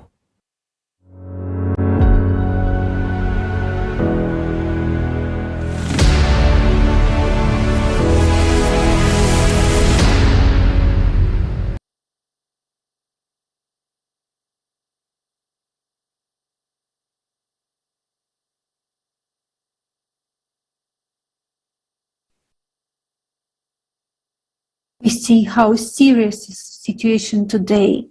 And if we don't change the format of society to creative society, we have no chance to survive. And dear viewers, I'm very happy to introduce and to give a floor to our next great speaker of honor. It's Mr. Satyajit Patkal, who is a well-known Indian television and film director, specializing also in TV shows focused on social projects. And Mr. Patkal, he is working together with Mr. Amir Khan, and the work you are doing with the whole team of the Pani Foundation is really admirable, because you are bringing people together and helping them deal with the consequences of the drought. And this is a local example of people overcoming challenges together. So it's our honor. The floor is yours. Hello, I'm Satyajit. I live in Mumbai, India. And it's a pleasure and a privilege to have the opportunity to speak at the Creative Society Conference. No external agency, no technology is going to be able to solve our problems unless and until we are able to solve for the basic problem which faces mankind, which is that of social fracture. That unless we are able to realize that we are essentially all one, yet all of us today are divided. We are divided, along multiple axes. And that is the fundamental crisis that confronts us. If we are able to solve that, we'll have a fighting chance to solve for everything else. If we are not able to solve that, science and technology, I don't believe is going to be able to ever, lead us out of the crisis, absolutely the edge of the cliff that we find ourselves on. So I think it's wonderful what is being attempted, and it's a privilege to be a part of this conversation. The central concern at a very immediate level is climate change. I think climate change is the elephant in the room. It's going to it is already unraveling very, very rapidly. It's not something which is going to happen in the future. It is already happening. We are literally like you must be familiar with the story of the frog and the water. So the story is this, that essentially you put a frog in hot water, it immediately jumps out because it knows that the water is hot. But you put the frog in water which is at room temperature and you gradually boil it. It's enjoying the temperature of the water, and by the time the frog realizes that the water is dangerous, it's too late. It doesn't have the ability to jump out. And I think that we are very close to that boiling point now. And it would take all the ingenuity of man to pull us away from the brink of the abyss, because that is where we find ourselves today. So no matter whom we might consider powerful, the greatest military superpowers of the world, also at some level, ironic as it may seem, perceive themselves to be helpless. And that's true, because here is therefore a crisis in which unless all of mankind comes together and has agreement at least on this, we are really not going to be able to extricate ourselves from this crisis. But as human beings, our wiring has not taken place commensurate with that. So we have kind of conquered the laws of nature, but we do not know our own natures, our own beings. Who are we? As a species, we are already on borrowed time. Now we are seeing how climate change is passing the tipping point in many countries. We can see how the environment which each of us lives in deteriorates and turns more and more unpredictable. It doesn't only deteriorate, it turns unpredictable. We have hurricanes in Bombay, which we never had. So at multiple levels, I think every person everywhere in the world can feel that we are living in a period of uncertainty, which is unprecedented. All national solutions are failing, and they will fail whether this happens as far as health is concerned, whether global warming is concerned, whether it's as far as the economy is concerned. And whether or not people are able to articulate it, I personally am deeply convinced that the entire survival of our species depends on us coming together, on us finding a way based on dialogue, on kindness, on love, on overcoming fear, of embracing differences. We are either able to do that and survive, or we will certainly perish as a species. And no doubt, this is not something which is at all unpredictable. You don't need to be a rocket scientist to predict that. I mean, obviously the role of media is heightened because media has the ability to reach many more people in one go. This level of urgency can only be acquired if it becomes the dominant emotion of civil society. We have not been able to give it that level of urgency, that level of awareness in the public consciousness. Certainly, one part of it is the role of the media, but it is obviously the power of every section of society. It is what parents need to do. It is what schools and colleges need to do. It is what politicians in power need to do. It is what every single one of us needs to be doing. This is my first interaction with Creative Society, and I'm absolutely, I love the idea of people across, all kinds of so-called divides coming together in order to open up a conversation about the common problems that face us as humanity or as part of nature or existence, whichever way we choose to look at it. So I think it's a extremely important initiative.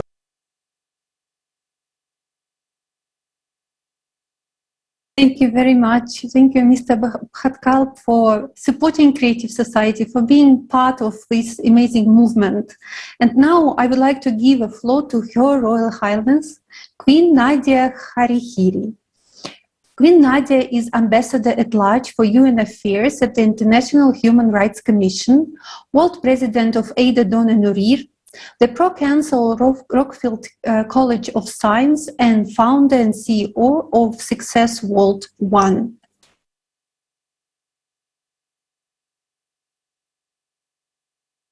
Greetings, everybody. Aloha, salam alaikum, namaste to everybody.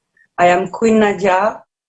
I wanted to participate to Creative Society because, first of all, they are very dear to me. The team is a wonderful team.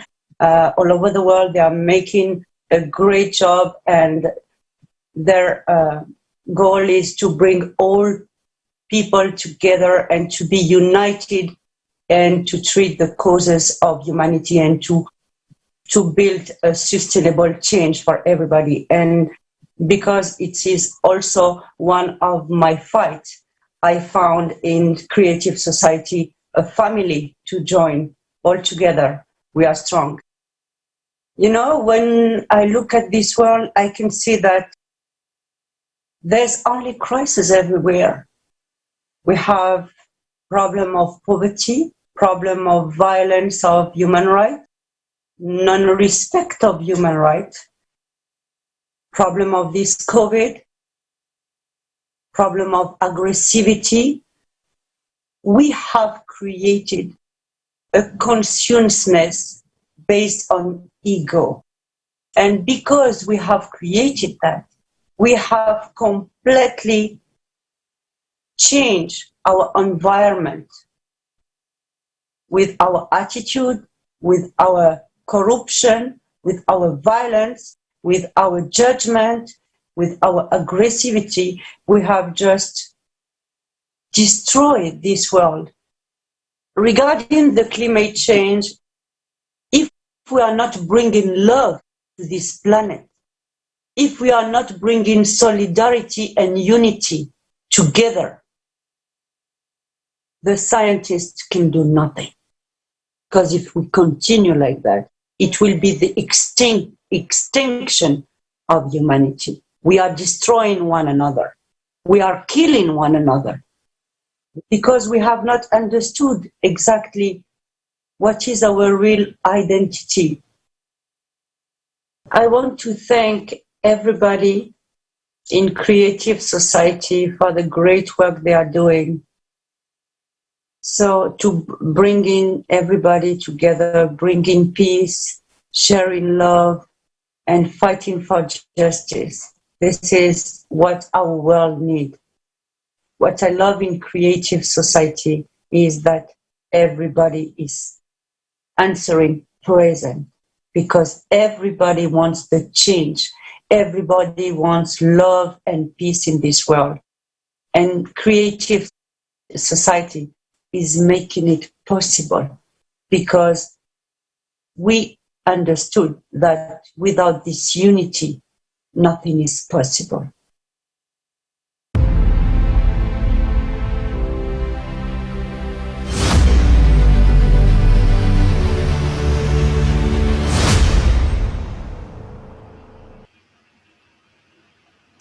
Thank you very much, Ms.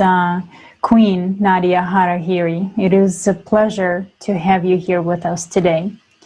Now, I would like to introduce our next speaker, Sir Patrick Bajot, who will talk on the importance of unification. Sir Patrick Bajot is an UN Ambassador for World Peace Tracts, Senior Banking Redemption Judge for the International Court of Justice and International Criminal Court, an investment banker fund manager, and author. Thank you for the support that you and your organization is giving to the world at large with respect to this wonderful mission that you have about creative society. And I've seen, so much that you've done, and I applaud it, no doubt about that. And I'd like to welcome everybody globally to the Creative Society today. I'm an ambassador for the UN, as you know. I advocate this right across the board with all governments, as I speak to prime ministers and presidents too. I advocate this with respect to the International Court of Justice. I don't think people are actually understanding the significance of the danger with respect to climate change. So you asked the question, what's the position legally with migration in view of a disaster or the potential of a disaster? The answer legally is that you simply cannot go and pick up yourself and go to one country to the next because you feel that your country has famine or your country has a plague. It is going to be, the legal position is that if in the process of a destructive force, whether that's actually provoked by man, or whether that's initiated by should we say, an act of God, should we say nature, we will have to open the boundaries so that people can escape from one catastrophe and free themselves and get relief in another zone. At the moment, the law doesn't allow that. The question is that is a disaster, that is a world crisis, yet borders are shut for countries' own unification, for countries' own safety, and so on. They isolate themselves. I would like to see that change. I would like to see us having open doors in moments of crisis to support all of our neighbors. Because the human race fundamentally is one human race, irrespective of race, culture, creed, and so on. And we're there to support each other, especially during a moment of crisis. And humanity would simply just be a distant memory.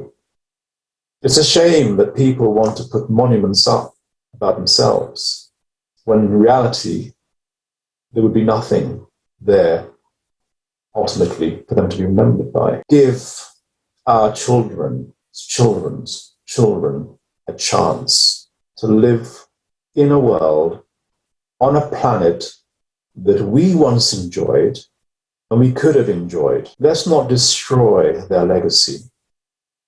Do something about it now. Now is the time, not tomorrow. Right now is the time to do something. It has enormous destructive qualities. If people are not paying attention to climate change, I don't know how many more times I've got to say this to scientists, to the United Nations, to governments, to wake up quickly before it's just too late. And they can't turn around and say they haven't been told. They can't say they haven't been warned. Some things I've said are quite profound. And I want your creative society to continue on with its remarkable movement, its remarkable mission statement, and keep growing so that ultimately, by virtue of by significance of number, we will change the world. I appeal to everybody to do something about that. Become part of the creative society. Join their mission statement. Listen to what they are saying. It has an adverse effect if you don't. these people are doing this. They're not being paid for doing this. They're doing this because they care about the world. They want to see a change. They spend and dedicate their whole time for this cause. So governments, judges like myself, will take heed from a legal point of view. And my position as a UN ambassador, people will listen to that position. They will listen to the fact that even people with my position can make a difference with my colleagues too, in the UN, as it is also with my fellow judges. I appeal to governments. I appeal to leaders. I appeal to you, mankind, to take the stand now, before it's just too late. Why are you not understanding this? Why are you not getting to understand the significance of this?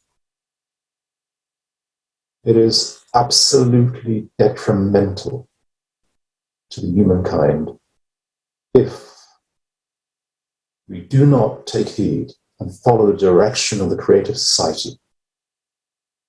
Thank you.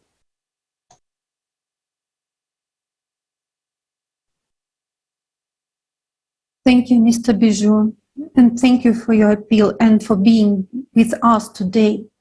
Dear viewers, thank you for being with us, for your comments and for your support. And let's watch together the next video.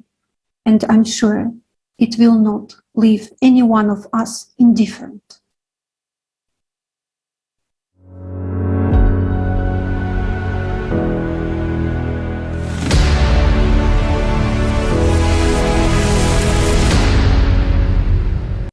Have you ever thought that there might be circumstances when you will suddenly have to leave your home, your apartment, or your town?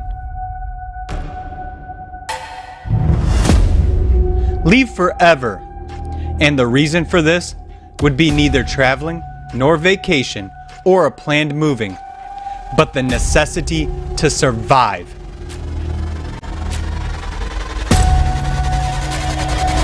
Refugee. You have probably heard this word from the news. But have you ever thought that sooner or later you may become a refugee yourself? After all, climate disasters know no borders, social statuses, or schedules. In 2020 alone, 82.4 million people were forced to leave their homes. This is equal to the population of such countries as Germany or Turkey.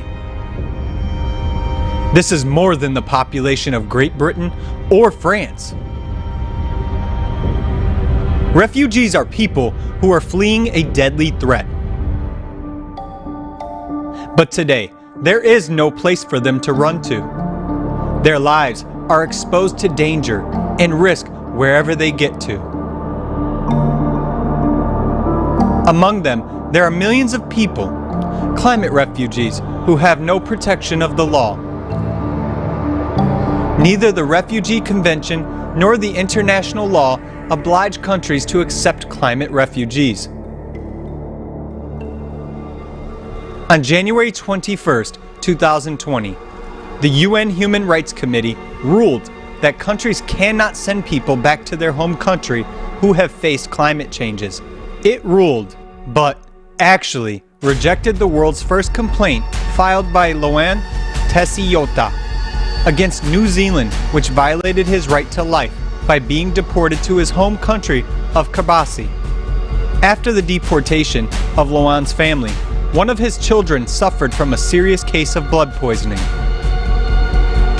Climate refugees are one of the most disenfranchised categories of people. The laws of many countries provide for penalties regarding inhumane treatment of animals. But they give absolutely no protection to the people who miraculously survived a natural disaster and ended up on the street without means of sustenance. Every day, one child dies among migrants or refugees. Mark Lowcock said, "I'm getting daily reports of babies and other young children dying in the cold." Imagine the grief of a parent who escaped a war zone, with their child only to watch that child freeze to death.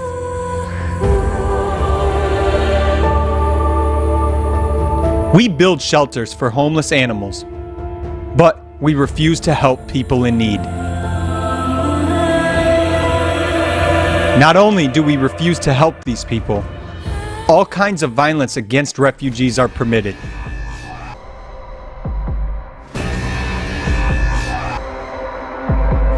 Many countries began a containment policy, trying to prevent refugees from entering their territories at all costs. According to the UN, thousands of people were pushed back by the border control authorities in Europe using violent measures. The pandemic worsened the situation for refugees. According to official information, tightening of border crossings did not let hundreds of thousands of people leave zones of armed conflicts, economic crisis, and environmental disasters. Meanwhile, the number of business trips abroad remained practically at the same level. Since 2015, border violence has become more sophisticated. Moreover, since 2020, the number of tortures has increased compared to the previous year. A special report prepared by Border Violence Monitoring Network on tortures in 2020, analysis data from 286 testimonies of violent pushbacks, prolonged beating for up to 6 hours at a time, police dogs being released and encouraged to attack, forced undressing, the burning and destruction of clothes, and forcing people on the move to cross borders in a complete state of undress. Groups of up to 80 men, women, and children were forced to undress completely and placed inside the detention room. Severe beating and throwing victims into water, resulting in their disappearance. Here are just a couple of quotes from the victims. They even fired shots close to our ears for the purpose of intimidating us. They didn't ask us anything, just started the beating. We had mayonnaise and ketchup in our bags, which they rubbed on our wounds. In December 2020, the Black Book of Pushbacks was published. A 1,500-page book documents the horrific violence suffered by over 12,000 people at the hands of authorities on the external borders of civilized European countries.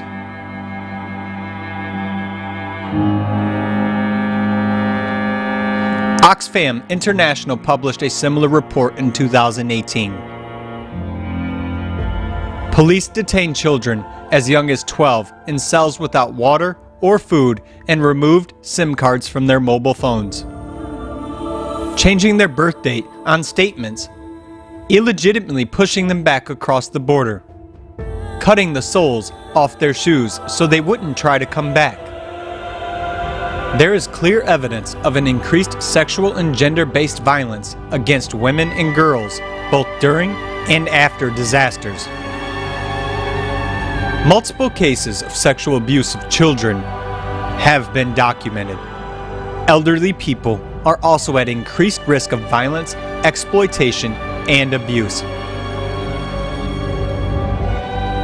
In our society, a person loses their property, their place of residence, loses the right to protection and life.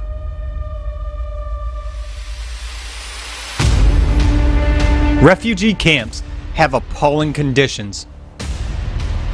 Fabrizio Carboni, Near and Middle East Regional Director of the International Committee of the Red Cross, says about the refugee camps. Tents plagued by rats, water sources contaminated by feces, and inhabitants suffering from tuberculosis, scabies, and post-traumatic stress.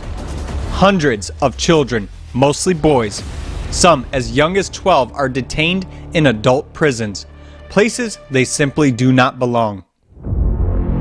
These are the realities of our consumer society we live in.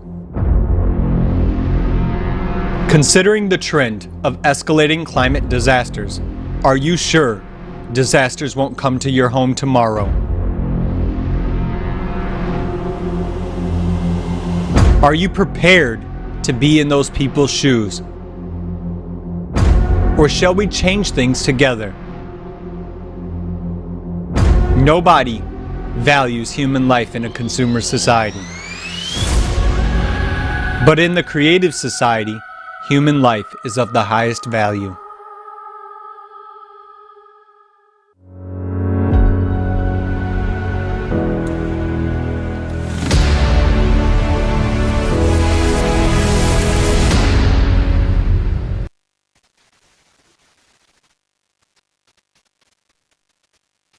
Нет, это не голливудский фильм ужасов. It's neither a Hollywood horror movie, nor a perverted result of a writer's or director's sick imagination. It is reality, a bitter, devastating, heartbreaking reality.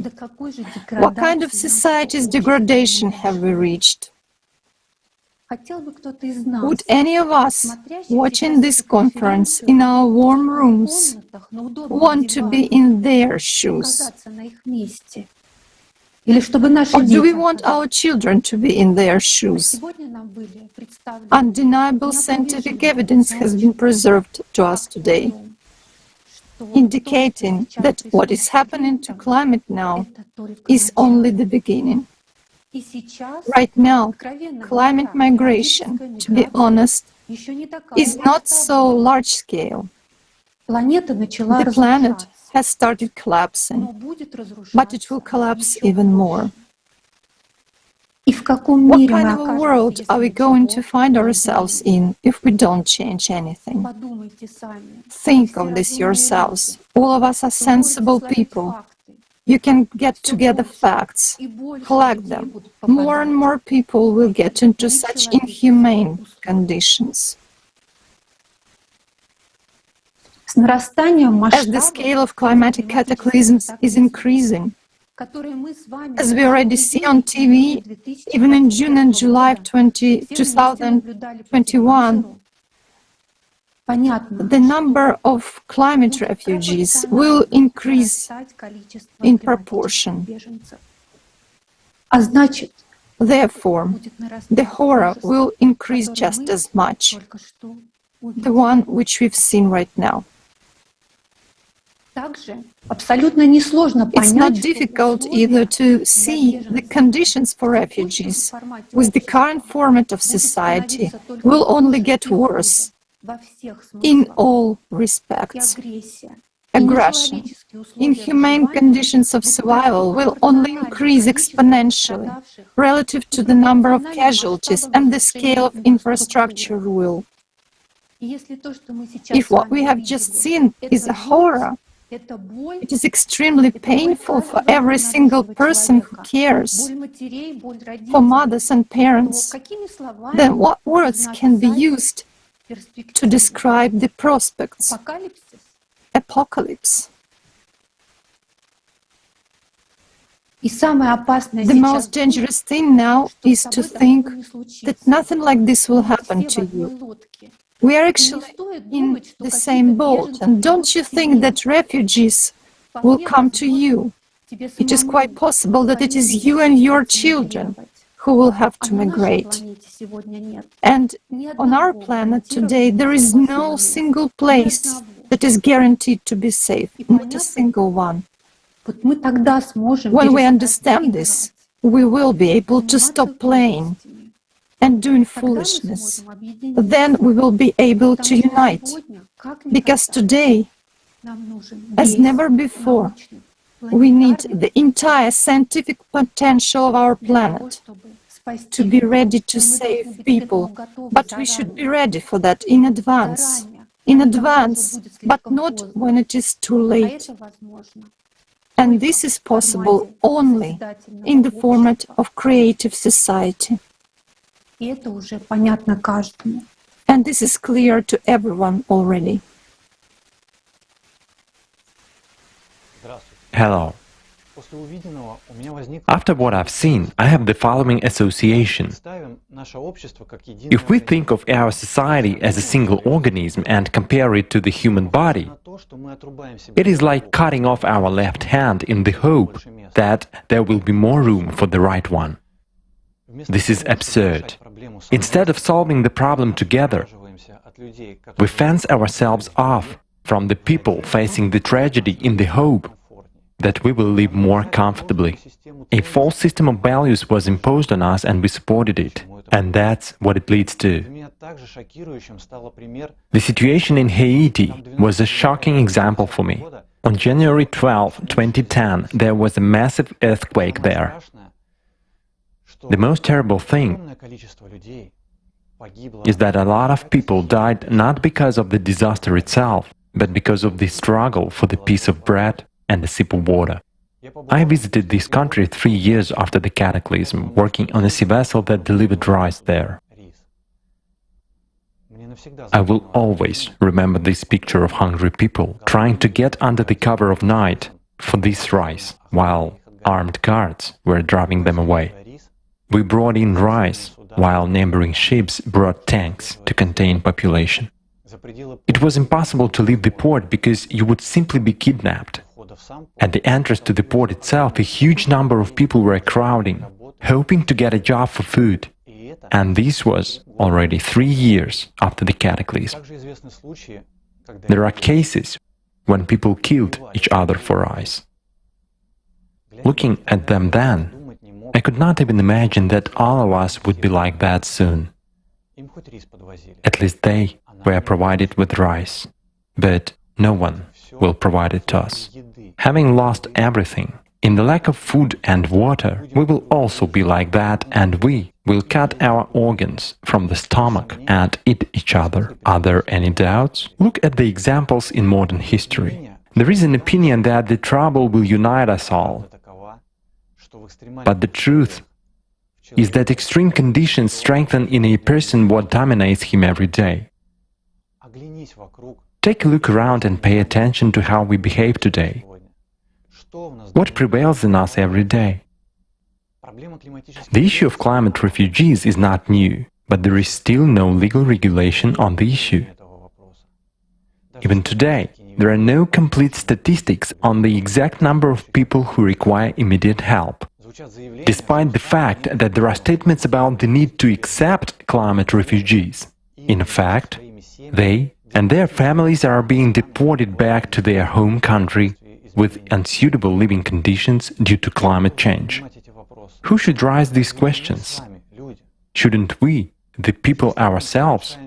If we agree with the way other people are treated, then we agree to be treated in exactly the same way. Our biggest crisis today is a crisis of humanity, and our lives are at stake. Therefore, we should make every effort. You and I are responsible for the format that we currently support. It is worth noting that when people speak of refugees, they always mean someone and somewhere far away. But today, speaking about refugees, given what is happening with the climate, I'm talking about you and me. Yes, you've heard everything correctly. Have you ever lost your home? Have you lost all your familiar life? Lost the comfort of your surroundings and your usual rituals like family dinners, internet surfing, hot showers and costly baths? So imagine that having lost all these, you and your loved ones will be forced to go in search of a safe place to sleep, food and water. And you will find yourself among strangers. It is good if they understand you, but if they don't, here is the question worth asking. What will happen to us if the current examples of refugees' life are shocking? What will happen to us in a society where a person is just a figure in a report? So, before it's too late, we should look each other in the eyes, understand that we have nothing to divide, and shake hands. Yes, these are difficult times, but we are able discarding prejudices, to unite in a common goal and build a creative society, to strengthen the foundations of real values, to put everything back in the right place, and prepare to jointly face these times with dignity and safety. Only in this case, nothing will threaten you, regardless of the conditions in which each of us will find ourselves due to global climate change. Thank you.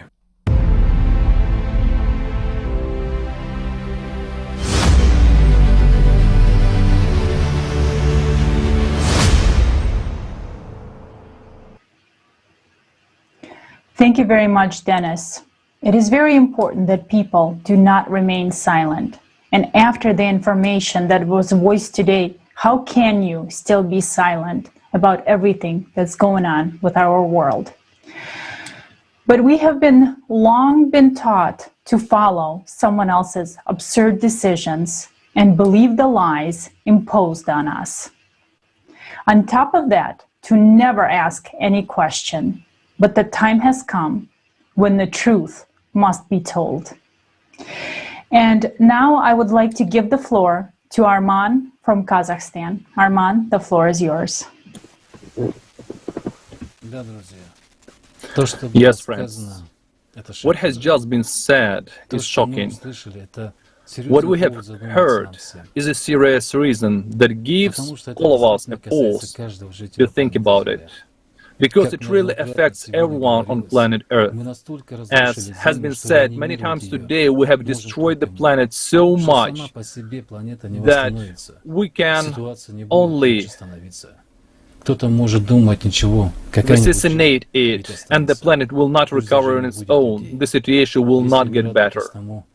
Some people might think it's okay, there will be some life, even if there are no people. If you rejoice that tardigrades and some infusoria will survive, and you don't feel pity for 8 billion people, then there is nothing else to say except that only an idiot can think like that and be happy about it. Only infusoria and mold will survive. What? Are we mold? Such people are worse than Judas. They are not even Judas, they are the ones who sold out Judas. What an idiot has to be to allow this to happen. People who talk like this should be sent to the place where everything collapses. Will they think like those? Will they think like that they are rejoiced? For some reason, they rejoice when misfortune affects other people, but not themselves. Let's address Mr. Musk together and send such human mold to Mars. Let them rejoice there. So either we do something and either we do nothing and sit and wait for mankind to collapse, and then there will be no need to go to Mars because we'll have Mars here. Or we consolidate and change the situation together, reanimate the planet and start living as humans. The problem is that we didn't consider the situation holistically, but I'm sure this conference will really help people to see a big picture. And what I want to draw your attention to is to the fact that many years ago we already talked about it. Much of that what you have heard and will yet hear today.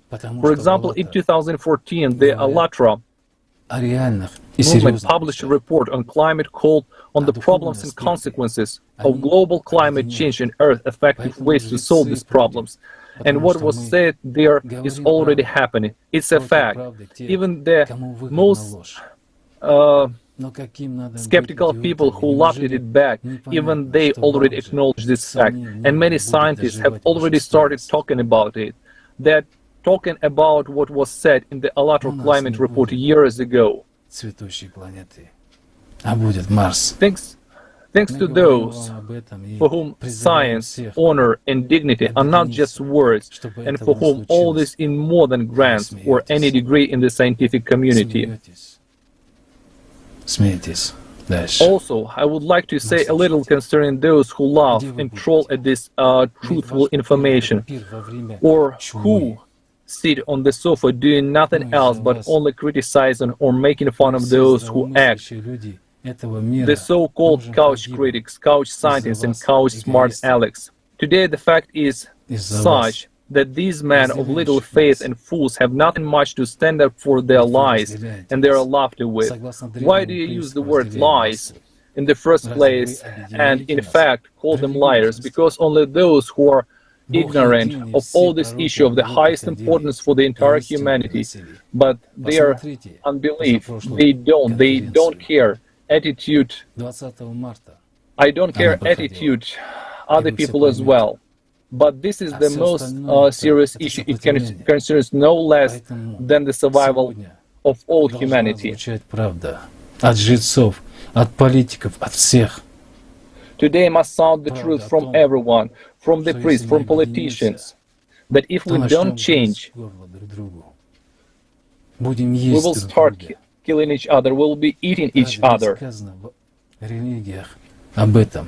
Isn't it said in the religions, in our religions,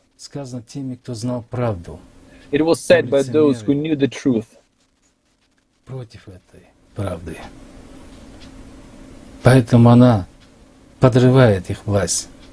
That's why the truth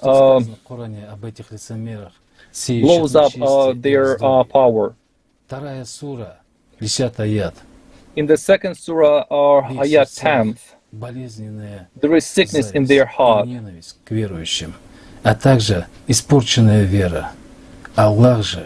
only Allah lets their sickness increase. They will suffer then a painful punishment for their lives.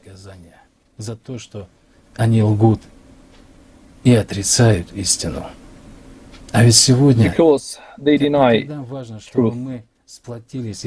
And today, more than ever, it is important that we unite and become a single organism. This is the sense of ALLATRA, salvation of the whole humanity.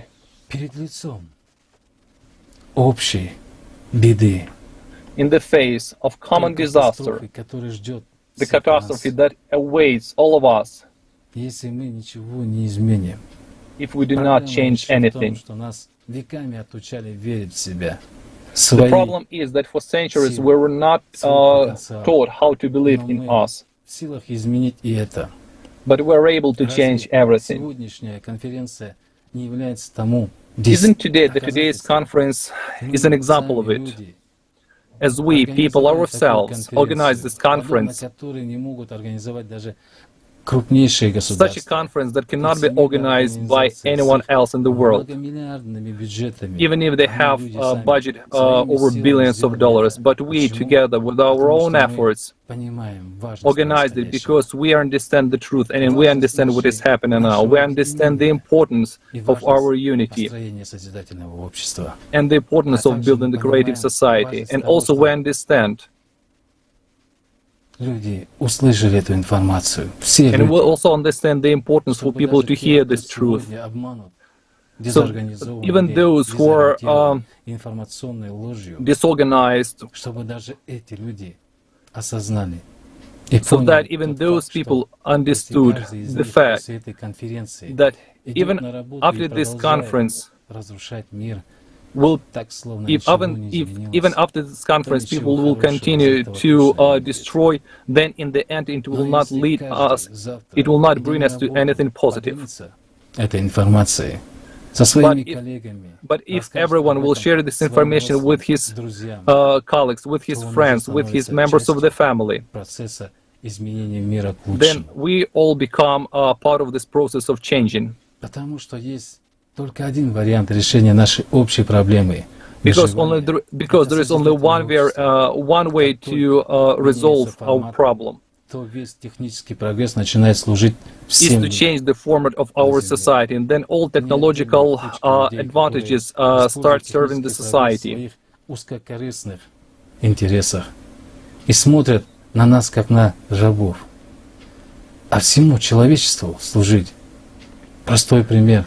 But to serve the whole humanity, we should not go far to see the examples. We've seen that the pandemic situation showed that millions of people were left behind the level of poverty. Isn't this scary? Isn't this shame? The whole problem is that people are fighting to be alpha, to be the most one.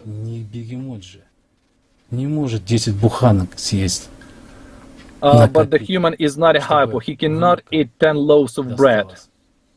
Say some so that grandchildren can use them. But what kind of grandchildren? Grandchildren are tardigrades or grandchildren mold. What will happen to the grandchildren if everything continues to roll the same way? In the fact they don't really need that money, they certainly won't see any benefit from it.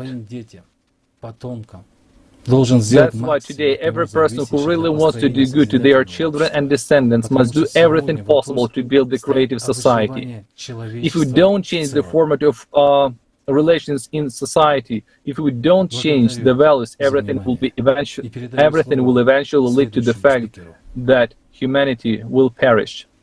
Now I'd like to pass the floor to the next speaker. Thank you, Arman. Спасибо, Арман. You're absolutely right.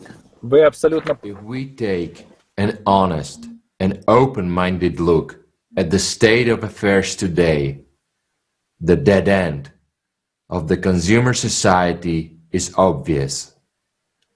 We are rolling down the mountain into the abyss, and no one wants to stop. We see, we understand, we know, but we keep on rolling. And we remain silent because it is not acceptable to talk. Not acceptable to who? Look at what is already happening. Calculate the progression of destruction that is building up. Everyone refers to the fact that the authorities don't do anything and don't want to do anything. But who are the authorities? They're ordinary people. We elect them. So we are responsible. What can they do? Even if the rulers of all nations got together, they would do nothing. Let them stop at least one catastrophe. Will they stop earthquakes with money? Will they collect dollars and fill the volcano with them? This is nonsense. What do they want us to do? Stop producing carbon dioxide? Plant the trees? What good would that do? These are all fairy tales. The ocean already produced CO2, and the rainforest is already starting to produce carbon dioxide as well instead of oxygen. They are mutating faster than we are. Can we breathe carbon dioxide? We can't. Can we live with radiation? No, we cannot. How we will survive? We have reached the point of absurdity. We focus on the fact that we need money to survive. We forget that we cannot survive without fresh air, without clean water. We destroy and consume the planet's resources without thinking about what we will leave to our children. We leave them a legacy of homes and money. Will they drink money instead of clean water?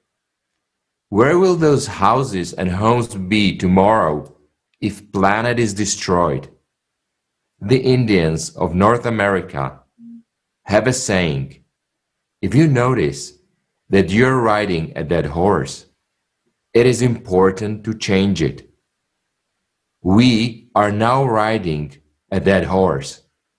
It rolls down the hill by inertia.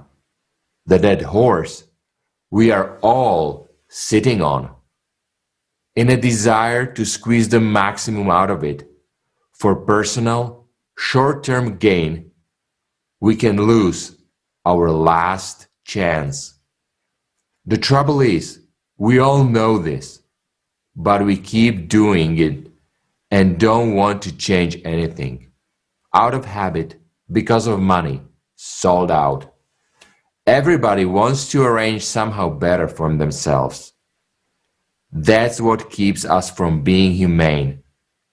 As soon as money appeared, consumerism began to grow rapidly, and it took everything human out of us. In the consumer society, everything is built around this. If you don't have money, you will die.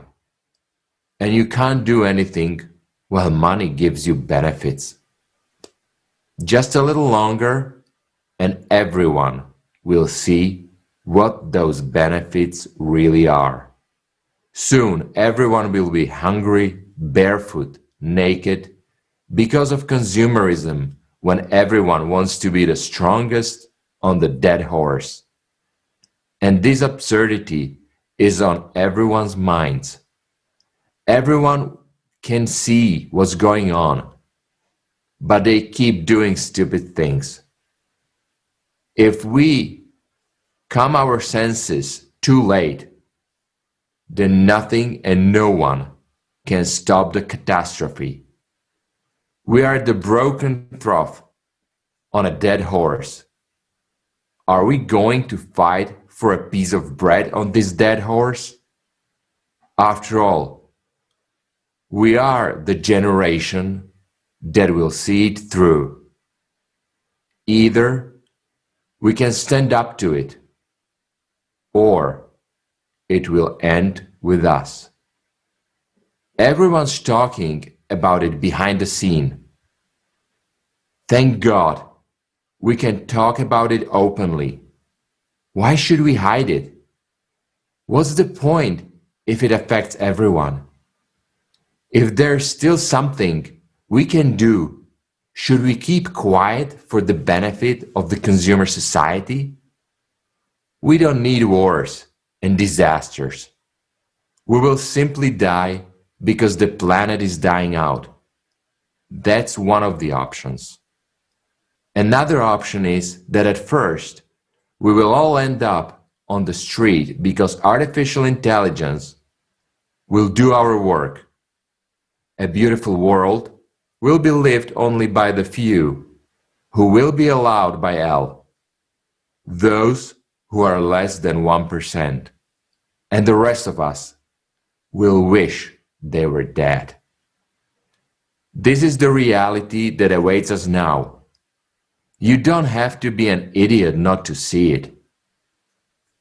But there is another option, a creative society, in which the highest value is the life of every person. And this is not a new idea. Zarathustra, Buddha, Jesus spoke about it 6,000 and 1,500 years ago. All the prophets dreamed of a creative society and said what it should be. There is no alternative to the creative society. Prophets taught us that human society must be based on love and respect for one another. And there is nothing more precious than human life. So what will we choose?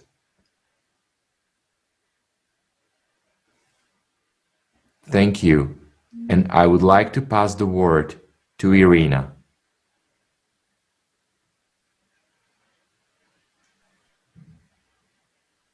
Здравствуйте.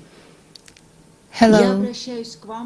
I speak to you, the inhabitants of the planet.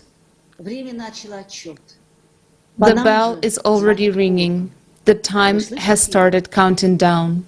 Do you hear it? When terrible images of what we've seen and the pictures of the present and the expected near future for everyone pass before us, where there will be no chosen ones, the planet is in agony, but we have forgotten how to hear our planet and how to hear and listen to each other. We are indifferent to each other, but have we been always so indifferent? Or the existing system made us like this. For a long time, we were taught to be slaves, but we are beginning to, we start to wake up, to understand if what we expect will happen, who will survive? No one. The elite will be wiped out of the face of the planet by the global catastrophes. And we have one way of salvation, in unification. But in the current consumeristic format of society, we won't be able to solve this problem, as everyone is in fight with each other. But who are fighting with each other? They, the world writers of evil, imposing fatal posts on us, those who dictate to us how to live, those who hide the truth from us, divide our earthly goods, our income. They can't be satisfied with what they have, and they will never be satisfied in the consumer format of society, where money is first and the best value. Only this truth will help us to see the reality as it really is. This is the end of the human race, the end of another failed civilization, the end of planet Earth. Isn't even this sobering up? Wake up, because all our quarrels, insults, misunderstandings are just nothing compared to what is coming. And when we realize that this is really the case, and we absolutely have no opportunities to survive in consumer format of society, only then we will have a chance of salvation. And the truth is that only one saving model there is, model of society, and it already exists. It really solves all the problems. It is real and working model, and this is called creative society. And any attempts to kind of like cross creative society with consumer society will fail, because in the consumer society, we won't take care of our society. We will just take care of our greed and alpha ego. This is the root of the evil. This is the reason of our self-destruction, the main cause of it. And we cannot wait no longer, because we will fail. And here we have to choose between life and death. As a hero from the movies, you know, wallet or life, this is not the movie show. This is trouble that is coming very soon. So let's not choose the path of the old world, of the illusionary comfort that is trying to take us all away into abyss, lying to us in the fact that everything will be okay. But no, friends, nothing will be okay. And let's abandon the old, dying world, and let's choose the new world without fear, giving us life and salvation, common sense and the law of conscience as the main spiritual instinct for our worldly existence. As people who are not destroying, but people who are creating, because we deserve it, now, today, and always. Thank you so much. And right now, I would like to ask your high attention before presenting the excerpt from the video, Future, This Affects Everyone, with the participation of Igor Mikhailovich Danilov. We are right now in different parts of the planet, in different time zones, but please tune in and resonate with this excerpt, because right now the most important words will sound. I'll just give a simple example so that everyone understands, even those for whom the environment is very poor and there is too much CO2. I'll put it in layman's terms. In the consumerist format, the highest value is money. But in the creative format, the highest value is human life. Yes, my friend, human life. Yours, your children's, your mother's, and our lives, the lives of all people. And that's what it is built on. We begin to approach things in a different way. We will be able to think in a different way. We will be able to distribute everything in a different way. We will be able to produce everything in a different way. And we will have a chance that we will be able to implement, but we will be able to implement it jointly. That's the point. Or again, everything remains as it has been. We will live as we used to. The sun is still shining. When you go outside, the sky is blue and the grass is green. Why change anything? We can do it this way too. Again, it's up to us to decide. Friends, our choices will define everything. But remember one thing. We, who are living now, are the last generation. We're either the last generation that exists in the hell of the consumerist format, and the first generation to enter the paradise of the creative society. Or we're the last generation that lived in the paradise of the consumerist format and will enter the hell of that reality which awaits us tomorrow in the same consumerist format. It's up to us to decide whom to be, friends. Do you know what I would like to say? That in the future, regardless of the course of events, no matter which path we choose, there will be neither poor nor rich among us. All of us will be equal, but in one case, there will be a wonderful world, while in the other case, all of us will be equalized by the fate that we will determine. Exactly we, ourselves, through our indifference and inaction, and all of us will be equal. It's up to us to choose and to decide which path to follow. The choice is up to us, but the choice is up to everyone. If we don't convey this and do not awaken the entire humanity, we will not solve anything. We won't be able to do it on our own. In order for us to be able, let's say, to sail away along our river in our boat from that waterfall, we should all row together. This is important. The time of egocentrism has passed. It's time to unite. It's a wonderful time. It's time for everyone to mature and treat one's life responsibly. It's time to choose who you are, a human or an animal. If you are a human, you are a part of our entire civilization, the entire humanity. If you are an animal, then without you, we will become animals too. And the choice is up to everyone, whom to be and whether we will live or not.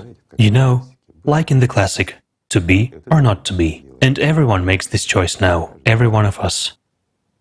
Or doesn't make it. But the outcome will be according to our choice, according to the choice of each of us.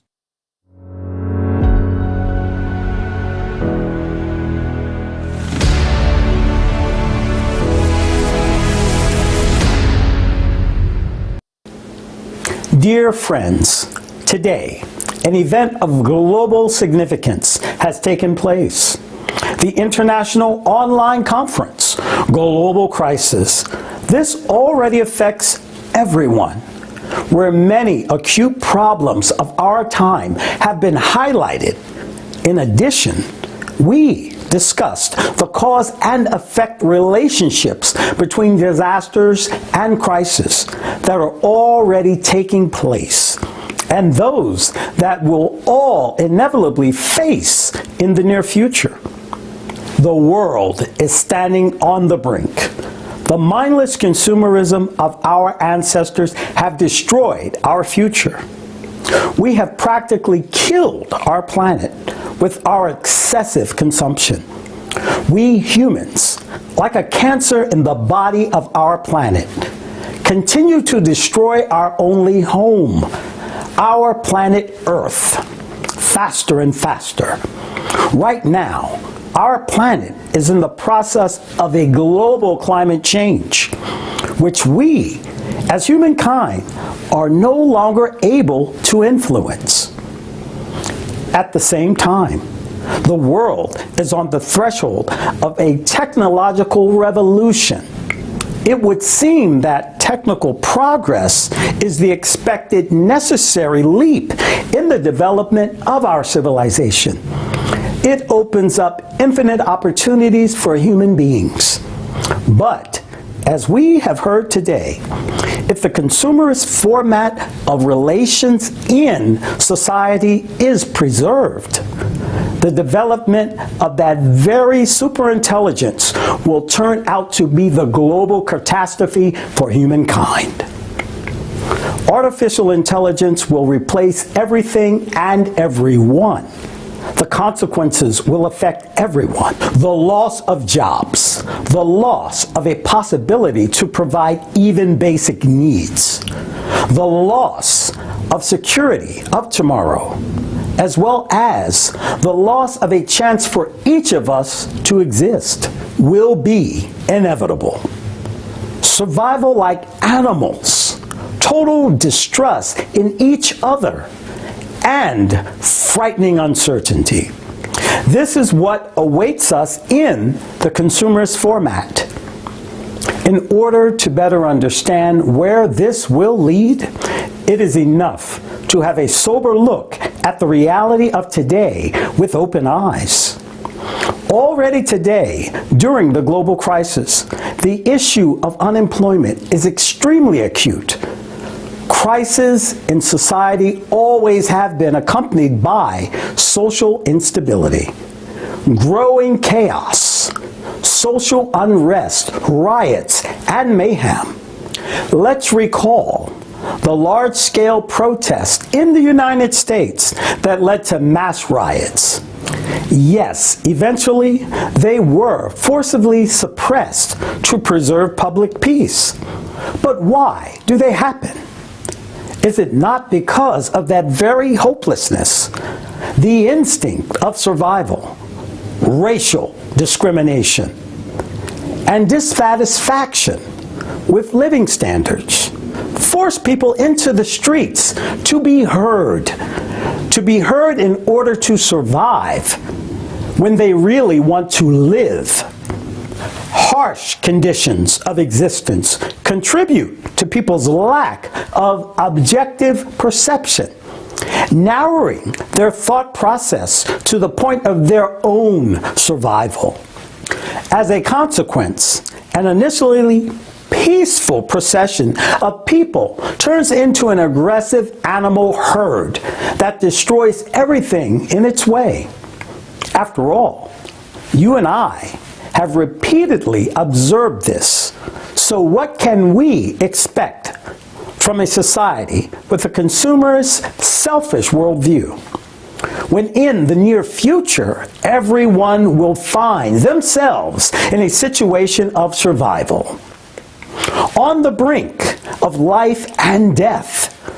Who will be able to stop not thousands, not even hundreds of thousands, but many millions of aggressive people who have been robbed of the future, robbed of hope for tomorrow, and the last piece of bread? You may ask, who is going to take it away from us? I'll tell you, those who are now sitting idly by, those who take no action. They are not stupid. They see and understand everything. They have the right to speak up, and yet they do nothing. They remain silent.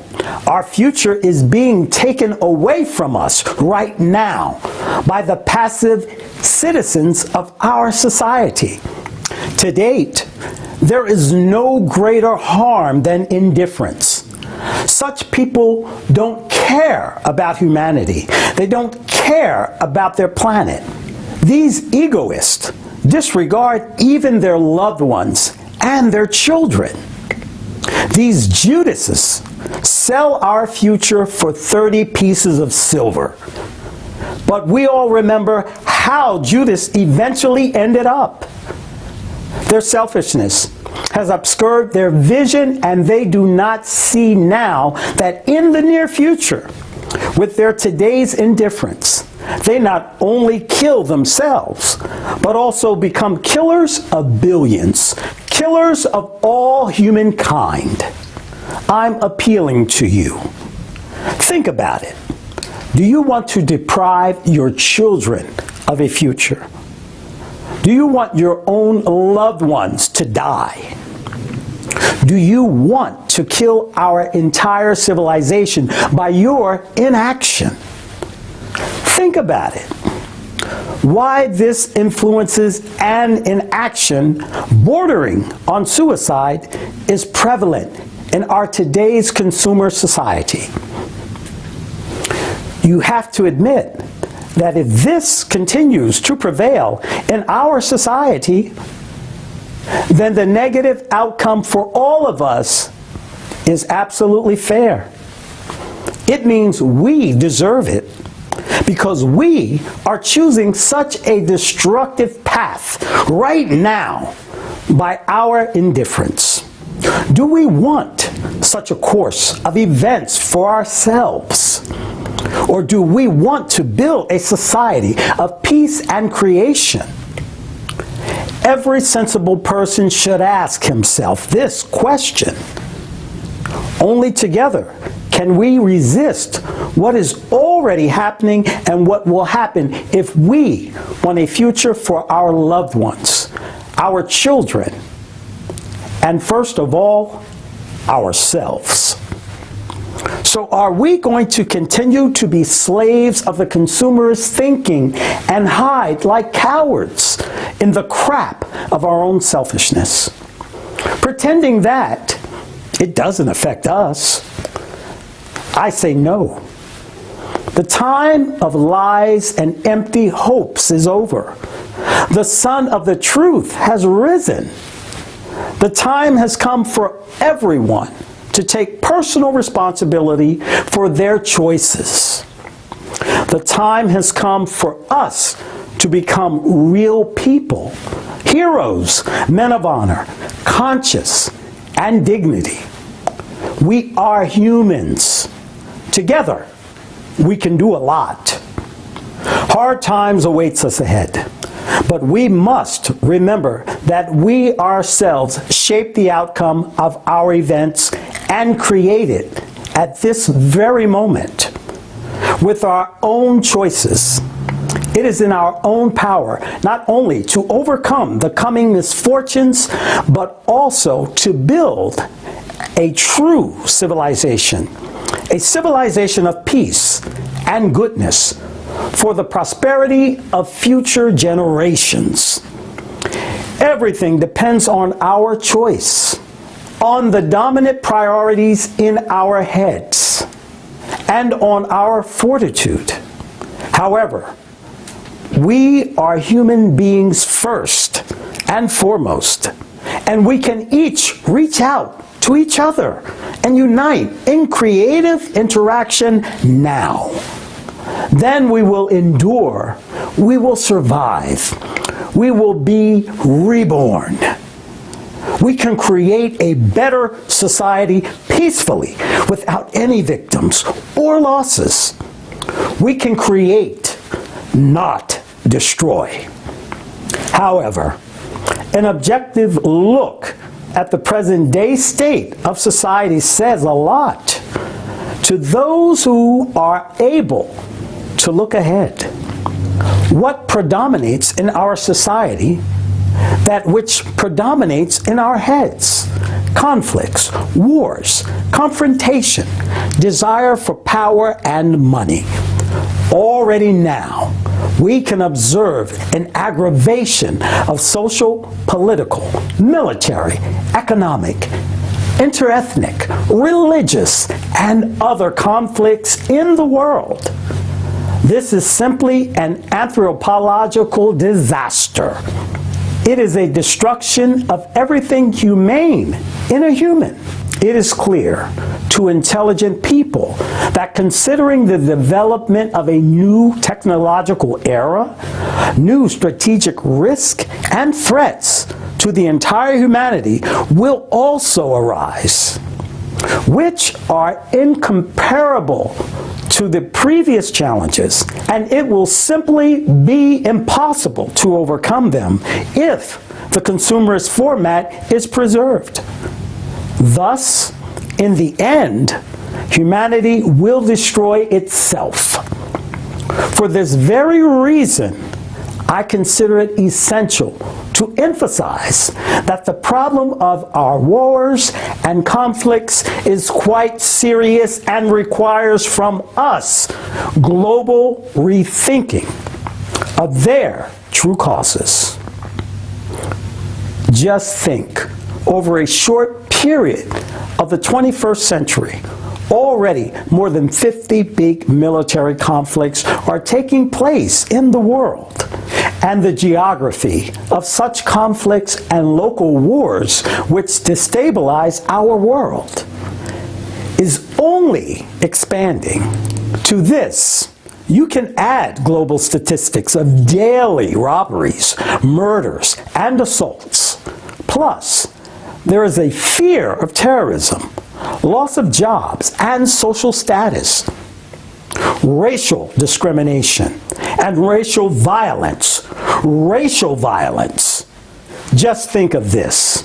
In the 21st century, if you have a different skin color, somebody may kill you without any punishment for that. Is this what we call civilization? Is there any morality and compassion left in us human beings?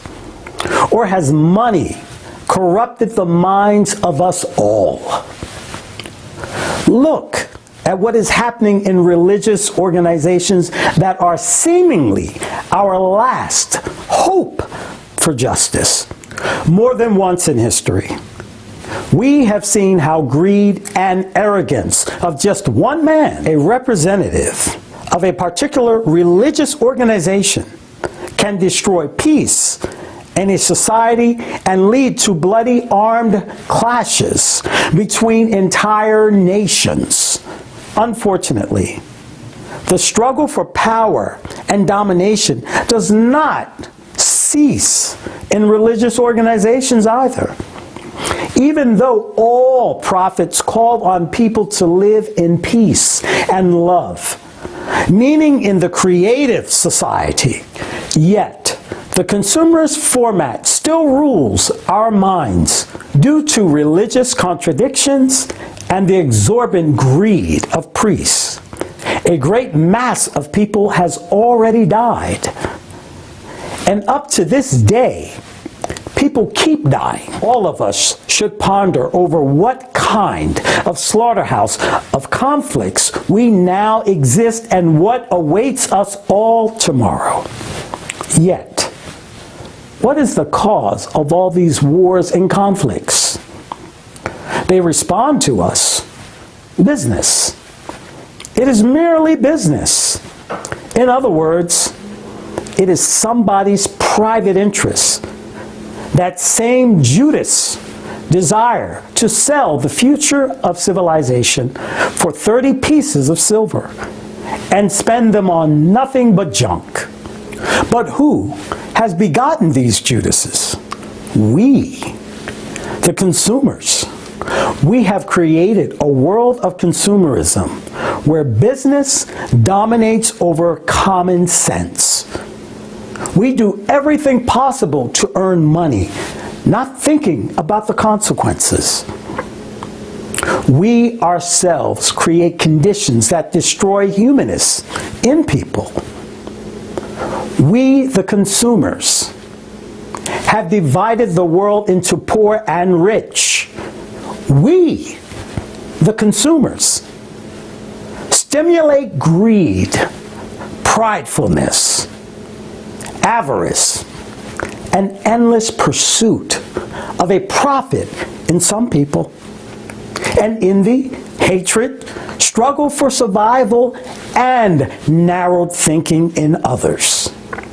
As a result, all this sows in our heads as an indifferent attitude towards each other and to the future of our civilization, and makes us deaf and blind before the upcoming global disaster that will sweep away everything and everyone in its path, both rich and poor. Today, we reap the fruits of the prevailing consumerist format of relations. Just think, is each of you actually happy? No. We think that someone else is happy, the one who lives better than we do. But is that person really happy? Go and ask him. Talk to him in a human way. And both of you will understand how the world has rotten through and that something has to be done about that. If today we don't start acting and coming to an agreement with each other, we will lose our future once and for all. It is time for all of us to forget grudges and claims towards each other. It is time for all of us to open our eyes and take a sober look at what is happening in our world, at what's happening in our common home. If we do not agree all together now and do not make a decision to change the format of society from consumerist to creative, if we do nothing about this now, tomorrow, we will face the very least a 95% population cut down.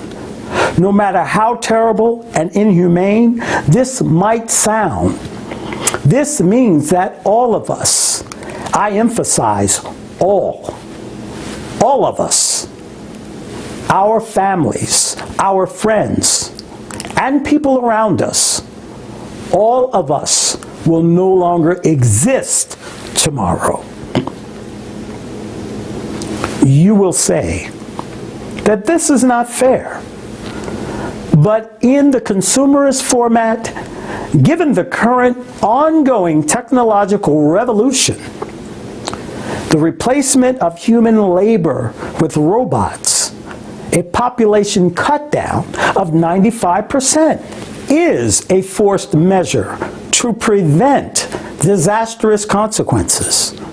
Otherwise, who will stop revolts of billions of hungry, aggressive, destitute people thrown into the streets? People, you and us, who will remain without jobs and livelihood. Do we really agree to such a course of events? Yet, who will remain among the 5%? Who will make this selection, and in what way? And what skin color will predominate among the remaining living people? Aren't we the 95%? Humans? Aren't all of us people? Aren't all of us, regardless of nation, skin color, gender, religious beliefs, and social status, are we not people? No, we are people, and we have the right to live And each of us must prove this exactly now by our actions in building the creative society. For the sake of our shared future, for the sake of the future of the whole society, I emphasize, for the sake of survival of the whole society, not just the 5%. The consumerist format itself creates conditions for dividing us. Very few people understand that this attempt to decrease the population will not save anyone. Neither will it save the 5% remaining alive, because the main cause of our destruction will be the preservation of the consumerist model of society. In the end of having lost the common egregore of civilization, the survivors will simply devour each other like rats in a barrel. After all, the egregore of civilization is people, not money. It is our common energy. It is our combined potential that cannot be replaced with any robot or any artificial intelligence. Even the most powerful one. However, our all people's egregore manifests itself only in solidarity and unity of all of us. It is no accident that right before the impending global cataclysm, nature gave birth to 8 billion of us. Despite wars, violence in society, this is precisely the number thanks to which the common human egregore of civilization can make an evolutionary breakthrough and withstand the upcoming global cataclysms. Let's be honest. We do not know nature. We do not know the earth. We do not know outer space. We cannot predict their actions. What will happen tomorrow and where and what kind of cataclysm will occur? Everything that science possesses is guesswork based on hypotheses that collapse like a house of cards when facing reality. After all, if something happens in nature, it has its own underlying causes and consequences. Yet, in the era of global crisis and natural disasters, no one will survive alone. Reasonable people understand that the only way for humanity to survive the hard times without resorting to population cutdown and self-destruction, while preserving and increasing technological and intellectual achievements of civilization, is to build the creative society.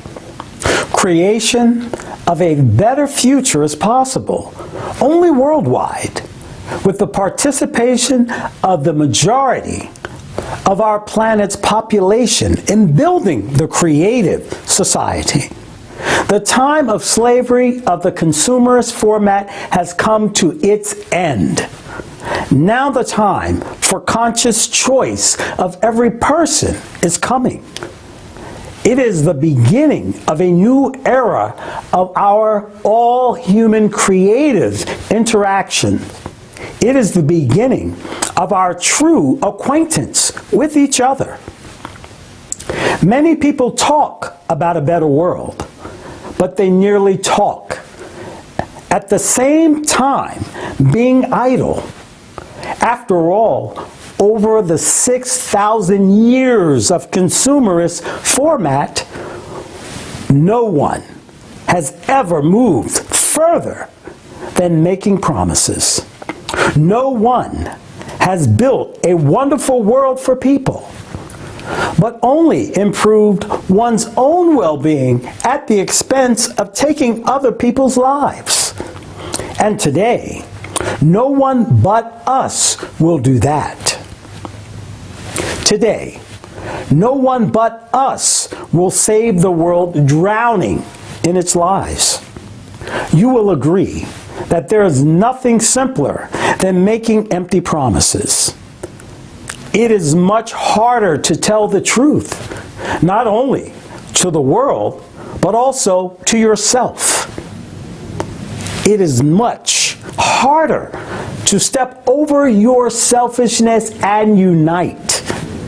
It is much harder to take responsibility and begin to act for the sake of our shared future. To awaken and inform those who are still zombified and blindfolded by the consumerist format. This is the only way for all of us to survive. Only true heroes can act this way. You have to admit that in our consumerist format, almost everyone lives in fear and selfishness, caring only about themselves. People do not see the cause and effect relationships and remove themselves from solving important all human problems of all humans. They shift responsibility onto others, like little children onto their parents, while they themselves stand on the sidelines. Whereas the ALLATRA people are mature and responsible human beings. We, volunteers from all over the world, members of the ALLATRA International Public Movement, unite in order to survive.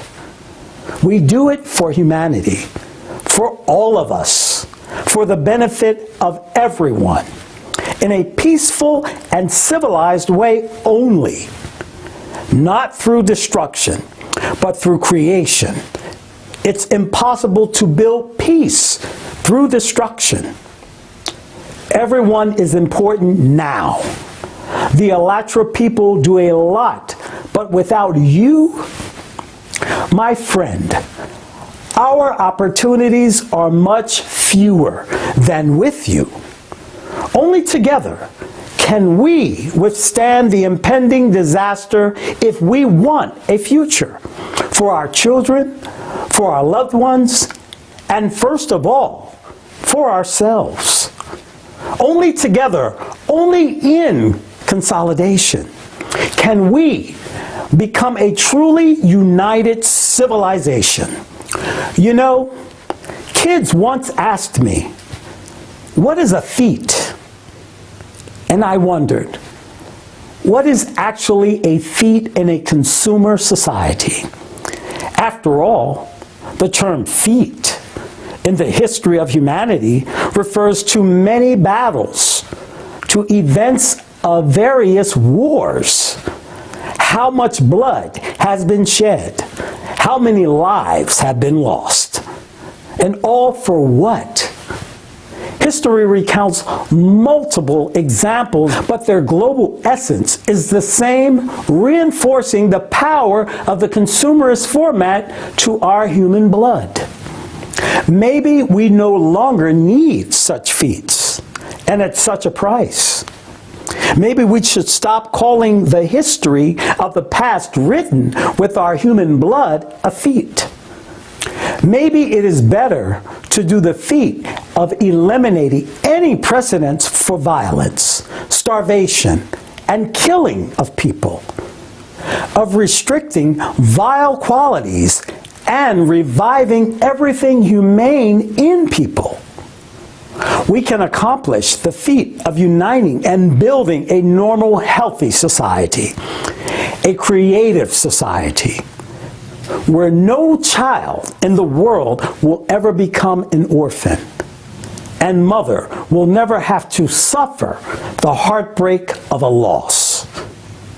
Today, in the consumerist format, the highest value is money, while in the creative society, the highest value is human life. Remember this: people, the most valuable thing is the life of every human being.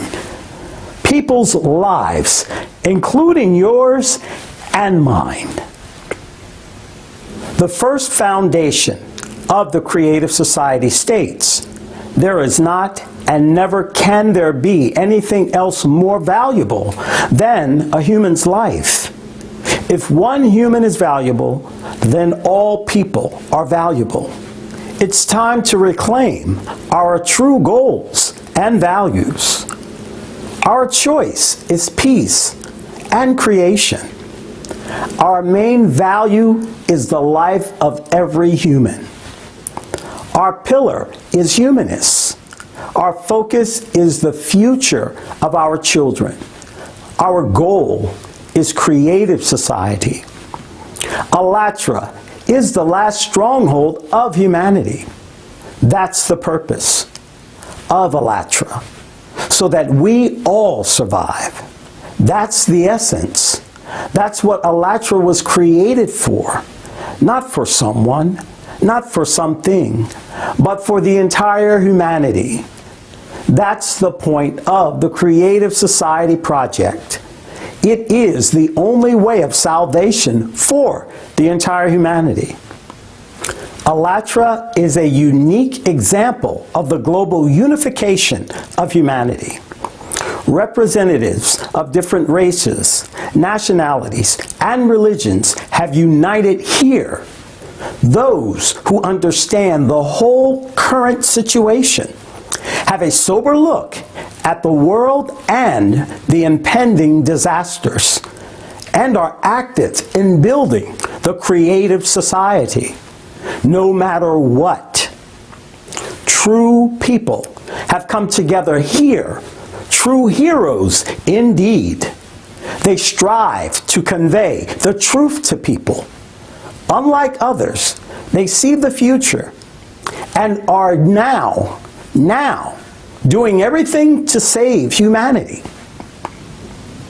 The people of ALLATRA selflessly act for the benefit of others, disregarding their own personal interests. They spend their own time, their own money, and I emphasize their own money. They do not squander public money. They do not demand any privilege or grants, and do not make any profit out of it. They do not seek to profiteer from cataclysm, from the human grief. Instead, they spend their time and money to really save people, to save our civilization. And I'm talking about you, about those who participate in building the creative society. Volunteers from all over the world, people of goodwill, all of you. After all, the people of ALLATRA are people in whom honor, conscience, and humanist prevails. These are all those who refuse to be zombies of the consumerist format, stopped being animals and became humans. The people of ALLATRA are progressive humanity. They are the best of the best, who have joined focus to save our world. This is an example of true care for people. The people of ALLATRA are the real heroes of our time. After all, real heroes are not those who kill each other, but those who save each other's lives and the lives of all humanity.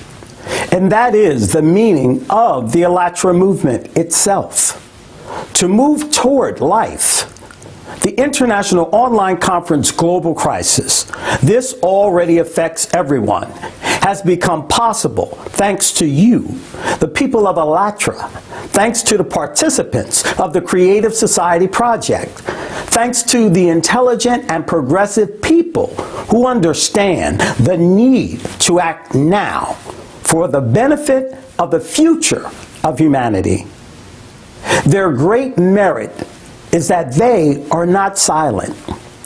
They act. Today, thanks to them, you, friends, have learned the truth of today, and the inevitability of tomorrow. I would also like to express tremendous gratitude to all progressive visionaries. I thank everyone who listens and understands. I thank everyone who, through their own efforts, opportunities, and means, is trying to save humanity. To save not a few individuals, but all of humanity. These are the people who do not sleep at night, who spend their energy, money, and time to make sure that tomorrow dawns for everyone, and that all of us have a tomorrow, so that we can see the sun rising, the sun of the truth, which shines for all.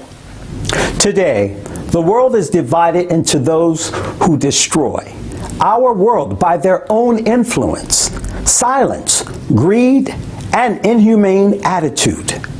And the people of ALLATRA, those who save our common home and their utmost to ensure that our civilization has a future today.